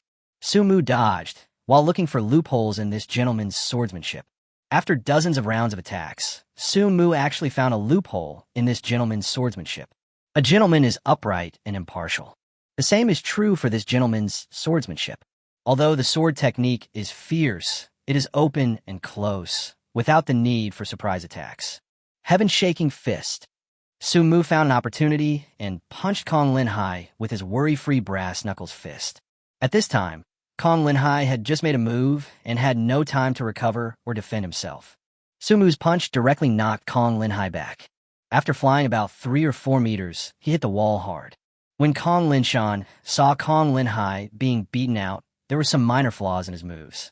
Seizing the opportunity, Sumu also punched Kong Linshan. Heaven-shaking fist. After Sumu threw a punch, Kong Linshan was knocked back and hit the wall behind him. In the fight, seeing that both of them had fallen in a coma, Sumu smiled and walked towards the door of the library. Chapter 66 Pagoda. After leaving the library, Sumu went straight to the place where there was an opportunity recorded in the travel notes. It took Sumu a full 20 minutes to walk from the library where the opportunity lay. It was an ancient building hidden in the deepest part of Xiashengxianzuan. The ancient building is so old that it is hard to tell which era it was built in. The building is over 100 meters high, and looking from up high, it gives a feeling of towering into the clouds. Recorded in travel notes. This ancient building has a total of 9 floors. Each time, there's a powerful exotic beast guarding. As long as you defeat the strange beast, you'll have the opportunity to obtain skills, magic tools, secret books. Sumu took a deep breath and walked into the ancient building. Time passes. The moment Sumu entered the ancient building, the scenery in front of him changed dramatically. At this moment, he was on a grassland. The grassland is vast, and there is no end in sight. When a breeze blows, you can faintly smell the fragrance of grass and flowers. Welcome to the pagoda. There are 9 floors in the pagoda. As you pass each floor, you will gain skills, magic tools, and secret manuals. The higher the levels you pass, the better the stuff you get. Just as Sumu was getting used to the environment here, a voice rang in his ears. Please choose whether to start the challenge. At this time, the voice sounded again. Begin the challenge. Sumu didn't hesitate at all. Level 1, Grassland Rhino. Level, E-level growth stage. A monster in its E-level growth stage is equivalent to the 3rd to 6th level of acquired human beings. As the voice fell, a rhinoceros really appeared in front of Sumu. However, this rhino is a little different from the rhino Sumu knows. The rhinoceros in this place is a strange beast that looks like a yellow cow but has rhinoceros horns. It was about 5 meters tall, and in addition to its yellow skin, it had a layer of armor similar to bone armor. As soon as the grassland rhinoceros appeared, it rushed straight towards Sumu. It was extremely fast, and in just a few seconds, it had already rushed to Sumu's front. Sumu calmly put on the worry-free brass knuckles and punched the grassland rhinoceros. Bang! Sumu's fist hit the grassland rhinoceros directly on the head. The grassland rhinoceros died instantly. Ding! Kill the grassland rhino and get rewards. 120 points, no water. No water. One of the 72 Disha techniques. If you practice it, you can walk on water and move freely in water. The system prompt sound just ended. The reminder sound from the pagoda rang in Sumu's ears again. I didn't expect that I could get a reward for killing the strange beast in this pagoda. Sumu's eyes widened, his face full of surprise. Congratulations on passing the first level and getting the reward. Wind step. Wind step. Level. Top grade Xian level. Introduction. Infusing qi into your feet can greatly increase your movement speed. After reading the introduction of the Gale step, Sumu smiled. This skill is definitely a good thing for Sumu now. Don't be fooled by the fact that he has very strong attacking means. However, Sumu has always been lacking in terms of mobility. The appearance of Swift Wind Step can just make up for what he lacks. Excuse me, do you want to go to the 2nd floor? The sound of the pagoda rang out again. Go! What's going on? When he reached the 2nd floor, Sumu was shocked by the scene before him. The place where he is now is a very small deserted island. How small is this deserted island? It's probably just a few square meters. Level 2, Crazy Shark Offshore. Level, E-level adulthood. The challenge will begin in 1 minute. Be ready. Once the challenge begins, the ground beneath your feet will disappear. If you don't want to continue the challenge, please cancel it before it starts. Once you cancel the challenge, you'll be teleported out of the pagoda and will never be able to enter again for the rest of your life. And if you fail the challenge in the pagoda, you will die completely. The sound of the pagoda reached Sumu's ears word by word. Sumu didn't expect that the challenge of this pagoda would be so cruel. Once you die here, you will die completely? Sumu began to hesitate. 9 floors, 9 exotic beasts. I'm afraid this is the only place in the world that has so many exotic beasts. Including the rewards from the pagoda, I could get a total of 18 rewards from these 9 floors. For me now, this is definitely a good opportunity that I cannot miss. There are 9 floors in the pagoda, and there are 9 rewards in total. Including the 9 rewards given by the system, Sumu will receive a total of 18 rewards. Let's not talk about what these 18 rewards are. Anyway, it will definitely not be bad. Fortune and honor are achieved through risk. Let's fight. Sumu gritted his teeth and did not choose to end the challenge. A minute goes by very quickly. The next second after the countdown ended, the deserted island under Sumu's feet disappeared. But he wasn't panicked at all. At this moment, he was standing on the water as if he was standing on flat ground. This is the benefit that the new magic, Water Forbidden, brings him. Sumu, who was standing on the water, was not idle either. He used all his energy to search for traces of the crazy shark near the coast. Puff! And at this moment, the water behind him suddenly broke open. A shark jumped out of the water. Wind step. Sumu activated the Gale step immediately to increase his speed to the fastest. Then he moved and avoided the attack from the offshore shark. Before Sumu had time to catch his breath, a wild offshore shark that had just entered the water poked its head out again. When Sumu saw this crazy shark near the coast, he was more or less surprised. The appearance of this offshore shark is very similar to that of an ordinary shark, but the only difference is that its mouth is very similar to a crocodile's mouth. The mouth was slightly open, and Sumu could clearly see rows of sharp white teeth inside. If I get bitten by him, even if I don't die, I'll lose half my life. Faced with such a strange beast, Sumu did not dare to take it lightly. He began to clench his fists with his hands wearing the worry-free knuckles. At this time, the crazy shark near the coast launched another fierce attack on Sumu. heaven-shaking fist. Su Mu clenched his fist and smashed it hard on the head of the offshore shark. Crack! The sound of bones breaking was heard. This seemingly terrifying offshore shark was killed instantly by Su Mu's punch. The sharks swimming offshore do look very scary. But its realm is not high after all. It was so easy for Su Mu to kill it instantly. Ding! Kill the offshore shark and get rewards. 180 points and 1 ounce of Songhai pollen. Songhai pollen. If the pollen of the Songhai flower is spread in the air, the spiritual energy within a 10-meter radius will be doubled. Duration, 5 minutes. Chapter 67 System Mall Opening. Such a good reward. Su Mu's eyes widened when he saw the introduction of Songhai pollen. Others may not know, but he knows what it means to double the spiritual energy.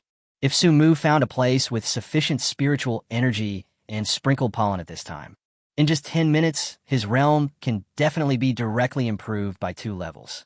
During the battle, if he spreads this Songhai pollen, his combat effectiveness will definitely soar a lot. Apart from those strange skills, this is definitely the best system reward Su Mu has ever received. After reading the system rewards, Su Mu began to wait for the rewards from the pagoda. Congratulations on passing the 2nd level. Reward, low-quality power fruit. Low-quality fruit of strength. If taken, you will gain 3 points of strength. Looking at this low-quality fruit of power, Su Mu fell into deep thought. Then he put the fruit in his mouth and prepared to swallow it. Ding! The strength value has reached the current upper limit. You can no longer take fruits to increase your strength. Listening to the system prompt, Su Mu was a little dissatisfied. It seems that if I want to continue taking these fruits, I must improve my realm. Su Mu's highest realm is now to cultivate his chi. The small realm is 3 levels. In other words, if he wants to improve to a higher level now, he must first improve to the 7th level of the lower level. Trouble. Su Mu scratched his head, feeling helpless. Put them away first. You can eat these fruits later. After Su Mu finished speaking, he started the 3rd level challenge. The 3rd floor is in a dense forest. What Su Mu has to face is a giant python in its D-level growth stage.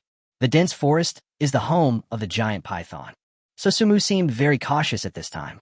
He clenched his fists and carefully looked for the python's traces. After walking in the dense forest for about 5 minutes, Su Mu suddenly stopped.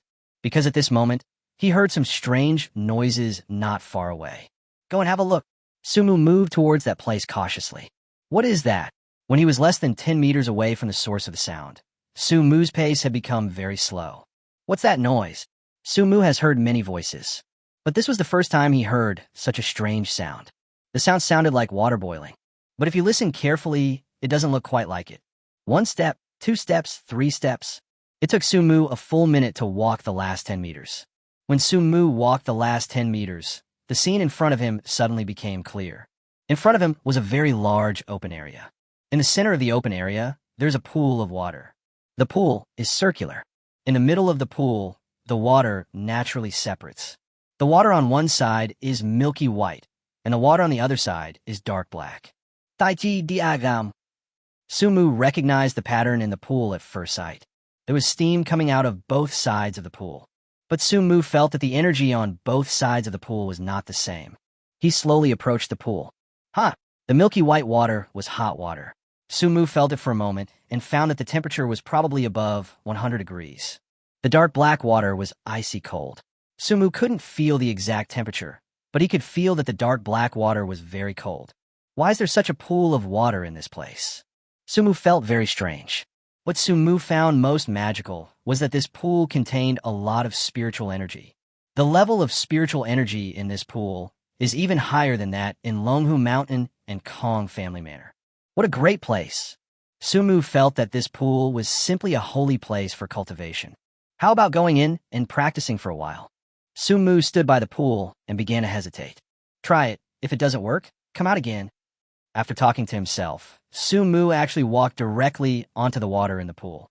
It doesn't work. Standing on the surface of the pool, Su Mu did not feel a trace of spiritual energy. Come in. After Su Mu finished speaking, he dived into the water. He chose the milky white side. As soon as he entered the water, Su Mu was enveloped by the scorching hot water. The water flow is hot. Even though Su Mu possessed the innate holy body Dao Tai, the top physique in the heavens and myriad worlds, he could still feel the heat of the water. This heat made him feel uncomfortable all over. Golden Light Spell. He wanted to use the Golden Light mantra to resist the heat of the water. However, while the Golden Light spell blocked the flow of water, it also blocked the spiritual energy in the pool. That is to say, if you want to practice in this pool, your body must be in contact with the water. In desperation, Su-mu had to remove the Golden Light curse. As soon as the Golden Light curse disappeared, Su-mu's body was in close contact with the water flow again. In less than a minute, Su-mu's skin began to turn red. But Su-mu didn't care.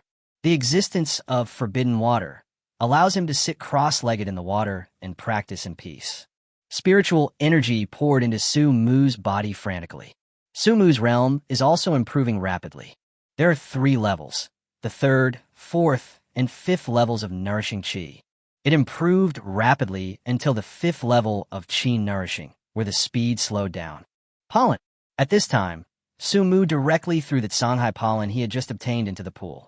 5 layers, 6 layers, 7 layers, 8 layers, 9 layers.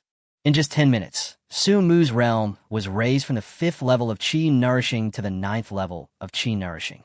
As his realm reached the 9th level of qi cultivation, Su-mu was overjoyed. It feels great. This opportunity was simply too great for Su-mu. Afterwards, his realm reached the 9th level of qi cultivation, but he still had no intention of leaving. The effect of the pollen, though, has worn off. But Su-mu wanted to make a concerted effort to break the shackles between nourishing qi and concentrating the mind, and directly take his realm to the next level. But after practicing with his eyes closed for an hour, Su-mu discovered that this layer of shackles was not so easy to break through. What? Su-mu sighed, his face full of helplessness. He rushed out of the water and returned to shore. The improvement in his realm made him very happy. But this last layer of shackles made him extremely uncomfortable. It felt like there was a fish bone stuck in the throat, which could neither be swallowed nor spit out. After taking a brief rest by the pool, Su-mu began to get up. He did not forget his main mission on the 3rd floor. Found it. After searching for a while, Su-mu found the trace of the giant python in the dense forest. The D-level monsters are no match for Su-mu now. After just one encounter, the giant python was killed by Su-mu. Ding! Kill the giant jungle python and get rewards. 200 points, new moongrass. Ding! The points have reached 1,000. The system mall is officially open. The new system prompt sound made Su-mu, who was originally a little depressed, ecstatic. Chapter 68, Snow Mountain Jaguar. Su-mu was not in a hurry to look at the system mall, but instead focused on the new reward of crescent grass. Crescent grass, a very magical medicinal herb, one of the 5 medicinal herbs needed to refine the realm-breaking pill. Crescent moon grass's introduction was unremarkable, but the 3 words breakthrough pill made Su-mu's eyes light up. The realm-breaking pill is a very rare and magical pill. This kind of elixir is extremely time-consuming and laborious to refine, but it has a very cool attribute. This attribute allows a person whose current small realm is the 9th level to directly break through to the current big realm. Given Su-mu's status in the martial arts world at that time, he had only heard of this elixir. It seems that my breakthrough to the qi cultivation stage is just around the corner. Thinking of this, Su-mu became excited again. Pass the 3rd level and get the reward. Basics of Alchemy. Basics of Alchemy. By acquiring this skill, you can gain a preliminary grasp of the techniques of alchemy. The treatment after rebirth is really different. It really is what you want. Su-mu was very happy, very happy. Before, he was still worried about how to make medicine. The emergence of this alchemy foundation directly solved this problem. Is this how the protagonist is treated? Love it. Su-mu is no longer just happy now, but extremely happy. But he still took a deep breath and calmed himself down. As a reborn person, you must learn to remain calm in the face of change. Remain calm in the face of change. That's true. But if something really happens, how can I remain calm? However, Su-mu finally took several deep breaths and calmed himself down. When he was almost calm, Su-mu opened the system mall again. There are a huge number of items in the system mall. Su-mu looked at them carefully one by one. After watching for 10 minutes, you have only seen 1% of the products. Fortunately, this system mall is relatively user-friendly. At the top of the mall, There is something similar to a search button. Sumu first searched for various fruits. The price of ordinary quality is 100 points. The price of low quality is 1,000 points. In other words, with Sumu's current points, if he wanted to buy the four-dimensional fruit, he could only afford one. In addition to the four-dimensional fruit, Sumu also searched for the alchemy furnace. He now has the materials to refine the realm-breaking pill, and he has also learned the basics of alchemy. So the first thing to do after leaving Xia Shengzi and Zhuang is definitely to refine pills. The most important thing in refining elixirs is the elixir furnace. He wants her to senior say this. When you have a good alchemy furnace, you'll get twice the result with half the effort when refining pills. It's so expensive. Sumu looked at the alchemy furnace on the mall interface, and his face fell. Ordinary alchemy furnace. Points, 10,000. Semi-automatic furnace. Points, 100,000. Fully automatic furnace. Points, 1 million. There are 3 types of alchemy furnaces. They are normal, semi-automatic, and fully automatic. Sumu himself didn't understand. Why is there a fully automatic alchemy furnace? What made him even more confused was why the alchemy furnace was so expensive. Not to mention the 2 types of alchemy furnaces mentioned later. Even the most ordinary alchemy furnace is definitely not something Sumu can afford now. I only have 1,000 points now, which seems a long way from 10,000 points. This is not a big difference, but a very big difference. While Sumu was thinking, he had been teleported to the 4th floor. On the 4th level, he was teleported deep into the mountains. This time, he has to face an adult D-level snow mountain jaguar. As soon as he appeared on the 4th floor, the snow mountain jaguar appeared not far in front of him. As soon as the snow mountain jaguar appeared, it showed its sharp teeth to Sumu. The height of this snow mountain jaguar is about 5 meters. The 4 long legs appear particularly explosive. The exposed claws also flashed with cold light. The slightly exposed teeth are so eerie that it makes people feel uneasy. When it saw Sumu, it bared its teeth slightly at Sumu. Facing such a strange beast, Sumu was not afraid at all. After a brief demonstration, the snow mountain jaguar began to slowly approach Sumu. The reason why it did not choose to attack Sumu at the first time was because it sensed the danger of Sumu. The strange beasts have an extremely strong sense of danger. When they feel that they are no match for the other party, they will become very cautious. This snow mountain jaguar felt threatened by Sumu. So when facing Sumu, it became very cautious. Hurry up and don't waste everyone's time. Sumu waved at the snow mountain jaguar with a provocative look on his face. When has the snow mountain jaguar ever suffered such injustice? Faced with Sumu's provocation, it immediately became unhappy. I saw it bend its hind legs and make an expression as if it was ready to attack. Sumu was provocative, but he did not take it lightly. You're not afraid, are you? Can you hurry up? Sumu is still provoking the snow mountain jaguar. After being provoked repeatedly by Sumu, the snow mountain jaguar suddenly became angry. This time it did not choose to endure, but rushed straight towards Sumu. Leopards are the animals that excel in speed. After evolving into a strange beast, its speed becomes even more terrifying. From the time it set off until it launched its attack on Sumu, it took less than 10 seconds in total. Wind step. Sumu's snow mountain jaguar is fast, but Sumu's reaction is not slow at all. The moment the snow mountain jaguar started moving, he activated the wind step. With the swift wind step activated, Sumu's speed was directly increased to the extreme. Sumu increased his speed to the extreme, not to avoid the attack of the snow mountain jaguar, but to better defeat the snow mountain jaguar. A few seconds later, Sumu and the snow mountain jaguar collided with each other. The snow mountain jaguar immediately showed its sharp claws. Sumu's fist also shone brightly under the blessing of the heaven-shaking fist. The next second, Sumu's fist collided with the sharp claws of the snow mountain jaguar. Crack! As soon as the collision occurred, there was a sound of broken bones. Of course, the sound comes from the snow mountain jaguar. That's right. As soon as the collision occurred, the sharp claws of the snow mountain jaguar were broken by Sumu's fist. Then the man and the beast separated, and the snow mountain jaguar howled in pain. It opened its eyes wide, filled with shock and confusion. It didn't understand why the human in front of it was so powerful. Continue. Sumu waved to the snow mountain jaguar. For a moment, the snow mountain jaguar was afraid to move forward. Sumu's powerful strength actually made it feel afraid. You're not coming? Sumu stared at the snow mountain jaguar for a while, then shook his head helplessly. Since you're not coming, then I'll come. Chapter 69 New Magic, Borrowing the Wind. Wind Step. With the Gale Step activated, Su-Mu approached the Snow Mountain Jaguar at the fastest speed. Heaven-shaking fist.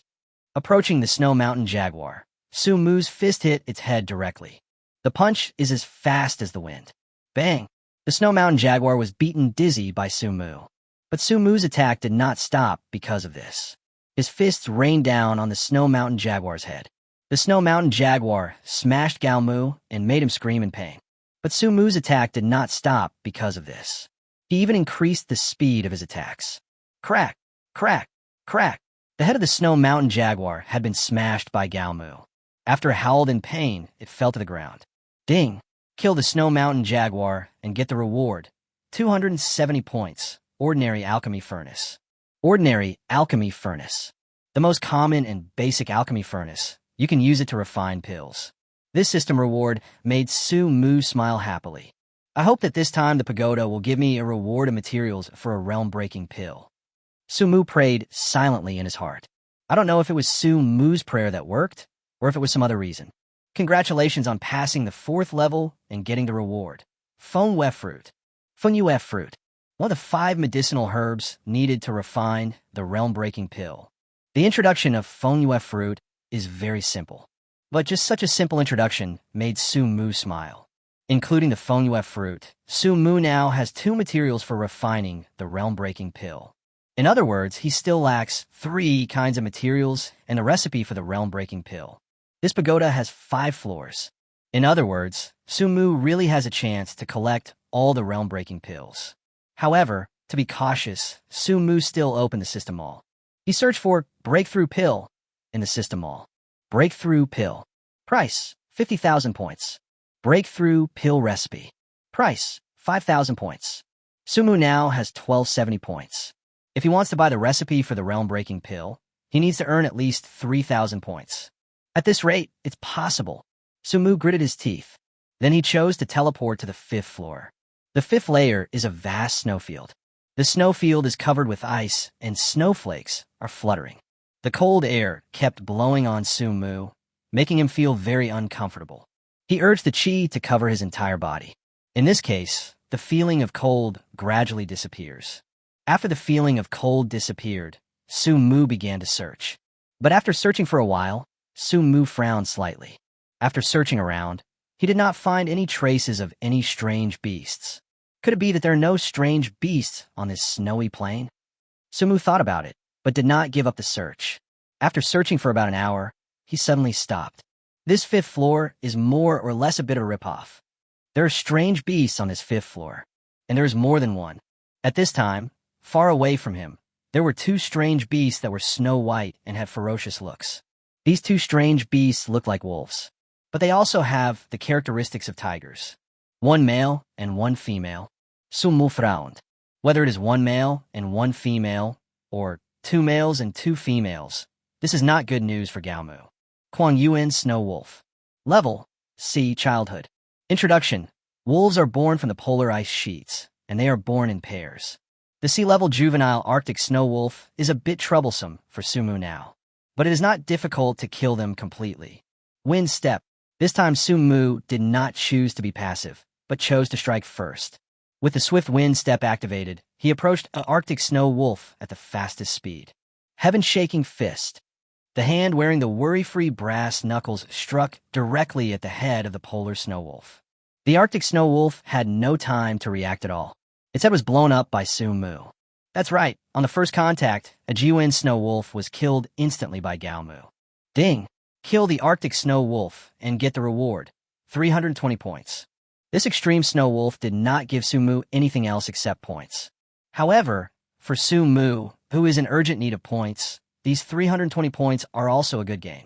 After killing 1 Arctic snow wolf, Su-Mu set his sights on another Arctic snow wolf. When the Arctic snow wolf saw Su-Mu looking at him, it began to bar its teeth at Su-Mu.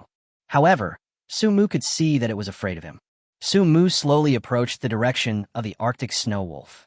The Arctic snow wolf, on the other hand, was slowly retreating while baring its teeth. Wind Step. Su-Mu didn't want to waste too much time on the 5th floor, so he approached the last Arctic snow wolf as quickly as possible. Heaven-shaking fist. I don't know if it's fear or some other reason.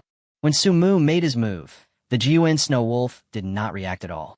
Just like that, Sumu's fist hit the head of the Arctic Snow Wolf. The head of this Jiuan Snow Wolf was directly blown up by Sumu. Ding! Kill the Arctic Snow Wolf and get the reward. 330 points. Borrow the wind. Borrow the wind. One of the 72 earthly evil techniques, it can borrow the power of wind and drive it at will. A new strange skill appeared, and Sumu smiled. However, Sumu felt that borrowing the wind was very similar to carrying a mountain. Both of them were the kind of magical skills that looked very powerful, but actually did not have much effect.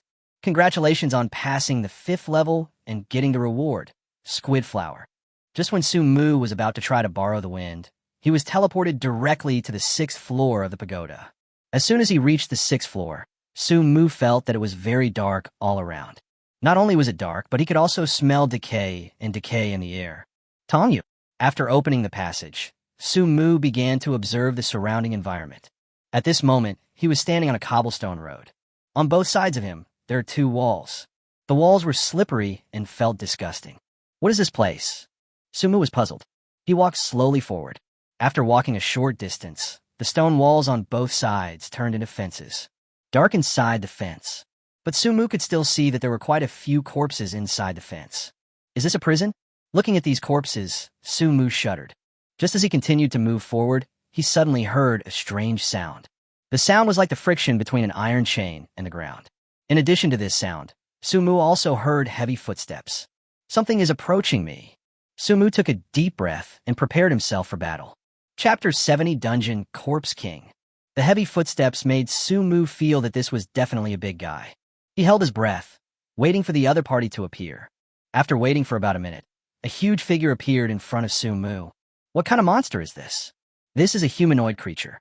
It has a human head and body, but its entire body is pitch black. Its blackness is not the blackness of black people, but the blackness of charcoal fire. It was very tall, about 3 meters tall with a dark body, and looked very strong. The strangest thing is that there is a chain on its left hand that looks very black. The strange sound just now should be made by the black chain dragging on the ground. Dungeon Corpse King. Grade C. Growth Stage. Introduction. No one knows whether it is a human or a beast. Its defense is very strong, but its attack should not be underestimated. When Sumu was observing the Dungeon Corpse King, it also discovered Gao Mu's existence. Roar. I don't know what Sumu's purpose was, but it actually growled at Sumu. There was anger in its roar, but it also seemed like he was hungry. Its pair of big blood-red eyes were staring at Sumu. Sumu felt that the animal was looking at him, as if he were looking at food. After seeing Sumu clearly, the Dungeon Corpse King rushed towards Sumu without any hesitation. It's slow, but its pace is huge. In a flash, it rushed to Sumu. The black chain in its hand swung slightly and flew straight towards Sumu. Although Sumu knew its realm, he was not clear about its combat power. So Sumu chose to dodge this first attack. Wind Step. With the Wind Step activated, Sumu dodged the attack of the Dungeon Corpse King. The iron chain passed through Sumu's side and slammed hard into the wall. Bang! The iron chain hit the wall, creating a huge crack in it. The rubble also scattered all over the ground as the chain was pulled out. What a heavy chain! Sumu was shocked, although he has the strongest physique in the universe. But if the chain really hits him, even if he doesn't suffer external injuries, he will definitely suffer internal injuries. You can't resist, you can only dodge. Sumu already had some ideas in his mind. Wind Step. The Wind Step was activated again. At this time, Sumu came behind the Dungeon Corpse King. He took a horse stance, sank his body, and punched towards the waist of the Dungeon Zombie King with his right fist. This punch made Sumu's arm numb. The defensive power of this thing is really strong. Sumu shook his numb arm and sighed. You know, Sumu was wearing the worry-free brass knuckles when he threw this punch. But even so, this punch still made Sumu feel his arm numb. This is enough to show that the defense of this Dungeon Zombie King is very strong. Heaven-shaking fist. After understanding the Dungeon Corpse King's defense, Sumu used the Heaven-shaking fist. The target of Sumu's punch was the leg of the Dungeon Corpse King. Crack! The Heaven-shaking fist was thrown. With the help of many skills and magic weapons, Sumu directly broke one of the legs of the Dungeon Corpse King with this punch. Ouch! The pain made the dungeon corpse king scream. But Sumu had no intention of stopping the attack. Heaven-shaking fist. In a place with abundant spiritual energy like this, Sumu's heaven-shaking fist is absolutely free. Bang! This punch hit the other leg of the dungeon corpse king. Crack! With this punch, Sumu also broke the other leg of the dungeon corpse king. At this point, both legs of the dungeon corpse king had been broken by Sumu. Now it can only kneel on the ground.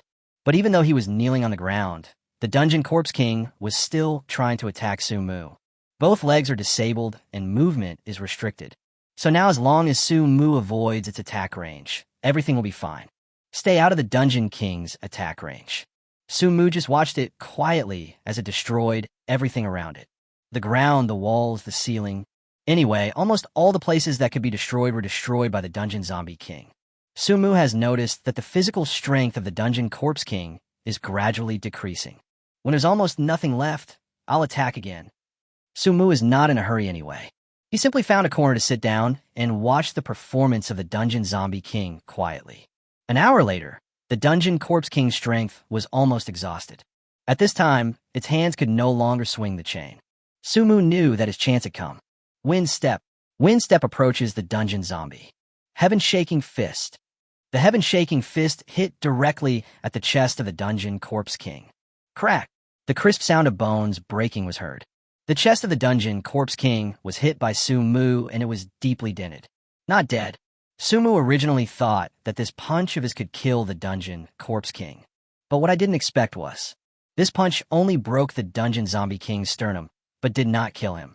If hitting the chest won't kill him, then hit the head. Sumu's heaven-shaking fist attacked again.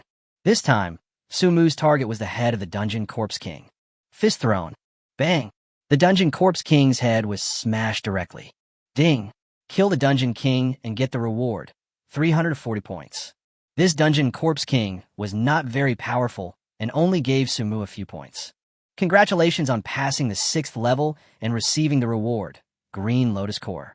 Green Lotus Core, one of the 5 medicinal ingredients used to refine the realm-breaking pill.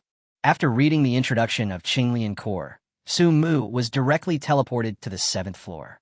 At the same time, on the 1st floor of the library, Kong Jangwo looked at Kong Linshan and Kong Linhai with a gloomy expression. You mean, the person who knocked you out was wearing a Sun Wukong mask? And his strength was very strong? Kong Jangwo asked. Yes. Kong Linshan nodded with an unpleasant expression. In front of him, we didn't even have a chance to fight back. Is it so strong? Kong Jangwo was very surprised when he heard this. You know, even if I face these 2 brothers, it is impossible for me to beat them without any chance of fighting back. In other words, the person wearing the Monkey King mask is stronger than himself. It's troublesome. In this place, there is someone who is stronger than himself. This is a very troublesome thing for Kong Jangwo. Where is he going now? Kong Jangwo asked Kong Linshan.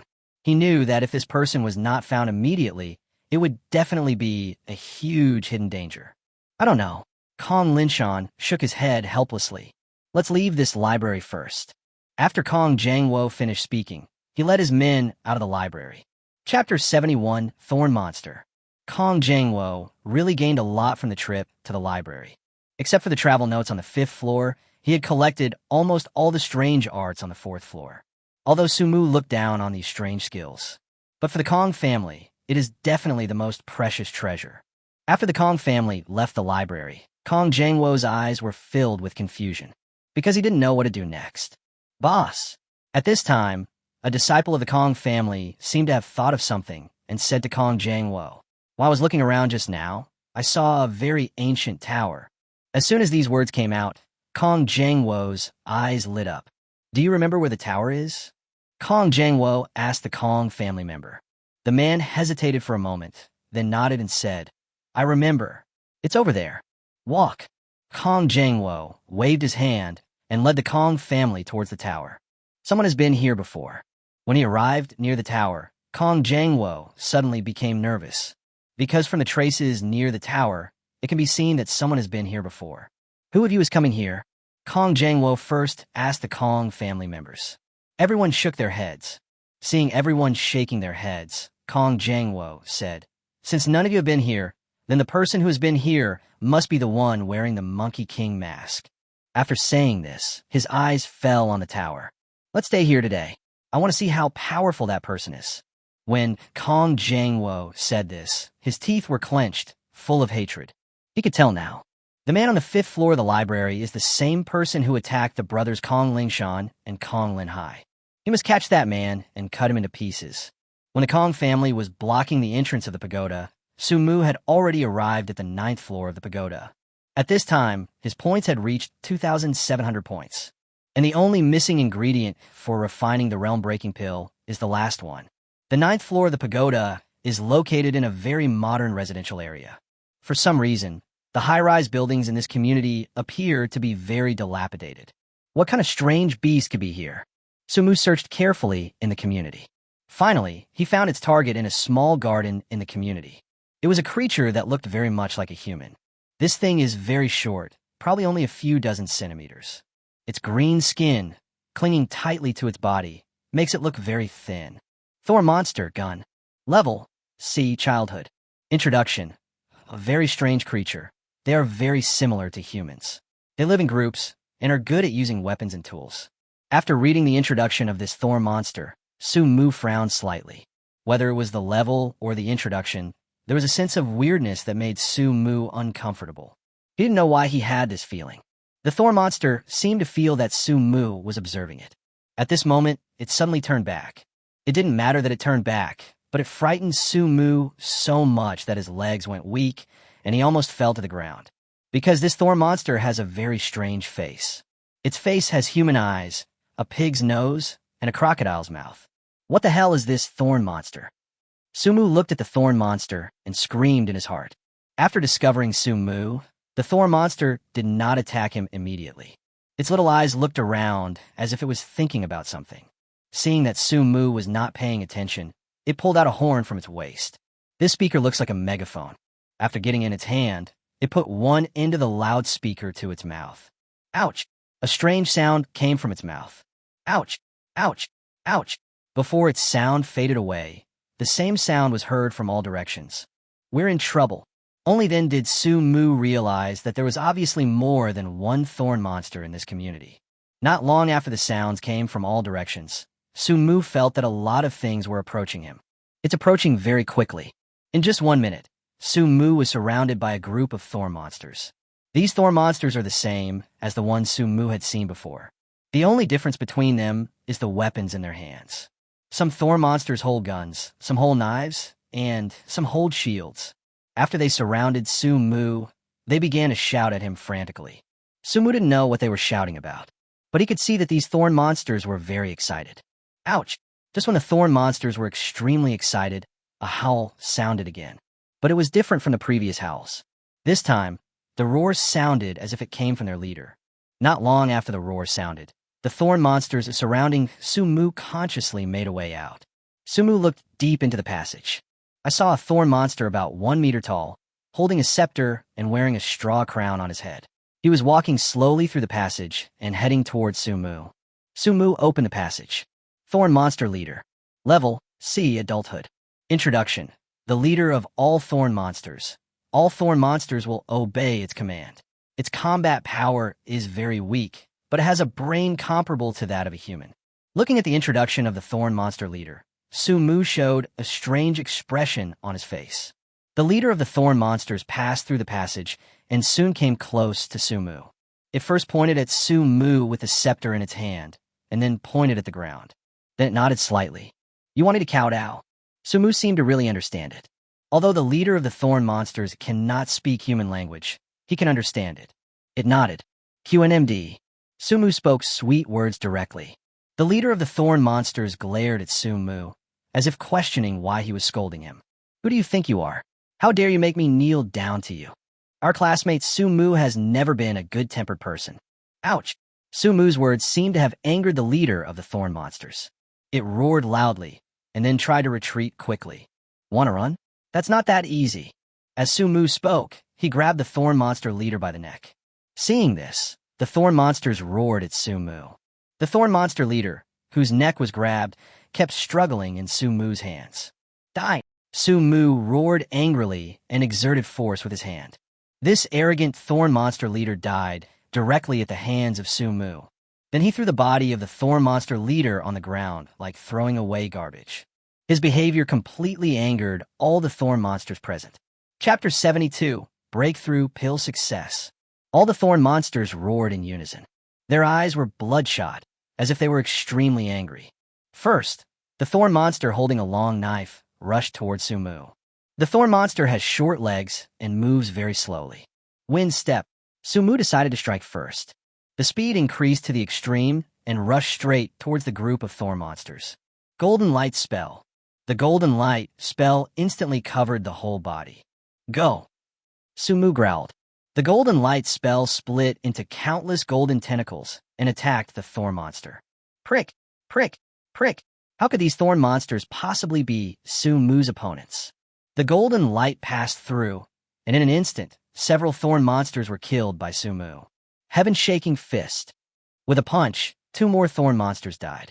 Whether it was the golden light curse or the heaven-shaking divine fist, Su-mu could easily kill the thorn monster in seconds. But even so, Su-mu was still surrounded by thorn monsters. The reason is simple. There are too many thorn monsters.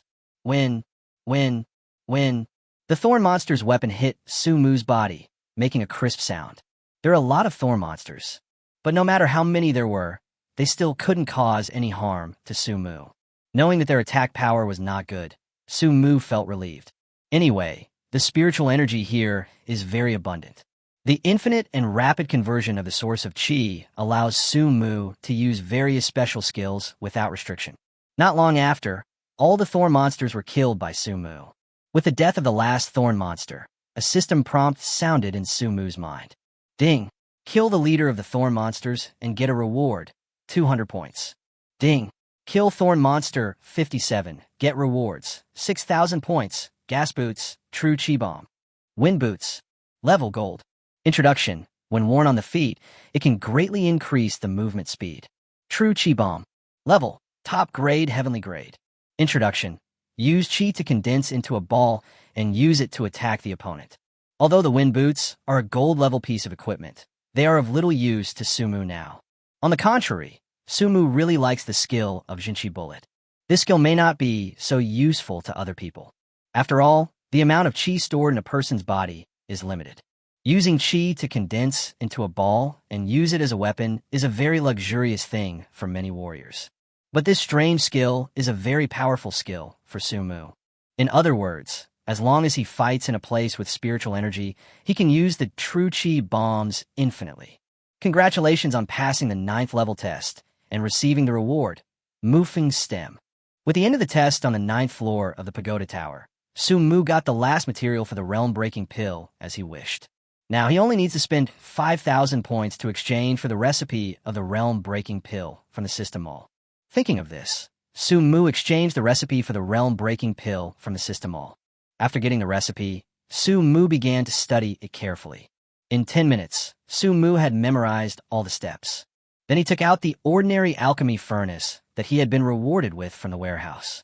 Placing the alchemy furnace on the ground, Su-mu began to refine the realm-breaking pill according to the steps. 20 minutes passed quickly, and all the previous steps were completed. Now all that's left is to wait for the pill to take shape. Time passes by every second. Su-mu controlled the temperature of the furnace while waiting with anticipation. After about an hour, the furnace suddenly shook. Su-mu felt something and hurried forward to open the lid of the alchemy furnace. The lid opened and a puff of smoke rose into the air. A refreshing fragrance began to spread everywhere along with the smoke. Smelling this fragrance, Su-mu actually felt like he was floating in the air. The smoke slowly dissipated. Su-mu saw that there was a pill floating above the alchemy furnace. The entire pill is pitch black. There are some golden patterns around it.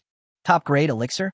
Su-mu had never taken any elixir before his rebirth, but he had seen pictures and descriptions of the elixir. There are 3 types of elixirs. Ordinary pills don't have any patterns on them. A fine-quality pill with red patterns on it. A top-grade elixir with golden patterns on it. Su-mu himself did not expect that the first time he refined a pill, he would actually refine a top-grade pill. The elixir was suspended above the elixir furnace. Su-mu stepped forward and held the pill in his hand. Maybe it's because it has just been formed, so the pill still feels vaguely warm in my hand. Sumu didn't care about anything else and swallowed the pill directly into his mouth. The next moment after taking the pill, he sat cross-legged. His chi wrapped the elixir and began to refine it slowly. This realm-breaking pill has a strong effect. If Sumu just left it alone, it would probably cause harm to his body. So Sumu had to refine it slowly. Under the refining of chi, the medicinal power began to slowly spread in Sumu's body. Crack! A crisp sound was heard. Sumu felt that the shackles that had trapped him for a long time had begun to crack. Come again. Sumu continued to refine the medicinal power. Crack! When the medicinal power was refined by 40%, the sound rang again. 60% of the time, the sound occurs again.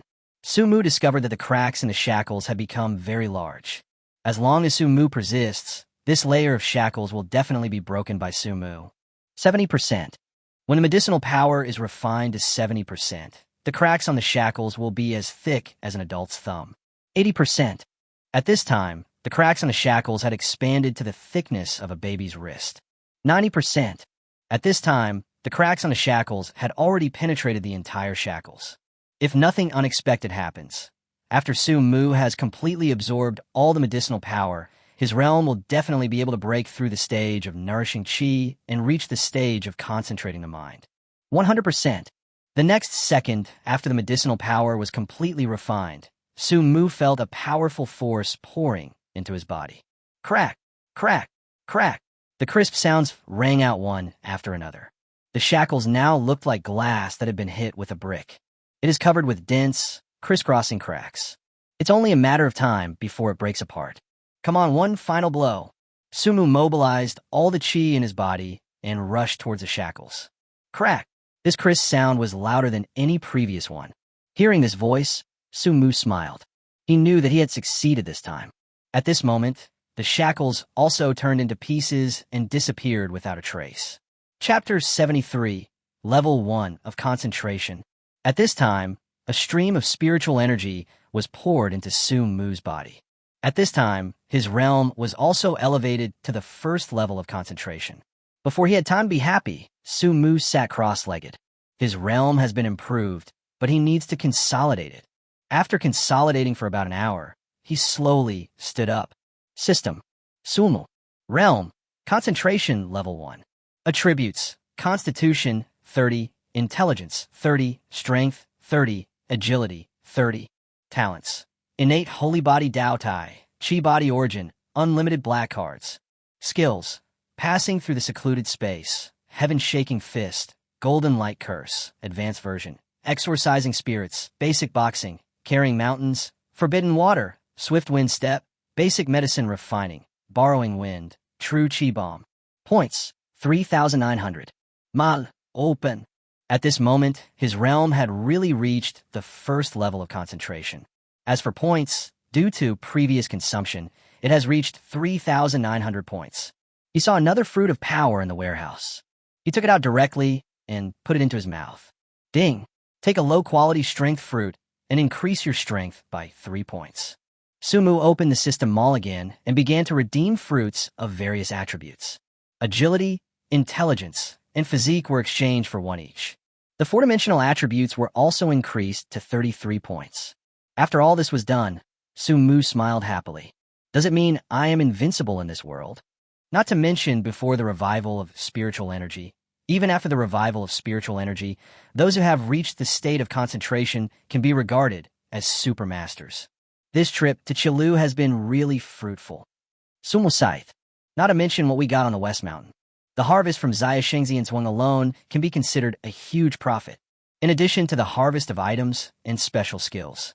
What Sumu was most satisfied with was the improvement of his realm.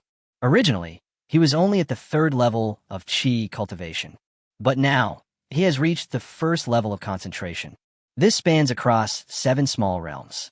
In fact, in Sumu's opinion, the most important thing is not these 7 small realms, but the realm-breaking pill. If he didn't have the realm-breaking pill, it might take him a very long time to break through from nourishing his Qi to concentrating his mind. The most important thing is that he also obtained a recipe for the realm-breaking pill. In the future, I can buy the materials at a low price. then refine the realm-breaking pills, and finally sell them at a high price. Sumu has already figured out how he will do business in the future. After consolidating his realm, Sumu slowly stood up. It's time to go back.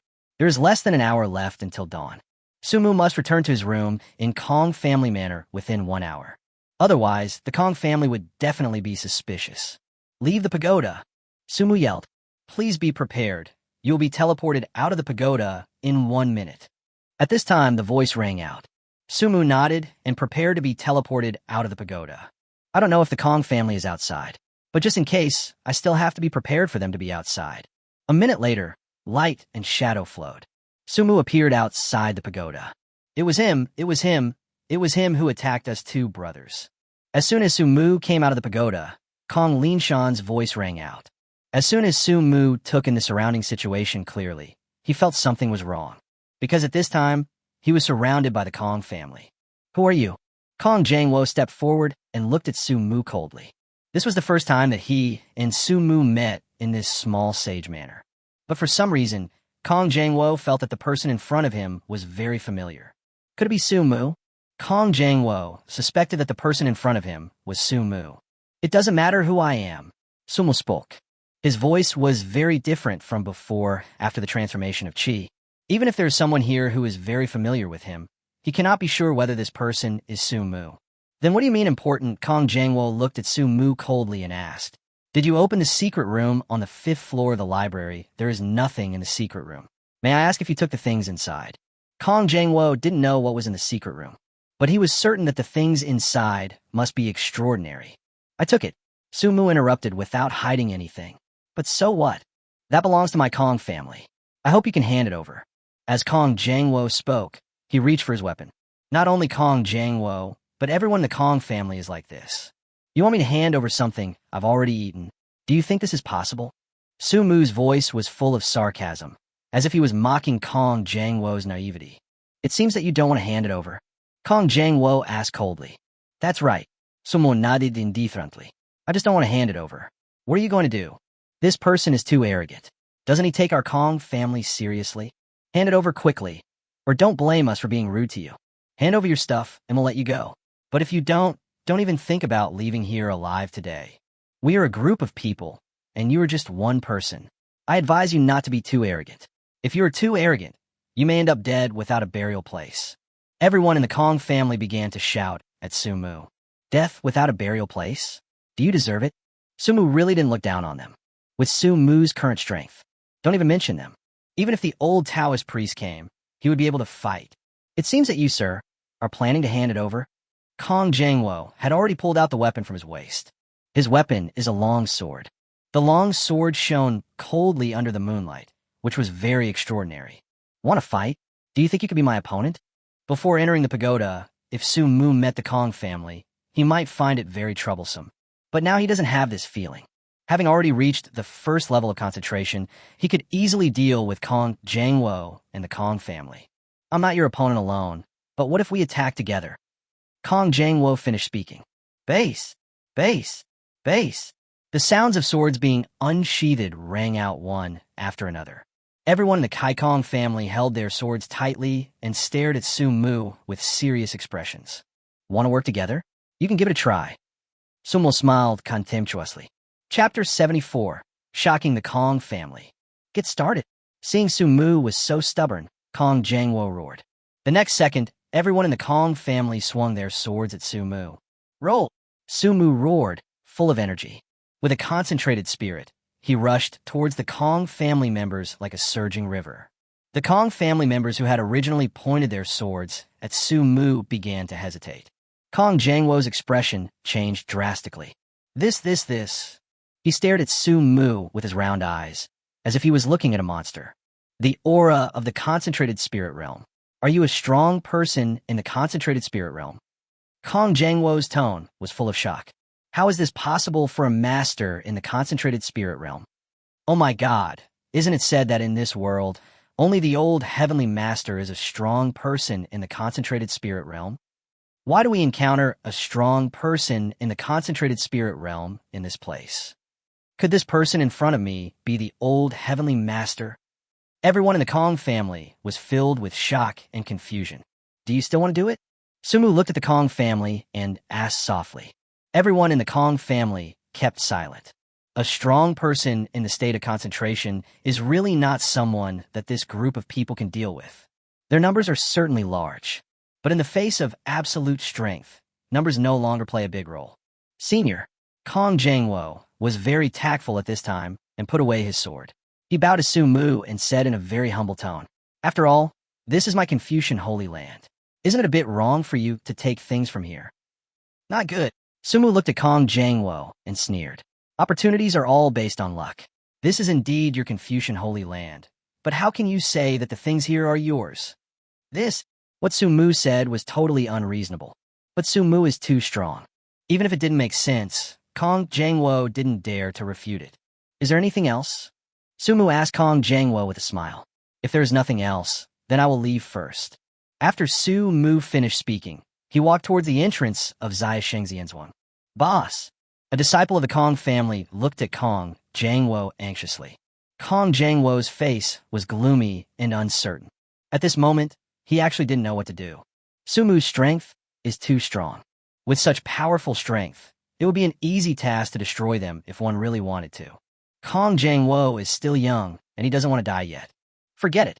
Kong Jangwo waved his hand and said to the Kong family, "If we really take action, he will kill them all in an instant. Our purpose of coming to Zia Shengxianzhuang this time is not to kill people, but to gain more benefits." Everyone knew that this time Kong Jangwo was the one who got scared, but they didn't dare say anything more. When Sumu returned to the Kong family manor, it was already past 6 in the morning. At this time, there was already some light in the sky. Sumu returned to his room and saw Qin Shuaman still sleeping soundly. He smiled knowingly. After taking off all his clothes, Sumu lay on the bed and fell asleep. Dang, dang, dang. At around 8 o'clock in the morning, there was a knock on Sumu's door. "Who is it?" Sumu asked lazily. "I'm Xiao Chui, Mr. Su." Xiao Chui is a maid in the Kong family. She's been serving Sumu recently. "Wait a minute, I haven't gotten up yet." Sumu shouted to the outside of the door. His loud shouting also startled Qin Shuaman, who was standing next to him. Qin Shuaman woke up slowly. When she saw Sumu next to her, she was obviously stunned for a moment. Her pretty face was instantly filled with blush, but her reaction was really fast. "Good morning, Mr. Su." She smiled sweetly at Sumu. "Good morning." Sumu also smiled, and then pointed outside the door and said to her, "Xiao Chui is here. Let's get up quickly." "Yeah." Qin Shuaman nodded shyly. After Sumu and Qin Shuaman finished cleaning up, Sumu shouted to the outside of the door, "Come in." "Okay." After Xiao Chui shouted, she pushed open the door of Sumu's room. When she saw Qin Shuaman inside the door, she was obviously stunned. But it was only a moment of stunned silence. After being stunned for a while, she just did what she was supposed to do. "Murasu." Xiao Chui hadn't finished cleaning the room when another voice came from outside the door. "Our master wants to see you. Kong Jinshuan is back." Sumu was slightly stunned. When he came back yesterday, Kong Jinshuan seemed to still be in Liuyi City. "Where is your master?" "I just happened to be looking for him." Sumu went to see Kong Jinshuan to say goodbye. Although he didn't stay in the Kong family for a long time, he had already completed everything he was supposed to do. He saved Kong Jinshan and also seized many opportunities of the Kong family. The most important thing is that Sumu also got the travel notes of Confucius. In Sumu's opinion, the travel notes of Confucius were the greatest gain from his trip to the Kong family. "The master is waiting for you in the main hall," said the servant. Sumu nodded and walked out of the room. In the main hall, Kong Jinshuan sat in the main seat, and Kong Jangwo sat next to him. At this moment, Kong Jinshuan's face was full of fatigue. The rebellion of Kong Jianbang and Kong Jinshi last night made him exhausted. Although Kong Jangwo did not return empty-handed, Kong Jinshuan was somewhat dissatisfied with his final harvest. On the way back to the Kong family manor, Kong Jangwo told Kong Jinshuan everything that happened outside the pagoda word for word. Not only that, he also expressed his doubts. So Kong Jinshuan wanted to meet Sumu today, just to test Sumu. "Mr. Su is here." As soon as Sumu arrived at the main hall, he heard a servant shouting. Kong Jinshuan and Kong Jangwo looked directly at the door. Seeing Sumu walking in closely, Kong Jangwo frowned slightly. "Did I guess wrong?" Sumu's walking posture was very different from the man's walking posture in the morning. What's the matter that Master Kong wants me to come here for? Sumu looked at Kong Jinshuan with a smile. I wonder if you slept well last night, Mr. Su? Kong Jinshuan did not answer Sumu's question, but asked Sumu instead. Sumu stretched and yawned. It's okay. Anyway, I slept quite comfortably. While Sumu was speaking, Kong Jangwo had been observing Sumu's eyes. He did not find a trace of what he wanted to find in Sumu's eyes. But after searching for a long time, he didn't find anything he was looking for. Isn't it him? Kong Jangwo also had some self-doubt at this time. It's good that Mr. Su slept comfortably. Kong Jinshuan smiled, but there was a hint of embarrassment in his smile. Chapter 75 Security Manager of Uelu Group. Is there anything else? Sumu asked Kong Jinshuan with a smile. Of course something happened. I just want to ask you, did you enter Lioi City last night? Kong Jinshuan shouted in his heart. In the Battle of Lioi City, the Kong family suffered heavy losses. Kong Jinshuan and Kong Jangwo suspected that the most valuable thing in Xia Shengxia Manor had been taken away by Sumu. The problem is they have no evidence. To put it another way, even if they had evidence, they couldn't do anything to Sumu. Kong Jangwo knew about the powerful strength that Sumu showed in the morning. If they really pushed Sumu too hard, they were really afraid that Sumu would do something scary in the Kong family. Seeing that the two brothers were silent, Sumu smiled and said, Since you two have nothing to do, I will take my leave first. Are you leaving? Kong Jinshuan's expression froze for a moment, and he asked Sumu, Aren't you planning to stay a few more days? You helped me rescue my son, and I plan to repay you. Kong Jinshuan didn't really want to repay Sumu. He just wanted to delay time. No. Sumu smiled and waved to Kong Jinshuan, saying with a smile, I still have some things to deal with, so we'll see each other again if we're lucky. After Sumu finished speaking, he stood up and prepared to leave. Kong Jinshuan became anxious and looked at Kong Jangwo. Seeing this, Kong Jangwo quickly stood up and tried to block Sumu's way. When Sumu saw this scene, he laughed. I'm a friend of the old Taoist priest, and we have a very good relationship, Sumu said to Kong Jinshuan with a smile. After hearing this, Kong Jangwo looked slightly hesitant. The old heavenly master is the most outstanding person in China. Over the years, he has been practicing diligently in Longhoo Mountain, not caring about worldly affairs. But if you think he is someone who is easy to mess with because of this, you are wrong. In the world of extraordinary people in China today, no one who knows the existence of the old master dares to provoke him. Of course, there is a price to pay for messing with his friends. Hey, Kong Jinshuan seemed to have thought of something. He sighed slightly and waved his hand helplessly to Kong Jangwo. Let him go. Kong Jangwo stipé d'azid.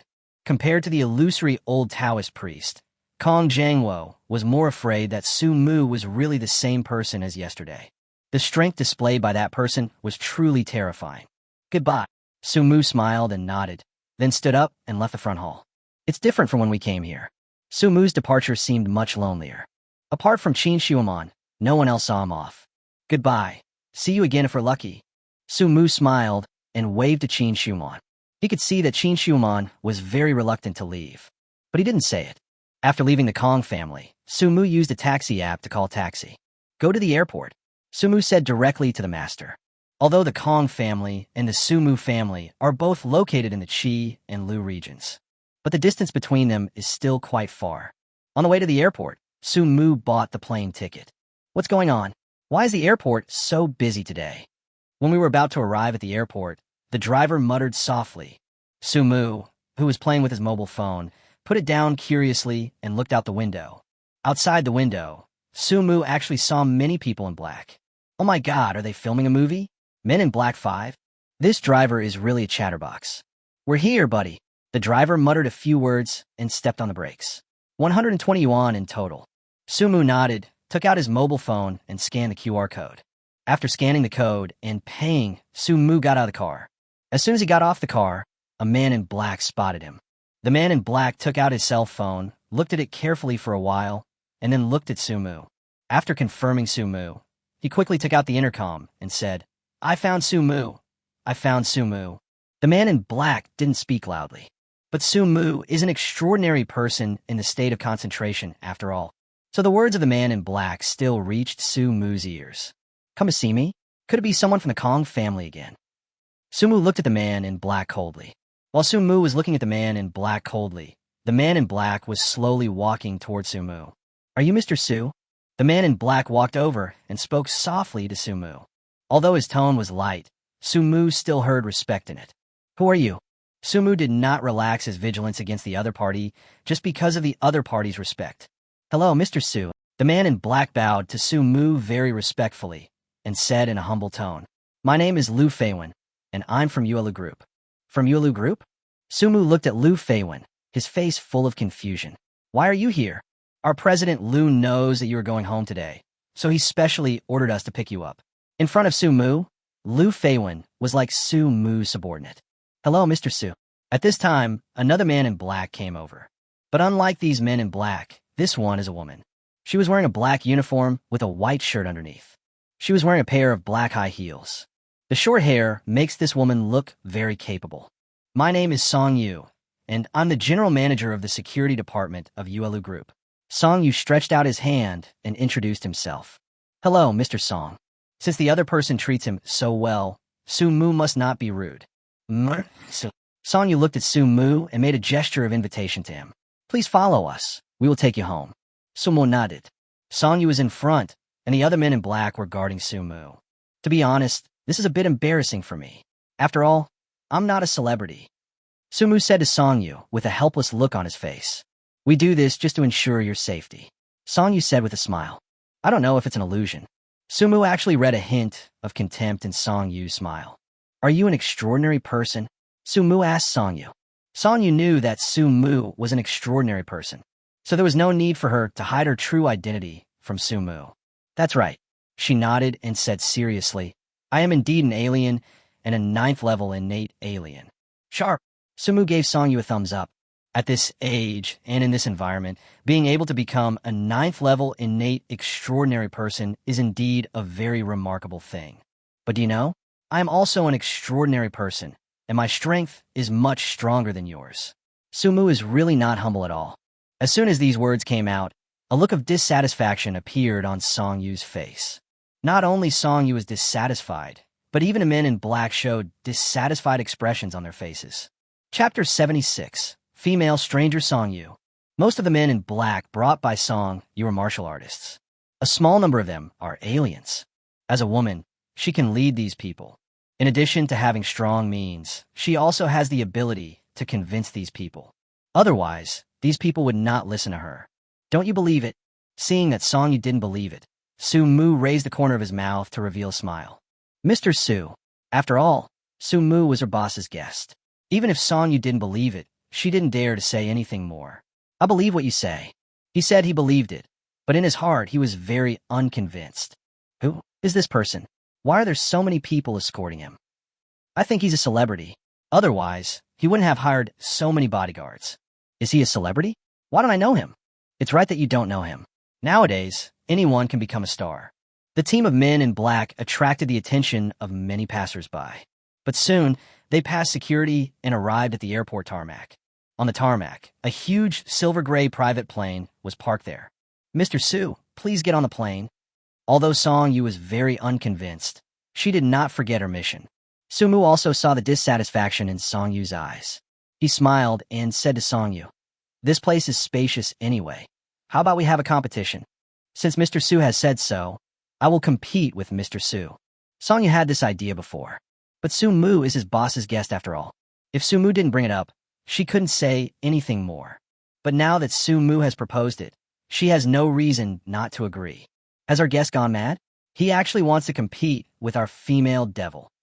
I guess he doesn't know the true strength of the female devil. Otherwise, he wouldn't want to compete with her. Last time, I provoked the female devil because I didn't know. Do you know how miserable I was at that time? I guess everyone here has been taught a lesson by the female devil. Being called a female devil by a group of grown men is enough to show how terrifying Song Yu's strength is. But Sumu was not afraid at all. After all, his strength has now reached the first level of concentration. There is a huge gap between him and Song Yu. This great realm is difficult to make up for with other things. While the men in black were talking, Song Yu and Sumu had already distanced themselves from each other. "Come on." Sumu smiled and waved to Song Yu. As an extraordinary person, Song Yu is really not pretentious. She pulled out a long sword from somewhere and rushed toward Sumu. As a person of the 9th level of innateness, Song Yu's speed is not too slow. But in Sumu's eyes, this speed was not good enough. Too slow, Sumu said with a smile. Song Yu was originally unhappy with Sumu. When Sumu said this, she quickened her pace. The distance of several meters between the two people is not a distance at all for Irun. Krusha. Approaching Sumu, Song Yu swung the sword in his hand and attacked directly. The long sword pierced Sumu's abdomen. Still slow, Sumu shook his head. Oh my god, she used cruciatus right away. It seems that this female devil is really angry. The heart-piercing thorn is one of the devil's special skills. He won't kill Sumu, will he? If I really kill Sumu, I'm afraid it will be hard to explain to the boss. She's an expert after all. She should be able to control her strength. The men in black were very worried, fearing that Song Yu would accidentally kill Sumu. Although your swordsmanship is extraordinary, it can't break my defense. Sumu just stood there quietly, motionless. The long sword stabbed Sumu in the next second. Song Yu didn't expect that Sumu would not dodge or evade. It's over. I can't explain to my boss. This was the first thought that came to Song Yu's mind. But as soon as this thought flashed through her mind, she felt something was wrong. The wrong feeling comes from the feel. If the sword really pierced into Sumu's body, it would definitely not feel like this. She looked at the tip of the sword. He discovered that the tip of the sword was just outside Sumu's body. She exerted a little force, but she found that no matter how hard she tried, the sword in her hand could not move forward even an inch. How is this possible? Song Yu's eyes widened in shock. She thought that even if her sword could not seriously injure Sumu, it could at least cause him some damage. But what I didn't expect was, the long sword did not cause any damage to Sumu. Anything else? Sumu looked at Song Yu and asked with a smile. Song Yu retracted his sword and then growled. Heavenly Thorn. If the heart-piercing thorn is her special weapon, then the sky-stealing thorn is her ultimate move. This skill has claimed many lives. Facing the heaven-stealing thorn, Sumu's expression changed slightly. He felt that although this heaven-snatching thorn still could not harm him, it could still injure him. Since he had such a feeling, there was no reason for Sumu not to avoid it. Wind step. The next second, Sumu disappeared from Song Yu's sword. Song Yu's fatal attack ended up missing the target. Do you have any other moves? Sumu asked Song Yu. Sumu asked this casually, but Song Yu felt that Sumu was provoking him. No more. Seeing Song Yu remain silent, Sumu asked with a smile. Song Yu didn't say anything. All of his special skills and ultimate moves had been blocked or avoided by Sumu. There is not much point in using the remaining special skills. Since you have no other means, it's my turn. Sumu smiled slightly and stretched out his right hand. His right hand formed into a tiger claw shape, and he shouted in a low voice, True Chi Bullet! A milky white chi bullet flew out from Sumu's hand and smashed toward Song Yu. Seeing this Shunchi bomb, everyone present was visibly stunned. The others were stunned for a moment, but Song Yu had a look of being ready for battle. Seeing the true chi bullet coming towards him, Song Yu waved the sword in his hand, stirring up the sword energy. A streak of white sword energy flew straight towards Jinchi. The sword energy passed by, and the Jinchi bomb was split into two and disappeared directly.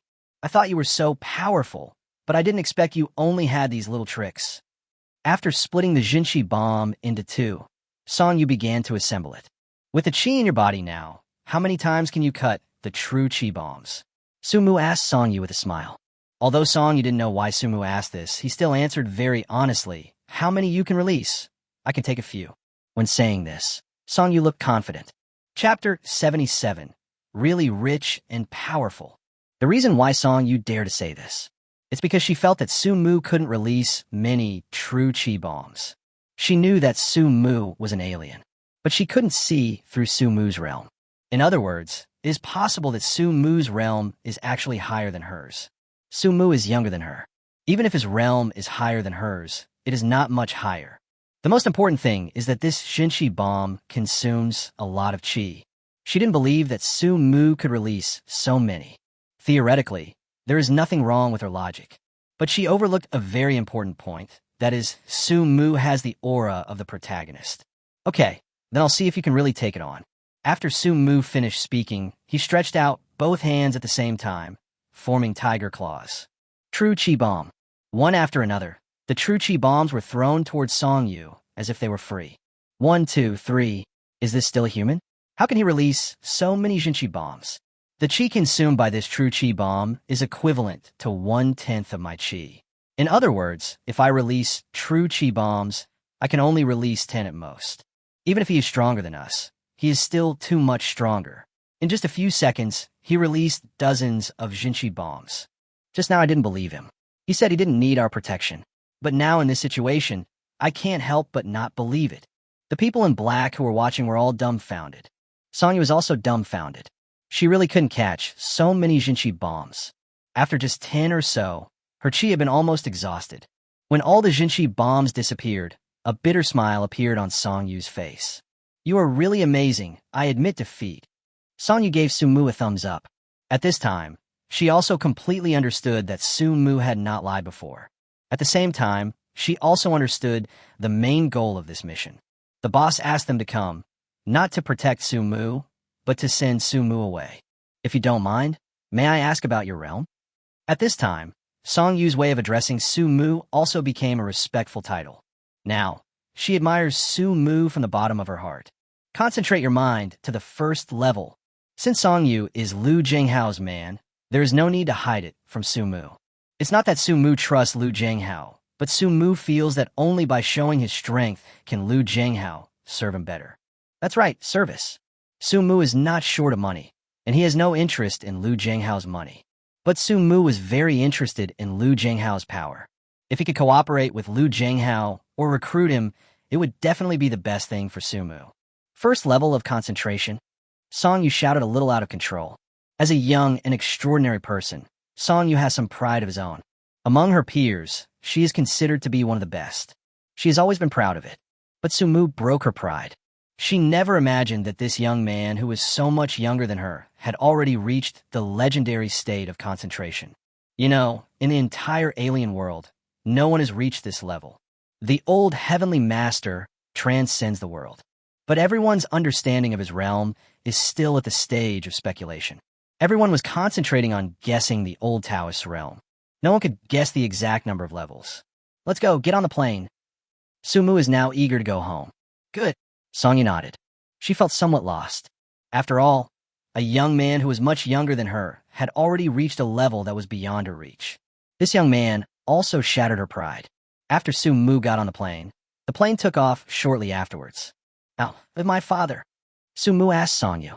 Songyu seemed to know that Sumu would ask this question, so she was well prepared.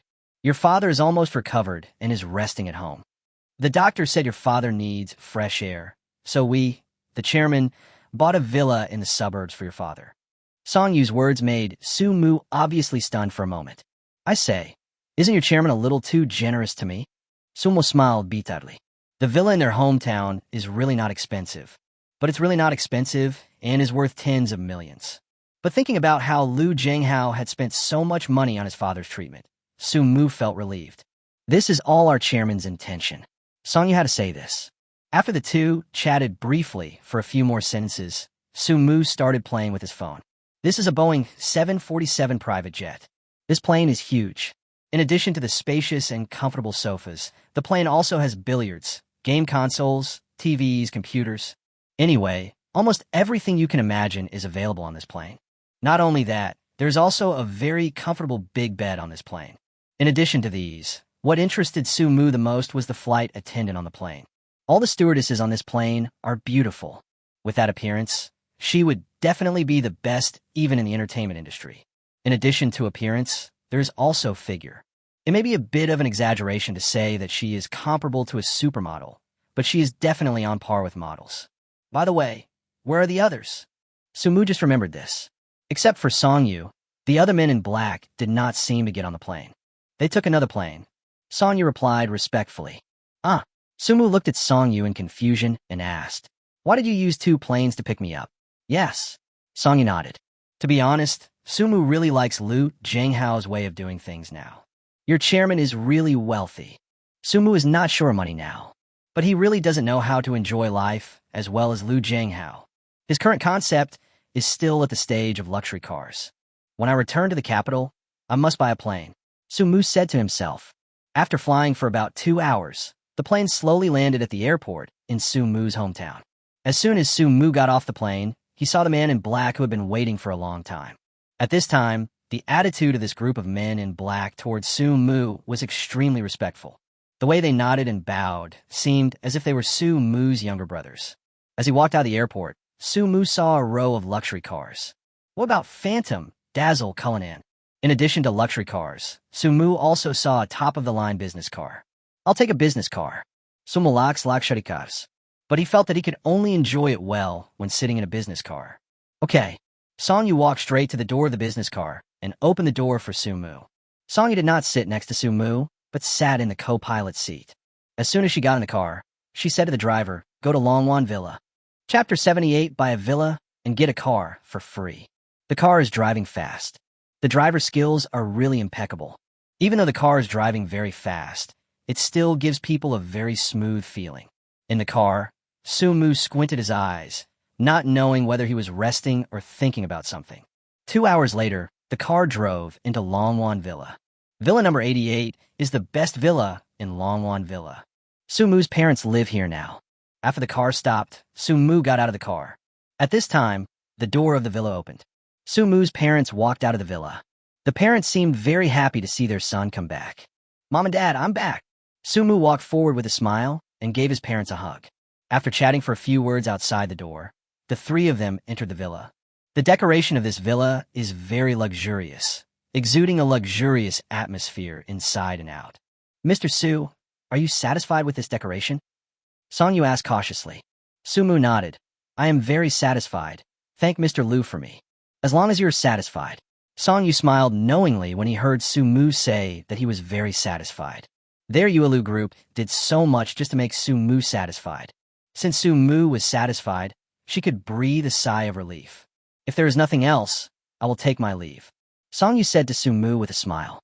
Su-mu was reunited with his family, and if she stayed away, it would seem that she was a little immature. "Why don't you stay and have dinner before leaving?" Su-mu's mother tried her best to keep him. But Song-yu waved her hand and said, "Aunt, today is your family dinner.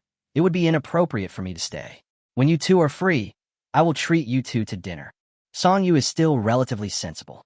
"Then I'll take you there." Su-mu stood up and sent Song-yu out of the villa. "Are you planning to leave Qilu today?" Outside the villa, Su-mu asked Song-yu. Song-yu smiled and shook his head. "This land of Qi and Lu is so vast. I still need to explore it." "Have fun then." Su-mu waved goodbye to Song-yu. Then he returned to the villa. As soon as he entered the villa, Su-mu saw his father, Su Sanxiang, sitting on the sofa. He had a serious expression and looked serious, as if he was going to interrogate Su-mu. "Mom." Su-mu looked at his mother helplessly and asked, "What happened to my dad?" "It's an old problem." The mother held back her laughter and pointed to her head. Su-mu suddenly realized. The old problem that the mother mentioned was that Su-mu's father was suspicious. "Tell me what's going on." Su Sanxiang looked at Su-mu. Not long after he was discharged from the hospital, Su-mu's mother told him everything that happened during his coma. He is an ordinary person, but definitely not a fool. He was well aware of the cost of these things. He is a very ordinary father. He wanted his child to have a bright future, but was also afraid that he would go astray. The things involved are actually quite complicated. Su-mu's brain was spinning rapidly. It is indeed not an easy task to explain these things perfectly. I saved their boss life. This reason is bullshit. Not to mention Su-mu's father. Even Su-mu's mother didn't believe it. "Oh." Su Sanxiang sighed slightly. He knew that his son had grown up and must have many secrets that they didn't know and couldn't know. "Let me ask you this." Su Sanxiang knew very well that Su-mu would not tell him the truth. So, he chose to settle for the next best thing. "Have you done anything illegal?" "No." Su-mu shook his head with a very sure expression. "Okay, I believe you." Su Sanxiang nodded. "Then let's eat." Lunch was very simple. After lunch, Su-mu accompanied his parents for a walk in the community. As the top residential area in the area, the greening here is very good. "When do you plan to go back to school?" Father asked Su-mu. "It should be these few days." Su-mu answered ambiguously. "You are still a student. Even if you seem to have a bright future now, the most important thing for you is your studies," the father said earnestly. "Don't worry, Dad," Su-mu said to his father with a smile. "I won't neglect my studies." Su Sanxiang nodded. At the same time, he sighed slightly in his heart. Just as the family of three was chatting and taking a walk, Su Sanxiang's cell phone suddenly rang. He took out his cell phone and answered the call. Third brother, how are you recovering? I'll treat you tonight. Bring your sister-in-law and Sumu. A very enthusiastic voice came from the other end of the phone. Sumu could tell that the voice came from his second uncle, Su Erqiang. There were 3 brothers in Sumu's father's generation. In order to save trouble, Grandpa simply gave them the 3 names Daqiang, Erqiang, and Sanqiang. Sumu's second uncle now runs a small shop. Life isn't good, but isn't bad either. My second uncle has a daughter who also passed the civil service exam this year. Who else? Su Sanqiang asked. The boss's house. Su Erqiang said. After these words came out, Su Sanqiang was stunned for a moment. Then he looked at Sumu's mother. Okay. Sumu's mother nodded. Sumu's mother doesn't like the old family. It's not that they did anything excessive, but the old lady was just too pretentious. The eldest boss is Su Daqiang, and he is a businessman. The business is doing very well, with hundreds of thousands of dollars in revenue every year. This is considered very impressive in a small place like Sumu's hometown. The eldest brother Su Daqiang is relatively low-key, but the eldest brother's wife, Sumu's aunt, and eldest cousin Su Wenxing are the kind of people who can pretend. It is said that my eldest cousin, Su Wenxing, also passed the exam to become a teacher this year. Today's meal is bound to be a Shura battlefield.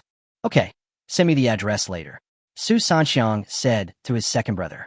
After the family of 3 took another walk around, they prepared to go back to the villa to get ready. It's still early. How about I go buy some clothes for you two? Sumu said to his parents. Do you have money? Su Sanqiang asked Sumu. Sumu smiled and nodded. I don't have anything else now, but I have a lot of money. Let's go, Su Sanqiang said to Sumu. Sumu was stunned for a moment. What's going on? Sumu looked at his mother, puzzled. I guess he's finally got it. Sumu's mother joked with a smile. After the family of 3 packed up their things simply, they walked out of the house. Sumu was holding his cell phone, preparing to hail a taxi. At this time, Su Sanqiang said, We have a car in the garage. They said it was given to us when we bought the villa. Buy a villa and get a car for free? Sumu had a strange expression on his face. Chapter 79 Buying Clothes for Mom. Su Sanqiang didn't just come to his senses, he just thought it through. Since Sumu said it himself, he didn't do anything bad. As a father, Su Sanqiang would definitely choose to believe his son. Since he has chosen to believe in his son, he must let go of his burden. The villa's garage is not big, and 2 cars can be parked side by side. One is a Rolls-Royce Phantom, and the other is a Cullinan. Dad, Sumu looked at the car in the villa and pursed his lips. Do you know how much the villa we live in costs? Probably 100 to 200 million. Su Sanqiang didn't understand why his son asked this question. What's wrong? After answering Sumu's question, Su Sanqiang looked at his son with a puzzled look. It's okay. Sumu shook his head. Then he walked up to Cullinan. For a family trip, this type of car is definitely more suitable. He found the key on the hood of the car. It's really a luxury car. It's exciting to drive. On the street, Sumu was driving Cullinan with a look of enjoyment on his face. Half an hour later, the car stopped in front of the best shopping mall in Sumu's hometown. After getting off the car, the 3 of them went straight to the second floor. The second floor sells women's clothing. Sumu planned to change his mother's clothes first. This mall sells almost all the world's top brands. The clothes here are very expensive. Sumu's mother asked cautiously. They also go shopping in this mall on weekdays. But most of the time, they only visit the basement floor. Because the underground floor is a supermarket. It's not expensive. Sumu shook his head. Then the family of 3 walked into a women's clothing store. This women's clothing store mainly sells clothes that Sumu's mother would wear at her age. The clothes in the store don't look as fancy as those worn by young people, but it reveals a kind of nobility everywhere. Excuse me, are you here to buy clothes? As soon as the family of 3 entered the store, the receptionist came up to them. She did not look down on Sumu's family of 3 just because they were dressed in ordinary clothes. Please help my mother choose a set of clothes, Sumu said to the receptionist with a smile. When the receptionist heard this, she was shocked at first, and then she was overjoyed. However, she still pretended to be calm and asked Sumu, Sir, what is your budget? Son, Sumu's mother looked at the women's clothing store and said to Sumu reluctantly, Don't buy anything too expensive. If you buy something too expensive, I won't be able to wear it either. Mom, Sumu said helplessly, you are old enough to enjoy your life. Your son is rich now. If you don't let your parents enjoy their life, even though you have money, then what's the point of me making money? What Sumu said was so beautiful. Of course, what Sumu said was not just polite words, but his innermost thoughts. From childhood to adulthood, both my father and mother love me very much. Now that I have grown up and have money, I must love them well. That's enough. Seeing his mother was about to say something, Sumu said quickly, "Just listen to me." The mother looked at Su Sanxiang for help. "Listen to my son." This time, Su Sanxiang's attitude was particularly firm. "All right." The mother had no choice but to nod. The receptionist secretly gave Sumu a thumbs up in her heart. "Son, how much money do you have?" Having let go of the burden in his heart, Su Sanxiang's tone became much more relaxed when he chatted with Sumu. "I don't know either." Sumu shook his head at Su Sanxiang. He didn't just give Su Sanxiang a perfunctory answer, but he really didn't know. After all, the name of that black card is Unlimited Black Card. While the receptionist was taking Sumu's mother to choose clothes, Sumu was chatting with his father. The topics discussed by the father and son are really wild and imaginative. Ancient and modern, Chinese and foreign, ground and sky. As we chatted, the topic began to go off track. "What are your plans after graduation? Are you in love? When are you going to get married?" Su Sanxiang's fatal 3 consecutive attacks left Sumu speechless. "Lao Su, why are you here?" Just when Sumu was sweating profusely and didn't know how to answer, a voice suddenly rang out. This sudden sound made Sumu breathe a sigh of relief. Old phone. Su Sanxiang frowned slightly when he saw the person coming. Sumu also knew this person.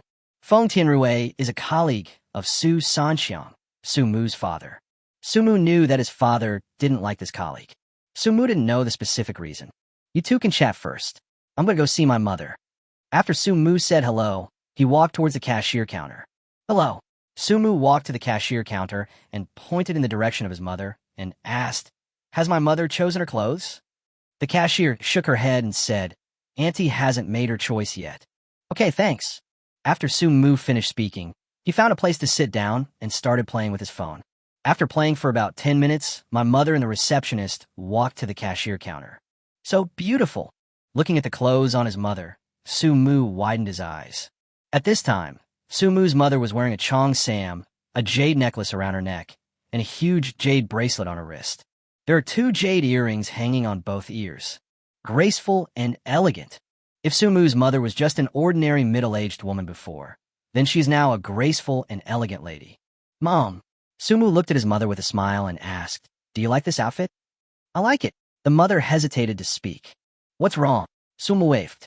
The mother shook her wrist and said, "This big bracelet is too heavy, and the earrings are very uncomfortable. Most importantly, this Chong Sam makes me feel very awkward." Sumu could see that his mother liked this dress very much. The reason she said this was that she didn't want her son to spend more money. The receptionist and cashier ladies could also see it, but they didn't say anything to Sumu. "Hello." Sumu smiled at his mother and said to the receptionist, "Don't let my mother change out. Pay for this one first. Then, please take my mother to pick out a few more clothes so that she can change." The receptionist nodded happily. What Sumu's mother is wearing now is very valuable. If she chooses a few more pieces, she will probably win the sales crown this year. "Let's pay first." Sumu took out the black card and handed it to the cashier. The cashier lady is really a good person. You can wait until Annie finishes choosing before checking out. There's still time. Chapter 80. Spending 1 million on clothes. Sumu's mother was choosing clothes, while Sumu's father was arguing with an old colleague. Seeing that his father's face was flushed, Sumu couldn't help but smile and shook his head. I guess Feng Tianrui was very angry with him. Sumu's mother spent about 10 minutes choosing and then returned to the cashier. The receptionist at the back was holding a lot of clothes in her arms. After swiping the money one by one, the cashier looked at Sumu and said, "Sir, the total is 1.28 million. I'll give you a discount. The total is 1 million. When Sumu's mother heard the price, she was shocked. You know, their hometown is just a small city. The housing price in this small city is only about 8,000 yuan. In other words, with the money she spends on clothes today, she can already buy a house of considerable size. "Son, why don't we give it up?" Sumu's mother really couldn't accept this price. Sumu waved his hand and handed the black card to the cashier. "Swipe the card." The cashier took Sumu's black card and swiped it on the card machine. "Please enter your password." The cashier handed the card reader to Sumu. Sumu entered the password. "Kaka." A small receipt slowly came out from the card machine. Mom, let's go over there and rest first. It definitely takes some time to pack clothes. All right. Sumu's mother also chose to accept the fact that her son was rich at this time. Is it really okay to have so much money? Although the mother accepted it, she was still a little worried. Don't worry. Sumu smiled and comforted his mother. No problem. This money is all clean money. The mother sighed and said nothing more. Then the mother and son walked towards Su Sanxiang and Feng Tianrui. What are you arguing about? Sumu's mother asked, as the two of them blushed. This old Feng is making me mad. Su Sanxiang pointed at Feng Tianrui and said angrily, I have to say that his son is more promising than my son. His son is now working in the capital. His annual salary is more than 400,000 yuan, and his son also said that he would buy him a house. Su Sanxiang could accept that he was weaker than Feng Tianrui, but he could not accept that his son was not as good as Feng Tianrui's son. What's the big deal? When I graduate, my annual salary won't be low. Sumu comforted his old father. Little Sumu, I'm going to tell you something. Feng Tianrui educated Sumu with an elder's face. How long have you been in college?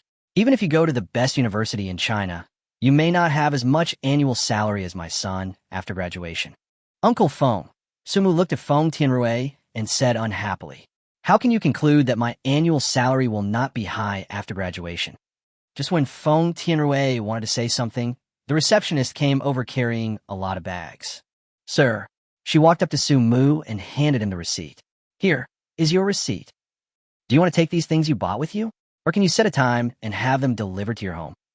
Sumu was about to take the receipt, but Feng Tianrui snatched it away. When he saw the last number, his face turned green. 1 million? You spent 1 million on clothes. Feng Tianrui felt that his values were being madly trampled upon. What's wrong with spending 1 million on clothes? Su Sanxiang saw the opportunity to fight back, and of course he would not miss it.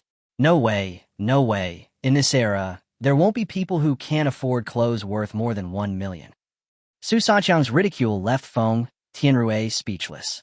His son has a good annual salary of 400,000, but he still has to pay back more than 20,000 yuan in loans every month.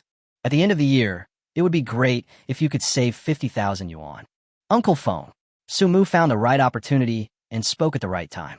Why don't you pick 2 pieces and give them to my aunt? Feng Tianrui glanced at Sumu and turned away. Looking at Feng Tianrui fleeing in panic, Su Sanxiang laughed triumphantly. You're so grown up. Why are you still acting like a child? Sumu's mother rolled her eyes at Sumu's father. My son is promising, so what's wrong with me showing off a little? Su Sanxiang looked proud, but the smug look didn't last long before it changed. He snatched the receipt from Sumu's hand and looked at him in disbelief. Your mother spent 1 million on clothes? Sumu smiled innocently and nodded. Can I withdraw? His monthly salary is only 5,000 yuan. In 1 year, it is only 60,000 yuan, and in 10 years, it is only 600,000 yuan. If it's 1 million, it will take him 16 or 17 years without eating or drinking. The receptionist smiled, but said nothing. Let's go. Sumu didn't want to embarrass the young lady, so he said to his father, I'll buy you some clothes, too. Can I also buy clothes worth 1 million? Su Sanxiang looked at Sumu expectantly. As you please, Sumu said with a smile.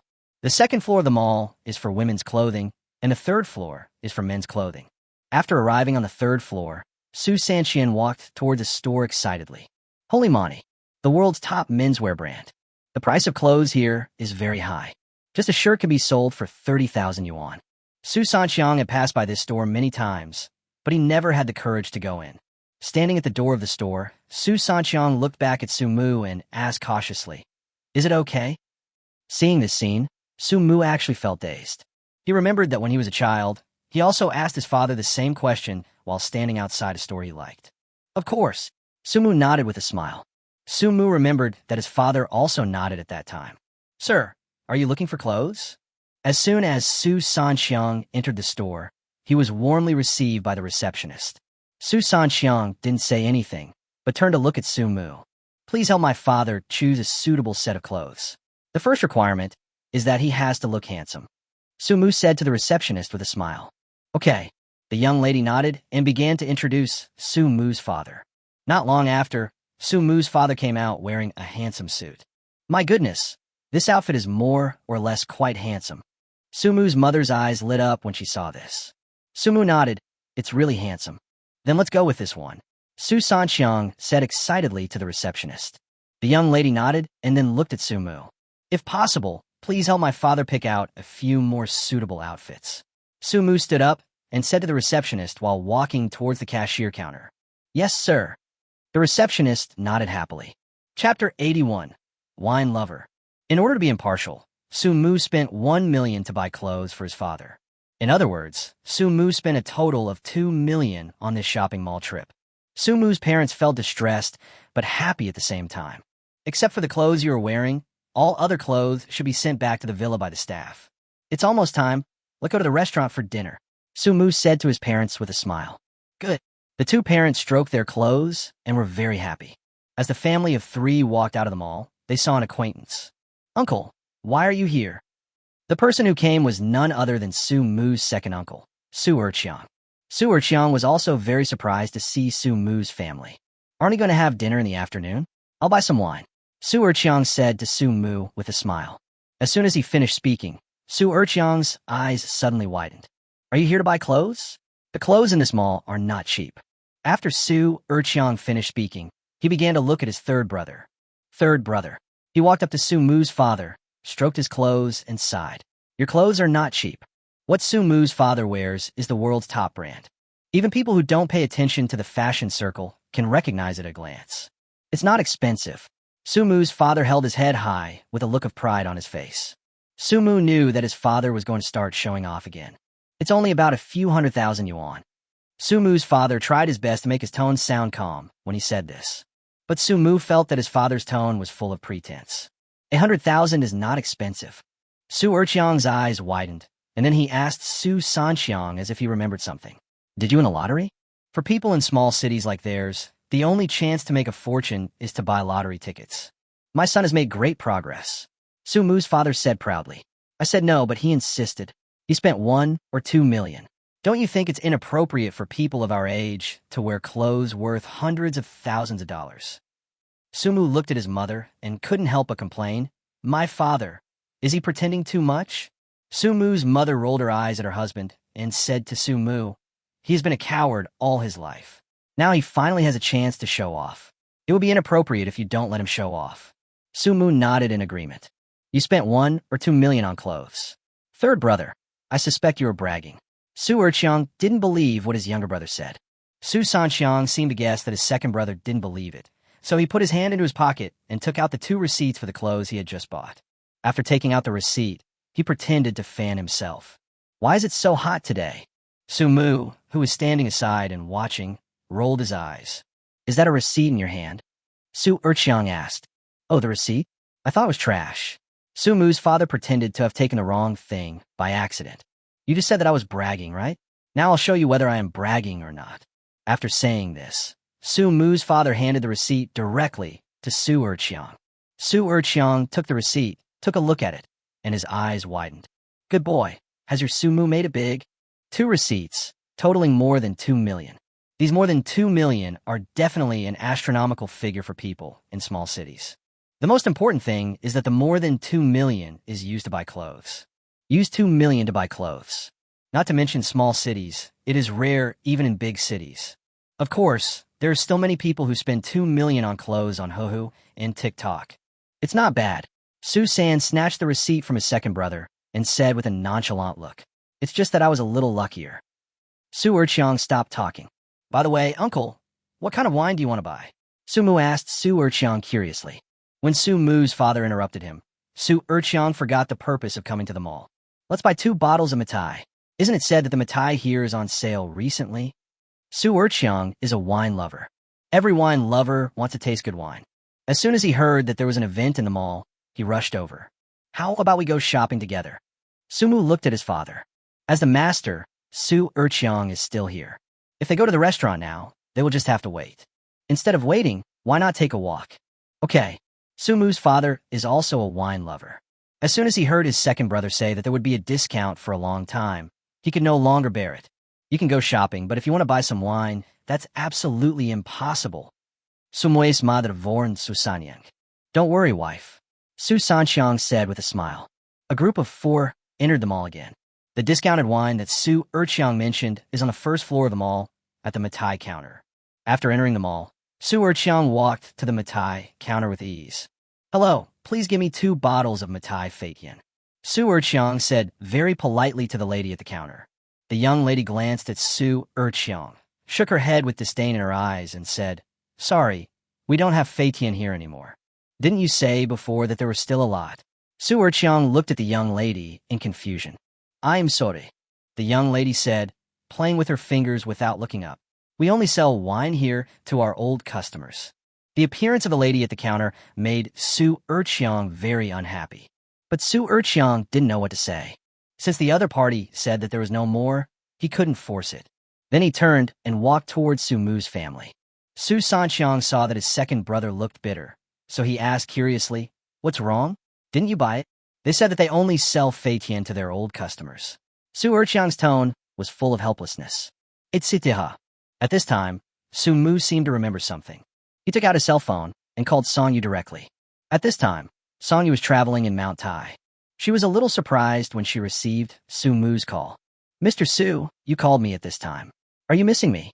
Songyu was in a good mood and even joked with Su Mu. I miss you. Su Mu didn't mind and joked with Songyu. Where are you now? I'm on Mount Tai now. When Su Mu heard the word Taishan, he looked a little dazed. What's wrong? Mr. Su, why are you silent? Su Mu didn't remain silent, but looked at the date on his phone. Chapter 82 Big Event on Mount Tai. If he remembered correctly, a big event would happen in Taishan soon. This major event was the largest and most far-reaching event among the many major events before the revival of spiritual energy. This major event left the land of Qi and Lu's scorched earth and caused heavy casualties. Both my parents are in Qilu. It seems I have to go there. Sumutot. Mr. Su, why aren't you talking? Songyu, who was nodding on the phone, was still calling. Oh. Su Mu came back to his senses at this time and said to Songyu on the other end of the phone, Is this Yuelu shopping mall in our hometown owned by your group? Songyu didn't even think about it and answered directly, As long as it's a shopping mall with the word Yuelu in it, it belongs to our group. If the shopping mall in your hometown is also Yuelu shopping mall, then it is under our group. Yuelu is not only a name, but also a symbol. In the whole of China, no other individual or organization dares to use the word Yuelu. The reason for this is that Yuelu Group has the world's top legal department. There was once a company in China that didn't believe in evil and used the name Yuelu in a false way. That company was also very famous in China at that time. However, thanks to the efforts of Yuelu Group's legal department, this company has become a thing of the past. The Matai Feitian here is on sale, but your staff here said that only old customers can buy it. Su Mu directly explained the reason. Su Mu's behavior more or less made people feel that he was making a fuss out of nothing. But Su Mu himself doesn't think so. In Su Mu's opinion, go directly to Songyu, which can save a lot of trouble. I see. I'll ask their manager to find you right away. The two then ended the call. Zhao Firen is the general manager of Yuelu Shopping Mall in Su Mu's hometown. He was only 30 years old, but he was able to become the general manager here. In addition to his ability, he also knew how to behave and had some connections. At this moment, he was playing with his mobile phone in the office. A general manager, like him, doesn't have to deal with anything other than some important decisions on a daily basis. So when he has nothing to do on weekdays, he likes to play with his mobile phone in the office. Just when he was having fun, a cell phone next to him rang. The phone next to him is the one he uses exclusively for work. Only people at the headquarters know that mobile phone number. However, when he saw the caller ID, he was obviously stunned, because the number displayed on the caller ID is an unfamiliar number. Even though it was an unfamiliar number, after the call was connected, Zhao Firen still asked very politely, Who are you looking for? I'm Songyu. I'm looking for Zhao Firen. Songyu's cold voice came from the other end of the phone. Songyu. Zhao Firen was somewhat unfamiliar with this name. He quickly used the mouse to operate the computer in front of him. After some operations, Songyu's photo and information appeared in front of him. Hello, Mr. Song. Why are you calling me at this time? Is there something wrong? The group security department is a very special existence in Yuelu Group. It is both within the group system and outside the group system. One of Zhao Firen's masters once told him that no matter what, he should not offend the people in the security department. If I remember correctly, the sales policy of Matai Feitian is that anyone can buy it, right? Song Yu asked Zhao Firen. Although Zhao Firen didn't know why Song Yu asked this, he nodded and replied, "The group's Feiqian Matai policy is indeed that everyone can buy it. But why is it that our friend of Mr. Liu is being blocked from buying Feiqian Matai in your mall?" As soon as these words came out, Zhao Firen went crazy. "If you mean Mr. Liu's friend wanted to buy Feiqian Matai from us, but encountered obstacles?" After Zhao Firen asked this question, his body began to tremble unconsciously. If what Song Yu said was true, I'm afraid he's going to get into big trouble. Yes, his name is Su Mu, and he is now on the first floor of your mall. Your mall staff told him that only old customers can buy it. After Song Yu said this, he hung up the phone. Zhao Firen was slightly stunned and quickly stood up. He rushed out of the office quickly, poking at the elevator button frantically. "Why is it so slow?" Zhao Firen complained. This was the first time he felt that the elevator was moving so slowly. When the elevator reached his floor, he rushed into it and pressed the button for the next floor. The elevator went down rapidly, but Zhao Firen still felt it was very slow, very slow. When we reached the first floor, the elevator door opened. Zhao Firen rushed out in one leap. At this moment, he happened to see Su Mu and his group walking towards the door of the mall. For some reason, he could tell that Su Mu was Mr. Liu's friend just by looking at him. If he had to give a reason, he would answer temperament. He had met Liu Zhenghao before. He felt that Su Mu's temperament was very similar to Liu Zhenghao's. Only masters and superiors have this kind of temperament. "Hello, are you Mr. Su Mu?" Zhao from Block Su Muesve. Su Mu glanced at Zhao Firen, frowned, and said unhappily, "Who are you? I don't think we know each other." "My name is Zhao Firen, and I'm the general manager of the mall. Mr. Song told me that you encountered obstacles in buying Feiqian Matai here. I'm here to handle this matter for you." Su Mu looked at the breathless Zhao Firen and said unhappily, "I think the employee training in your mall is really inadequate." Yes. These are all my problems." Zhao Firen didn't dare to refute and could only nod. "What's going on?" "Our CEO Zhao is being scolded by a young man. Good fellow. He usually scolds others. When will it be someone else's turn to scold him?" "Who is this young man? How can he be so powerful? Look at old Zhao. He doesn't even dare to raise his head. It must be some important person. Otherwise, Lao Zhao wouldn't just lower his head and get scolded." The mall employees around were shocked to see Su Mu scolding Zhao Firen. As the boss of shopping mall, usually, everyone has only seen Zhao Firen scolding others. But when has anyone ever seen others scolding Zhao Firen? Moreover, the person who scolded Zhao Firen was a young handsome guy. "My father and my second uncle are both wine lovers." Although Su Mu didn't finish his words, his meaning was already very clear. "I understand." Zhao Firen nodded and said to Su Mu very seriously, "I will ask someone to move all the Feiqian Matai in the warehouse and send it to your home." Chapter 83, 30 boxes of Feiqian Matai. Imperial Capital. Have you eaten the headquarters conference room? The huge conference room was packed with quite a few people. An old man was sitting at the head seat at the conference table. The old man had white hair and beard and was wearing a tang suit. Don't underestimate the old man. But his eyes were not cloudy at all. Not only are they not cloudy, they're even brighter than the eyes of ordinary young people. The old man's name is Han Tianqing, and he is the founder and chairman of Huaxiachaim. What's the situation in Taishan? Han Tianqing looked at the middle-aged man sitting next to him. The middle-aged man is named Chu Shan, and he's the head of the intelligence department of Qimo. Chu Shan opened the file folder in front of him and said seriously, "Intelligence shows that Mount Tai has experienced 2 slight tremors recently. These 2 shakes were very slight. Even the climbers and tourists on the top of the mountain did not notice them." Han Tianqing frowned slightly when he heard this. "Have we sent anyone?" Han Tianqing looked at another person. This man's name is Ba Hui, and he's the head of the Qimo operations department. Ba Shui nodded and said very seriously, "We have sent out 5 teams. Each team is led by a Qi cultivation level 1 alien." "Where's the feedback?" Han Tianqing asked again. No abnormalities were found. When saying this, Ba Shui's expression was a little unnatural. "Didn't find anything unusual?" Han Tianqing looked at Ba Shui. "Yes." Ba Hui nodded and said seriously and solemnly, "Not only did we not find any abnormalities, there was not even a single abnormal situation. Trouble." After listening to Baishan's report, Han Tianqing muttered to himself, "There's nothing abnormal. Isn't it good?" Chu Shan looked puzzled. You are a typical example of someone who only knows the facts, but not the reasons behind them.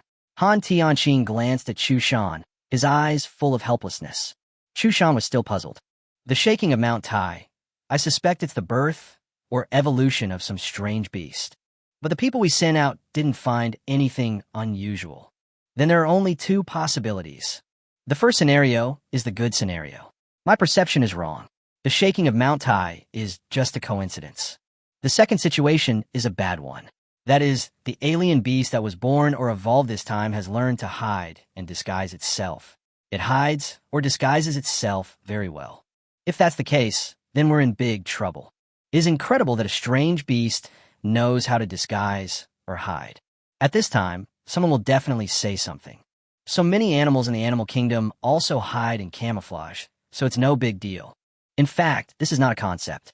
The strange beasts feed on humans. Mount Tai is also a well-known tourist attraction in China. The fact that this strange beast can hide and lie dormant in Mount Tai shows that it has greater ambitions. Han Tianqing didn't know what his specific ambition was. Send another 20 teams. Han Tianqing ordered Bashui. Yes. Bashui didn't dare say anything more and could only nod. I hope I'm wrong. Han Tianqing talked to himself. Yuelu Shopping Mall and Warehouse in Su Mu's hometown. Zhao Firen asked Su Mu respectfully, Mr. Su, do you think these are enough? If not, I will transfer more from the warehouse and lynching. At this moment, in front of Su Mu was a pile of Feitia Mitai. Second uncle. Su Mu looked at Su Erqiang and asked with a smile, How much do you want? Of course I plan to buy both. He said excitedly, but after he finished speaking, his face fell. But I only have enough money to buy 2 bottles. Ha ha ha. Su Sanqiang laughed when he saw his second brother like this. Second brother, you are still so useless. What's the matter? Su Mu's mother, who had been silent, spoke up at this time. Are you promising? I want to know, how many bottles can you afford with your private savings? I can't even buy a bottle. He said that his second brother was a loser, but in fact, he was even less promising than his second brother. How about this? Give me 30 boxes at the discounted price. The 3 brothers Su Sanqiang, each of them likes wine. As a junior, Su Mu decided to be impartial and give each person 10 boxes. Nephew, this is not good. Although Su Erqiang likes wine, he also cares about his reputation. Uncle, face is worthless. Besides, this is my filial piety to you. It is only natural for the younger generation to show filial piety to the elders. Su Mu is also good at speaking. Okay. Su Erqiang nodded and said with a reluctant look, Since it's a gift from my nephew, I won't refuse it. You are a typical example of someone who takes advantage of others and still acts ungratefully. Su Mu's father complained about his second brother. Su Erqiang didn't say anything either, just kept smiling foolishly. Help me calculate how much 30 boxes cost. Su Mu looked at Zhao Firen. Zhao Firen waved his hands quickly. How can I take your money? You are already giving us a huge honor by coming here. Zhao Firen was not complimenting Su Mu, but speaking the truth. You know, Su Mu is a friend of the President Liu. None of the people who can become friends with Mr. Liu are ordinary people. So even if he beat Zhao Firen to death, he wouldn't dare to ask for money. I said I'll give you money, so I'll give you money. Stop talking nonsense. Su Mu frowned. He has no habit of taking advantage. Okay. Zhao Firen saw Su Mu's unhappy expression and nodded. Then I will charge you according to the promotional price. Okay. Su Mu nodded. Su Mu spent a total of more than 510,000 yuan on 30 boxes of Feitia Mitai. Nephew, you are such a good and filial child. Su Erqiang was really happy. He patted Su Mu's shoulder and said, Eat as much as you want tonight. No matter how much you eat, your uncle will never think it's too much. Su Mu smiled and said, I'm afraid I can't have dinner with you guys today. What's wrong? Su Mu's father looked at Su Mu and asked worriedly, What happened? Su Mu nodded. I'm going out for a while. Go out for a while. When Su Mu said he was going out for a while, his mother's heart tightened. Where are you going? What are you going to do? Is it dangerous? Facing his mother's continuous questions, Su Mu smiled and replied, Don't worry. The place I'm going to is very safe. My friend has some matters that I need to take care of. After things over there are dealt with, I will go straight back to school. Oh, after hearing what Su Mu said, the mother didn't say anything else, but just sighed reluctantly. Be safe. Su Mu's father patted Su Mu on the shoulder. Su Mu nodded and then hailed a taxi. Chapter 84 Black Feather Hunting Cat. Chalu Land, Tainan Airport. As soon as Sumu walked out of the airport, he saw the majestic Mount Tai. Mount Tai is the place where Chinese emperors offered sacrifices to heaven. Mount Tai also plays an important role in Chinese history. After Sumu walked out of the airport, he hailed a taxi and headed to Mount Tai. When he arrived at the foot of Mount Tai, he was not in a hurry to climb the mountain. Mount Tai covers a huge area.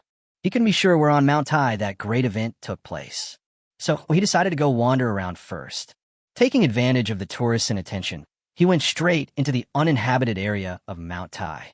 The spiritual energy in Mount Tai is not abundant, but it is enough to support Sumu to open the passage without restrictions.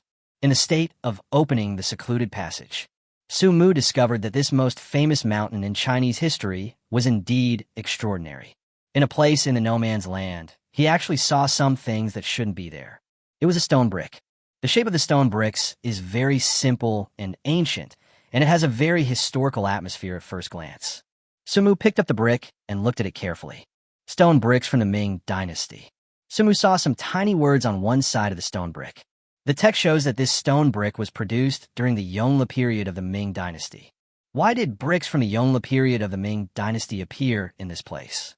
Looking at the history of the Ming dynasty, no matter which emperor it was, no one built any large-scale construction near Mount Tai, unless a possibility flashed through Sumu's mind. But soon, he put this possibility behind him. Keep going in no man's land. Sumu actually saw some human skeletons.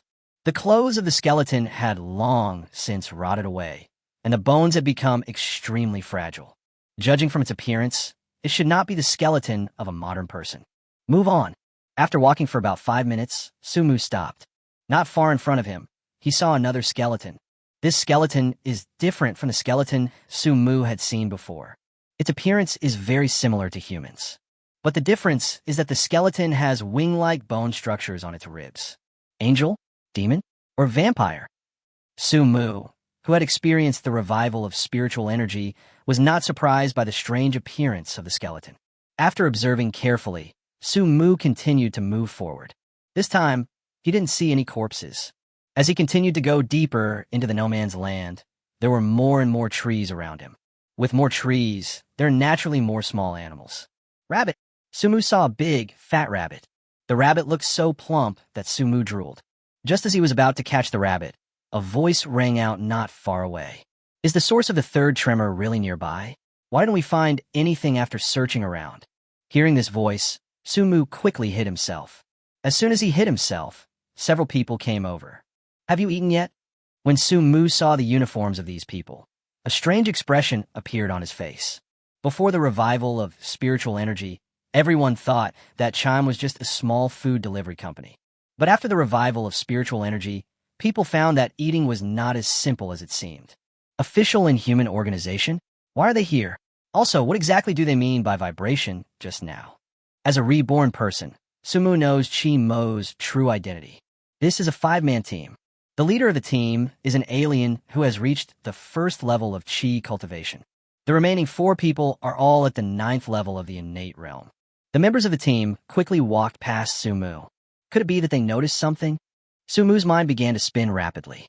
When the disaster happened at Mount Tai back then, Chi Mo was indeed the first one to arrive at Mount Tai. They also sent out a lot of elite troops at that time. However, the strange beast that caused the disaster on Mount Tai was too powerful, resulting in heavy casualties. Sumu later read the records about the Taishan disaster. Shown in the records, 5 years after the Taishan disaster, he gradually recovered his strength after eating. In other words, if there had not been the disaster at Mount Tai, there would have been no suffering in the land of China. Perhaps by following them, I can find the source of Taishan's disaster. Sumu restrained his breath and chi and quietly followed behind the team. Why do we have to do this kind of hard work every time? I really want to stay at home and watch TikTok while eating snacks. Bullshit, don't I want to? But there's nothing I can do. Now that we've joined in, we have to get things done. They paid us such a high salary. Is it just for us to eat snacks and watch TikTok at home? By the way, it seems like you're all from Chilu. Don't you know what it means if a strange beast appears in Chilu? They may complain, but they are very clear about their responsibilities. Have you eaten it?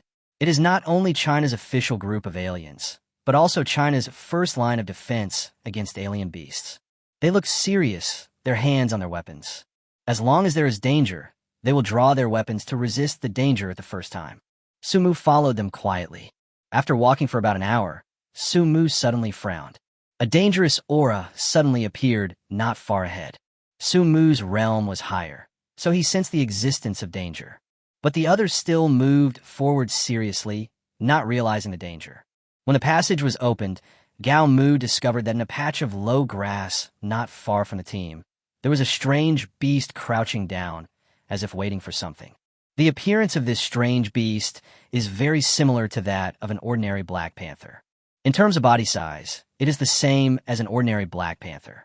But Sumu knew that this was definitely not an ordinary black panther, because in the biological system near Mount Tai, there is simply no environment for black panthers to survive. This can't be a cat. Sumu stared at the strange beast with some doubts in his heart. Black feather hunting cat. Level C. Childhood. Introduction. A black cat that evolved after taking a strange fruit. Its hair evolved into feathers, which made it faster. Just as Sumu expected, this black panther-like creature was actually a black cat. The realm of a team leader is the first level of Qi cultivation. For a C-level juvenile exotic beast, it is equivalent to the first to third level of Qi cultivation. Judging from the overall strength of the team, they are no match for this black-feathered hunting cat. It's a C-rank juvenile monster. If this team runs into it, they will surely die. Just as Sumu was thinking about it, the black-feathered hunting cat that had been dormant suddenly attacked. Chapter 85. One punch to the head. Zhang Wei, a person with an ordinary name, but a very extraordinary person. From the moment he was born, he discovered that he was different from other people. When he was in school, he showed a very strong talent for learning. In the college entrance examination, he became a student of the Imperial Capital University with a very high score. After graduating from university, he successfully got a job in a large company. Right after graduation, I got an annual salary that many people dream of. Not only that, he also has a very beautiful girlfriend. On the eve of his wedding, his girlfriend was murdered. After searching for a long time, he found the person who killed his girlfriend and killed him with his own hands. When the police arrested him, he displayed extraordinary abilities. Fortunately, Chi Mo appeared in time and arrested him. On the surface, he was executed. But secretly, he became a delivery man for Chimo. From that time on, he began to often appear in dark places to protect the safety of the people. Those invisible and undisclosed enemies also became the souls of his sword. With his excellent talent, he has now become a team leader of Chimo. A few days ago, Chizimo discovered an earthquake near Mount Tai and sent out 20 teams to investigate. The team led by Zhang Wei is one of them. They were ordered to search the vicinity. What? Zhang Wei suddenly shouted. When everyone heard Zhang Wei shout, they immediately became alert. The weapons in their hands were also unsheathed one after another. At this time, the black-feathered hunting cat had already rushed over. Tianlu's sword. Zhang Wei reacted very quickly. The long sword in his hand trembled, and a sword energy flew straight towards the direction of the black-feathered hunting cat. The black-feathered hunting cat reacted extremely quickly, and with a slight flash of its body, it avoided Zhang Wei's sword energy. Zhang Wei's sword did not stop the black-feathered hunting cat from moving forward. Get ready for battle, Zhang Wei yelled. The others drew their weapons and were ready for battle. At this time, the black-feathered hunting cat had already rushed to the front of Zhang Wei's team. There was a flash of cold light. The black-feathered hunting cat's sharp claws grabbed directly at one of Zhang Wei's team members. This person's reaction was also dissatisfied. He raised the weapon in his hand and tried to block the claws of the black-feathered hunting cat.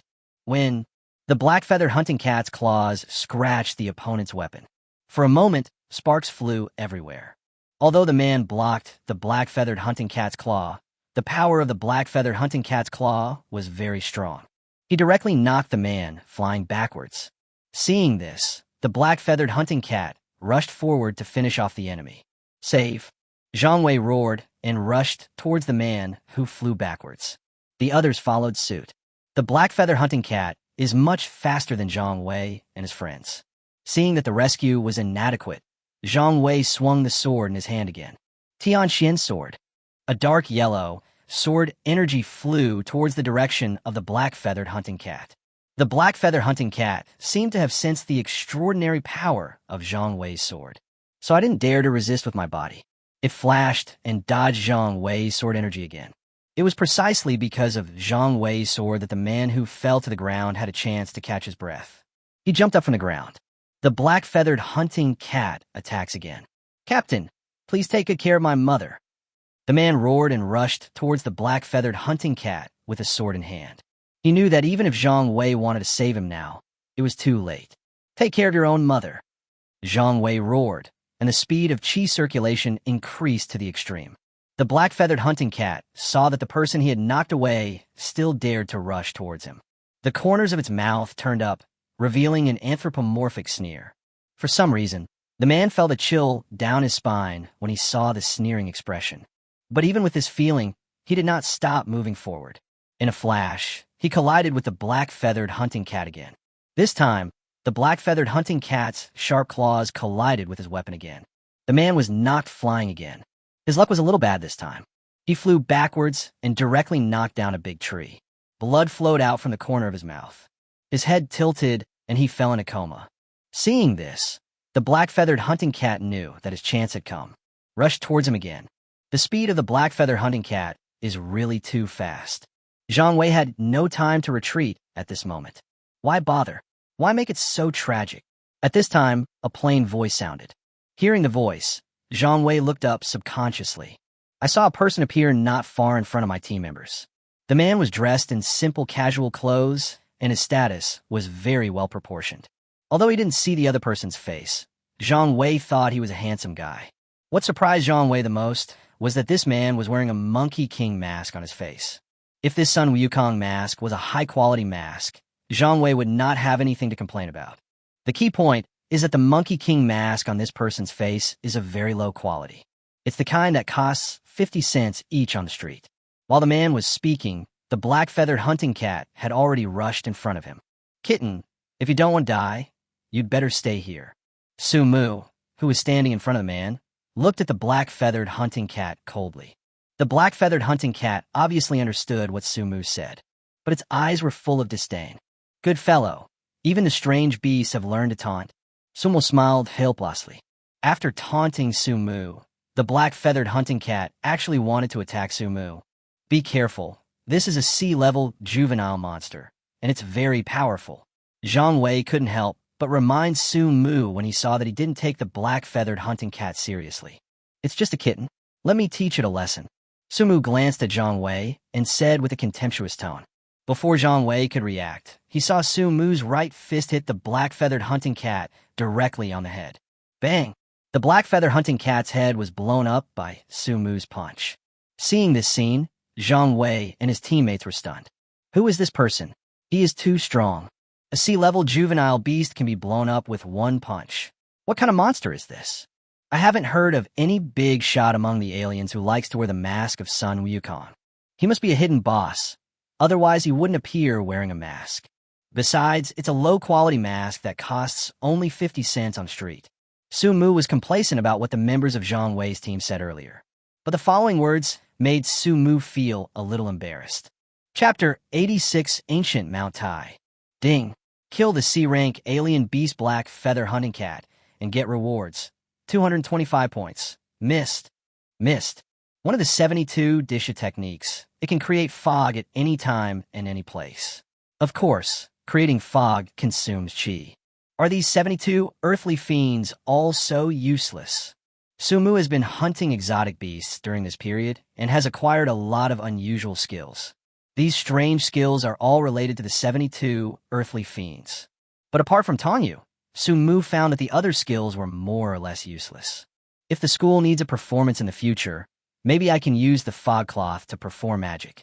If other extraordinary people knew that Su Mu wanted to use the 72 earthly evil techniques to perform magic, they would probably be furious to death. Senior. When Su Mu was checking the reward, Zhang Wei walked up to Su Mu. He bowed to Su Mu and said with a very respectful expression, "Thank you for your help, Senior." This Zhang Wei looks much older than Su Mu. Su Mu was more or less uncomfortable being called Senior by such a person. "Senior, is there anything going on near Mount Tai?" Gang Wei et Su Mu tentatively. Su Mu glanced at Zhang Wei and said unhappily, "What's the matter? Is Taishan your territory? You can come, but I can't." Seeing that Su Mu was a little angry, Zhang Wei shook his head repeatedly. Senior, that's not what I meant. The fact that Su Mu could smash the black feather hunting cat's head with one punch was enough to show his extraordinary strength. Zhang Wei didn't know Su Mu's character, so he didn't dare to speak nonsense in front of Su Mu. Then what do you mean? Sumul glared at Zhang Wei. I don't mean anything. Zhang Wei even cried. That's enough. Su Mu smiled in his heart when he saw this. He looked at Zhang Wei with a serious expression and asked coldly, "Why did you come to the vicinity of Mount Tai?" "We recently detected an abnormal fluctuation near Mount Tai. So the higher-ups sent us to the vicinity of Mount Tai to check it out. I didn't expect that we would encounter a sea-level monster not long after arriving. If it weren't for the seniors' timely rescue, I'm afraid our team would have been wiped out." Speaking of this, Zhang Wei felt a lingering fear. He is telling the truth. If Su Mu hadn't appeared in time, their team might have been wiped out. That's enough. Su Mu waved his hand and said to Zhang Wei, "These are all small matters." After saying this, Su Mu was about to leave. "Senior," Zhang Wei called out at this time, "can you tell me your name? See you again someday." Since Su Mumung came in front of him, how could he possibly tell Zhang Wei his name? After saying that, Su Mu left. Abnormal vibration? It seems that I have discovered something after eating it. Su Mu whispered to himself. The reason why he had no choice was to act together with Chi Mo, because he felt that he couldn't reveal his identity now. His strength is very strong, but he is not yet strong enough to be completely invincible. Once Chi Mo discovers his identity, Chi Mo will definitely recruit him. Su Mu admired the strange people who ate it. Although he admired them, Su Mu didn't want to join them. After separating from Zhang Wei, Su Mu continued to cruise around the foot of Mount Tai. As he walked, he found a canyon not far in front of him. The canyon is high and narrow. The narrowest part can only accommodate 2 people passing side by side. Su Mu, who opened the passage, discovered that there seemed to be something at the other end of the canyon. After change of mind, Su Mu decided to go over and take a look. The Taishan incident represents danger, but Su Mu, as a reborn person, is very clear. Danger often represents opportunity. The reason why Su Mu came to Mount Tai, in addition to hunting exotic beasts, he also wanted to see if he could find some opportunities near Mount Tai. Su Mu walked slowly through the canyon. What's going on? Su Mu, who was crossing the canyon, was stunned by the scene before him, because on the other side of the canyon, he saw a mountain. At this moment, a map of the entire Mount Tai appeared in Su Mu's mind. After a simple comparison, he found that he was in the heart of Mount Tai. There is another mountain in the hinterland of Mount Tai. Su Mu felt incredible. At the same time, a legend flashed through his mind. He saw this legend in a very wild, unofficial history novel. The novel says that the Mount Tai that we commonly see today is not the Mount Tai where ancient emperors performed fengshan rituals. In fact, the Mount Tai where they performed fengshan was the ancient Mount Tai. Ancient Mount Tai is located in the hinterland of Mount Tai, and it is difficult for ordinary people to find it. Could this mountain be the legendary ancient Mount Tai? Su Mu began to approach the mountain. Near the foot of the mountain, Su Mu looked up at the mountain. After observing for a while, Su Mu discovered the altitude of ancient Mount Tai is exactly the same as that of Mount Tai, without any difference.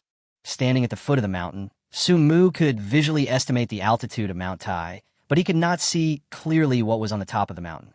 So he decided to go up the mountain to have a look. There was no suitable place for climbing where he was now. He prepared to look for it. After some searching, Su Mu found a man-made archway at the foot of the ancient Mount Tai. The word Taishan can be clearly seen on the archway. The 2 words Taishan are golden and look very grand and majestic. In the lower right corner of the archway, Su Mu also saw many names. These names are all ancient emperors. This Mount Tai should be the legendary ancient Mount Tai. Isn't that unofficial history I read really unofficial history? Su Mu thought about it and looked under the archway. Below the archway are man-made stairs. I don't know what material the artificial stairs are made of, but the overall color is a very white, milky white. Su Mu walked towards the stairs. As I stepped onto the stairs, a cool feeling ran up from the soles of my feet to my head. It's so cold. Su Mu hurried down. You know, Su Mu is an alien. Moreover, he is an alien of a relatively high level. For a strange person like him, he can't feel the normal cold at all, since the stairs here make him feel cold. This means that the material used for this staircase is definitely not ordinary and common material. But even so, it couldn't stop Su Mu from climbing the mountain. This time, he circulated his chi to the soles of his feet. Then his feet stepped onto the stairs. Perhaps because of the existence of chi, Su Mu did not feel cold when he stepped onto the stairs. Su Mu started climbing the mountain. But when he was halfway up, he suddenly stopped.